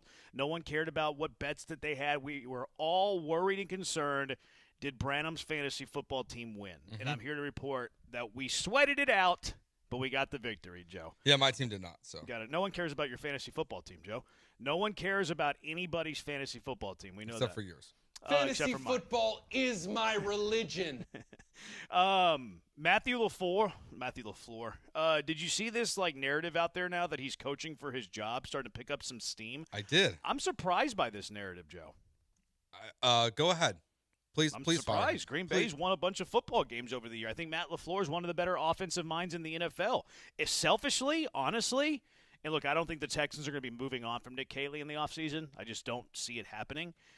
But if they do, and Matt LaFleur is fired, yes, please. He ain't coming here. That would be fantastic. Yes, please. Why not? He's going to be a head coach next year. Yeah, but Joe, don't let the truth get in the way of a good story. I want him as the Texans OC with that fabulous hair. I would love it. I would love it. It gets him away from the Packers. That makes me happy because he's a great football coach, Jeremy. Yeah. He's a great football coach. At least a really good offensive mind. Yes, and that's all that matters. But if he was available... Well, I disagree. With what? Not to nitpick it. That's not all that matters. To be a good offensive mind is not all that matters. Well, for the Texans job. To be a head coach. Yeah, for the Texans job, for sure. Yeah. And if he came here, Packers go down, Texans go up. I love my life. That makes me football happy, Jeremy. So I hope Matt LaFleur gets run out of town by those fake owners. There's so many owners there in Green Bay. Got to keep them all happy. Now, LaFleur hasn't had his best success since 19 and 20. He went to back-to-back AFC, or NFC rather. They play in the NFC, guys. He went to back-to-back NFC championship games in his first 2 years there and hasn't been back since. So maybe they're going restless, You got Jordan Love you pay money to. You trade for Micah Parsons where you mortgage some of your future to get him into the fold. So I understand patience wearing thin. I think it would be foolish if your patience wore so thin that you fire LaFleur. I think that would be silly, but hey, I'm writing him down. I'm writing down that name. I'm taking notes, Joe. Offensive coordinator candidates should the Texans move on from Nick Caley. LaFleur's in the mix. McDaniel's in the mix. I don't hate the idea of Dable. I would be perfectly content and happy with Brian Dable. People were in my comments yesterday on Twitter thinking he was a defensive guy. Not the case. He's an offensive mind. Was really good in Buffalo. Actually had some pretty good years in New York, actually, as well. Am I missing anybody on my list? No, those are the. Did you say Stefanski? Sorry, I didn't. But if we want to throw him in the mix too as a potential firing, give me him. Zach Taylor. If they potentially fire him, I don't think they're gonna. But if they potentially fire him, he would be in the mix for me too. Yeah, that's the. I mean, look, you want like a dream scenario? Any of those coaches, they check that box. They can bring in their own staffs. They have plenty of years of experience play calling. Some of them might not find a job right away, like Mike McDaniel would be in that category where he's not gonna, be here for 2 years. And then go have success elsewhere or try to go be a head coach elsewhere. I think Dayball's probably in that same category. Like, I don't think he's going to be jumping back into a head coaching job right away. LaFleur probably would. Like, comes here for a year, gets the Texans to an AFC championship game, and he leaves. But it'd still be totally worth it. I would take it. Yeah, absolutely. What do you think the odds are that Kaylee is fired? Because we like to do this each week. He raised his stock a little bit last week. Last weekend. Is that savage of us? We're like putting odds on a guy getting fired. No. Professional sports entertainment. 35%. You're a 35% chance he gets fired? Yeah. Okay, so more probable he does not. Yeah. Maybe this is your fault because you keep saying you don't think it's going to happen. So I've started to come your way. I don't a little bit. I don't. Why wouldn't he call plays? Scoffs at Will Kunkel when he asked that question. How come D'Amico's not getting asked that this week? By the way. Because they score touchdowns? Because they won football game. Yeah. Guys, good. You win one football game, and then all of a sudden the narrative changes like that. It's the ebbs and flow. The ebbs and flow of the football drama that happens. I love it. Meanwhile, the team's right here. The team's even killed. They're flatlining, and the media is just ebbs and flows in this weird roller coaster that is the narrative. But that, to be said, we can say the same thing about athletic directors. I mean, look at Franklin up there in Penn State. He was one of the 4 final teams in the playoffs last year, was ranked in the top 5, and then was fired 3 weeks later. So, yeah. I think that that's the comp a little bit for LaFleur here is what happened with James Franklin. That Matt LaFleur hasn't been able to win the big games. He's had a lot of success, but he's lost multiple playoff games, specifically to Kyle Shanahan and the 49ers. Last year, lost to the Eagles. Hasn't made a big run yet as the Packers coach, and it's a franchise that has a history of winning Super Bowls. Not a lot of them. 2 all-time great quarterbacks, and they have 2 titles to call their name to for that. But Man, you're a hater. I am a hater. But he's below expectation for what the Packers would be right now because he hasn't won the big one yet. He's got the quarterback, in theory. Yeah, I'm with you that he would be a hot name, though, as a head coach. Yeah. Junkie dialed in just for a fantasy football update. Thank you. My life is complete. I'm here to serve. That's what I'm here to do. Fantasy football is my religion. I'm here to tell you that we really care, Branham. Thank you for that. You're welcome. I'm here to serve. I'm here to please. It's the Madden cover curse. That's why he hasn't played as good as last season. Who was on the Madden cover? I give up video games. Saquon. I haven't played video games in 10 years. Saquon was on the Madden cover? Yeah. Was this his first cover? I don't think so. Huh. But normally the curse is an injury. No, sometimes it can be lack of play, right? Yeah, I think sometimes it's lack of production. Yeah. In Michael Vick's case, he was starting to fight dogs. That's true. You beat me to it. That's true. So, it's case by case, Joe. Jordan Love had a great second half one season and hasn't done anything since. He's right there with Trevor Lawrence as far as being overrated. I don't think Trevor Lawrence is overrated anymore. Not anymore. No. What's up, Trevor? I think he's past the overrated stage. Now he's just overpaid. He's a problem. I have an idea of what I would do if I were James Gladstone in the Jacksonville Jaguars. Because I think they hate Trevor Lawrence. I don't think they're fans of Trevor Lawrence. Mm-hmm. And I don't think you can really, I don't know what you can do with the contract. I don't know when, the guarantees are and when he's, tradable or whatever. But I have the perfect name for Jacksonville to be their quarterback. Okay. You ready for this? I'm ready. You want to guess who it is? I want to see if it's the same one I'm thinking. I have a name in mind. Is it Mac Jones? It was not. No. Well, you guys are casuals and don't know ball. Brian, I was hoping you were going to say Jameis Winston. No. Jameis Winston. They're sending 2 plays to the line and telling the quarterback to get into the right play, and you want it to be Jameis Winston? I didn't know how serious you're taking. I didn't know if you're being sarcastic here or if you're being serious. That's fair, because you never know. No, I was being serious. I think Mac Jones would fit them perfectly. Quarterback problem for quarterback problem. Go fix Kyler Murray, Liam Cohen. No. It's a sophisticated offense, man. They need a guy who's sophisticated, gets the ball out, throws it to where it's supposed to be, on time, precise, on schedule. Like the greatest athlete of our generation? Davis Mills? No, your boy Kyler Murray, the greatest athlete of our generation. Kyler Murray is none of those things I just mentioned. He's the greatest athlete currently walking planet Earth. That's an active player in their sport. But he is none of those things that I just said was important for Jacksonville. Trevor Lawrence's dead cap next year is $116.5 million. So they're stuck. What's up, Trevor? That's so much money. It drops to $65 million the next year. He hasn't made a big run while being the Packers head coach. Jeremy just said he made 2 consecutive NFC Championship games. Come on, Joe. That's a good point. Is Peterson an option, Wheatstraw? I don't know. Joe mentioned him the other day. I mean, I'm open to it. It's not one of my favorite candidates, but I would rather a veteran head coach that comes in to be your OC. You know, I prefer one of the guys we just named, but Doug Peterson probably be like the next guy on my list over like a Mike McCarthy, I would say. Mac Jones made Brian Thomas Jr. actually good last year, too. You remember that? Brian Thomas Jr. had a spike with Mac Jones. They need to bring Mac Jones back to Duval. He would save that franchise. He'd be perfect for Liam Cohen. You know what would be interesting? I just blew my mind in real time. Some of you saw that look on my face. Do you know where Liam Cohen was an offensive coordinator? Tampa Bay? In college? Oh, Kentucky. You want Will Levis? Go away. The next Sam Darnold, the next Baker Mayfield. Did you say something about being smart and being able to handle a lot? I think he's smarter than Kyler. I mean, he did eat a banana with the pill on. I don't know how smart he is. But he's eating healthy. It wasn't a piece of candy, so it shows he cares about his body. Look, you can't be a good quarterback in the NFL. I said it from the very beginning. You put mayo in your coffee, you're not a good quarterback. See, that's a bulletproof coffee. A lot of people do that. It's a fatty coffee, which is, again, like he thinks his body is a temple. Which, what does he think about his brain? If he thinks his body's a temple, he probably thinks his brain is a temple too. This is how I know you're going to be a bad quarterback. So far, I've got 2 things on my list. Okay, Jeremy? You wear the number 47 or a non-quarterback number, or you put mayo in your coffee. Joe, you do one of those 2 things, Joe, you're a bad quarterback. This kind of ticks me off, to be honest Why? with you. Because you're in no position to be talking about what is good for you and bad for you in terms of your coffee, daily intake. I'm not talking about your health, Jeremy. I'm talking about being a good quarterback. It's weird. No, I mean, we're sitting here talking about mayo and a coffee when Tom Brady had avocado ice cream and so many other weird stuff. Doesn't matter. If anything, I want a quarterback who eats and drinks questionable stuff as opposed to, like, eating junk. We've got one quarterback who eats weird stuff, and you think all of them should do it. This is why I wasn't sure if he was being sarcastic or serious earlier, because he brought up Will Levis. Well, I just put together that he used to be his coordinator at Kentucky. Yeah, but I don't know if Cohen likes him. I don't know if he likes him. We'll see.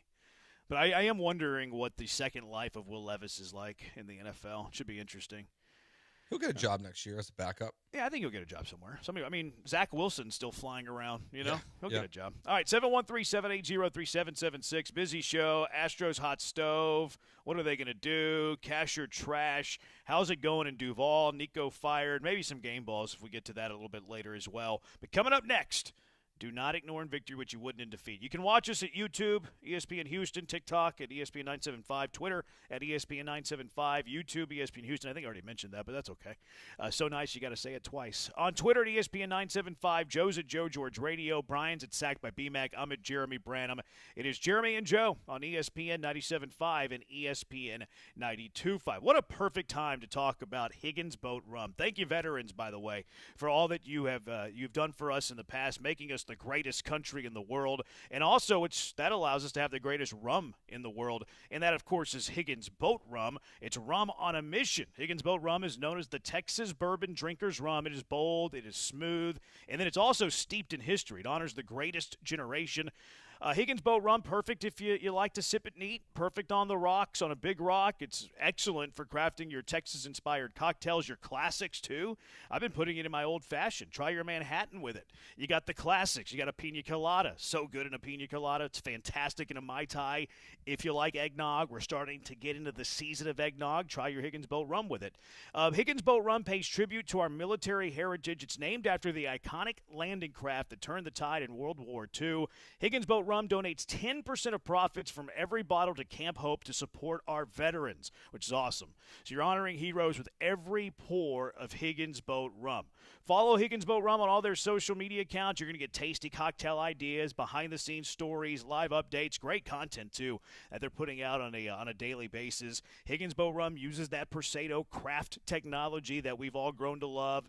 Makes the rum smoother, enhances those natural flavors and aromas, and then gets rid of all that bad stuff. Gets rid of the harsh elements that doesn't make us feel good in the morning. It's a premium top-shelf rum at a great price. Get your bottle now. You can get it out at the Total Wine in Baybrook. You can visit them online, too. Make it real easy for you. HigginsBoatRum.com. It ships to 48 states across the U.S., so you got some family members who like rum. You're not going to go see them at Christmas time because you love them, but you don't love them that much. Sing them some Higgins Boat Rum. They'll love it. Ships to 48 states. HigginsBoatRum.com. Crafted by the bold, inspired by the brave.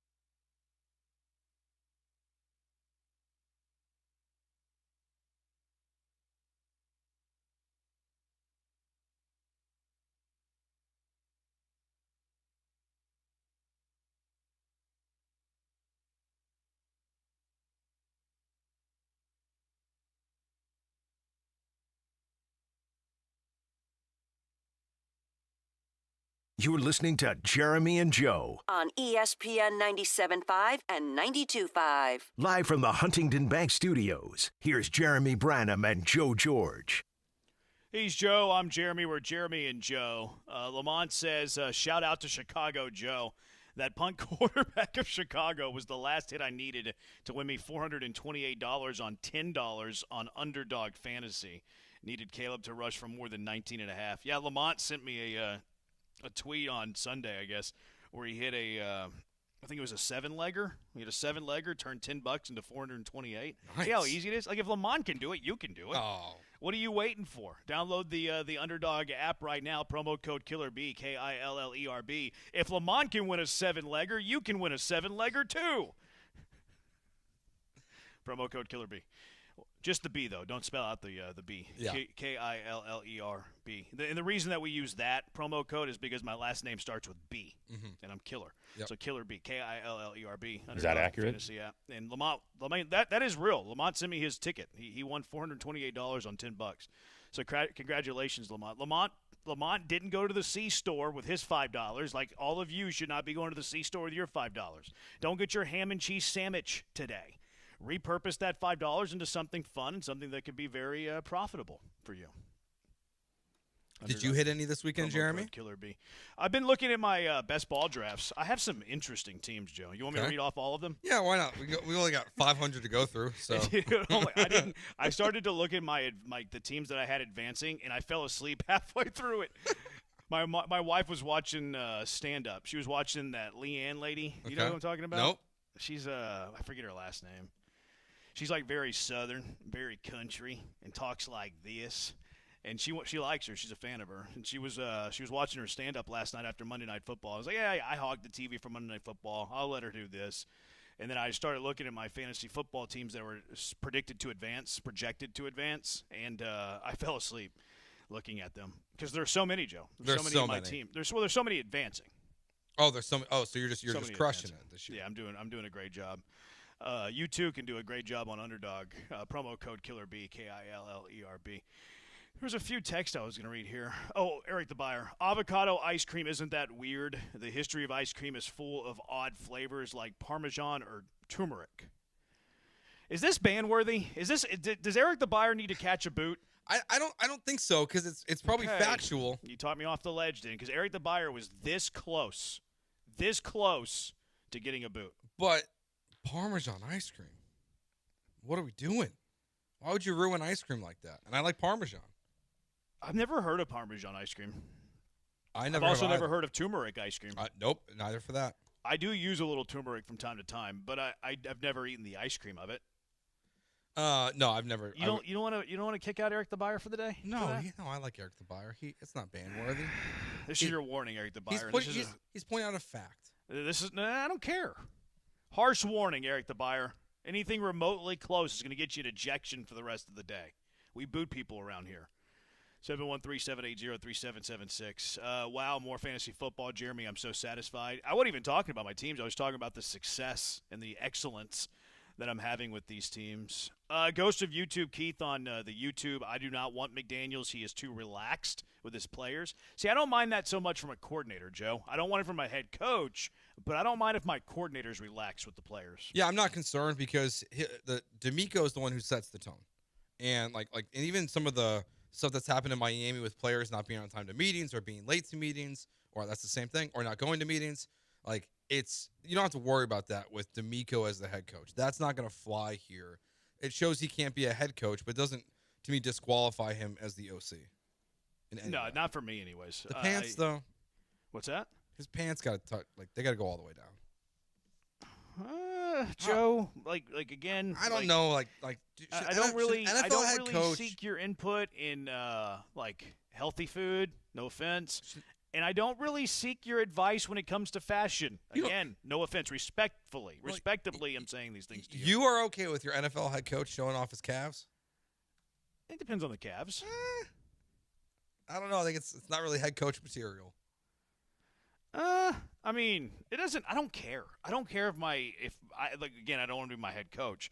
And offensive coordinators, I think, are quirky anyways, right? They're kind of wizards and oddballs. Mm-hmm. I don't care the pants that my offensive coordinator is wearing. I care that you scheme up success and you move the ball and you score a lot of points. Think of the amount of quirky offensive coordinators, especially, that we've seen in the history of the game. My mind immediately goes to Mike Leach, maybe one of the quirkiest dudes ever. Mm-hmm. He was really good as an offensive mind.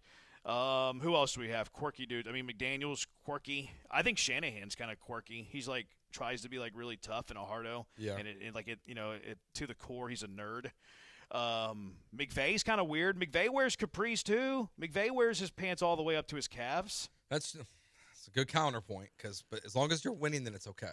What other weird, quirky OCs have we had? Is Cignetti an offensive guy? Because he's weird and quirky. Yeah, he's just weird. Holgerson was weird and quirky. Yeah, but OCs are weird and quirky, man. Well, I mean, defensive coaches are too. You got Bill Belichick. I feel like they're more hardos. That's true, but they're quirky in a different way. Feels they're psycho. Chip Kelly's a little weird. He's a little weird. Yeah. Offensive mind. Yeah. Tom Herman, offensive mind, a little weird. Very weird. Ben Johnson had a P chart once. Cliff Kingsbury. Cliff Kingsbury's not weird. He's just no, he's too cool to be weird. Yeah. But that's almost weird. How cool he tries to be. It almost is. No, he doesn't try to be cool. He's just naturally cool. He just oozes machismo. But it does border on weird. I agree with Yeah. you, Joe. It does border on weird, but it's not anything that he's doing. It's natural for him. Kellen Moore says somebody. He is kind of weird. Kellen Moore. Branham pooping all over Joe Jordan. I know. I'm getting dumped on today. Well, dude, I'm just being honest with you. I'm just being honest. You don't like my takes. Joe, it's nothing to do with your takes. Insulted him a little bit. You got a little out of order yourself. yourself. Your takes. I call it like I see it. If people are in the path and get a little sensitive about it, so be it. Sorry about it. I'm Joe, just there's surprised. a lot of things I would look for advice. There's a lot of things in my life that I would go to you and seek advice. Name 3. Fantasy football. How to go 7-7 in fantasy football. Whoa! That's an insult already. NCAA video games. Yep, great call. How to stay up past 2 a.m. and wake up at 7. That's true. Like, there's a lot That of list things I felt would look insulting. at, Joe. Yeah, it's not a great list. No, it's not a great list. The best pizza to have in Chicago. Not popular streets in Chicago, but the best pizza to have in Chicago. There's a lot of might not know things what I would street go it's to you on, for. but- There's Yeah. a lot of things I would go to you for, Joe. But fashion advice and eating healthy ain't two I'm things just saying, I would. I don't want my coach to show his ankles and his calves. That's not a big ask. I thought you honestly. I'm shocked you're not on my side with It's a this, big Jeremy. what? It's a big ask. Making sure. You're talking You about got the K in calves, there. seeing if you went up further the leg, Like, I mean, you're talking about OC's calves. I don't know what's next. I just figured. I thought you were gonna be on my side with this take. To be honest with you, I don't know. I am as a head coach. I don't want my head coach showing off their calves. Offensive coordinator, they're It's allowed to okay. be cuckoo. They're allowed to Okay. be crazy. All right. Coordinators are allowed to be crazy. Yeah, like head coaches, no. Like Adam Gase. His bug eyes were okay when he was an OC, but when he became the Jets head coach, problem. Yes. Okay. Yes, I think it was draw always the a line. problem. I draw the line in the promotion to the head coach. You can be as weird as you want as an offensive coordinator, maybe even as a defensive coordinator, but you can't be weird as a head coach. Normal Can't do person. it. Won't do it. Another junkie says 100% agree with Joe. There you go. At least someone does. You got one. All right, 713-780-3776. Let's not ignore in victory what we win in defeat. It's Jeremy and Joe. It's ESPN 97.5, ESPN 92.5.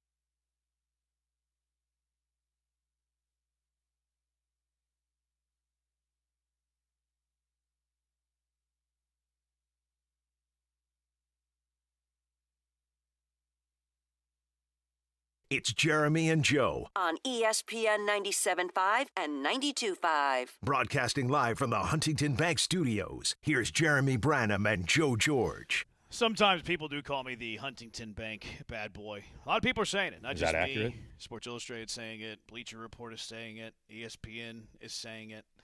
Do not ignore in victory what you wouldn't in defeat. But because we're consistent, Joe, because we're fair, because we're balanced, I think it would be appropriate if we, before we don't ignore in victory what we wouldn't in defeat, praise more people from the Texans for their win on Sunday. Maybe those that we didn't get to yesterday. Go Texans. Maybe ones that didn't get enough praise. I think in the interest of fairness, I think we should give out some praise before we don't ignore in victory what we would in defeat. Do you have any praise to give, Joe? Yeah, I'll start with, for me, Nico Collins is one that made big-time plays and big-time catches in this game when you really need to. We didn't talk enough about him and the impact he made. That two-point conversion catch, just being reliable for Davis Mills in this game. Nico stepped up in a big way, and I know D'Amico is unfamiliar with what that means for a player to do, but Nico Collins stepped up in a big way. It's not Joe shade. throwing shade. It's not shade. Who are you, DJ Bieniemy? He was going after. Look, D'Amico D'Amico? Ryans was asked about players stepping up, and I don't know how you don't watch this game and be like, yeah, that guy stepped up, that guy stepped up, that guy stepped up. Who's feeding him the ball, Joe? He can't get it without without Davis. Yeah, he caught it one-handed, and Jaden Higgins went up and caught a pass that could have put him in the hospital. They stepped up. No, you're right. That's a good call, Nico. Nico's a freak. He reminded us of that on Sunday. You could throw Dalton Schultz into the mix, too. He had a big game. He was being targeted a lot. Maybe it's that Stanford connection, the Palo Alto duo between Davis Mills and Dalton Schultz. I think we got to give love for Danielle Hunter. We didn't bring up Danielle Hunter much enough yesterday. 4 TFLs. He had 3.5 sacks, and he got John Gruden to talk about him a little bit. Got me feeling 4 sacks, motor, power, speed, a wrecking machine indeed. Motor, power, speed, He's a wrecking awesome. machine indeed. You want that whole thing as a drop, right? Yeah. Okay, good. I'm glad we're on the same page. I hope John Gruden got me feeling nicey. Does not get a head coaching job. I said the same thing to Jeremy during the break. I hope he never gets another head coaching job. I need those in my life going forward. They're so ridiculous and over the top. 4 sacks, motor, power, speed, a wrecking machine indeed. He's great. He's so Motor, great. power, speed, a wrecking machine indeed. We need one. We need him to do one on Davis Mills. We had a texter yesterday say Dice 'em Davis, like shred 'em Stroud. That'd be pretty funny. Shred 'em Stroud. That's funny. It didn't really seem like it got the entertainment and enjoyment out of it from you guys as much as Well, it you did just me. you just didn't do as well as Gruden. Yeah, does. you're right. I didn't deliver. You it very dropped the good. ball. That's fair. I did. But Danielle Hunter was a monster in yeah, this game. He was a wrecking machine indeed. All right, let's get to the any more praise that we need to give out? Maybe Derek Stingley for the one-handed pick. That was nasty. That was pretty amazing. That was a really good interception. Oh, I want to give more praise to. I watched about a quarter and a half of the film today, the All-22. I didn't finish it. I didn't have time. But I watched about a quarter and a half of it. Davis Mills is like an athletic freak. I'm starting to realize that more and more. There was one where he probably should have thrown an interception, but he stiffed arm. I think it was Walker. Oh, he stiffed arm Walker to the ground. It's like, you look like Mike Allstott playing the quarterback. Was it the play position. where Walker was unblocked? Maybe. Was Because it the one where there was Mills a almost play- threw an interception to the near sideline? I don't remember. He definitely got the ball away. I don't remember how he did it, but there was a play where Walker came unblocked, and somehow it didn't end in a sack. Like, it was amazing. Like, Mills, I think, pushed him off, did multiple spin arounds, and somehow got rid of the ball, even though Walker was completely unblocked. I think it might have been a different play. This was one where he stiffed armed. I think it was Walker, but I'm not 100% sure. And then he rolled out and almost threw a pick, which wasn't a good throw. Should have been intercepted. But, okay. I didn't realize you had the stiff arm in your bag, Davis. And then he had another one when Juice Scruggs first came into the game where Juice Scruggs allowed a defender, I think it was Armstead, to go right around him. And, Mills spun away, escaped out of the A-gap, and turned what should have been a sack into, a 5-yard gain. Mm-hmm. It's like, Vanilla Vic. I didn't realize we had our own Vanilla Vic in Houston, but I'm happy that we do. Got to start creating some packages for him then. Vanilla, I know. Some Wild Mills. Some Wild Mills. Mills cat. Yeah, let's do it. Someone says, the weirdest OC was Leach. Look, offensive genius, good call. Eric the Buyer says Mike Leach created the air raid. No, he didn't. Hal Mummy created the air raid. Leach took it from Mummy and then made it popular. Jeremy? What? Band? Was that his second one? Was that the same Eric? Isn't it Eric the buyer? Let's see if Eric was the – oh, yeah, you're right. Eric, you're gone.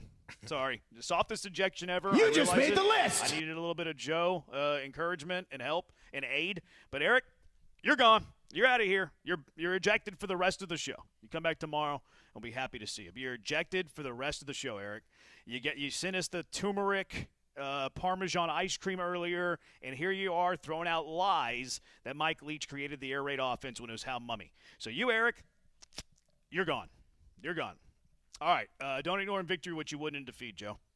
The special team sucks. Yes. It's very bad. And it's a collective issue. And even, Autry's obviously been incredible this year and throughout his career blocking kicks. Unfortunate penalty there that he got that was costly for the Texans on one of the field goals. I guess it wasn't super costly because they only kicked the field goal on that drive, but it was even closer. But the return game, or I guess the kickoff unit, is not good at their job. They can't stop these guys. They can't stop anyone. And your kickoff return team, you got fumbles. You're not getting the explosive plays. Special teams is not good. There was several different plays on special teams that I wrote down here. One was the fumble. That's not good. I understand that's only one guy failing to do his job, but still, that falls on the special team. The punt return touchdown, which I've noticed, and they had another big punt return. And Parker Washington's a good football player. I think he proved that in this game. But too many guys are bunched instead of casting a wide net. We need to build the wall, Frank Ross. Build the wall. He has all his guys bunched together. So it's you make one guy miss, that's the whole entire bunch, and then you have 3 or 4 guys who are toast, who are done. They're out of the play. So too many guys in the same spot, not good. They had a punt where Tommy Townsend was punting from near midfield where it went into the end zone. That's a 23-yard net there, roughly. No, it wasn't roughly. I just forget where the line of scrimmage was. You had a 23-yard net. That can't happen. That's not good. The Jags had great field position on kick returns the entire game. They had it at the 36. They had one at the 45. After the Texans made it a 5-point game in the fourth quarter, kick return to the 45-yard line. That ain't good. Mm-hmm. Frank Ross, stop being so energetic and go scheme up some special teams, bro. Come on, man. Not good. Yeah. It's concerning. It hasn't gotten any better. It just feels like there's a couple teams in the NFL that are really struggling with some of these new rules on the kickoff return this year. And the Texans are one of them. That there's way too much positive field position. You're just making life that much harder for your defense. To be giving the team the ball on the 45-yard line, it's just not. It doesn't cut it. And that's not even bringing up the fact of that's not even bringing up the fact of the who's returning kicks. That's also been a thing. This little kick return, punt returner rotation. People haven't really liked that. So I have not been pleased. And I think Frank Ross is a good special teams coach. He's proven that in years past. He has not been this year. Special teams has been a negative for the Texans. You got any, Brian? Yeah, there's still too many times where when the opposing quarterback is even remotely mobile, that they just completely fall asleep and lose them and allow a big scramble. I believe there was one in the fourth quarter that would have been big, but it got called back because of a penalty. But there's still too many times. No, it didn't get called back. That's the one that put him in range. Okay, that put him in range. They had a pass that got called back because of penalty. Okay. The hands to the face. Yeah, I knew something got called back because of penalty. It was the play before that. Right. I remember watching when Lawrence scrambled out. It's just here we go again. Flashbacks of obviously Baker Mayfield with Henry To'oTo'o allowing it, or Bo Nix a couple weeks ago, or last week. Allowing a similar thing. There's still too many times when you face a mobile quarterback, and by the way, Josh Allen's coming up on the schedule, where they just completely lose that assignment and allow a big run to pick up a third down or get them into scoring range. I had that on my list too, and the thing that I would piggyback off of that, Brian, is it seems to happen in crunch time. This happened in what could have been a game-winning drive, or at least a chance for Little to win the game. And if you didn't get the hands in the face, they completed a pass to Washington that would have made it, a 57, 58-yarder, well within Cam Little's range. So, that happened on the final drive. Bo Nix's big scramble happened on the final drive when Henry To'oTo'o was out of position. I had that too, and it's maybe throw in a spy. Maybe you can do that because you have pass rushers that can get to the quarterback. Maybe you can make a trade-off there. One guy, instead of going for the QB, you drop him back into coverage so you don't let the quarterback, get out of the pocket and gain 20 yards, and all of a sudden you lose the game. We're pretty pleased with the offense, I think. There were 3 occasions, though, where play clock winding down, where once they took the delay of game, and then twice, both times in the second half, they took a timeout.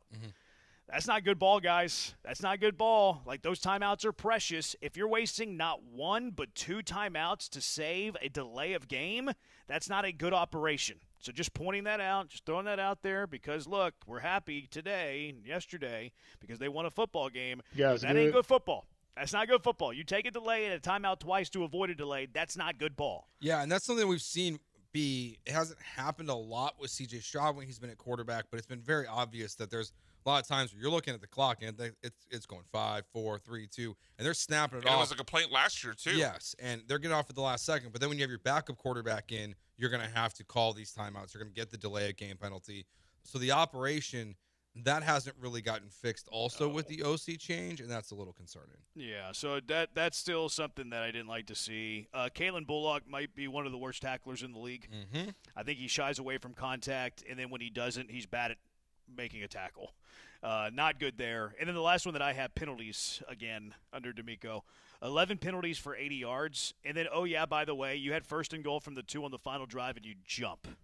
Like Davis Mills bailed you out because he's Vanilla Vic. He bailed you out with an incredible scramble. But let's not forget, the Texans had it 1st and goal from the 2, and they had a false start. Well, they got backed up again, right? Yes. Like this, that's not winning football. Now you got bailed out by Vanilla Vic. Davis Mills, combination of Joe Flacco and Mike Vick, some are saying on the Twitch. He bailed you out, but that's not winning football, guys. The other one I would just throw in, too, is just how the offensive line started. You put out an offensive line combination for 9 plays. Like, what are you doing? Like you don't know your best offensive line before the game? Oh, yeah. You're going to put in a right guard who none of us have ever heard of? I watched all of City Sal's snaps. That's not a lot. All 9 of them? All 9 of them. Did y'all realize that he got pulled mid-drive? No. No, I didn't. He got pulled mid-drive. So I found a play where I think was the reason that he drew their ire. And then they left him in for one more play, which was a 3rd down, got the 1st down. And then after they got the 1st down, they pulled him off, and Juice Scruggs came in for the rest of the drive. It was the 2nd drive of the game. So he allowed a pass rush. He allowed a quarterback hurry, like, badly. He got beat badly. I think it was Armstead. Got beat badly, and Davis Mills, like, made a miss and, like, scrambled for 3 or 4 yards because he's an unbelievable athlete, Davis Mills. We've always said it. And then he stayed in for the 3rd down. They converted a 3rd and, like, medium, and then he was pulled. He got pulled mid-series. That's not good. Yeah. And again, I posted it too at Jeremy Branham on Twitter. Twitter. Why is he out there? Breaking down film like only I can. Why was he out there to begin with? I don't understand. It's a great question. I had offensive line debacle, but we talked about it yesterday. But certainly, the way they've handled the offensive line is questionable for sure. I think that covers it everything for me. I mean, Davis, he's gotten his love and he deserves it, but there's still a lot of missed throws where you can see why he's a backup quarterback. We were watching it a little bit last night, and it's just he's fine. Like he can win you a game again this weekend, I think, but I don't understand the people who want him. Here are a couple of texts from the Junkies. Do we win that game with Stroud? I'm concerned Stroud pees down his leg on that 4th down, unlike Magic Mills. Another Junkie, after watching all 22, is CJ still your QB1, and if so, why? Let's hit those on the other side. 713-780-3776. Jeremy and Joe, ESPN 97.5, ESPN 92.5. Affordability is the biggest problem in today's car market. New vehicles average nearly $48,000, and most people's wages, well, they just haven't kept up. That's why some are stuck with 7-year loans just to make the payment work. At D&M Leasing, they solve that problem with the Easy Lease, offering lower monthly payments, no money down, and terms that make sense. It's a really simple process. You go to their website, dmautoleasing.com, or you can just call 713-290-1000, and you're going to be talking with a leasing agent. You're going to talk to one person. That's it. You're not going to be handed off from one person to another, one-on-one, and you'll be going through the kind of car you want, going through your lease process and just what that's going to look like for you. And the best part is, well, it can be done within 24 to 72 hours. I was talking to Kelly today from D&M Leasing, and that's what he told me, that in a day, 2 days, 3 days, you can have your car. It's really just going to depend on if you know what kind of car you want or not. And they will bring the car to you, to your house, to your office, wherever you want it. They will deliver the car and take your trade-in with you right there on the spot. Visit them at dmautoleasing.com or call 713-290-1000 today.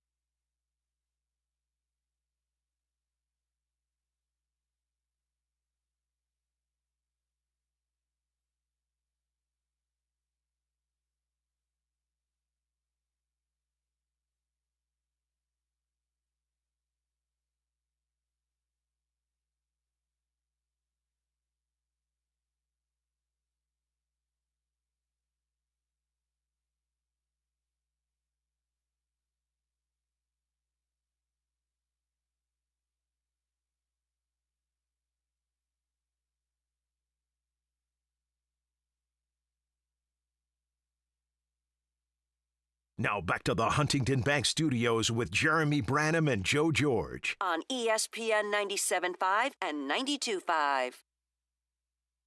He's Joe. I'm Jeremy. Jeremy and Joe. After watching the All-22, is CJ still your QB1, and if so, why? To be fair, I only watched a quarter and a half. I didn't have the time today. I'm going to try to watch the rest tonight. Maybe in the morning, we'll see. But from what I saw, not even close. CJ Stroud easily the better quarterback. Now, Davis Mills has the athleticism to get away from some sacks. He's kind of a gunslinger. Like, I think we view Davis Mills as like, hey, he's going to take care of the football, very conservative, very safe. And I don't think so.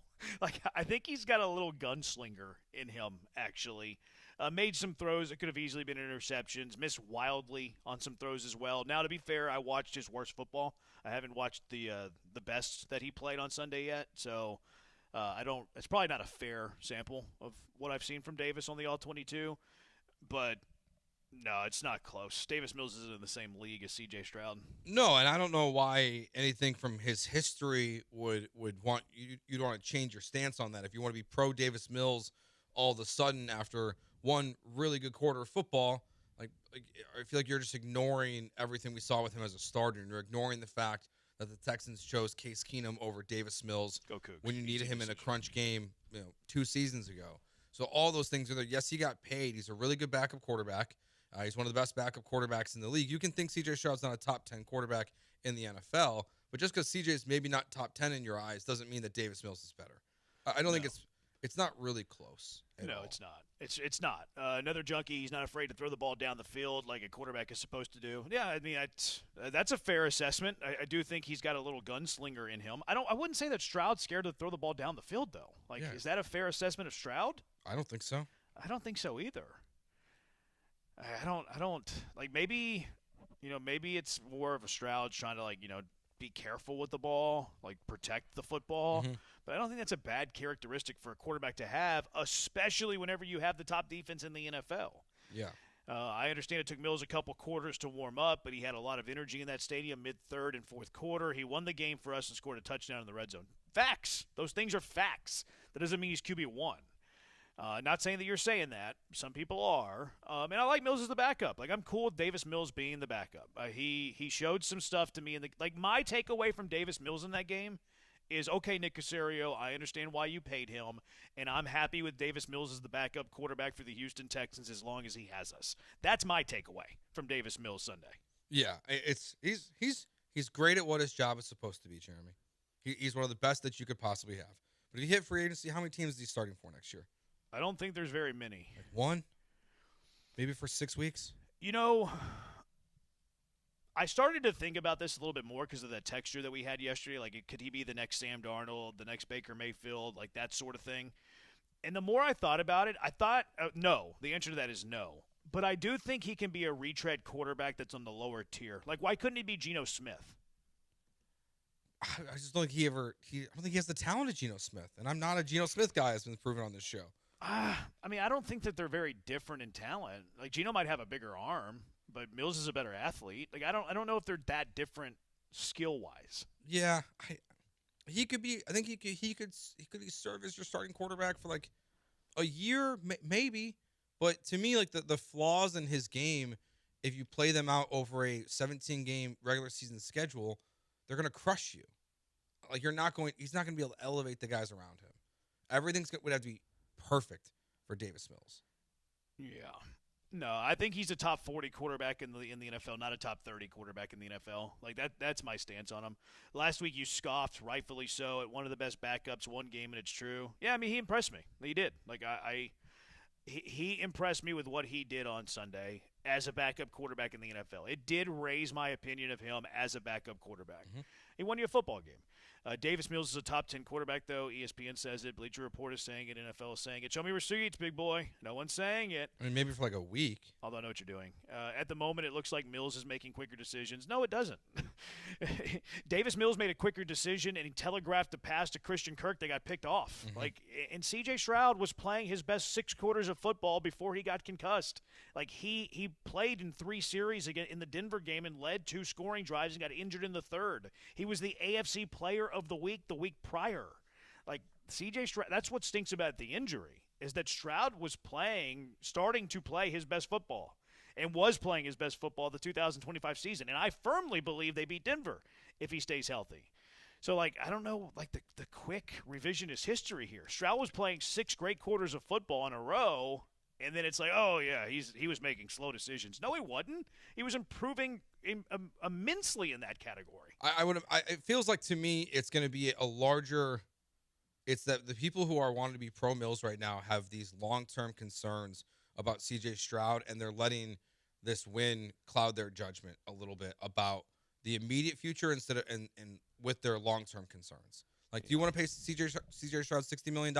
I don't know the answer to that question right now. I wouldn't want to pay him $60 million this offseason, but it doesn't mean that I think Davis Mills should now be the quarterback because of one good quarter of football. Yeah. What was Mills' S2 score? That's all that matters. Anybody who knows ball knows Mills is better than Stroud. Okay, we're just being trolled. I'm going to take any sort of Mills over Stroud commentary as they're trying to troll us, and I'm not falling for it. I don't know. Let's go out to the HRP listener line. Gary, you're in with Jeremy and Joe. What's up, Gary? Hey, guys. Thanks for taking my call again. And another thing, the Baker Mayfield and the Sam Darnold comparison or whatever that people were trying to with the Davis Mills, it's not. I mean, Baker and Sam Darnold are retreads, but they throw into All-American wideouts. I don't think Mills in a particular game with the infrastructure and the receivers we have can carry you. And that's where Stroud would come in because he's more athletic as well. Because they just don't have the weapons that Sam Darnold and Baker had. So I find it ironic those guys. Well, they don't stay healthy and none of that. They're not. I know they're the Nico Collins or whatever, but availability is the best ability on top of their skill set. And so if it comes to which receivers and infrastructure and wideouts and all that you'll take, I'll take those skill sets, the Minnesota guy and what's his name from Tampa Bay over the Texans receivers all day and twice on Sunday. So, and I think that's what's helped Sam Darnold and Baker Mayfield. Now, Geno Smith, the other. Geno Smith is going to an all-world receiver right now that nobody thought was an all-world receiver. So he does have hands down a little better than Mills as well because nobody knew that this cat would be what he was going to be, that wide out. But do take into consideration all the quarterbacks that are having a lot of success, most of them have weapons, and it dates back to the beginning of time with those weapons. Appreciate it, Gary. I do not think the Texans' weapons are that much different than Tampa Bay's currently. It depends on if he's talking about top end or the cumulative group. Yeah, I mean, cumulative group, when they're all on the field, Tampa Bay's in a much better position than the Texans. But Baker hasn't had that at all last year. So you could say last year, yes. But even then, Chris Godwin's been out for most of the last 2 years at this point, hasn't he? Again, if it's the collective unit, let's not sleep on Bucky Irving last year. For sure. He was really dang good. Mike Evans did not get hurt last year. Godwin did. Kate Otten's okay. This year he's had Igbuka, hasn't had a whole lot of Godwin, hasn't had a whole lot of Evans. Bucky got hurt. Otten's been good. Seattle, if he's talking about Sam Darnold this year, I mean, it's kind of JSN and everybody else. Mm-hmm. The rest of their skill guys aren't great. Walker's okay, Charbonnet's okay, I guess. Cooper Kupp's an aging veteran. They just traded for Shaheed. The rookie Horton's okay. But they're not that special out of JSN. They're pretty similar to the Texans collectively. I would agree. And then you go top end, Nico. I mean, JSN's having an unbelievable year. JSN's having a way better year than Nico, but I think they are kind of on the same caliber of receiver. I just think that Darnold and Baker are better than Davis. I think they're a better quarterback than Davis. Yeah, and Davis they always is lower were. Tier. They always were. They just were in bad situations that it took them a while to get where they're going. Davis Mills would have to make major leaps of even what you thought his potential was going to be. No one ever thought he was in the same category besides his former coach, David Shaw, who said he would have been a first-rounder if he would have stayed at Stanford one more year. No one's ever thought of Davis Mills that way. Yeah, Texture says Evans missed a few games last year. He did, but he still caught for over 1,000 yards and 11 touchdowns. Still was a dude. All right, 713-780-3776. We're not entertaining this Stroud-Mills conversation. We're not falling for it. We're not doing it. So instead, let's do a little hot stove. Some Astro rumors that are out there. Do you believe any of these? 713-780-3776. Jeremy and Joe, ESPN 97.5, ESPN 92.5.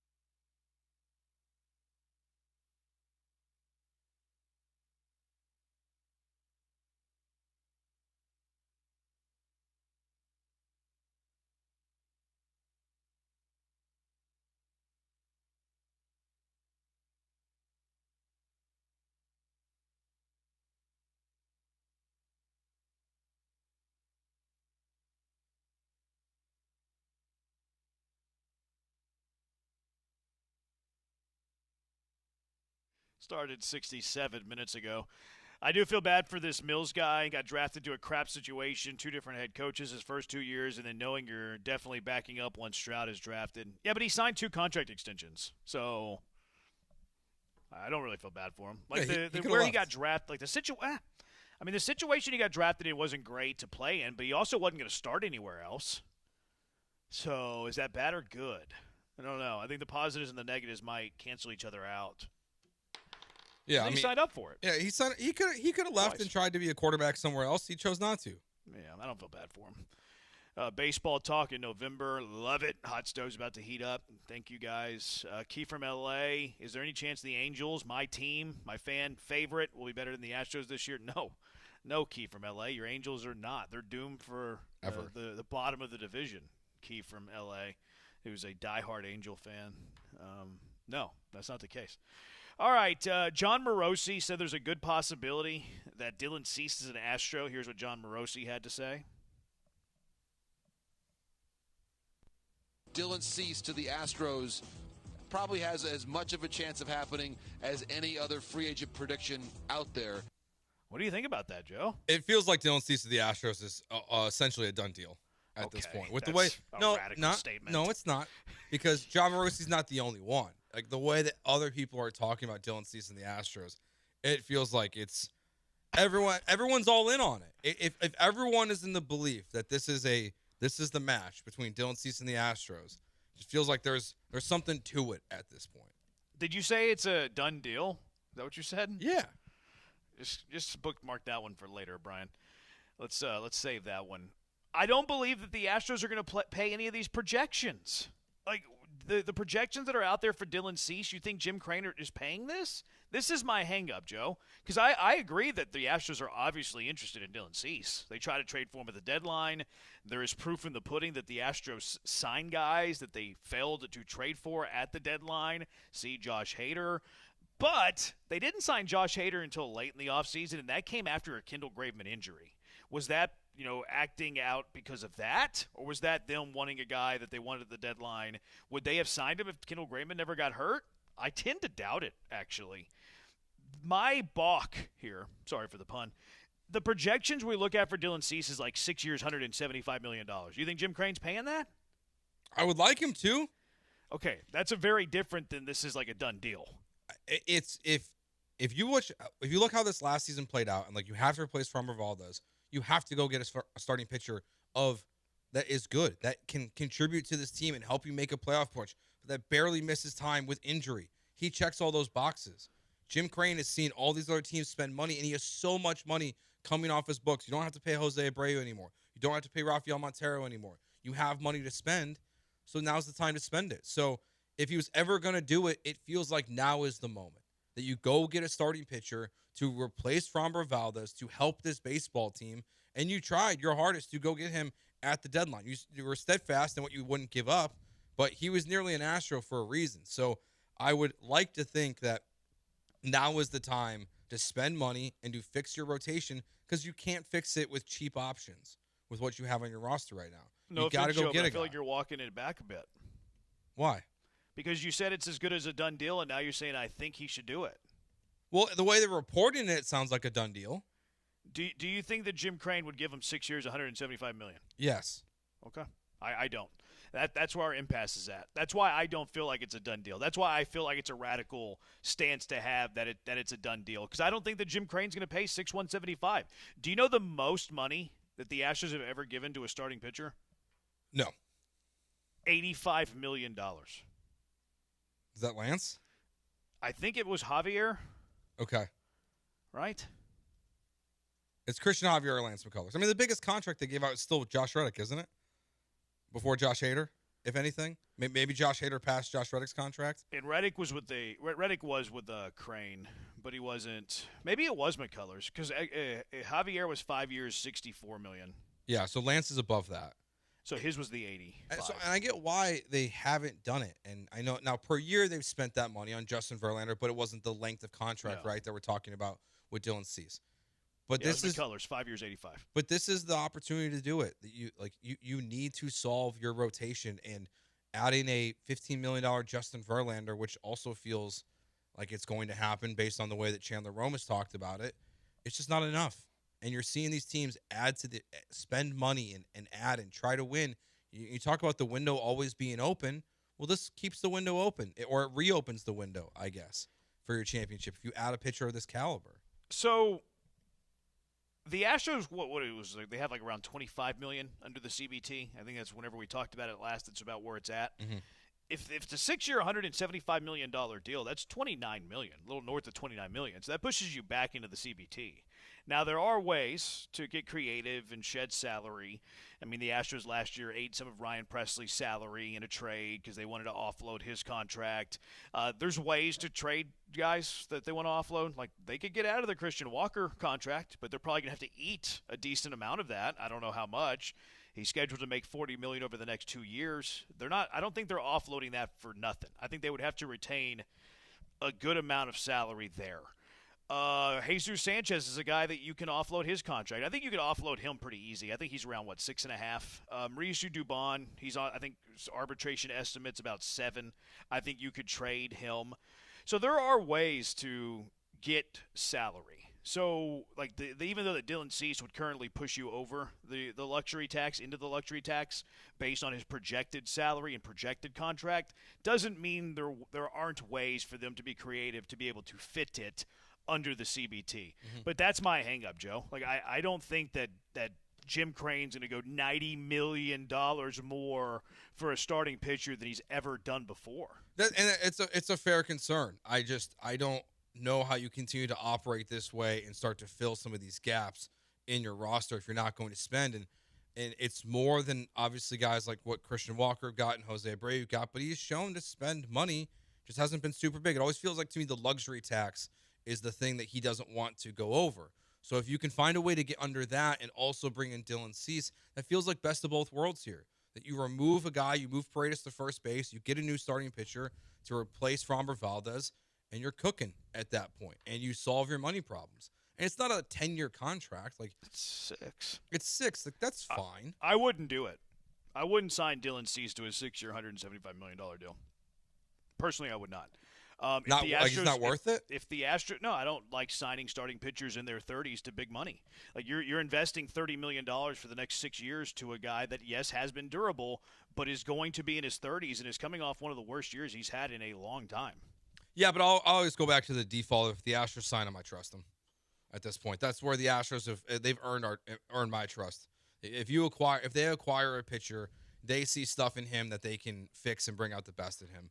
And maybe the Padres couldn't do that, but you look at what they've done with Kikuchi and guys like that. If they see the stuff in Dylan Cease, if they can do that with anybody, why spend $175 for 6 years on a guy? Well, you have to like the guy. The guy's got to have the stuff. You can't just fix anyone. They got to have something that the Astros like. He does have good stuff, Dylan Cease. And, I mean, his peak is very, very good. Second in Cy Young a few years ago, fourth in Cy Young 2 years ago. I personally wouldn't give him $175 for 6. Now, if the Astros sign him to a $175 million 6-year contract tomorrow, would I be excited? You're darn right I'd be excited. But I personally wouldn't. I wouldn't do it. And again, I'm not as strong in thought that the Astros are going to sign Dylan Cease.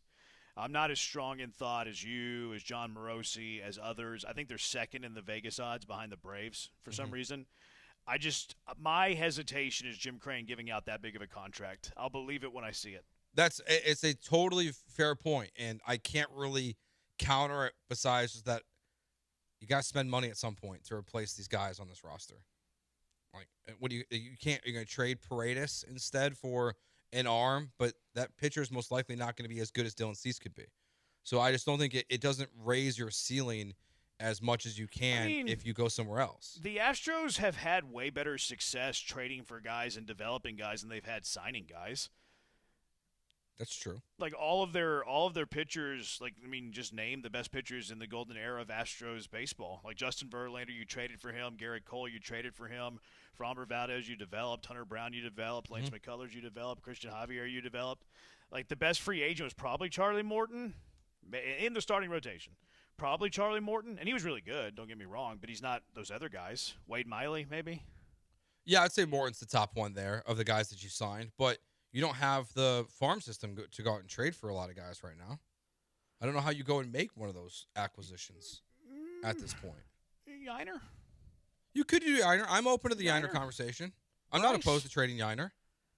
Bryce? Yeah, you can trade Bryce Matthews. That's Jacob fine. Melton? Like that's fine. Still, it's probably not good enough like for a top arm. But I mean, you said that you like Cease's stuff, right? Like the Astros, you trust the Astros. They find a guy with stuff that they like. You trust them. What if it's Sandy Alcantara and they want to get out of that contract? Great. Like, what if it's Joe Ryan? Like, he would cost more, obviously. What if it's that Mackenzie Gore guy? Like, hey, we love his stuff. You know, my plan would be more to trade for a guy that you like, and then sign a starter that can fill out your back end of the rotation. I just don't like giving huge money to pitchers in their 30s. Yeah, I mean, I know that's a long philosophy of yours that you just don't believe in it, but I just don't know if you have because I would also prefer them to go out and trade for a pitcher versus sign Dylan Cease. I think the options on the trade market are better than him. I just don't think they can do it. Like, I don't think they have the capital to go out and make those moves, especially when you're going to see teams that have more loaded farm systems that are also in the same conversations and rumors around guys like Sandy Alcantara and Joe Ryan, that the Astros can't compete with like the Red Sox for Joe Ryan right now if they wanted to go get it. Yeah. Do you think that the Astros are really wanting to trade Christian Walker? Is he on the block, as some are saying? And I have a man crush Monday, Joe. I have a left-handed bat second baseman that the Astros should trade for. 713-780-3776. It's Jeremy and Joe, and it's ESPN 97.5 and ESPN 92.5. You already know my destination crush.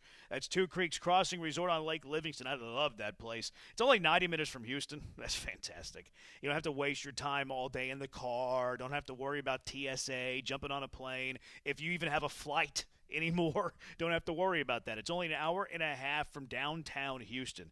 You get your rest and relaxation started at the snap of a finger, and they're always taking care of you at Two Creeks Crossing Resort. The hospitality there is out of this world. Let's just take this weekend, for instance. Friday night and Saturday night, crispy nights and cozy lights. That sounds fun. Bonfire and s'mores on Friday, outdoor family movie. They got stuff for the kiddos all day on Saturday. Bingo, if that's your lane. You know, you want to watch your football. Yeah, I get it. That's why they have college football at Swampers. You don't even have to miss a down. So get out there to Two Creeks Crossing Resort on Lake Livingston. Escape the city. Enjoy the relaxing, great outdoors. Open green spaces, wildlife you don't see in the city. Just beautiful nature. Now the weather's getting a little crisp. Ooh, yeah, it's some of the best time to go visit Two Creeks Crossing Resort. They also have some of the best fishing in Texas. They got the Two Creeks that run alongside their property, the catch and release pond in the middle of the property, which is a great way to teach the kiddos how to fish. Hike their 92 acres of property, do some kayaking, play some pickleball, or just hang out by the pool with a drink. They got the glamping. They got cabins. The tree house is fantastic. If you already have an RV, well, just bring the RV. They have the perfect stay for everybody. Perfect RV hookup spots. From November through February 2, you can get 40% off all cabin rentals, 20% off nightly RV stays. How about that? 40-20 discount. Take advantage of the 40-20 discount. Perfect for relaxing by the fire or exploring the beautiful outdoors. Find them on social media as well, Two Creeks Crossing Resort. You might even get a free stay. So find them on social at Two Creeks Crossing Resort. Book your stay now, twocreekscrossingresort.com. That's twocreekscrossingresort.com.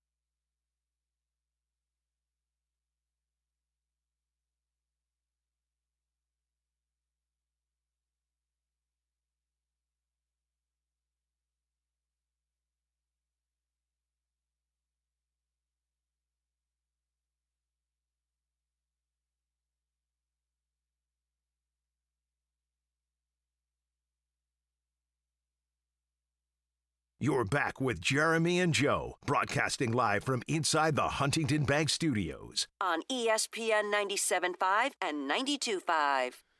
Now I feel guilty that my man crush Monday is a Dominican. Happy Veterans Day, though. Or thank you, veterans, I should say. For our freedom, free speech, and so our man crush Mondays can be from the Dominican Republic. Like Ketel Marte. Congratulations. I think you just reached Granado level. That Ketel was a Marte. very Granado thing to say. He's Dominican Republic. He's from the Dominican Republic. He is. Ketel Marte is my favorite man crush Monday. He's the trade candidate I want. He's the guy that I want. Now, I say lefty in quotations, Joe, because he does both. He's a switch hitter. Lefty and a righty. Give me Ketel Marte. Arizona's trading him, or at least they're thinking about trading him. He's on the trading block. This guy, all he does is hit. He rolls out of bed and hits. He's always hit, Joe. He's a great hitter. Plays a solid second base, so you're not losing anything at the position.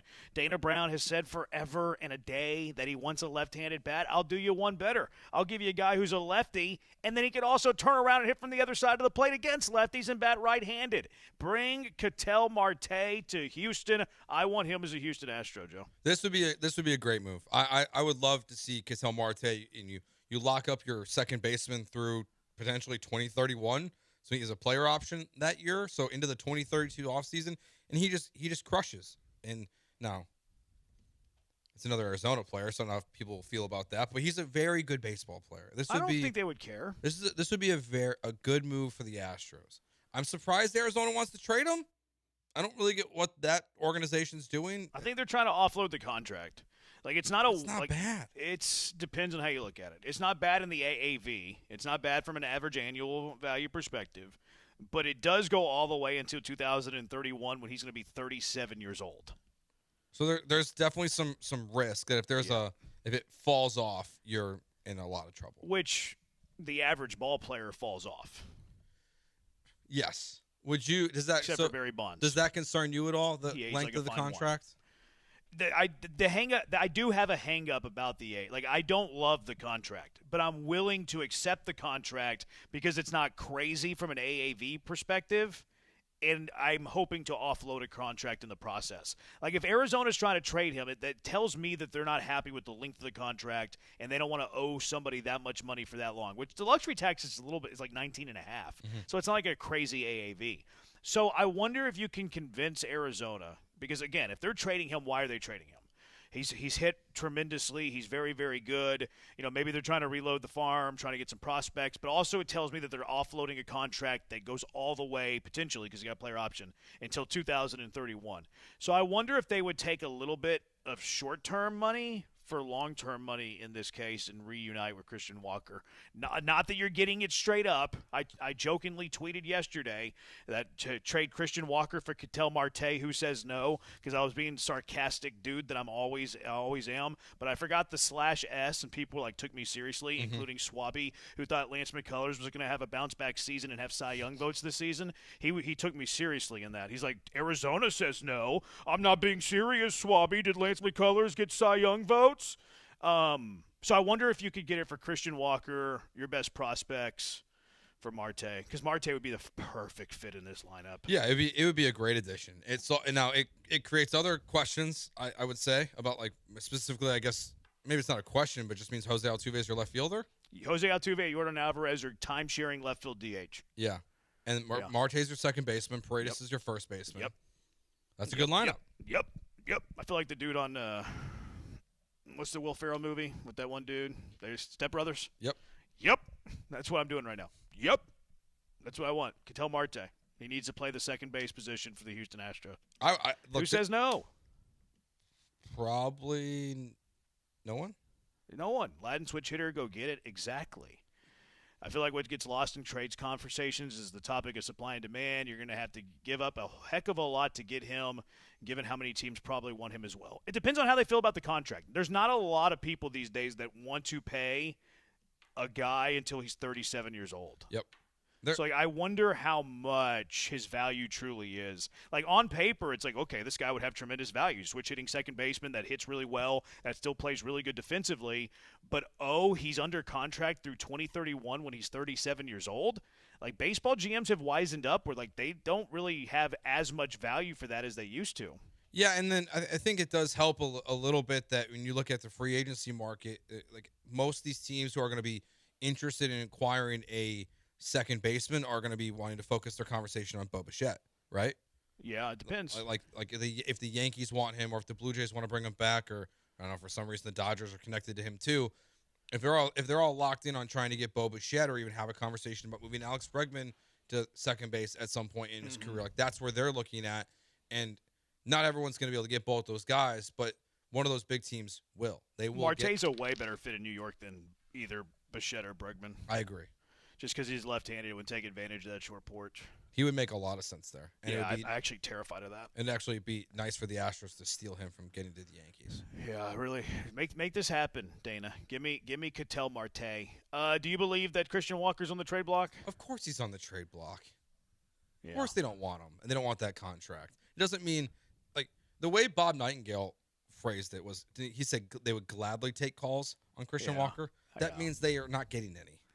I found it funny. Like, duh. Yeah, it sounded like of course he's on the trading block. Please call me and offer 50% of his contract that we have to eat and give me the lowest level of prospects that's had Tommy John twice, and this deal is done. Yeah, I believe he's on the trade block, too. I just didn't think it was a news item. Like, yes, of course he'd be on the trade block. Like, you need somewhere to play Isak. You need to figure out what you're doing at second base, which, let's say Ketel Marte's off the board, which, how dare you, Dana. Is there any way the Astros just give Bryce Matthews the second base job?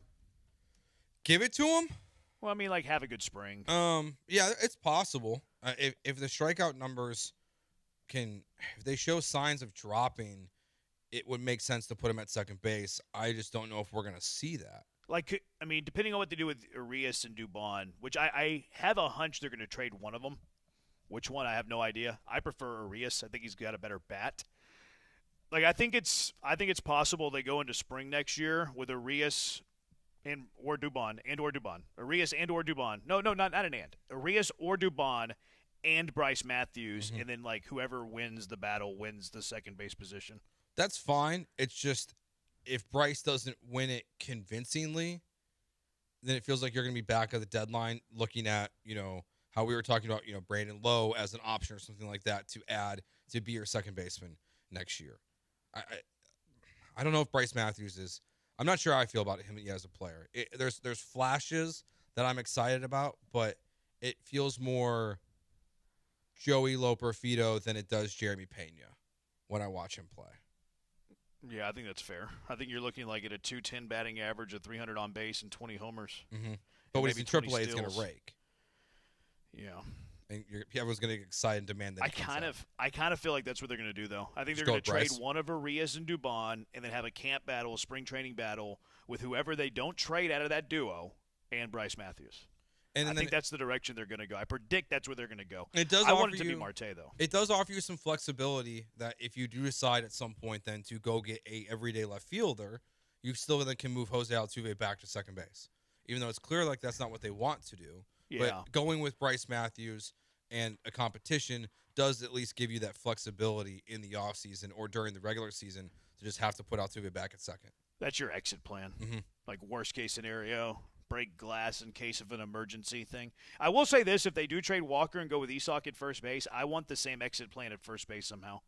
Like, I think they need an exit plan at first base, too.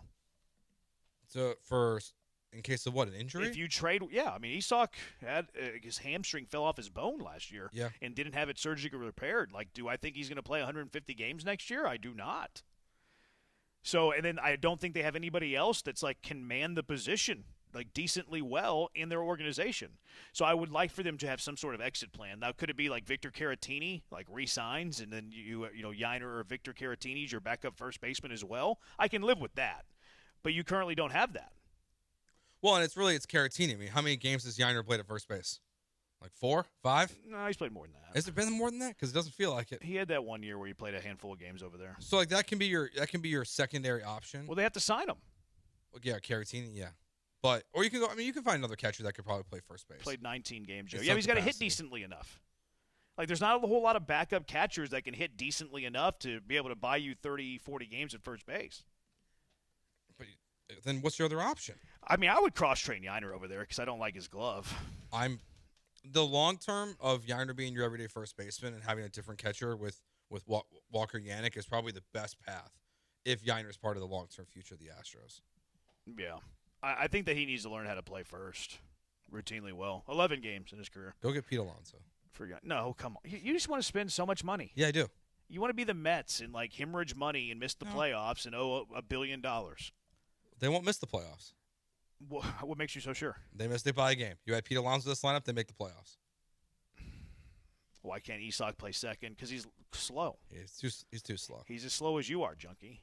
What has Dana done that warrants keeping him? Bad contracts, Chris. I don't have a ton of confidence in Dana. I'll admit. I'm not a huge Dana guy. I think he's okay. I think the jury's still out. If you just told me right now, do you have a high degree of confidence in Dana, or ask me that, my answer would not be yes. With you, but he only has one bad contract also. Right? Anything outside Walker. Christian Walker? Yeah. No. Well, I mean, do you consider Hader a bad contract? No. Okay. Do you? I wouldn't give. How much did he get? 5 years, $75 million. 95. 5 years, 95. Right. He got. Yeah, he was Hader in got the more 90s. money than any starter in the history of Jim Crane. I think it was the largest guaranteed contract. I can't remember. It was between him and Diaz, like who had the largest guarantee and who had the most AAV. I can't remember which way it flipped, but he had one of those. 5 years, $95 million. Yeah, I think it's a bad contract. Really? Yeah, I don't believe in paying relief pitchers that much money. I don't think it's a bad contract. Year one, pass, fail. Fail. Year two, pass, fail. Pass. Okay, let's see how the next 3 years go. Right now it's tied, one apiece, and usually pitchers don't get better as they get older. I don't like your pass fail. Why? Argument though, because he's still he wasn't good in when he was asked to go back out there for a second inning was his problem. He was not good his non-save first year in situations. Houston. In save situations, he was good. Oh, okay. So you're paying him for only safe situations? $95 million. I only need you in safe situations. That's what you paid him for, mostly. No, you paid him to be really good. You paid him to be a really good pitcher for you. He had a 3.80 ERA. Yeah, first year wasn't great. That's not worth $17.5 million, whatever it is. It goes up $19 million. 713. I'm out of practice. It's November baseball. 713-780-ESPN. Let's go out to the HR&P listener line. Phil, you're in with Jeremy and Joe. What's up?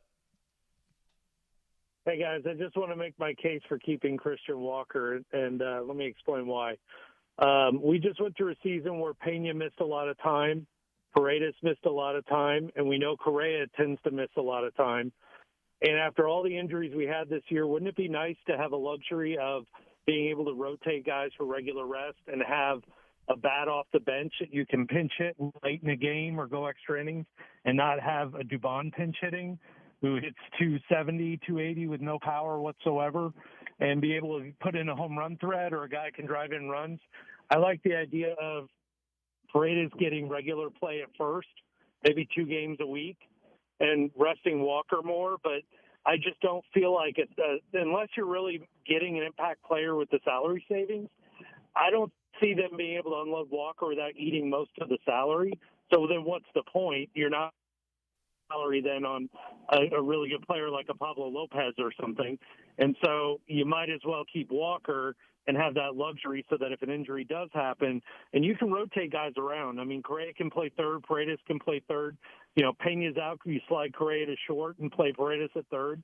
There's a lot of opportunity there to mix and match lineups. It's a luxury, but sometimes the luxuries come in handy when guys go out. And I just don't think they would get enough value on the trade market for Walker to offset the value loss of being able to do something like that. I'll hang up and listen. Oh, real quick, by the way, sorry. The other point I was going to make, Walker was the player we thought he was in the second half last year. His last year in Arizona, he hit 251 with an 803 OPS. His second half, he hit 249 with a 799 OPS.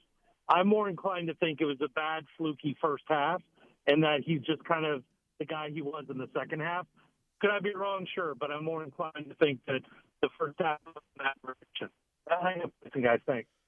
Yeah, I agree. It would be a luxury to have someone like that with Christian Walker and to have this crowded infield as you await to find out about more details on Isaac Paredes and where he's going to be at going forward this season. But to me, I'm going to, maybe I'm wrong because I'm hoping Jim Crane spends money, that if he gives up this contract for Christian Walker and eats some of it, he's still going to spend some of that money on a player. And I also, I'll be honest, I don't agree that Christian Walker is going to be that second half player. I think the first half is more of a representation of what he is. Maybe it's Jose Abreu PTSD, but my gut, Jeremy, tells me if Christian Walker's on this roster, we might be talking DFA halfway through the season. Well, I don't know. That's goodness gracious. Nope.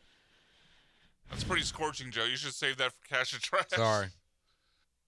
I'm not a believer. Joe's got some radical takes today. I'm not a believer in Christian Walker. So I don't really disagree a whole lot with what Phil had to say. I've always said Phil's one of our more sophisticated callers. I think that Christian Walker was bothered by his oblique for the first couple of months of the season. Remember, he hurt it in spring training. He didn't come to Houston for the exhibition games, was still working on things. I think he was trying to be a gamer and gritty to impress his new teammates. I think he was playing through an injury for a good period of time. I think it hurt his fundamentals. I think it led to a bad first half. I don't think it's a surprise that he was better after the All-Star break and once he got healthier and got the fundamentals back. I agree with Phil that he's more of the second half player than he is the first half. So we disagree there. Joe. The thing with Walker, though, it depends on how much money you offload. Because I'm with you, Phil. If you can't offload a good amount of it, you're better off just keeping them. I can't remember where the price point was because we've had this discussion. Like, how much of the salary before you just keep Christian Walker? Because it does. Like, these guys are going to get hurt. Carlos Correa has never been an Iron Man. Jeremy Pena missed 30, 40 games last year. Mm-hmm. Who knows who plays second base? Altuve hasn't played 162 games in a long time. Not that anybody should or does, but Jose Altuve's had some stints on the injured list the last couple of years, and he's getting older. And it's probably better if he gets some more days off. Christian Walker's older, oblique. Isak's hamstring is a mystery. So there is a price point where you're just better off keeping Christian Walker. What that price point is, I think, is where the conversation lies. For me, it's like if I'm having to pay, he has $40 million left. If I'm having to play 15, 20, I think you're better off just keeping Christian Walker for all the points that Phil said. Now, ideally, I would like to repurpose his money for pitching because I think it makes you a more complete team. But I agree with you that if you can't, offload $25 million of the $40 million that you owe him, you might just be better off keeping him. So I agree with Phil on that point. What makes you think that Crane's not going to spend, Joe? He's been over the CBT the last 2 years. No, I think he's going to spend. It's just he's not going to spend as much as I want him to spend. How much do you want him to spend? I'd like him to go over the luxury tax. Is that fair? Probably not. To be fair, it's not. It's not fair to ask that. Okay. I get it. Like what? My guess is like 60%. No, it's got to be higher than 80% of the teams in Major League Baseball don't go above it. So, yeah, is it a lot to ask? Yes. Is there consequences? Yes. But go get good players that you need to fill your roster spots with. Going back to Dylan Cease conversation. Go pay a guy like Dylan Cease. Why not? Because pitchers that make that much money in their 30s usually don't ever get return on the dollar. Okay, then go sign Kyle Schwarber. And put Jordan Alvarez in left field. I don't know. Go spend money. I'm not asking him to be the Mets. But going a little over and getting an impact player this offseason when you missed the game by the playoffs by a half a game basically because you lost that series versus the Tigers doesn't feel like a lot to ask. You have to replace some of these guys on the roster. You want to make it better. Go spend some money. Yeah, maybe it's because I lived the Drayton McClain days. I think it's a fair ask for Crane to go up to the competitive balance tax, but I'm not going to be mad at him if he doesn't go over it. Like, I'm okay using that as a salary cap number. And maybe that's just me being too, team-friendly. Maybe that's me being too much in the pocket of Jim Crane, not that I am. Maybe I should demand more as a fanatical, being the luxury tax each and every year, which he has been the last two. But I'm okay treating that number as a cap. I just want him to be at it or near it every year. That's my ask of Jim Crane. I don't want him to be $10, $15 million under every season. I want him to be at or near it every year. That's what I want from the Astros owner. And he has been. And anyone that ever calls Jim Crane, that's why I don't call him cheap. It's ridiculous. Calling Jim Crane cheap is totally unfair. I just want him to spend a little bit more of his money. Again, it's not my money, so it's not fair to me to ask that, but I would like him to. I agree with Joe. This team has to make big changes, spend big money. I'm afraid we're looking at 5 years of DFL again. See, this spending the big money is what gets you in trouble, I think. You get upside down on some of these contracts. You're not a massive market, so you can't throw money at bad money. I think having 3, 4, 5 bad contracts that you're upside down on is what's going to get you DFL. Just my opinion. All right, 713-780-3776. Jeremy or Joe. Cash or trash? What are you cashing? What are you trashing? 713-780-3776. It's Jeremy and it's Joe, and it's ESPN 97.5 and ESPN 92.5.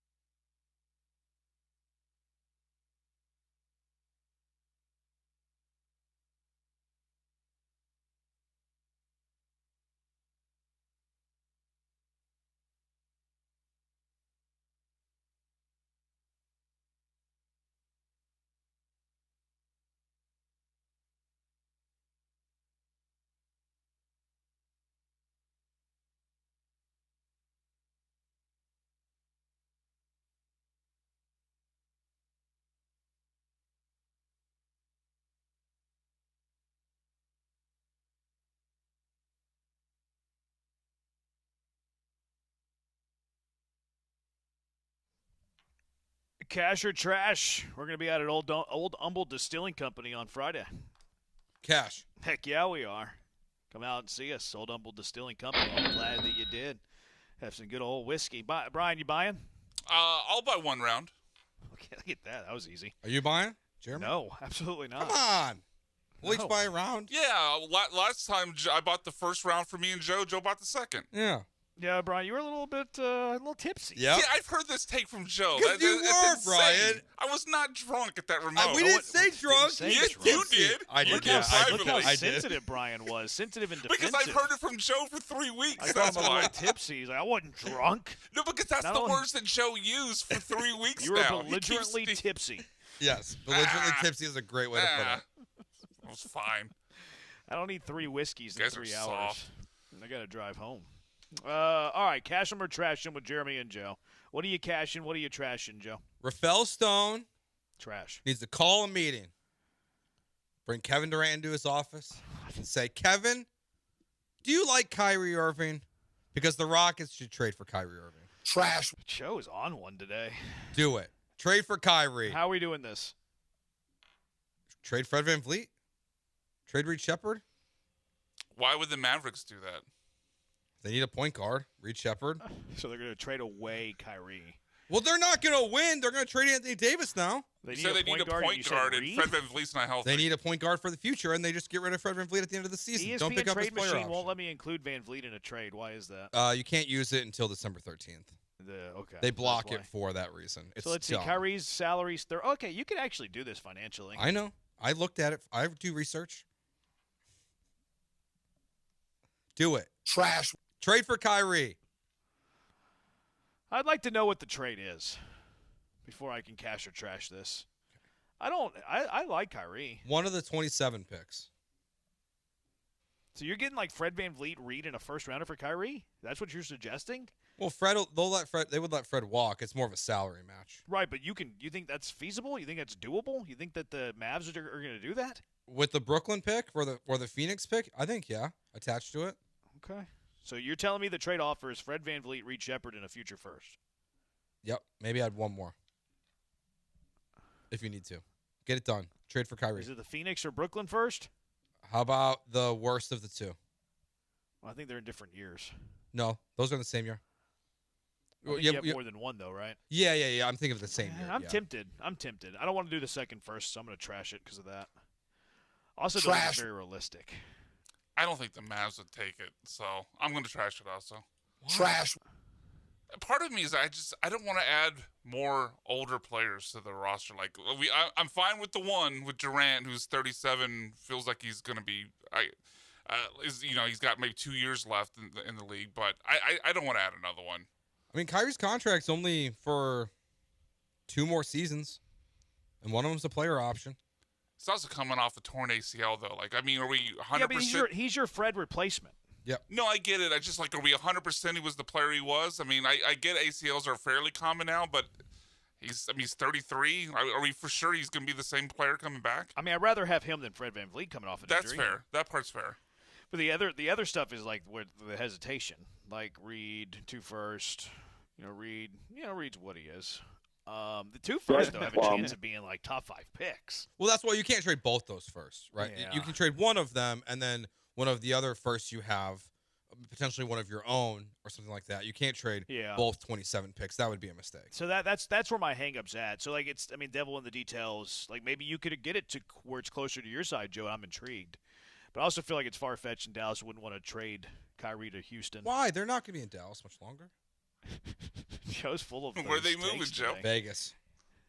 Hey, Joe's believes the whole conspiracy that they're tanking the Mavericks so they won't get them a new stadium and they're going to leave for the desert. Honestly, I didn't, but I just finished watching the Montreal Expos documentary. We were just talking about it, and now it's in my head. I watched they're it on doing the this plane on the other purpose. day.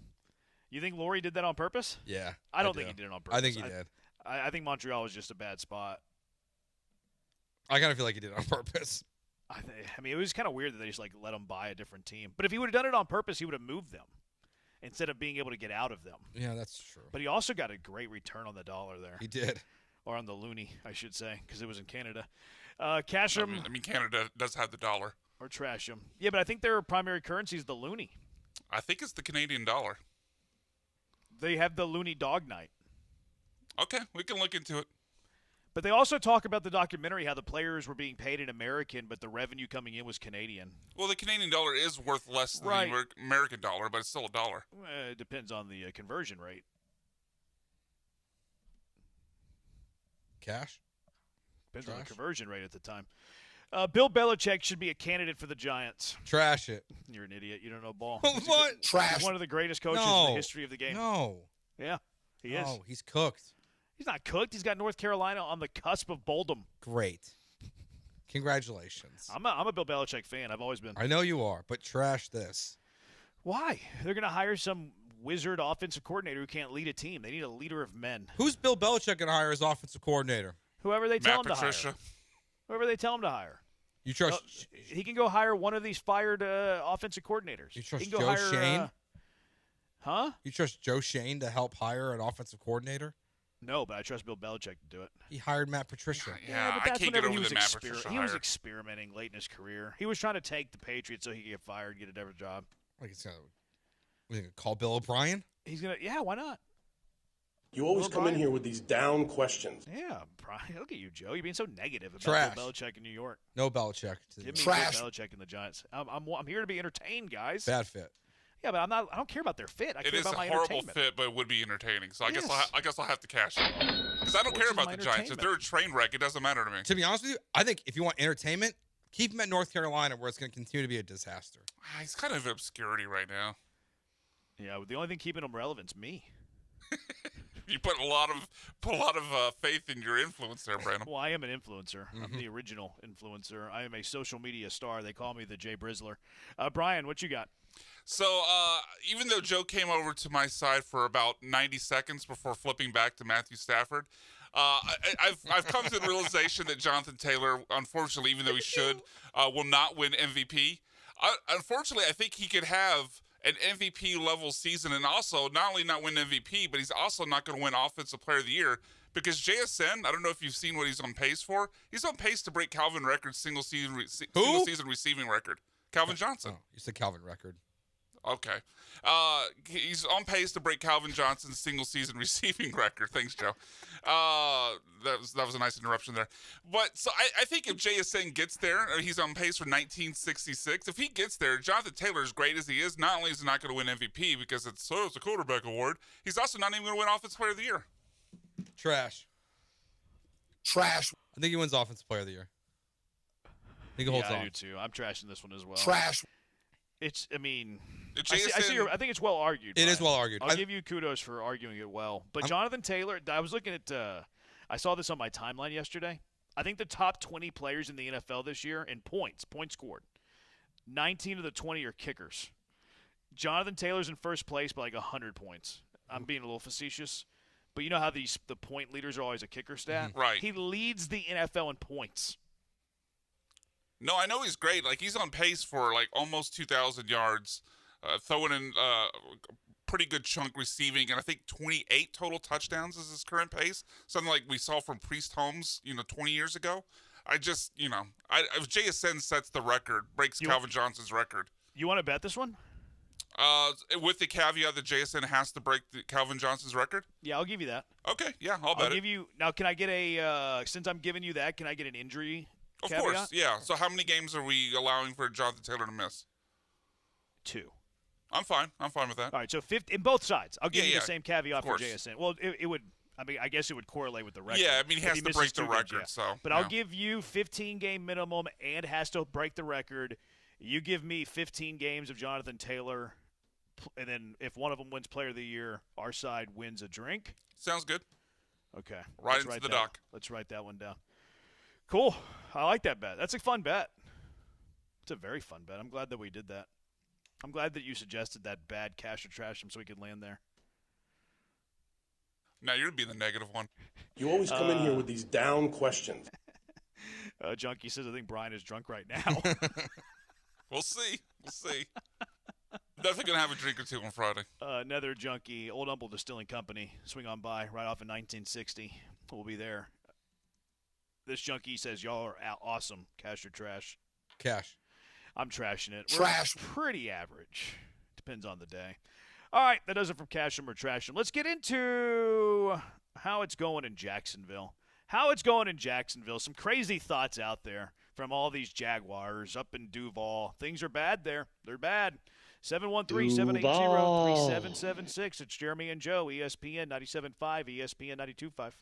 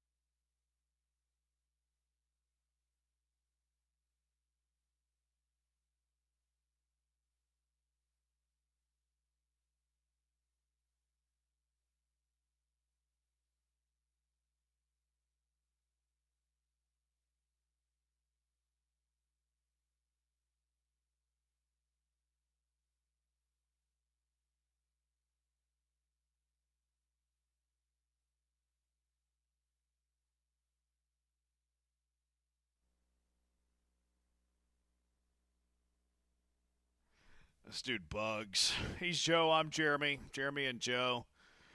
Started a bit ago, dude.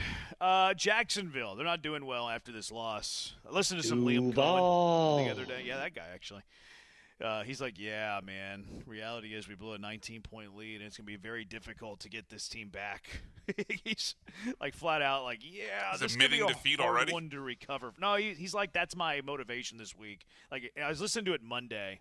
He's like, yeah, my big thing today with the guys is that we have to, get over this. Like, it's a tough one to swallow. We all know that. The reality is we blew a 19-point lead, but my challenge this week is getting the guys back. It's like, oh, okay. That's not a great place to be, but, they're pros. We'll see how it goes. But things are not going well in Jacksonville. They're sad right now. It didn't get any better today. This Travis Hunter thing, that sucks for them. Out for the year, which – that trade, it looks worse and worse by the day. And it's looking good for the Browns, I think. I would say. It looks really good for the Browns. Yeah. I think it's been a great trade for them. They got the better player, and then they got the future draft inventory. Yeah, it doesn't look good. I mean, Travis Hunter hasn't really looked good at all, even before the injury. Like, he's shown flashes, but he hasn't shown to be a good football player on either side of the ball. I think this injury is going to lead to a decision being made in the offseason. I completely agree. I think he's going to be a corner. I was going to go the opposite direction because, before he got hurt, his cornerback snaps are going down. He was becoming more of a wide receiver. Right, but where is he a better player?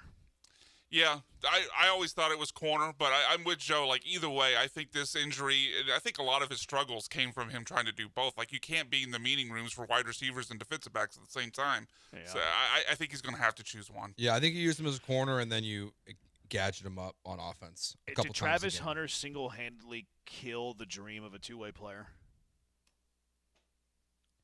I mean, I don't know what else. Like, what other cash it? Yeah, I think he did. I mean, there's been a few players that would be one side and then gadget players like Deion Sanders, but no Marcus Jones. Don't disrespect him. Go Cougs. But no full-time both ways. No, I think he's kind of killed it. I think he's killed it as the full-time both-way players. Anyways, they're sad in Jacksonville. Here was 1010XL. Jeff Prosser, his first segment on Monday. Patience over. Kid gloves off. Honeymoon done. We're not raising children. It's a professional football team. Our obligation as a fan stops there. We don't have to live through mistakes and bandage up skint knees and rub snotty little noses. They're not our children that we have unending, undying patience and love for. They're professional, quote-unquote, football players.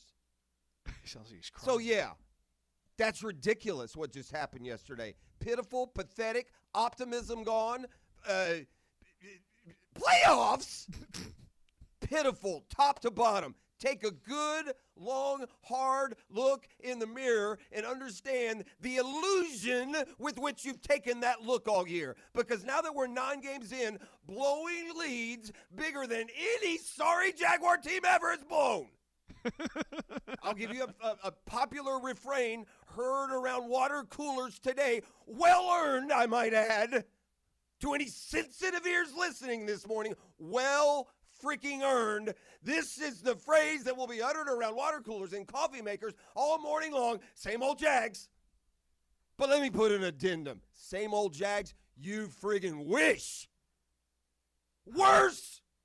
Worse than any Jaguar failure in the history of the franchise. The worst ever. He's very upset, Jeremy. I think they're having a pretty good year for their standards. He's having a pretty bad day. He was having a rough morning. Oh, man. Thank you to R.J. Saunders for sending that to me. I didn't think they would be 5-4 at 9 games into the year. Yeah. Jeff Proster's, he's feeling some kind of way. I kind of like it. Worst like that Jags segment. loss ever. I liked it. Why are you mad at the team? He sounded like he sounded a little unhinged at times. Sounded like he was crying at times. So that was Jeff Prosser. Here's Mr. Why You Mad on Twitter. This is what I don't understand. We up 29-10, and we take our foot off the gas pedal on defense and run this zone concept to let these motherfuckers pick us apart like Oakland did at the end of the game. Then we don't give no help to Walker Little when Danielle Hunter has 3 sacks already. No one over there to chip this dude. What the Sheesh. Yo, I don't understand. This is why we'll be a bottom barrel franchise, because we don't do the that other people do. Okay. He's upset. Bottom franchise forever. He's unhappy with things.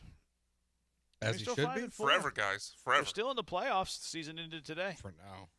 They're a playoff team. Season ended today. Here was the Jags postgame show. 5th quarter, which is a clever name. How do you have 5 quarters of something? I don't get it. Worst loss in franchise history. This is Ryan Green, former Jag Leon Searcy. And it wasn't Michael Vick or Randall Cunningham or Lamar Jackson. Yeah. No. It was Davis Mills who ran the ball in with 30 seconds to go from the 14-yard line and scored the game-winning touchdown.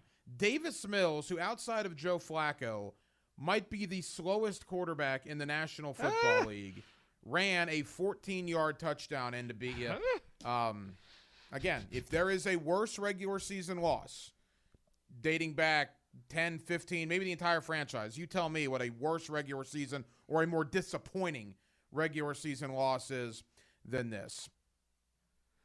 That dude doesn't know ball, man. Davis Mills ran a 4.55 40 on his pro day. Davis Everybody Mills knows that. fast. Everybody knows that he ran a 4.55 40. Well, we've known it for 24 hours. And no one would ever question that he did that either.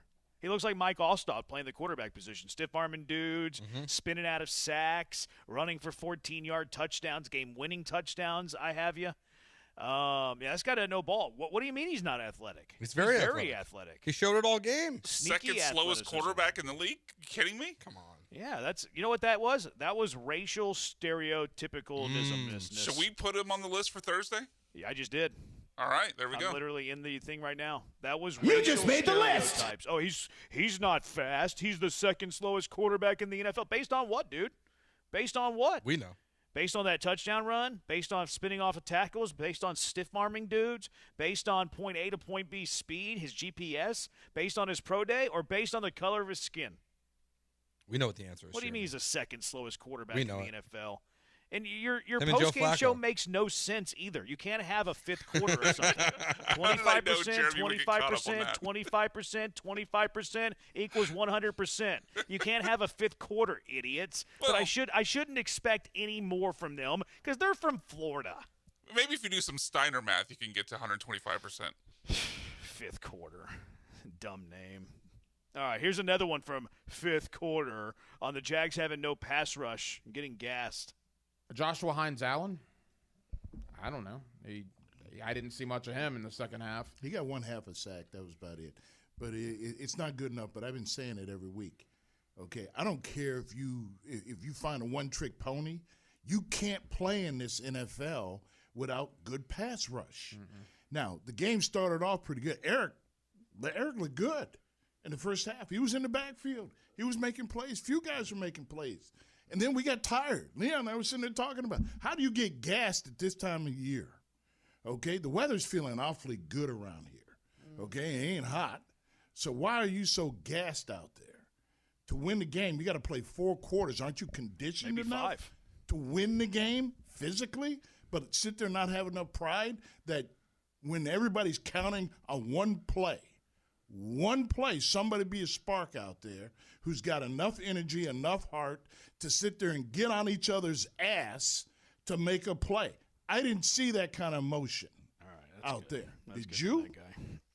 I always love these takes. They ran out of gas. Yep. If they stop Davis Mills from scoring and they get a goal line stand to win the game, do you think we're talking about them not being gassed? Absolutely not. It's one of those takes where you have in a loss that you would never have in a win, even though their conditioning is the exact same. As y'all have learned about me, I hate these like lazy little identity cultures, gassed. Like they're just buzzwords you say whether you won or whether you lost that you just throw out there. I also don't know what you base it off of, like immediately after a game. Because they lost. That's what it's based off of. It's a lazy narrative based on a loss. Yeah, because like directionally correct at the beginning of just not getting to the quarterback enough, but then saying that you didn't get to the quarterback because you're gassed and your players are out of shape is not really what happened there. It's the same thing. Oh, they lost because they don't have an identity. They lost because they don't have a culture. And then they win a game. Oh, look at that great culture. Look at that great identity. It's the same, dude. You're the one who changed. Same thing. Like, if they win the game, what conditioning they showed, what grit they showed, what fight they had. You lose the game based on one play. Oh, they were gassed. They're not conditioned. How do you not be conditioned at this point of the year? I can't stand that kind of stuff. Here was Dan Hicken, Action Jacks TV. They blew a 3-touchdown lead in the fourth quarter of an NFL game. I don't have it in front of me. I can't imagine that ever happening before with our Jacksonville Jaguars. My mind is blank right now because I was so sure that the Jags were going to win this game and get to 6-3 and show the world that, yes, we are a playoff team potentially. That team that we just watched against a backup quarterback who threw for 292. He threw for 292, the backup quarterback.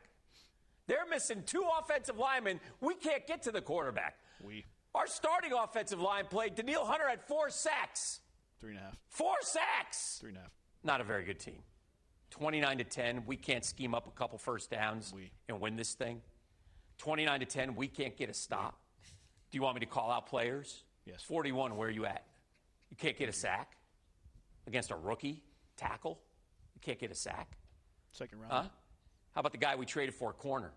He couldn't stop Nico Collins all day long. The only time he did is when he tackled him in the end zone, and the refs didn't throw a flag, thankfully. Didn't matter. Didn't matter. The quarterback, just an average guy. Just an average guy. Week in and week out, week in and week out. Just an average guy. What's up, Trevor? Sleeping on his athleticism, my guy. There's a lot of wheeze in that. A lot of wheeze. A lot of wheeze. At least 8. Was this the Jacksonville Jaguar-owned TV network, Action Jacks TV? What is this? Yeah, I don't know if it's Jaguars owned or because I think that's also a segment on 1010XL. It might be kind of like their Sports Sunday is what I gathered. Yeah, it seems like it's a network. See, it says CBS and Fox in the Yeah, typewriter no, it's on the definitely on network upper TV. third I graphic. think it's kind of like their Sports Sunday. Yeah. He's very upset. This is fun. There were so many wees in that. I don't mind the we. Y'all differ. But I don't begrudge anybody who has a different opinion. That's not a Taos Hill that I'm willing to die on. Here are a few tweets. Jags lost to Browning and Mills in the same season. Laughing face emoji. That is hysterical, though, by the way. They're 5-4 losses to Browning and Mills. Like, just win those games and you're 7-2. Another one. This Jaguars team might be the greatest pretenders we've had around Duval in a while. It's the first year of Liam Cohen. He's just now putting his system into place. He's just putting his program together. And we're talking about the worst the worst teams ever? Another tweet. This is worse than Buffalo. This is worse than the Thursday night game against Tennessee. This is the worst loss in Jags history. This is on the $50 million 6'7" quarterback and coaching. It's on an awful O-line. Just embarrassing. That was Oxgator, by the way. 6'7" quarterback. Maybe after you factor in the neck. Credit to the Texans. It's one of the most disappointing losses in Jags history. No holding on Houston all game. Massive holds on all their huge plays downfield. Vegas had a 1.5-point spread pregame. Too much money involved. Went with the whole NFL's fixed thing. I don't think Vegas had a lot of money on this game. I don't think so either. I hate being a Jags fan. Hate it. I'm tired of being in an abusive relationship. That's funny. That's a good one. I like that one. That's my favorite one so far. O-line is horrible. Trevor is regressing. The team is jinxed. Okay. Credit Goldilocks. That clown can't play quarterback, and the Jags are stuck with him for another 2.5 years. He's talking about Trevor Lawrence. Being Goldilocks. What's up, and they Trevor? are stuck. He does suck, by the way. He's awful. He's terrible. They need Mac Jones. How do they keep getting worse? Have we not already hit rock bottom? As he capitalized. Actually, he said Rick bottom, and Rick is capitalized. Have we not already hit Rick and bottom as bad as this bad word franchise has been? Goodness. Typical Jags football, they have loser DNA. Oh, yeah, that's another one of those buzzwords, DNA. Mm-hmm. When you win, you have good DNA. When you lose, you have bad DNA. Yeah, but I think it actually DNA applies changes. here, to be honest with you. They have a winning record. They're losers. Okay. Same old Jags. They will suck forever. This team is trash. Outscored 26-0 in the fourth quarter. What a complete joke. To be fair, it should have been 19-0. It was kind of a fluke play at the end. And D'Amico beat the team back into celebration. Laugh now, cry later. You would have thought I learned that lesson by now. So Jags fans are sad. Let's go out to the HRP listener line. Julian wants to get in on the Jags. What's up, Julian?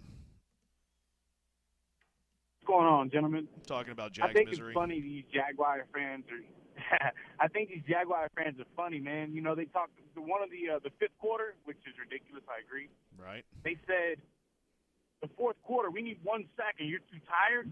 Well, if he knew ball, 33 plays in 1 quarter is pretty much like half of a game condensed into 1 quarter. And that defense, I mean, how much good shape do you think the dude's going to be in? I don't understand it. The overreaction of sports has to be one of the greatest and also worst things in life. Y'all have a good day, gentlemen. Yeah, it is funny. I mock it, really. It's one of those where this team I do you feel bad for Jags fans? No. No? Not at all? No. Why would you feel bad? I don't, because they're losers. That's fine. Like they got nothing good. They got an have- AFC title game, I guess. They with have a Blake cool Bortles. name They've to been their to county. what, AFC title game twice? Yeah, that's true. So they got that over us still. They don't have a basketball team. No. They got a baseball team. No. They got sunshine and hurricanes. It's true. Their best football teams. We're filled not with, like, down. The murderers. sun is up, and we're fighting. Keith, y'all sure that wasn't Lance who went on that rant? Is that guy okay? He sounded like he popped a vein. Josh from Seabrook. Keith from L.A. You know what they say about Florida and the people who came from Florida? ESPN Analytics says Davis Mills ran 19.5 miles per hour in that scoring run. That's pretty fast. He's Vanilla Vic. We understand the athleticism of Davis Mills. Jacksonville people don't know ball. Why do you care about what Jackson people think about the Texans? I really don't care what Jackson people. It wasn't about the Texans. Two, I don't really care what Jacksonville people think. But I like humor, and I thought that was funny. Another junkie, great 0820 says, great segment, guys. You guys had me rolling. Who knew Jacksonville Jags had so much media coverage? That's a good point. As a Jags fan in Houston, thank you for this segment. Why are the Jags fans crying? At least they've been to the AFC Championship game. Well, that's a pretty good comeback. That's a good point. I think they're crying because their quarterback makes $60 million or whatever it is, and he sucks. Yeah, What's they up, trade Trevor? for Mac Jones. They need to bring in Will Levis. He'll fix all their problems. Let's hand out some game balls next. Who you giving game balls to? 713-780-3776. Jeremy and Joe, ESPN 97.5, ESPN 92.5.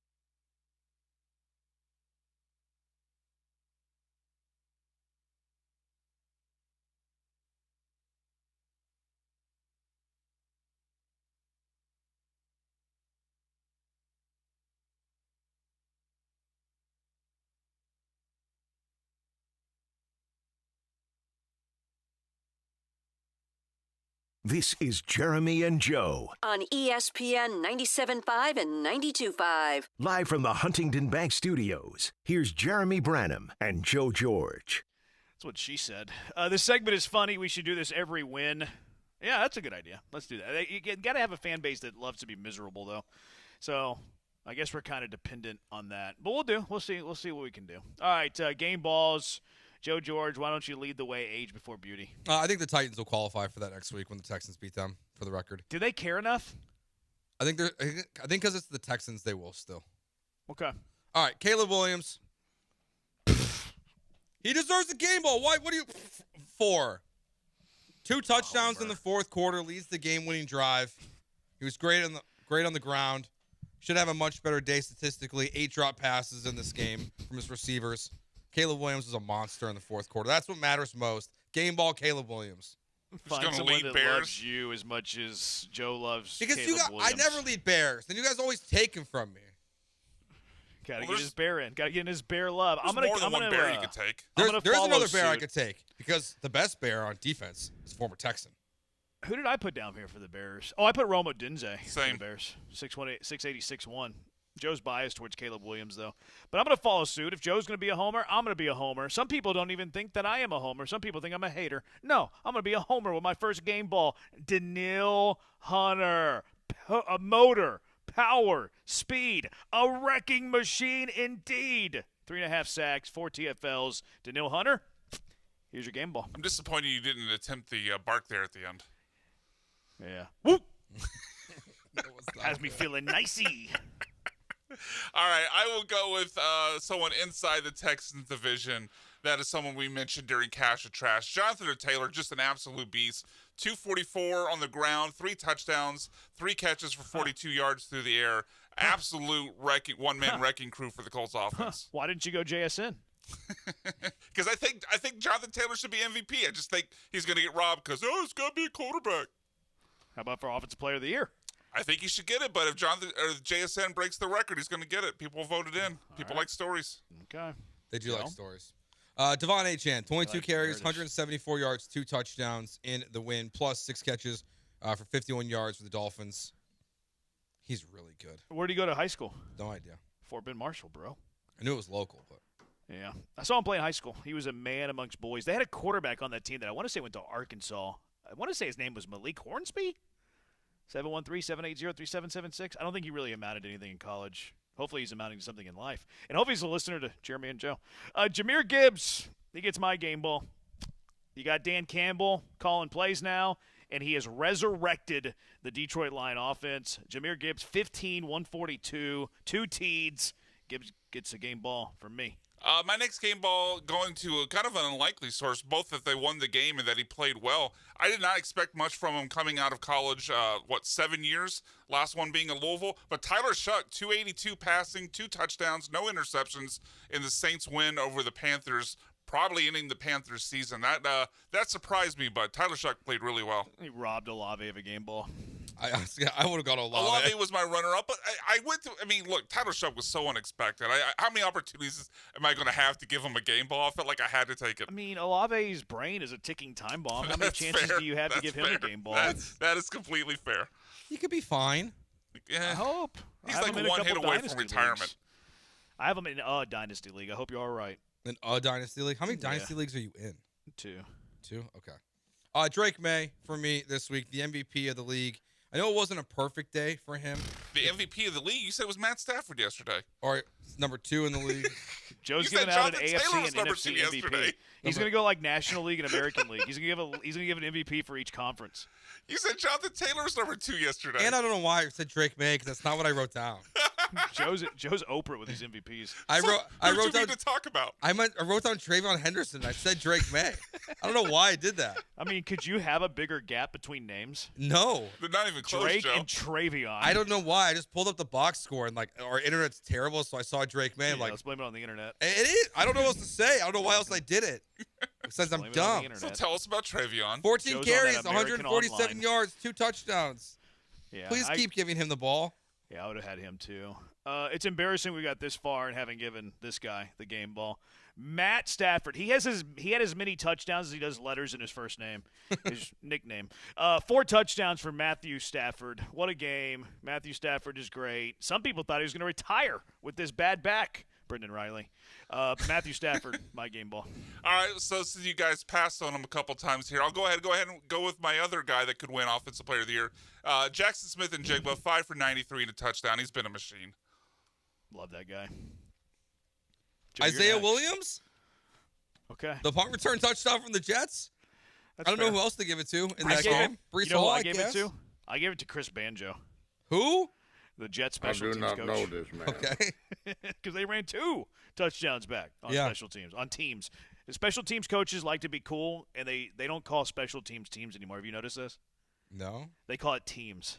I have heard that. I don't understand why. Yeah, instead of special teams, they call it teams. Like, we were really good on teams this weekend. Our team's got to be better. They just drop in the special out of teams. I guess I've missed that. Which, I mean, I guess it's apropos for the Texans because they haven't been special.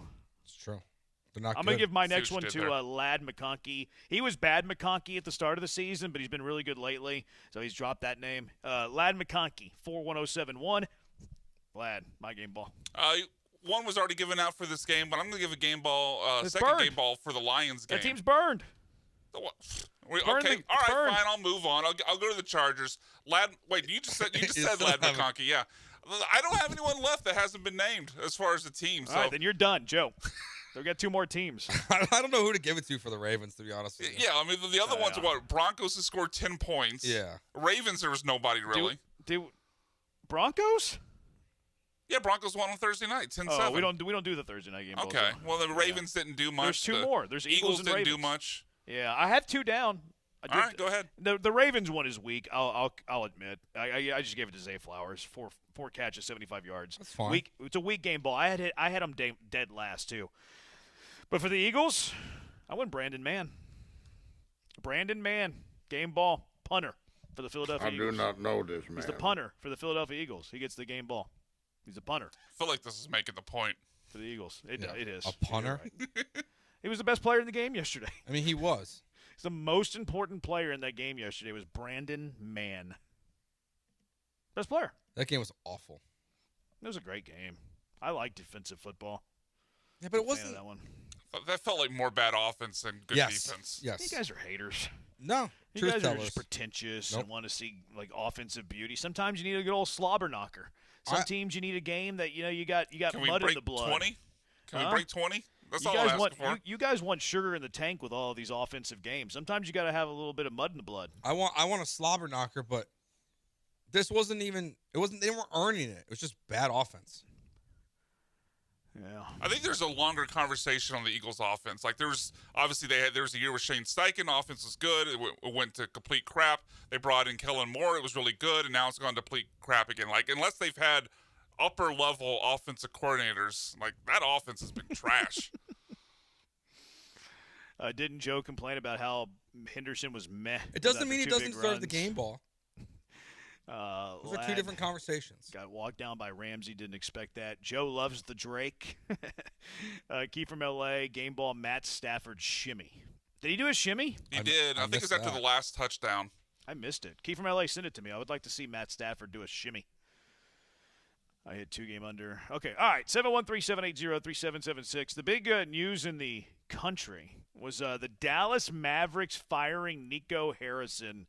I think this was something that happened long ago. It just was announced today. Also, all of you are being brand new if you think that there isn't something bigger at play here.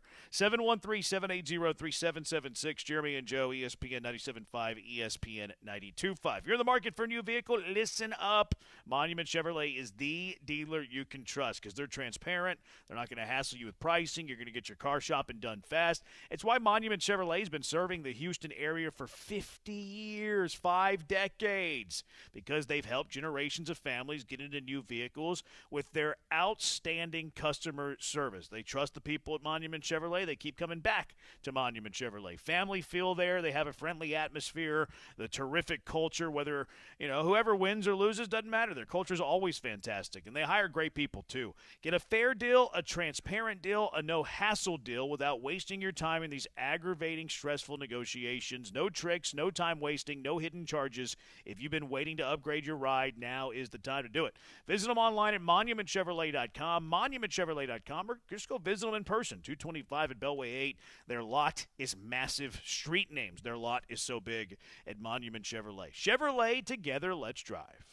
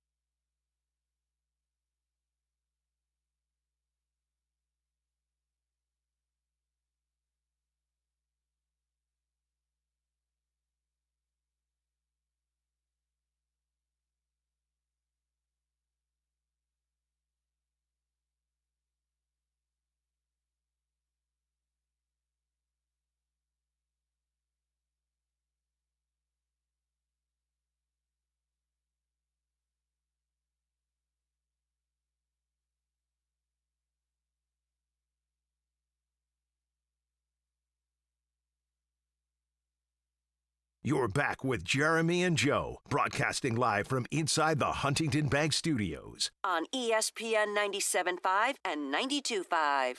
I gave my last game ball to Brandon Mann, Eagles punter. Junkie, it's Who the Braden. F- is that guy? Man. It's Braden Man, I'm telling you. It's Braden Man. Put some respect on the former Aggie and Guy Award winner. Sorry, my autocorrect doesn't recognize sissy names. Just kidding. Well, that took a hard turn. I mean, from a game ball to calling him a dude, sissy. You're the problem. I didn't say Jeremy. he was a sissy. I said he has a sissy name. Tomato, tomato. You know what I just realized, too? I realized that I see his dad around town. I'm not kidding. His dad, does work around the stat crew for U of H basketball. So, I see him. Oops. I see his father. I forgot about it, Can we though. clip this and send it to him? I forgot about it. I don't really, talk to him, but I do know who he is. And I know that he is the father of talk Braden to him much Man. now. I know he's the father of Braden Man, but I forgot. And it didn't register whenever it said Brandon Man. But whenever this correction came in that it was Braden Man, I was like, oh, yeah, I know that guy. I'm just disrespecting a Cy-Fair high school legend. Yeah. I mean, we got to add that to the Junkie their Today nickname, nominees. Joe? I didn't know. I didn't say that I knew anything about them. I just knew it was You just wanted to Cy-Fair. flex that he was Cy-Fair. I was just seeing how far you're willing to go Look, with it's that. not on Wikipedia, man. I can't get all my information at once from Wikipedia. They're the Bobcats, Joe. Thanks. Bobcat fight, never die. BFND. I think they put it on their jersey. It's their calling call. And yeah, I'm sorry, Braden, man. I sincerely apologize, and I'm sorry that I called Braden a sissy name. That's my bad. All right, so Nico Harrison was fired today, Joe, and I can't believe people are acting so naive to this. This was all part of the plan. Nico's going to trade Luka. He's going to do it for the NBA. The Mavericks and Adam Silver had an agreement. They came to terms. Okay, Dallas, you trade Luka. He's going to L.A. You're going to get Anthony Davis. You're going to land the number 1 pick in the lottery. Whenever your odds are not in your favor, you're still going to land the number 1. And then what you're going to do is you're going to support Nico at first, and then you're going to turn your back on him, and then you're going to fire him when the time is right, and then you're going to be forgiven by the city. Luka's going to be in L.A. You have Cooper Flagg, so you have like the future franchise. And then I bet you Nico Harrison gets like a cushy job with the NBA. Mm-hmm. This is all the plan. This is working to a T. And all of you fans out there are like, oh, yeah, Nico's fired. Yay. All of you are being played. This is a bigger thing between the NBA, L.A., Dallas to get Luka to L.A. I don't understand why all of you are so gullible. And it's how you get Kyrie Irving to the Rockets as well. Come on. Yeah. No. It's not shocking that he got fired. But how did they not think this was just the inevitable outcome when you let him trade him?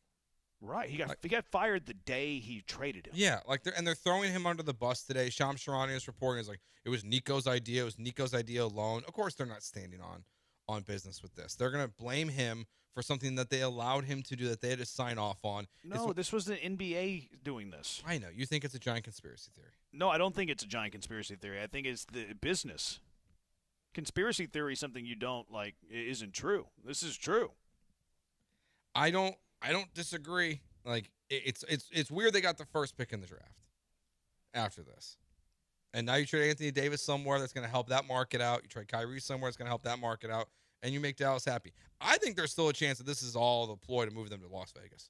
I will not back down from you believe in that. That's a bigger conspiracy theory, I think. Do you know what the Mavericks' chances were to land the number 1 pick? They were very low because they 1.8%. Yeah. This was a master plan. The Woodlands are a master plan community. Luka to L.A., number 1 to the Mavericks. Nico Harrison's going to get a cush job with the NBA. The Dallas owner comes off as the hero here because they fired Nico Harrison finally, even though you did it way later and when the damage was already done. This is just like a backroom deal is what this is. Couldn't they have just had the coin flip the other way? Because then Cooper Flagg's a Chicago Bull, and I'm so happy with my life. No, Chicago could not facilitate this for the Lakers. Well, that's why. They needed Luka in L.A., just like Shohei Ohtani. Mm-hmm. Shohei Ohtani was betting on sports, but oh no, his interpreter did it. No, we don't believe that. No L.A. gets certain allowances that other places don't get. The Dodgers were using electronics to steal signs. They brought in Mookie Betts, who admitted on camera that everybody was stealing signs, but they cheer Mookie Betts and they boo everybody. They boo all the Astros. They hired the Red Sox guy. They hired J.T. Watkins. Yep. The L.A. gets special allowance. I mean, what kind of weird stuff do you think goes on in Hollywood? Do we even have to go down that path? We don't need to. We don't need to go down that. Probably shouldn't. I don't have an HRP read today. We don't need to go down that path. I'm not even going to say the name. It's a corrupt town. It's a corrupt city. Maybe one of the worst in the country. And they get certain allowances and privileges because, they're a big market. They got Luka now. They'll be okay. They got Luka. They got a dude betting on sports. Mm-hmm. They got casting directors. They do. Corrupt place. They got the Angels. All the allowances. It's disgusting. The Los Angeles Angels. They got those too. It disgusts me. You know how much this disgusts me, Joe? How much?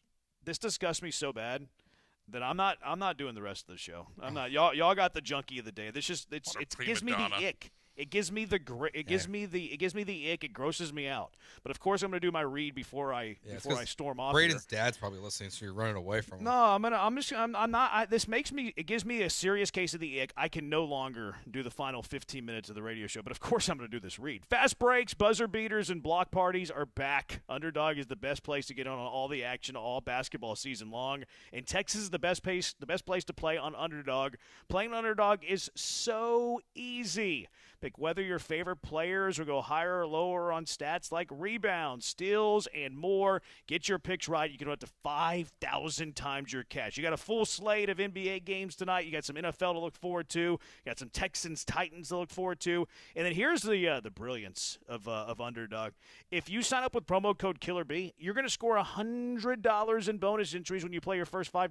Promo code KillerB, KILLERB. So maybe go a little bit lighter for dinner tonight. Don't stop at the C-store tonight and repurpose that $5. You're going to turn it into $100 in bonus entries, and then who knows where that's going to take you. Maybe you could be like Lamont, hit a little 7-teamer and make about 500 times your buy-in. It could be you. If Lamont can do it, so can you. So download the Underdog app, sign up with promo code KillerB, KILLERB. Underdog, make picks, win money.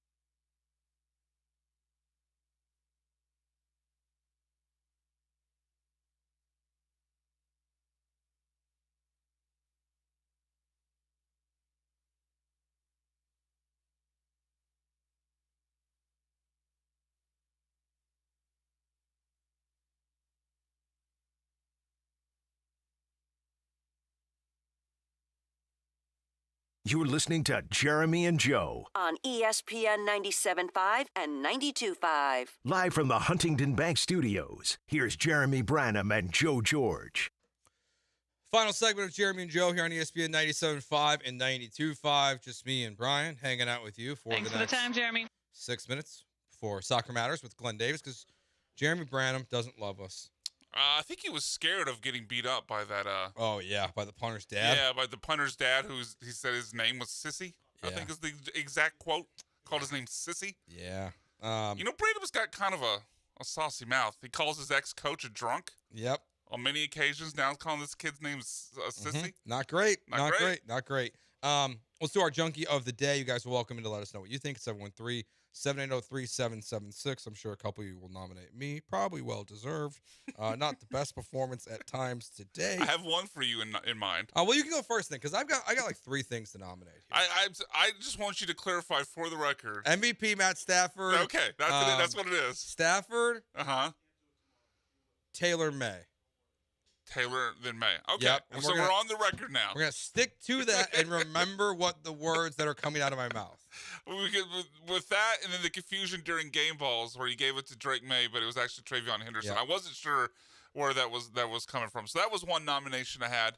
Another nomination I had was what we just talked about. Branham, he flexing, trying to give a game ball to a punter, just so he could flex and say, "Oh, I got a game ball to give out for the Eagles game," even though you and I had kind of bailed on it. And then he didn't know the dude's name. And then he called the dude's name a sissy. And then he remembered he knows that kid's dad and runs across him all the time. Yep. So that was another Junkie of the Day nomination. And I got one that's, Joe, you already know about this. This one's in-house. Mm-hmm. This guy's going to hear me say it right now. He is. He's about 20 feet from me. But intern Sean walked into the studio about halfway through the show. It just... Without me even asking, "Hey, Sean, what's your thoughts on Monday Night Raw last night?" Just openly spoiled something that happened on the show. And he's done this before with the pay-per-view when Seth Rollins got turned on before he went out with an injury. So how big of a spoiler was it? On a scale of 1 to 10. It wasn't, I would say an 8. I know everything that happened last night. Tell me, what did he spoil for you? Exactly. John Cena becoming a grand champion. That's tough. Yeah, that's a pretty big spoiler. Now he's lurking over my shoulder. So yeah. All right. But no spoilers, Sean. I didn't see it live. I will nominate for Junkie of the Day the Dallas Mavericks for being a joke of a franchise. I'm going to nominate the Monday Night Football broadcast last night. I don't know if you saw this, Brian, but they were doing Veterans Day. Sure. And they were going through their crew members and everyone that works on the staff of who was a veteran. But before they started saying their names, I just love the timing of Call of Duty Black Ops 7 comes out in like 3 days. Okay. Like, who does that? Who's like, here's the Call of Duty game while we talk about real people? Thought that was odd timing. And then I'd also like to nominate Major League Baseball, the owners. We're going to a lockout. You seem very convinced of this. Yeah, you think well, it's because 100%? Per Bob Nightingale, MLB has privately told owners that teams lost $1.8 billion last year, led by the New York Mets with about $350 million in losing profits last year. They're claiming the Mets lost $350 Yep, million? and they're saying all teams lost $1.8 billion last year. These clowns. The Rays just sold for $1.7 billion. Not only that, Joe, but how many times do we see these tweets from like MLB Twitter accounts talking about how ratings are up, ballpark attendance is up, jersey sale? Like we see tweets every day about Major League Baseball just so excited to tell us about how much the game is growing, how much more money they're making, and then they turn that around and say they're losing $1.8 billion. Yep. Or either you're idiots and you're frivolously losing money, or you're lying to us. Open the books. There's going to be a lockout, and this is why, because they're claiming that the league owners lost $1.8 billion last year. They're never going to open the books. No, of course not.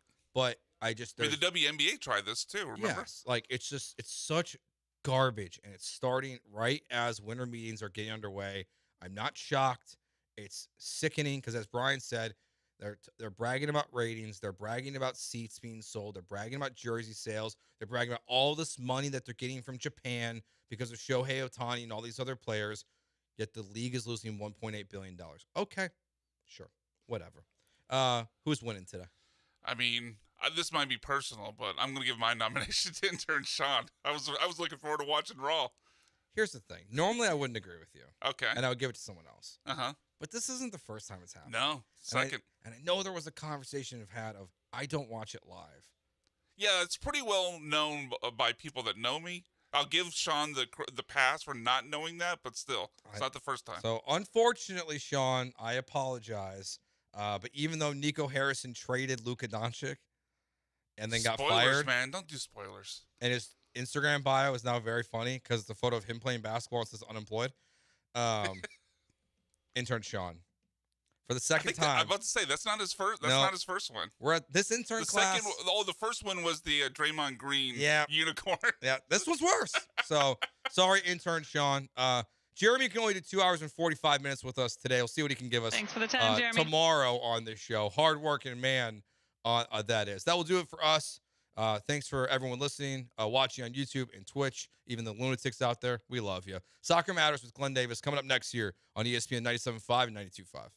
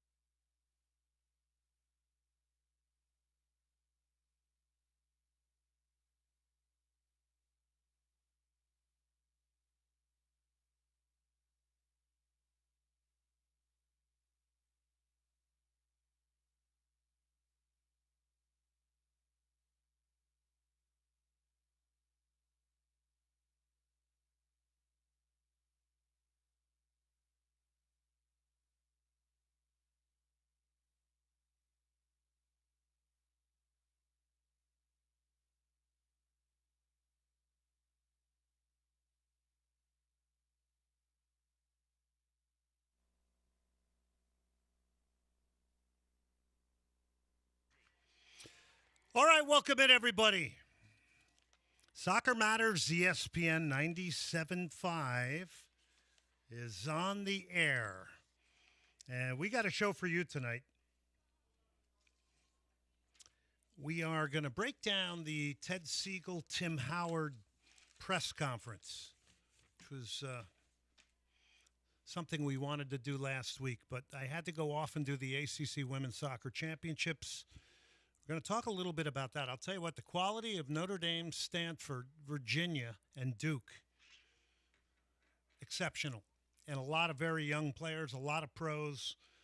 Gave me a really good indication of where the women's college game is. And, of course, they had their 64-team announcement and show. And we know who the 64 are going to the NCAA tournament. All right, 713-780-3776 is the number tonight. Brian McDonald is always behind the glass. We're going to break down that press conference as mentioned. I've got a lot of thoughts on this. I want to hear from you on it. I want us to be very blatantly honest when we talk about this tonight. Not that we aren't normally, but I would like your feedback too. I don't want this to just be about my opinion of it. I want to hear yours as well.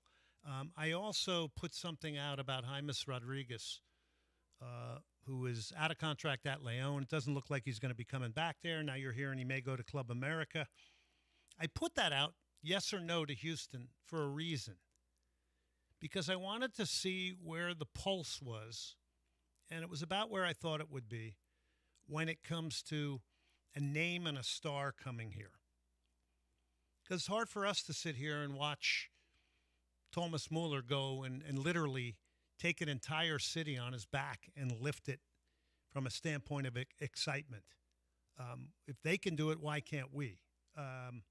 LAFC goes and gets Sun. They can do it, why can't we? We are one of the largest cities in America. We're a World Cup city that's hosting 7 games. It's pretty incredible what's going on here and what is about to come here. I was in taking a walk today in Memorial Park with my dog. I put up a little funny video. I feel weird when I do those things, but anyway, I know I have to promote the show somehow. I'm trying to get others to do it. But I'm in that park and I'm going, wow, people in between games are going to do things here. They're going to eat food. They're going to drink. They're not going to be just the 24/7 partiers. They're going to be people that want to learn a little bit about the history of Houston. They're going to want to go to parks in Houston. They're going to maybe drive into the Hill Country. They might make a run up to Austin. They're going to try restaurants. They're going to go into, Chinatown over on Bel Air Boulevard to sample all the different types of foods. They're going to hit the Continental Club. They're going to go to Cactus Music. They're going to go down to Slip Sliders. They're going to hit Hugh O'Connor's. I mean, people are going to do a lot of other things here.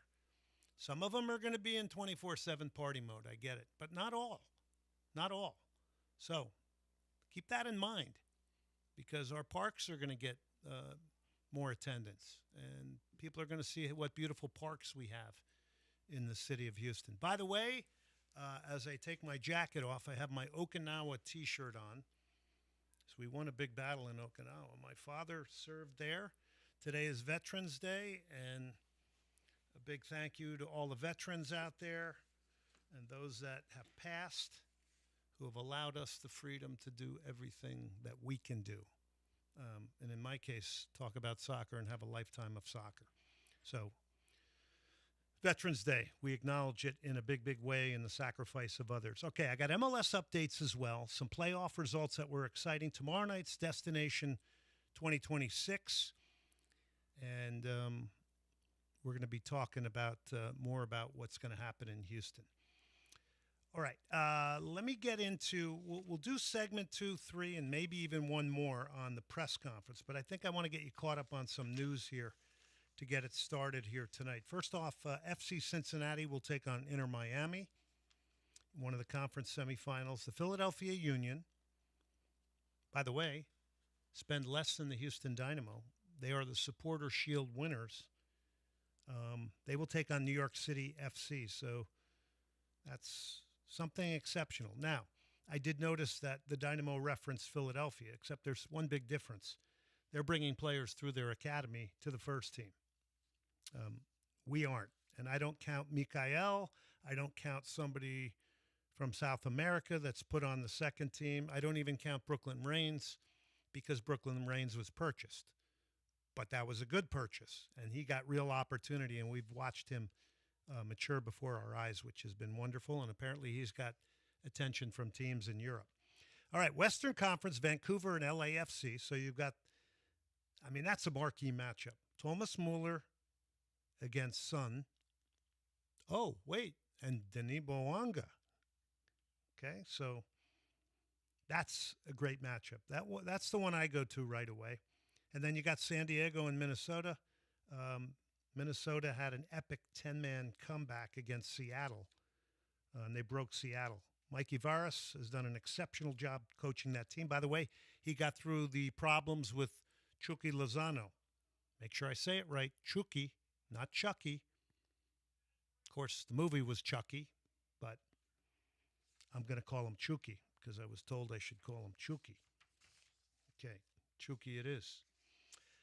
Marko Mitrovic did good work with the under-20 national team. Guess what that got him? It got him a full-time job as the new head coach of the New England Revolution. And boy, out in the hinterlands of New England, they need something. That's not going to be easy to turn around. But we'll see. He replaces Caleb Porter, who replaced Bruce Arena. Soy football had the Coco Carrasquilla incident. He broke the leg of the Cruz Azul goalkeeper, Kevin Meyer.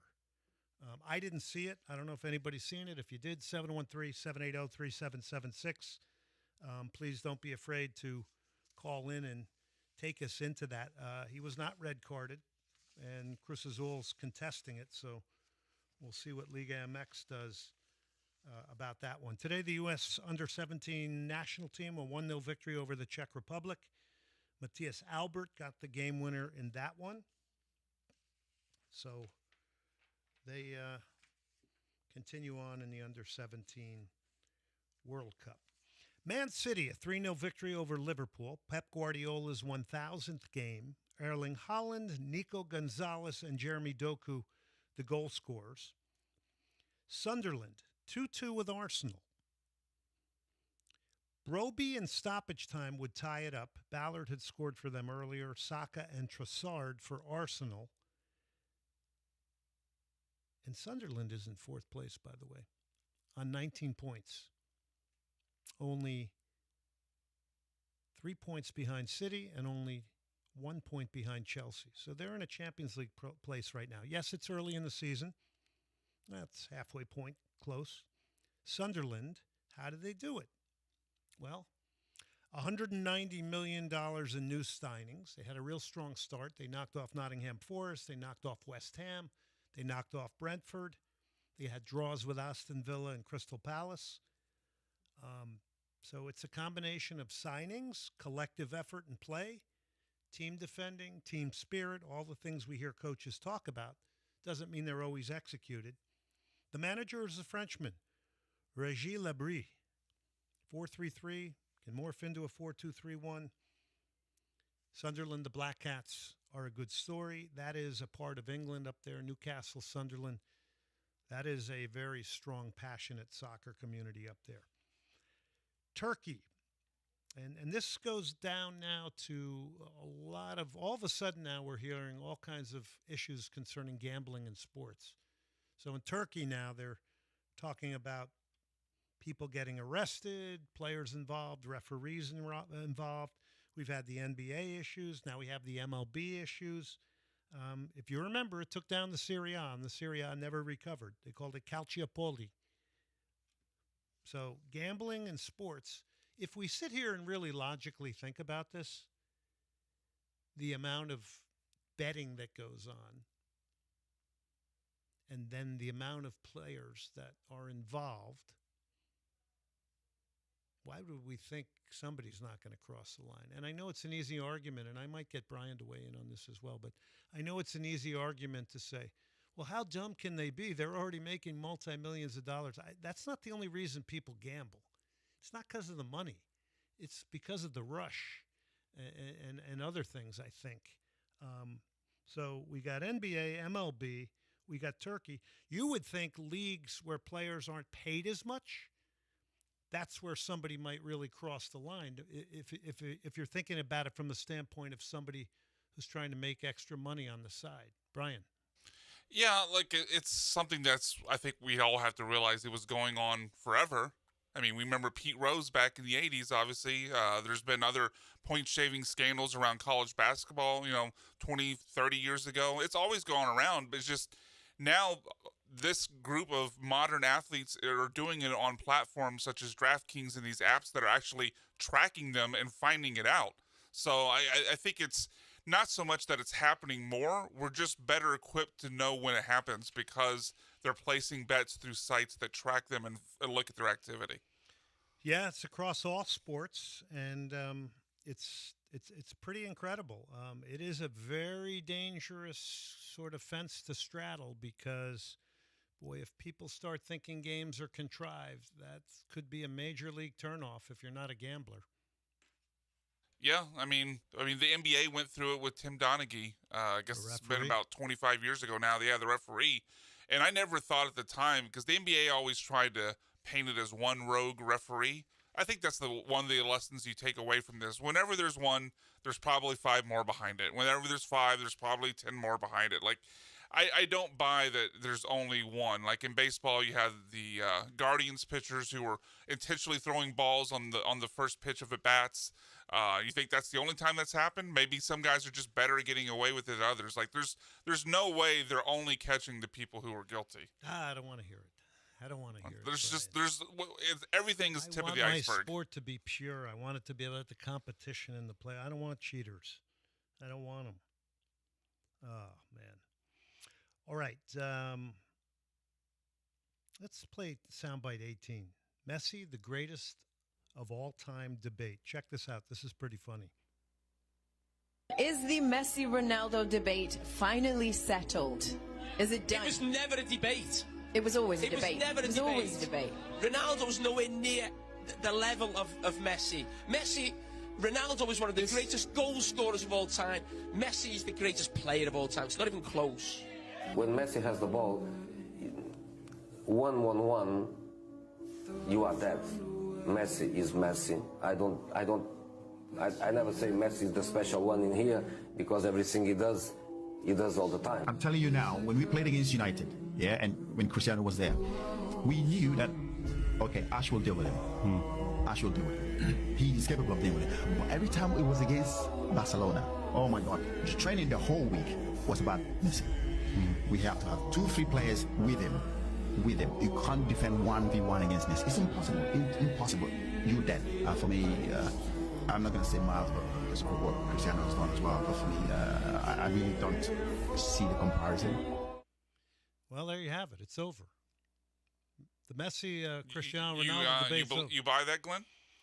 I do buy that. I do buy the fact that he adds other things to a game. He's a provider as well. They're two great players. I think they drove each other.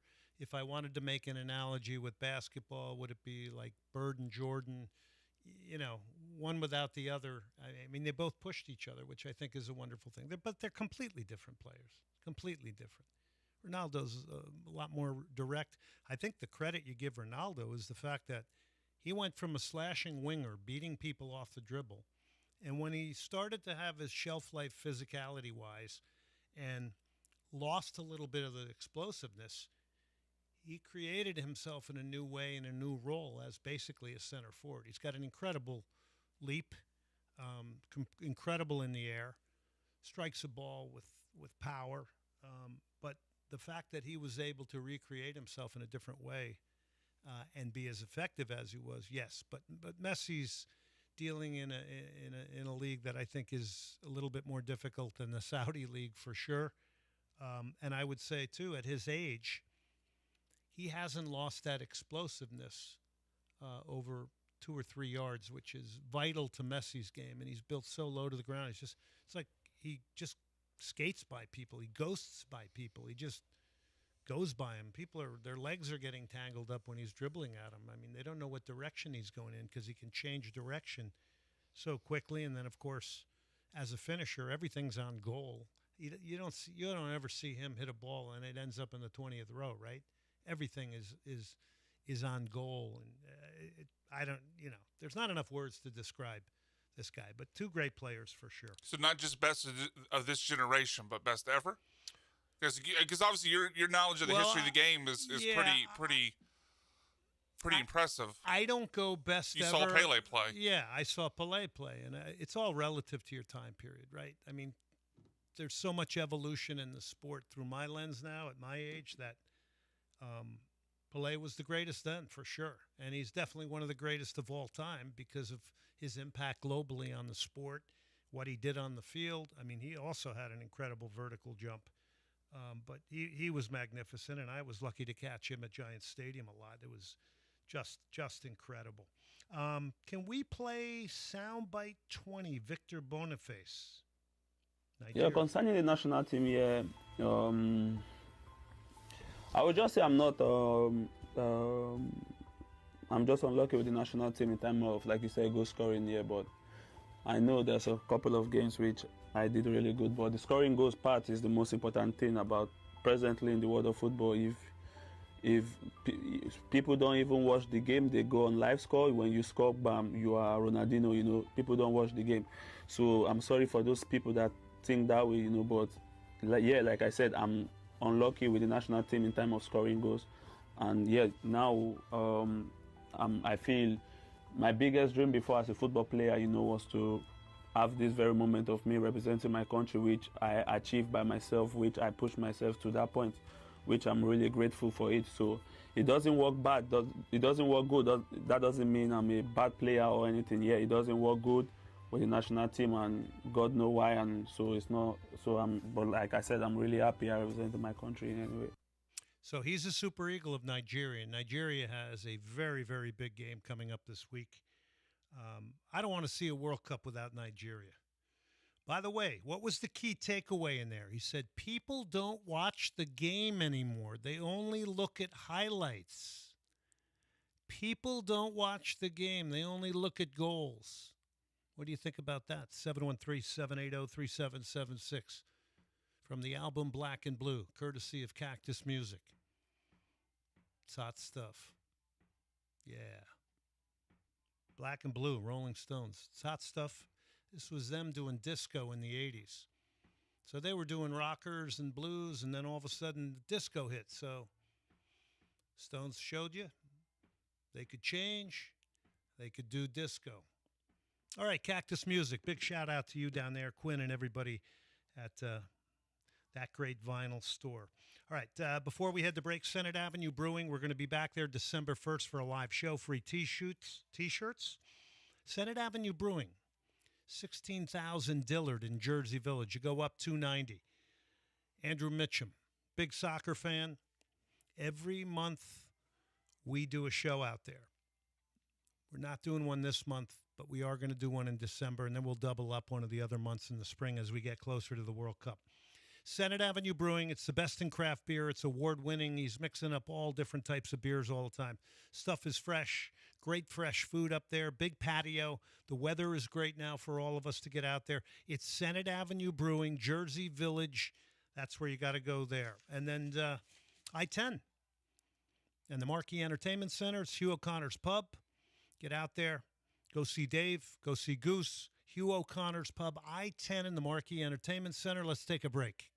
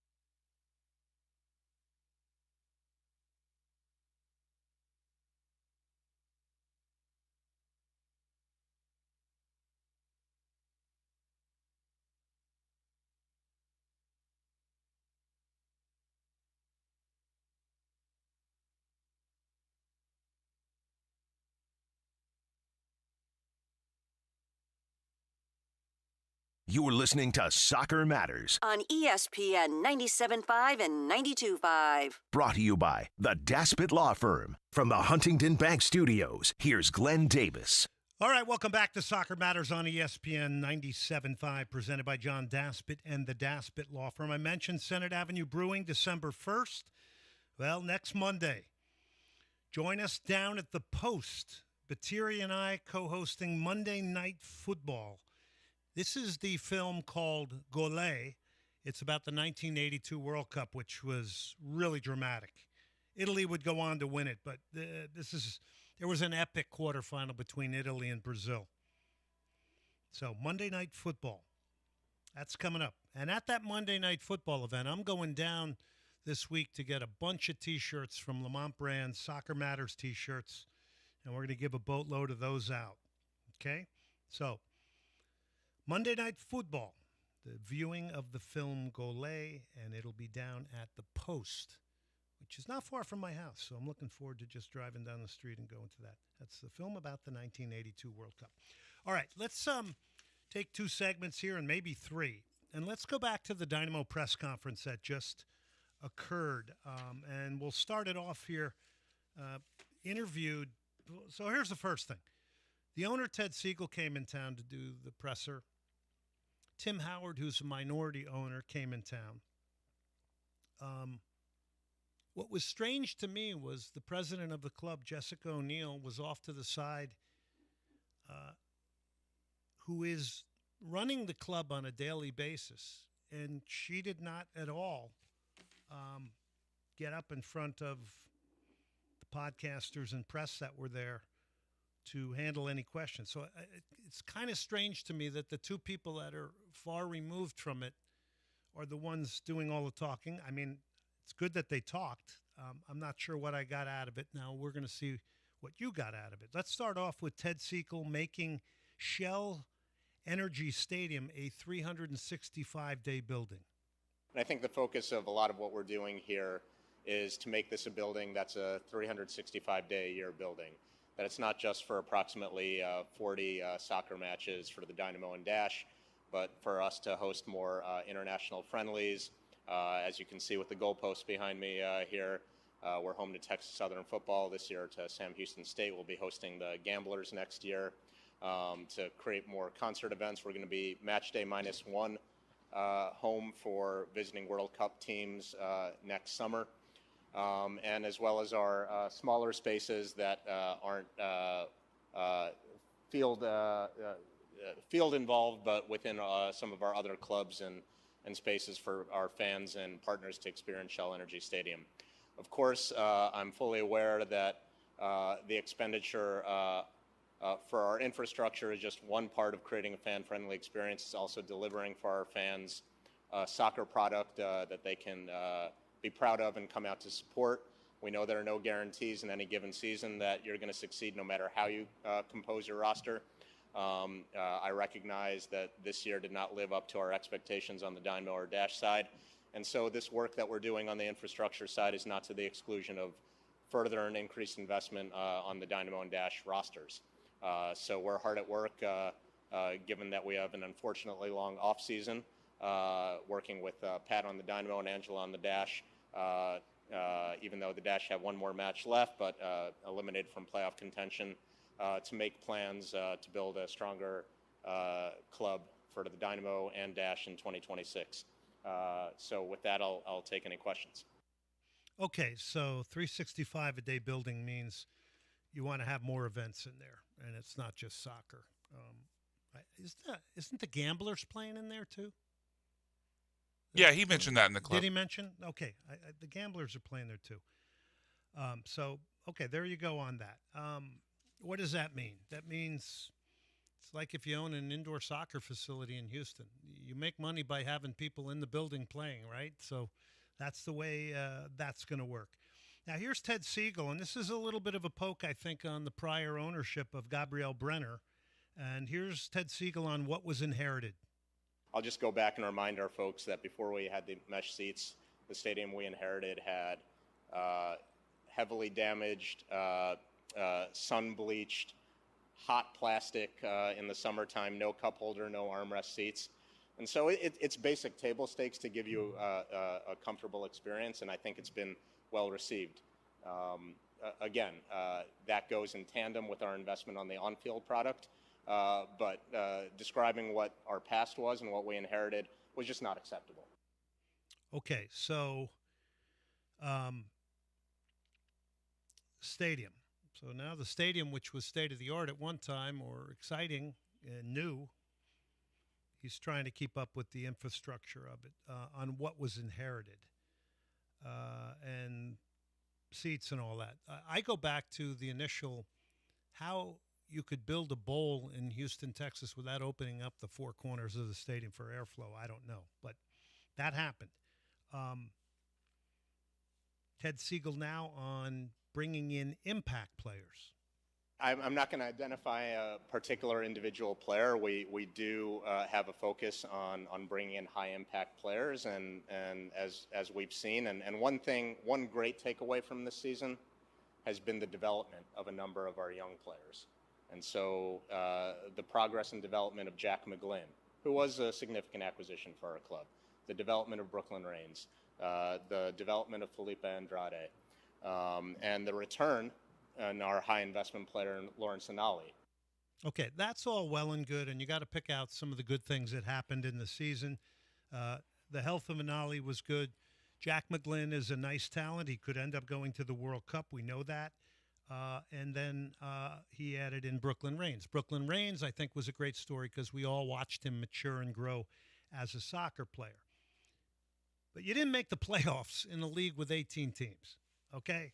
So this is the time where you have to point out the positive. Here's what we do off the field, all that. To me, it's a little bit nebulous because this was a bad season. And the reason it's a bad season for me, I know teams have off years, clubs have off years based on roster build, making mistakes, whatever. But when you talk about the investment the Houston Dynamo made in Hector Herrera, and I've said this on the show over and over, $6 million, and you make the playoffs 2 years, and in year 3 you don't make the playoffs, you definitely have a downgrade in quality of players. You don't replace players with equal or better quality. Everybody saw this coming, and I get it. There's a lot of things behind the scenes that we don't get. But what I will say is you didn't get enough value out of Hector Herrera. You didn't get enough value out of changing and building an area for fans to watch the game, the club and all that. You didn't get any value. We're still in the same place. We're treading water. Just because you made the playoffs 2 years in a row, people have already forgotten about that. And that's the thing that I don't see an ascension. I just see us stuck. And I credit the team for making the playoffs. But when Hector Herrera leaves, you can't believe you're going to continue on an upward trend. And by the way, the attendance didn't get much better with him. He wasn't marketed well. Why didn't we take this $6 million gem and get him out there and get our money's worth out of the guy? And I'm not talking about throwing a baseball out at the Astros game. I'm talking about taking him into the communities that you can influence to come to your games. And again, I don't think this is a front office working in conjunction with the competitive side of the team. I just don't see it. And when fans are here in Houston and they see the owner buy a building and they see Vancouver sign Thomas Muller, and all of a sudden a dead, dormant franchise who doesn't draw anybody to BC Place all of a sudden explodes, and this guy is doing more. For every game he plays, he's doing 10 appearances, and he's having fun. He's showing up at all kinds of different games. He is a funny guy. He's an incredible fit on and off the field. They did a great contract with him where they're not paying him a lot this year, and then he will get paid on the back end, but he's delivering. We got to find a player like that. And we can't sit here and always accept, we can do it other ways, or we can do it like San Diego. Yes, you can. But we need something here to wrap our arms around. That's why I put out the thing, James Rodriguez, yes or no. Because I wanted to get a gauge on, is it important for a star to be here? And there's a lot of mixed on that. But there's also a lot. We need something to get the wheels in motion, to bring some juice back here, some energy, some excitement. We need a face of the franchise that can get people energized and pumped. I'm just tired of sitting here and talking to my friends. Why doesn't it work in Houston? How'd you guys get the World Cup? MLS isn't working. Well, you know, at some point we got to throw our arms up and say, who's accountable for it not working here? Our stadium, that's great if we have new seats. But if nobody's sitting in them, it's money lost from a business perspective. That's parking, that's concessions, that's a hat or a jersey that a son wants. I look at every empty seat and I go, that's lost revenue. I don't know if that's okay or not. I don't know. Has the club been shamed in a healthy way? I don't know.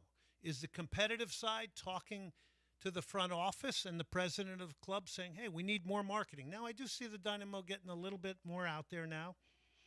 I mean, I don't know. I try to do it with the radio show. I invite people every time. I say it's an open door. Send me a female player, send me a male player, send me a Dynamo player, send me a Dash player.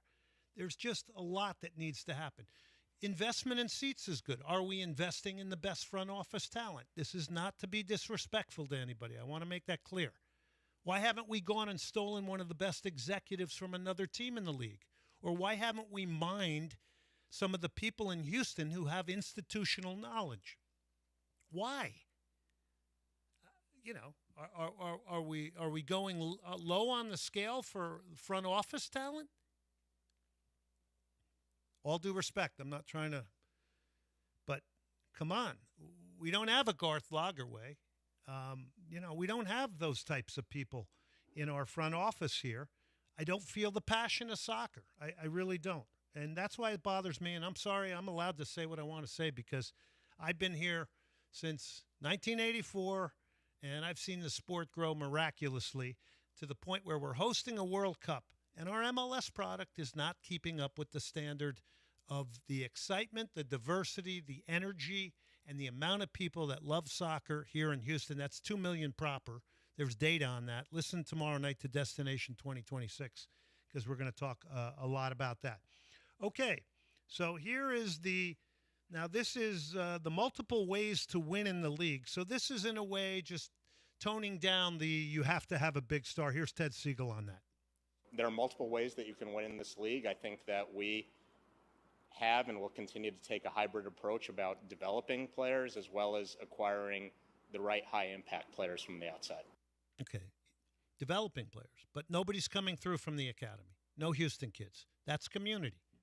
You get Houston kids through to the first team, this is community. You get Houston people in the front office in visionary positions, this is community. Right? So no academy kids are coming through. Now, Mr. Siegel Ted went on to cite Mikael. That doesn't count. He's coming from South America. He's dropped into the 2 team to transition into the first team. That's nice use of Dynamo too, but that's not developing your own to the Philadelphia Union model, okay? It's not developing your own. It's mind-numbing to me that in this city that has produced players for so many others, college level, professional level, that we are not producing anything from the academy. Now, I'm not down there. I don't know what it is. I would love to talk to people about it. 713-780-3776 if you want to come in. Here's Ted Siegel, Dynamo owner, on bringing a DP and a roster. We know that we have potentially 2 DP slots available, depending on how we structure our roster. We have full intent to bring on a DP. The strategy around, and this Pat can speak better too about the particular window in the 26 season around when we bring in a DP or if we bring in one in each. Pat can speak to a little bit better, but it's all going into our roster composition discussions. Okay, so here's the DP thing now. So you got to drop the word DP at this point because you got to keep the fans excited. So our DPs currently are Ezekiel Ponce and Andre Linger. Are they good enough for you, Dynamo fans? Have they done enough? They're obviously good soccer players, both of them. Linger, and Ponce. But are they game changers? They're definitely not Son. They're definitely not Mueller. They're definitely not the left-footed midfielder out in San Diego. They're not Chucky Lozano. Chucky Lozano would put people in the seats here. Who would you bring here? So again, you're going to get a lot of change on this roster, and you got to find, one more time, you got to find people that can win you games. That can win you games. That can be the difference. This is the real hot word right now from all of us in the world of soccer, moments. Moments where you can win a game. All right, going to take a break. Let's see. We want to talk a little bit about Slip Sliders here. You go down there. Slip Sliders is down on Bins near Herman Park. So if you're going to the museums, you go to Slip Sliders. The best sliders going. They're fresh. They're all made fresh. They're made to order. They've got the Shrimp Shack, my favorite. They've got beef, chicken, every kind. I like the Caribbean chick also. They've got milkshakes that are exceptional, onion rings, chicken fingers. But I would go there strictly for the sliders. Brian has had them. He liked them, right? You like the slip sliders. Yeah, the Shrimp Shack in particular, the one you said your favorite was great. They also had I'm glad you joined forces with me on this. Yeah, no, that was my favorite. I also liked, I know they have multiple beef options, but it was like a classic burger slider, but it was also very good. I think that's the backyard. I think they have multiples, but either way, it was great, and so were the chicken tenders. There's one beef one that has Swiss cheese and mushrooms. It wasn't that one. But that one's killer. I've had that one. All right, Slip Sliders down on Bins. Let's take a break. Let's come back. More Ted Siegel. Then we're going to get into Tim Howard. This is interesting.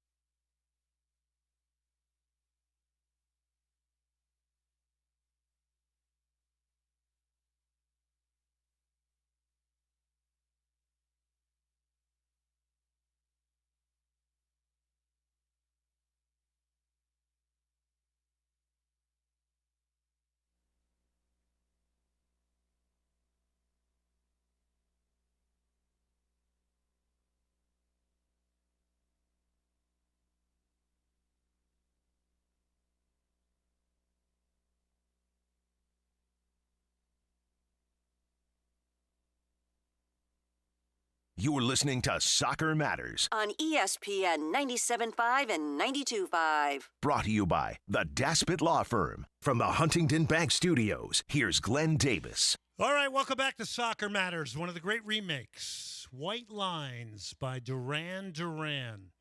Originally done by Grandmaster Flash. Now, that's when rap was great. So, I know what everybody thinks when you hear White Lines. This is actually an anti-drug song, if you were to listen to all the words. But we're not going to go through the whole song. But I like the remake from Duran Duran. It's good. You don't want to read out the entire lyrics? No. There's a part where they go, "Don't do it." That's the best part. Do not do it. All right, let's get back into Ted Siegel here. Welcome you back. Hey, LamontBrands.com for your Soccer Matters T-shirts and hats. I'm going to be down there getting T-shirts and looking forward to handing those out. It's always fun. Soccer Matters T-shirts and hats. By the way, hit us up on Twitter and Instagram at Glenn Davis Sock, at Soccer Matters GD. Also on our YouTube channel, Soccer Matters, Facebook, Soccer Matters. The engagement is important for this radio show. Number one, I like to hear your opinions, 713-780-3776. But I also, I like the questions, the feedback, all of that stuff, because essentially you're my co-hosts out there. All right, so if you got anything to say here on the Ted Siegel and Tim Howard stuff right now, 713-780-3776.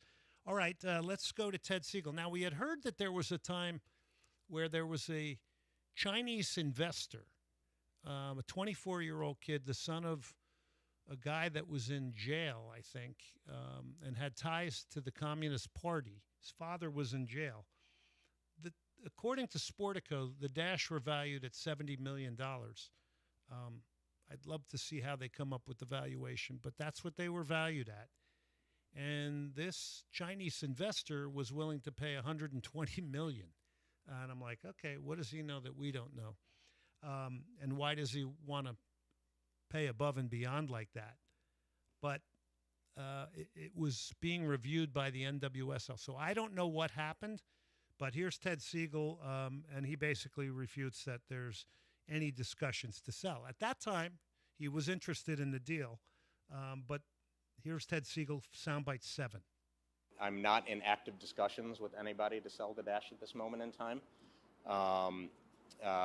You'll be hearing from Tim, who's my partner in the Dynamo and the Dash, momentarily, and so there's. I always welcome the opportunity to bring on additional partners, but at this time there's no active discussions with anyone for a sale of the Dash. Can you repeat that? Sorry. At this time, there's no active discussions to sell the Dash with any party. So there you go. Boy, that's a sleeping giant. I mean, the amount of women playing soccer here. I rode back on the plane from the ACC Championship after calling that for ESPNU. And later on tonight, we'll have Casey White on, who was my analyst. We're going to talk women's soccer in the final segment of the show. So all you women's soccer fans out there, like me, stick around. That'll be fun. We'll also have Eric Goodman from the Verde Report in Austin. We'll talk some MLS with him. But I rode back on the plane with one of the players who was an exceptional player who played at Albion Hurricanes here, Leah Klenke, and her parents were next to me. They had all the Notre Dame garb on. They were very, very nice. Daughter's a very good player. And, she's going to end up being a pro, in my opinion. She made the all-conference ACC team in the tournament.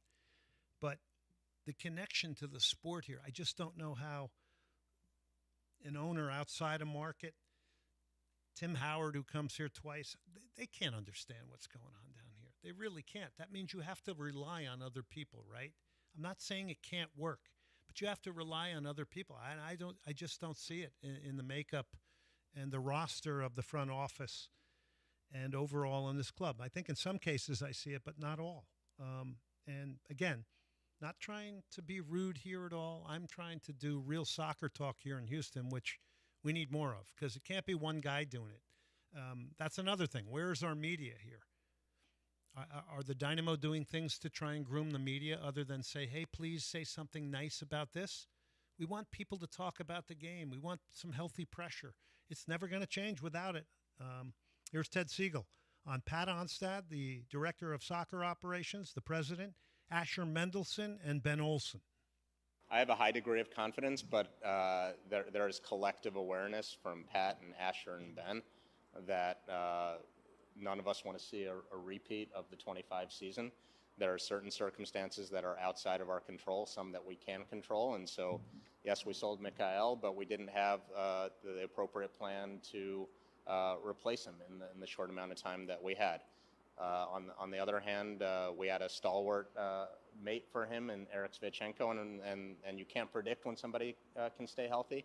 Unfortunately, he didn't stay healthy for the majority of the season, and so a lot of our lapses were the result of a interchanging back line that we found difficult to solve until the very end of the season. We know that there's priorities as to where on the field, including there, to bolster our talent, and we're going to address it. But none of us wish the same result for next season, and we're going to do what we can to control it for 26, recognizing the importance of it for our club. All right. With all due respect, every team battles through injuries, some more than others. That's kind of putting lipstick on it a little bit. There was some honesty in there with, they weren't prepared. Well, we all saw that from outside. We were like, wait a second. You're going to lose Coco Carrasquilla and Hector Herrera, two guys vital to your possession game. You're playing a narrow game with inverted wingers, and two of your best possession players who can get out of pressure are leaving the team. How can you even expect to think you're going to be as good a possession team? And the Dynamo weren't as good a possession team this year. And by the way, you saw the influence those two guys had on the other players on the team. You have to get influential players at that level to make the Bossies better, the Kovalcheks better, and everyone else. This was a very vivid and clear example of that. Again, not trying to be Mr. Know-It-All here either, okay? All right, now let's go on to Tim Howard. Now, this is something. Let's talk to Tim Howard. Here's Tim Howard, number 10 on the season. The one thing I am happy about from this season, and what doesn't really get seen from the outside. Okay, stop there. Stop there. Okay, doesn't get seen from the outside. Tim, with all due respect, the outside is smarter than you may think. And the outside is on this. And now you can let the soundbite go on. And what doesn't really get seen from the outside, because it is about wins and losses. We don't mix our words Stop there. it again. But what you find in Okay, so yes, it is about wins and losses, Tim. But it is also about relevancy and growing a fan base and exposing more to the product and inviting the whole community to be involved in the sport of soccer and to come and have connection, find their heroes on the field with the Houston Dynamo and Houston Dash. So if we make the playoffs, let's say the Dynamo make the playoffs next year, and the attendance doesn't move, the relevancy doesn't move, we're not engaging more people after a World Cup, what's the point then? Isn't the end game a full stadium like Cincinnati? Where is the bar here? Is the bar so low now here in Houston that we're happy to have a half-filled stadium? And are people getting conditioned to accept that? By the way, if you're out there listening, I'd love to hear from you. 713-780-3776. Okay. Is there more to that soundbite? Okay, let it go. mix our words there. But what you find in really difficult seasons is that some players all right. come to the enough of that soundbite. Some players come good, no kidding. Every season there's a shining light somewhere, and then you can find it. Okay, so that's not what I wanted to hear. All right. Now, Tim says it's not smoke and mirrors. I don't know why he says it's smoke and mirrors unless somebody said it's smoke and mirrors. Why would you even bring that up? Here's Tim Howard on It's Not Smoke and Mirrors. When you own and run a sports franchise, it's all encompassing. Everything matters. When we are fans of a team, we just kind of see the wins and losses. This is important. No, we don't just see the wins and losses, Tim. The structural changes, the match day experience is important. Yes, of course, the on-field product is important too.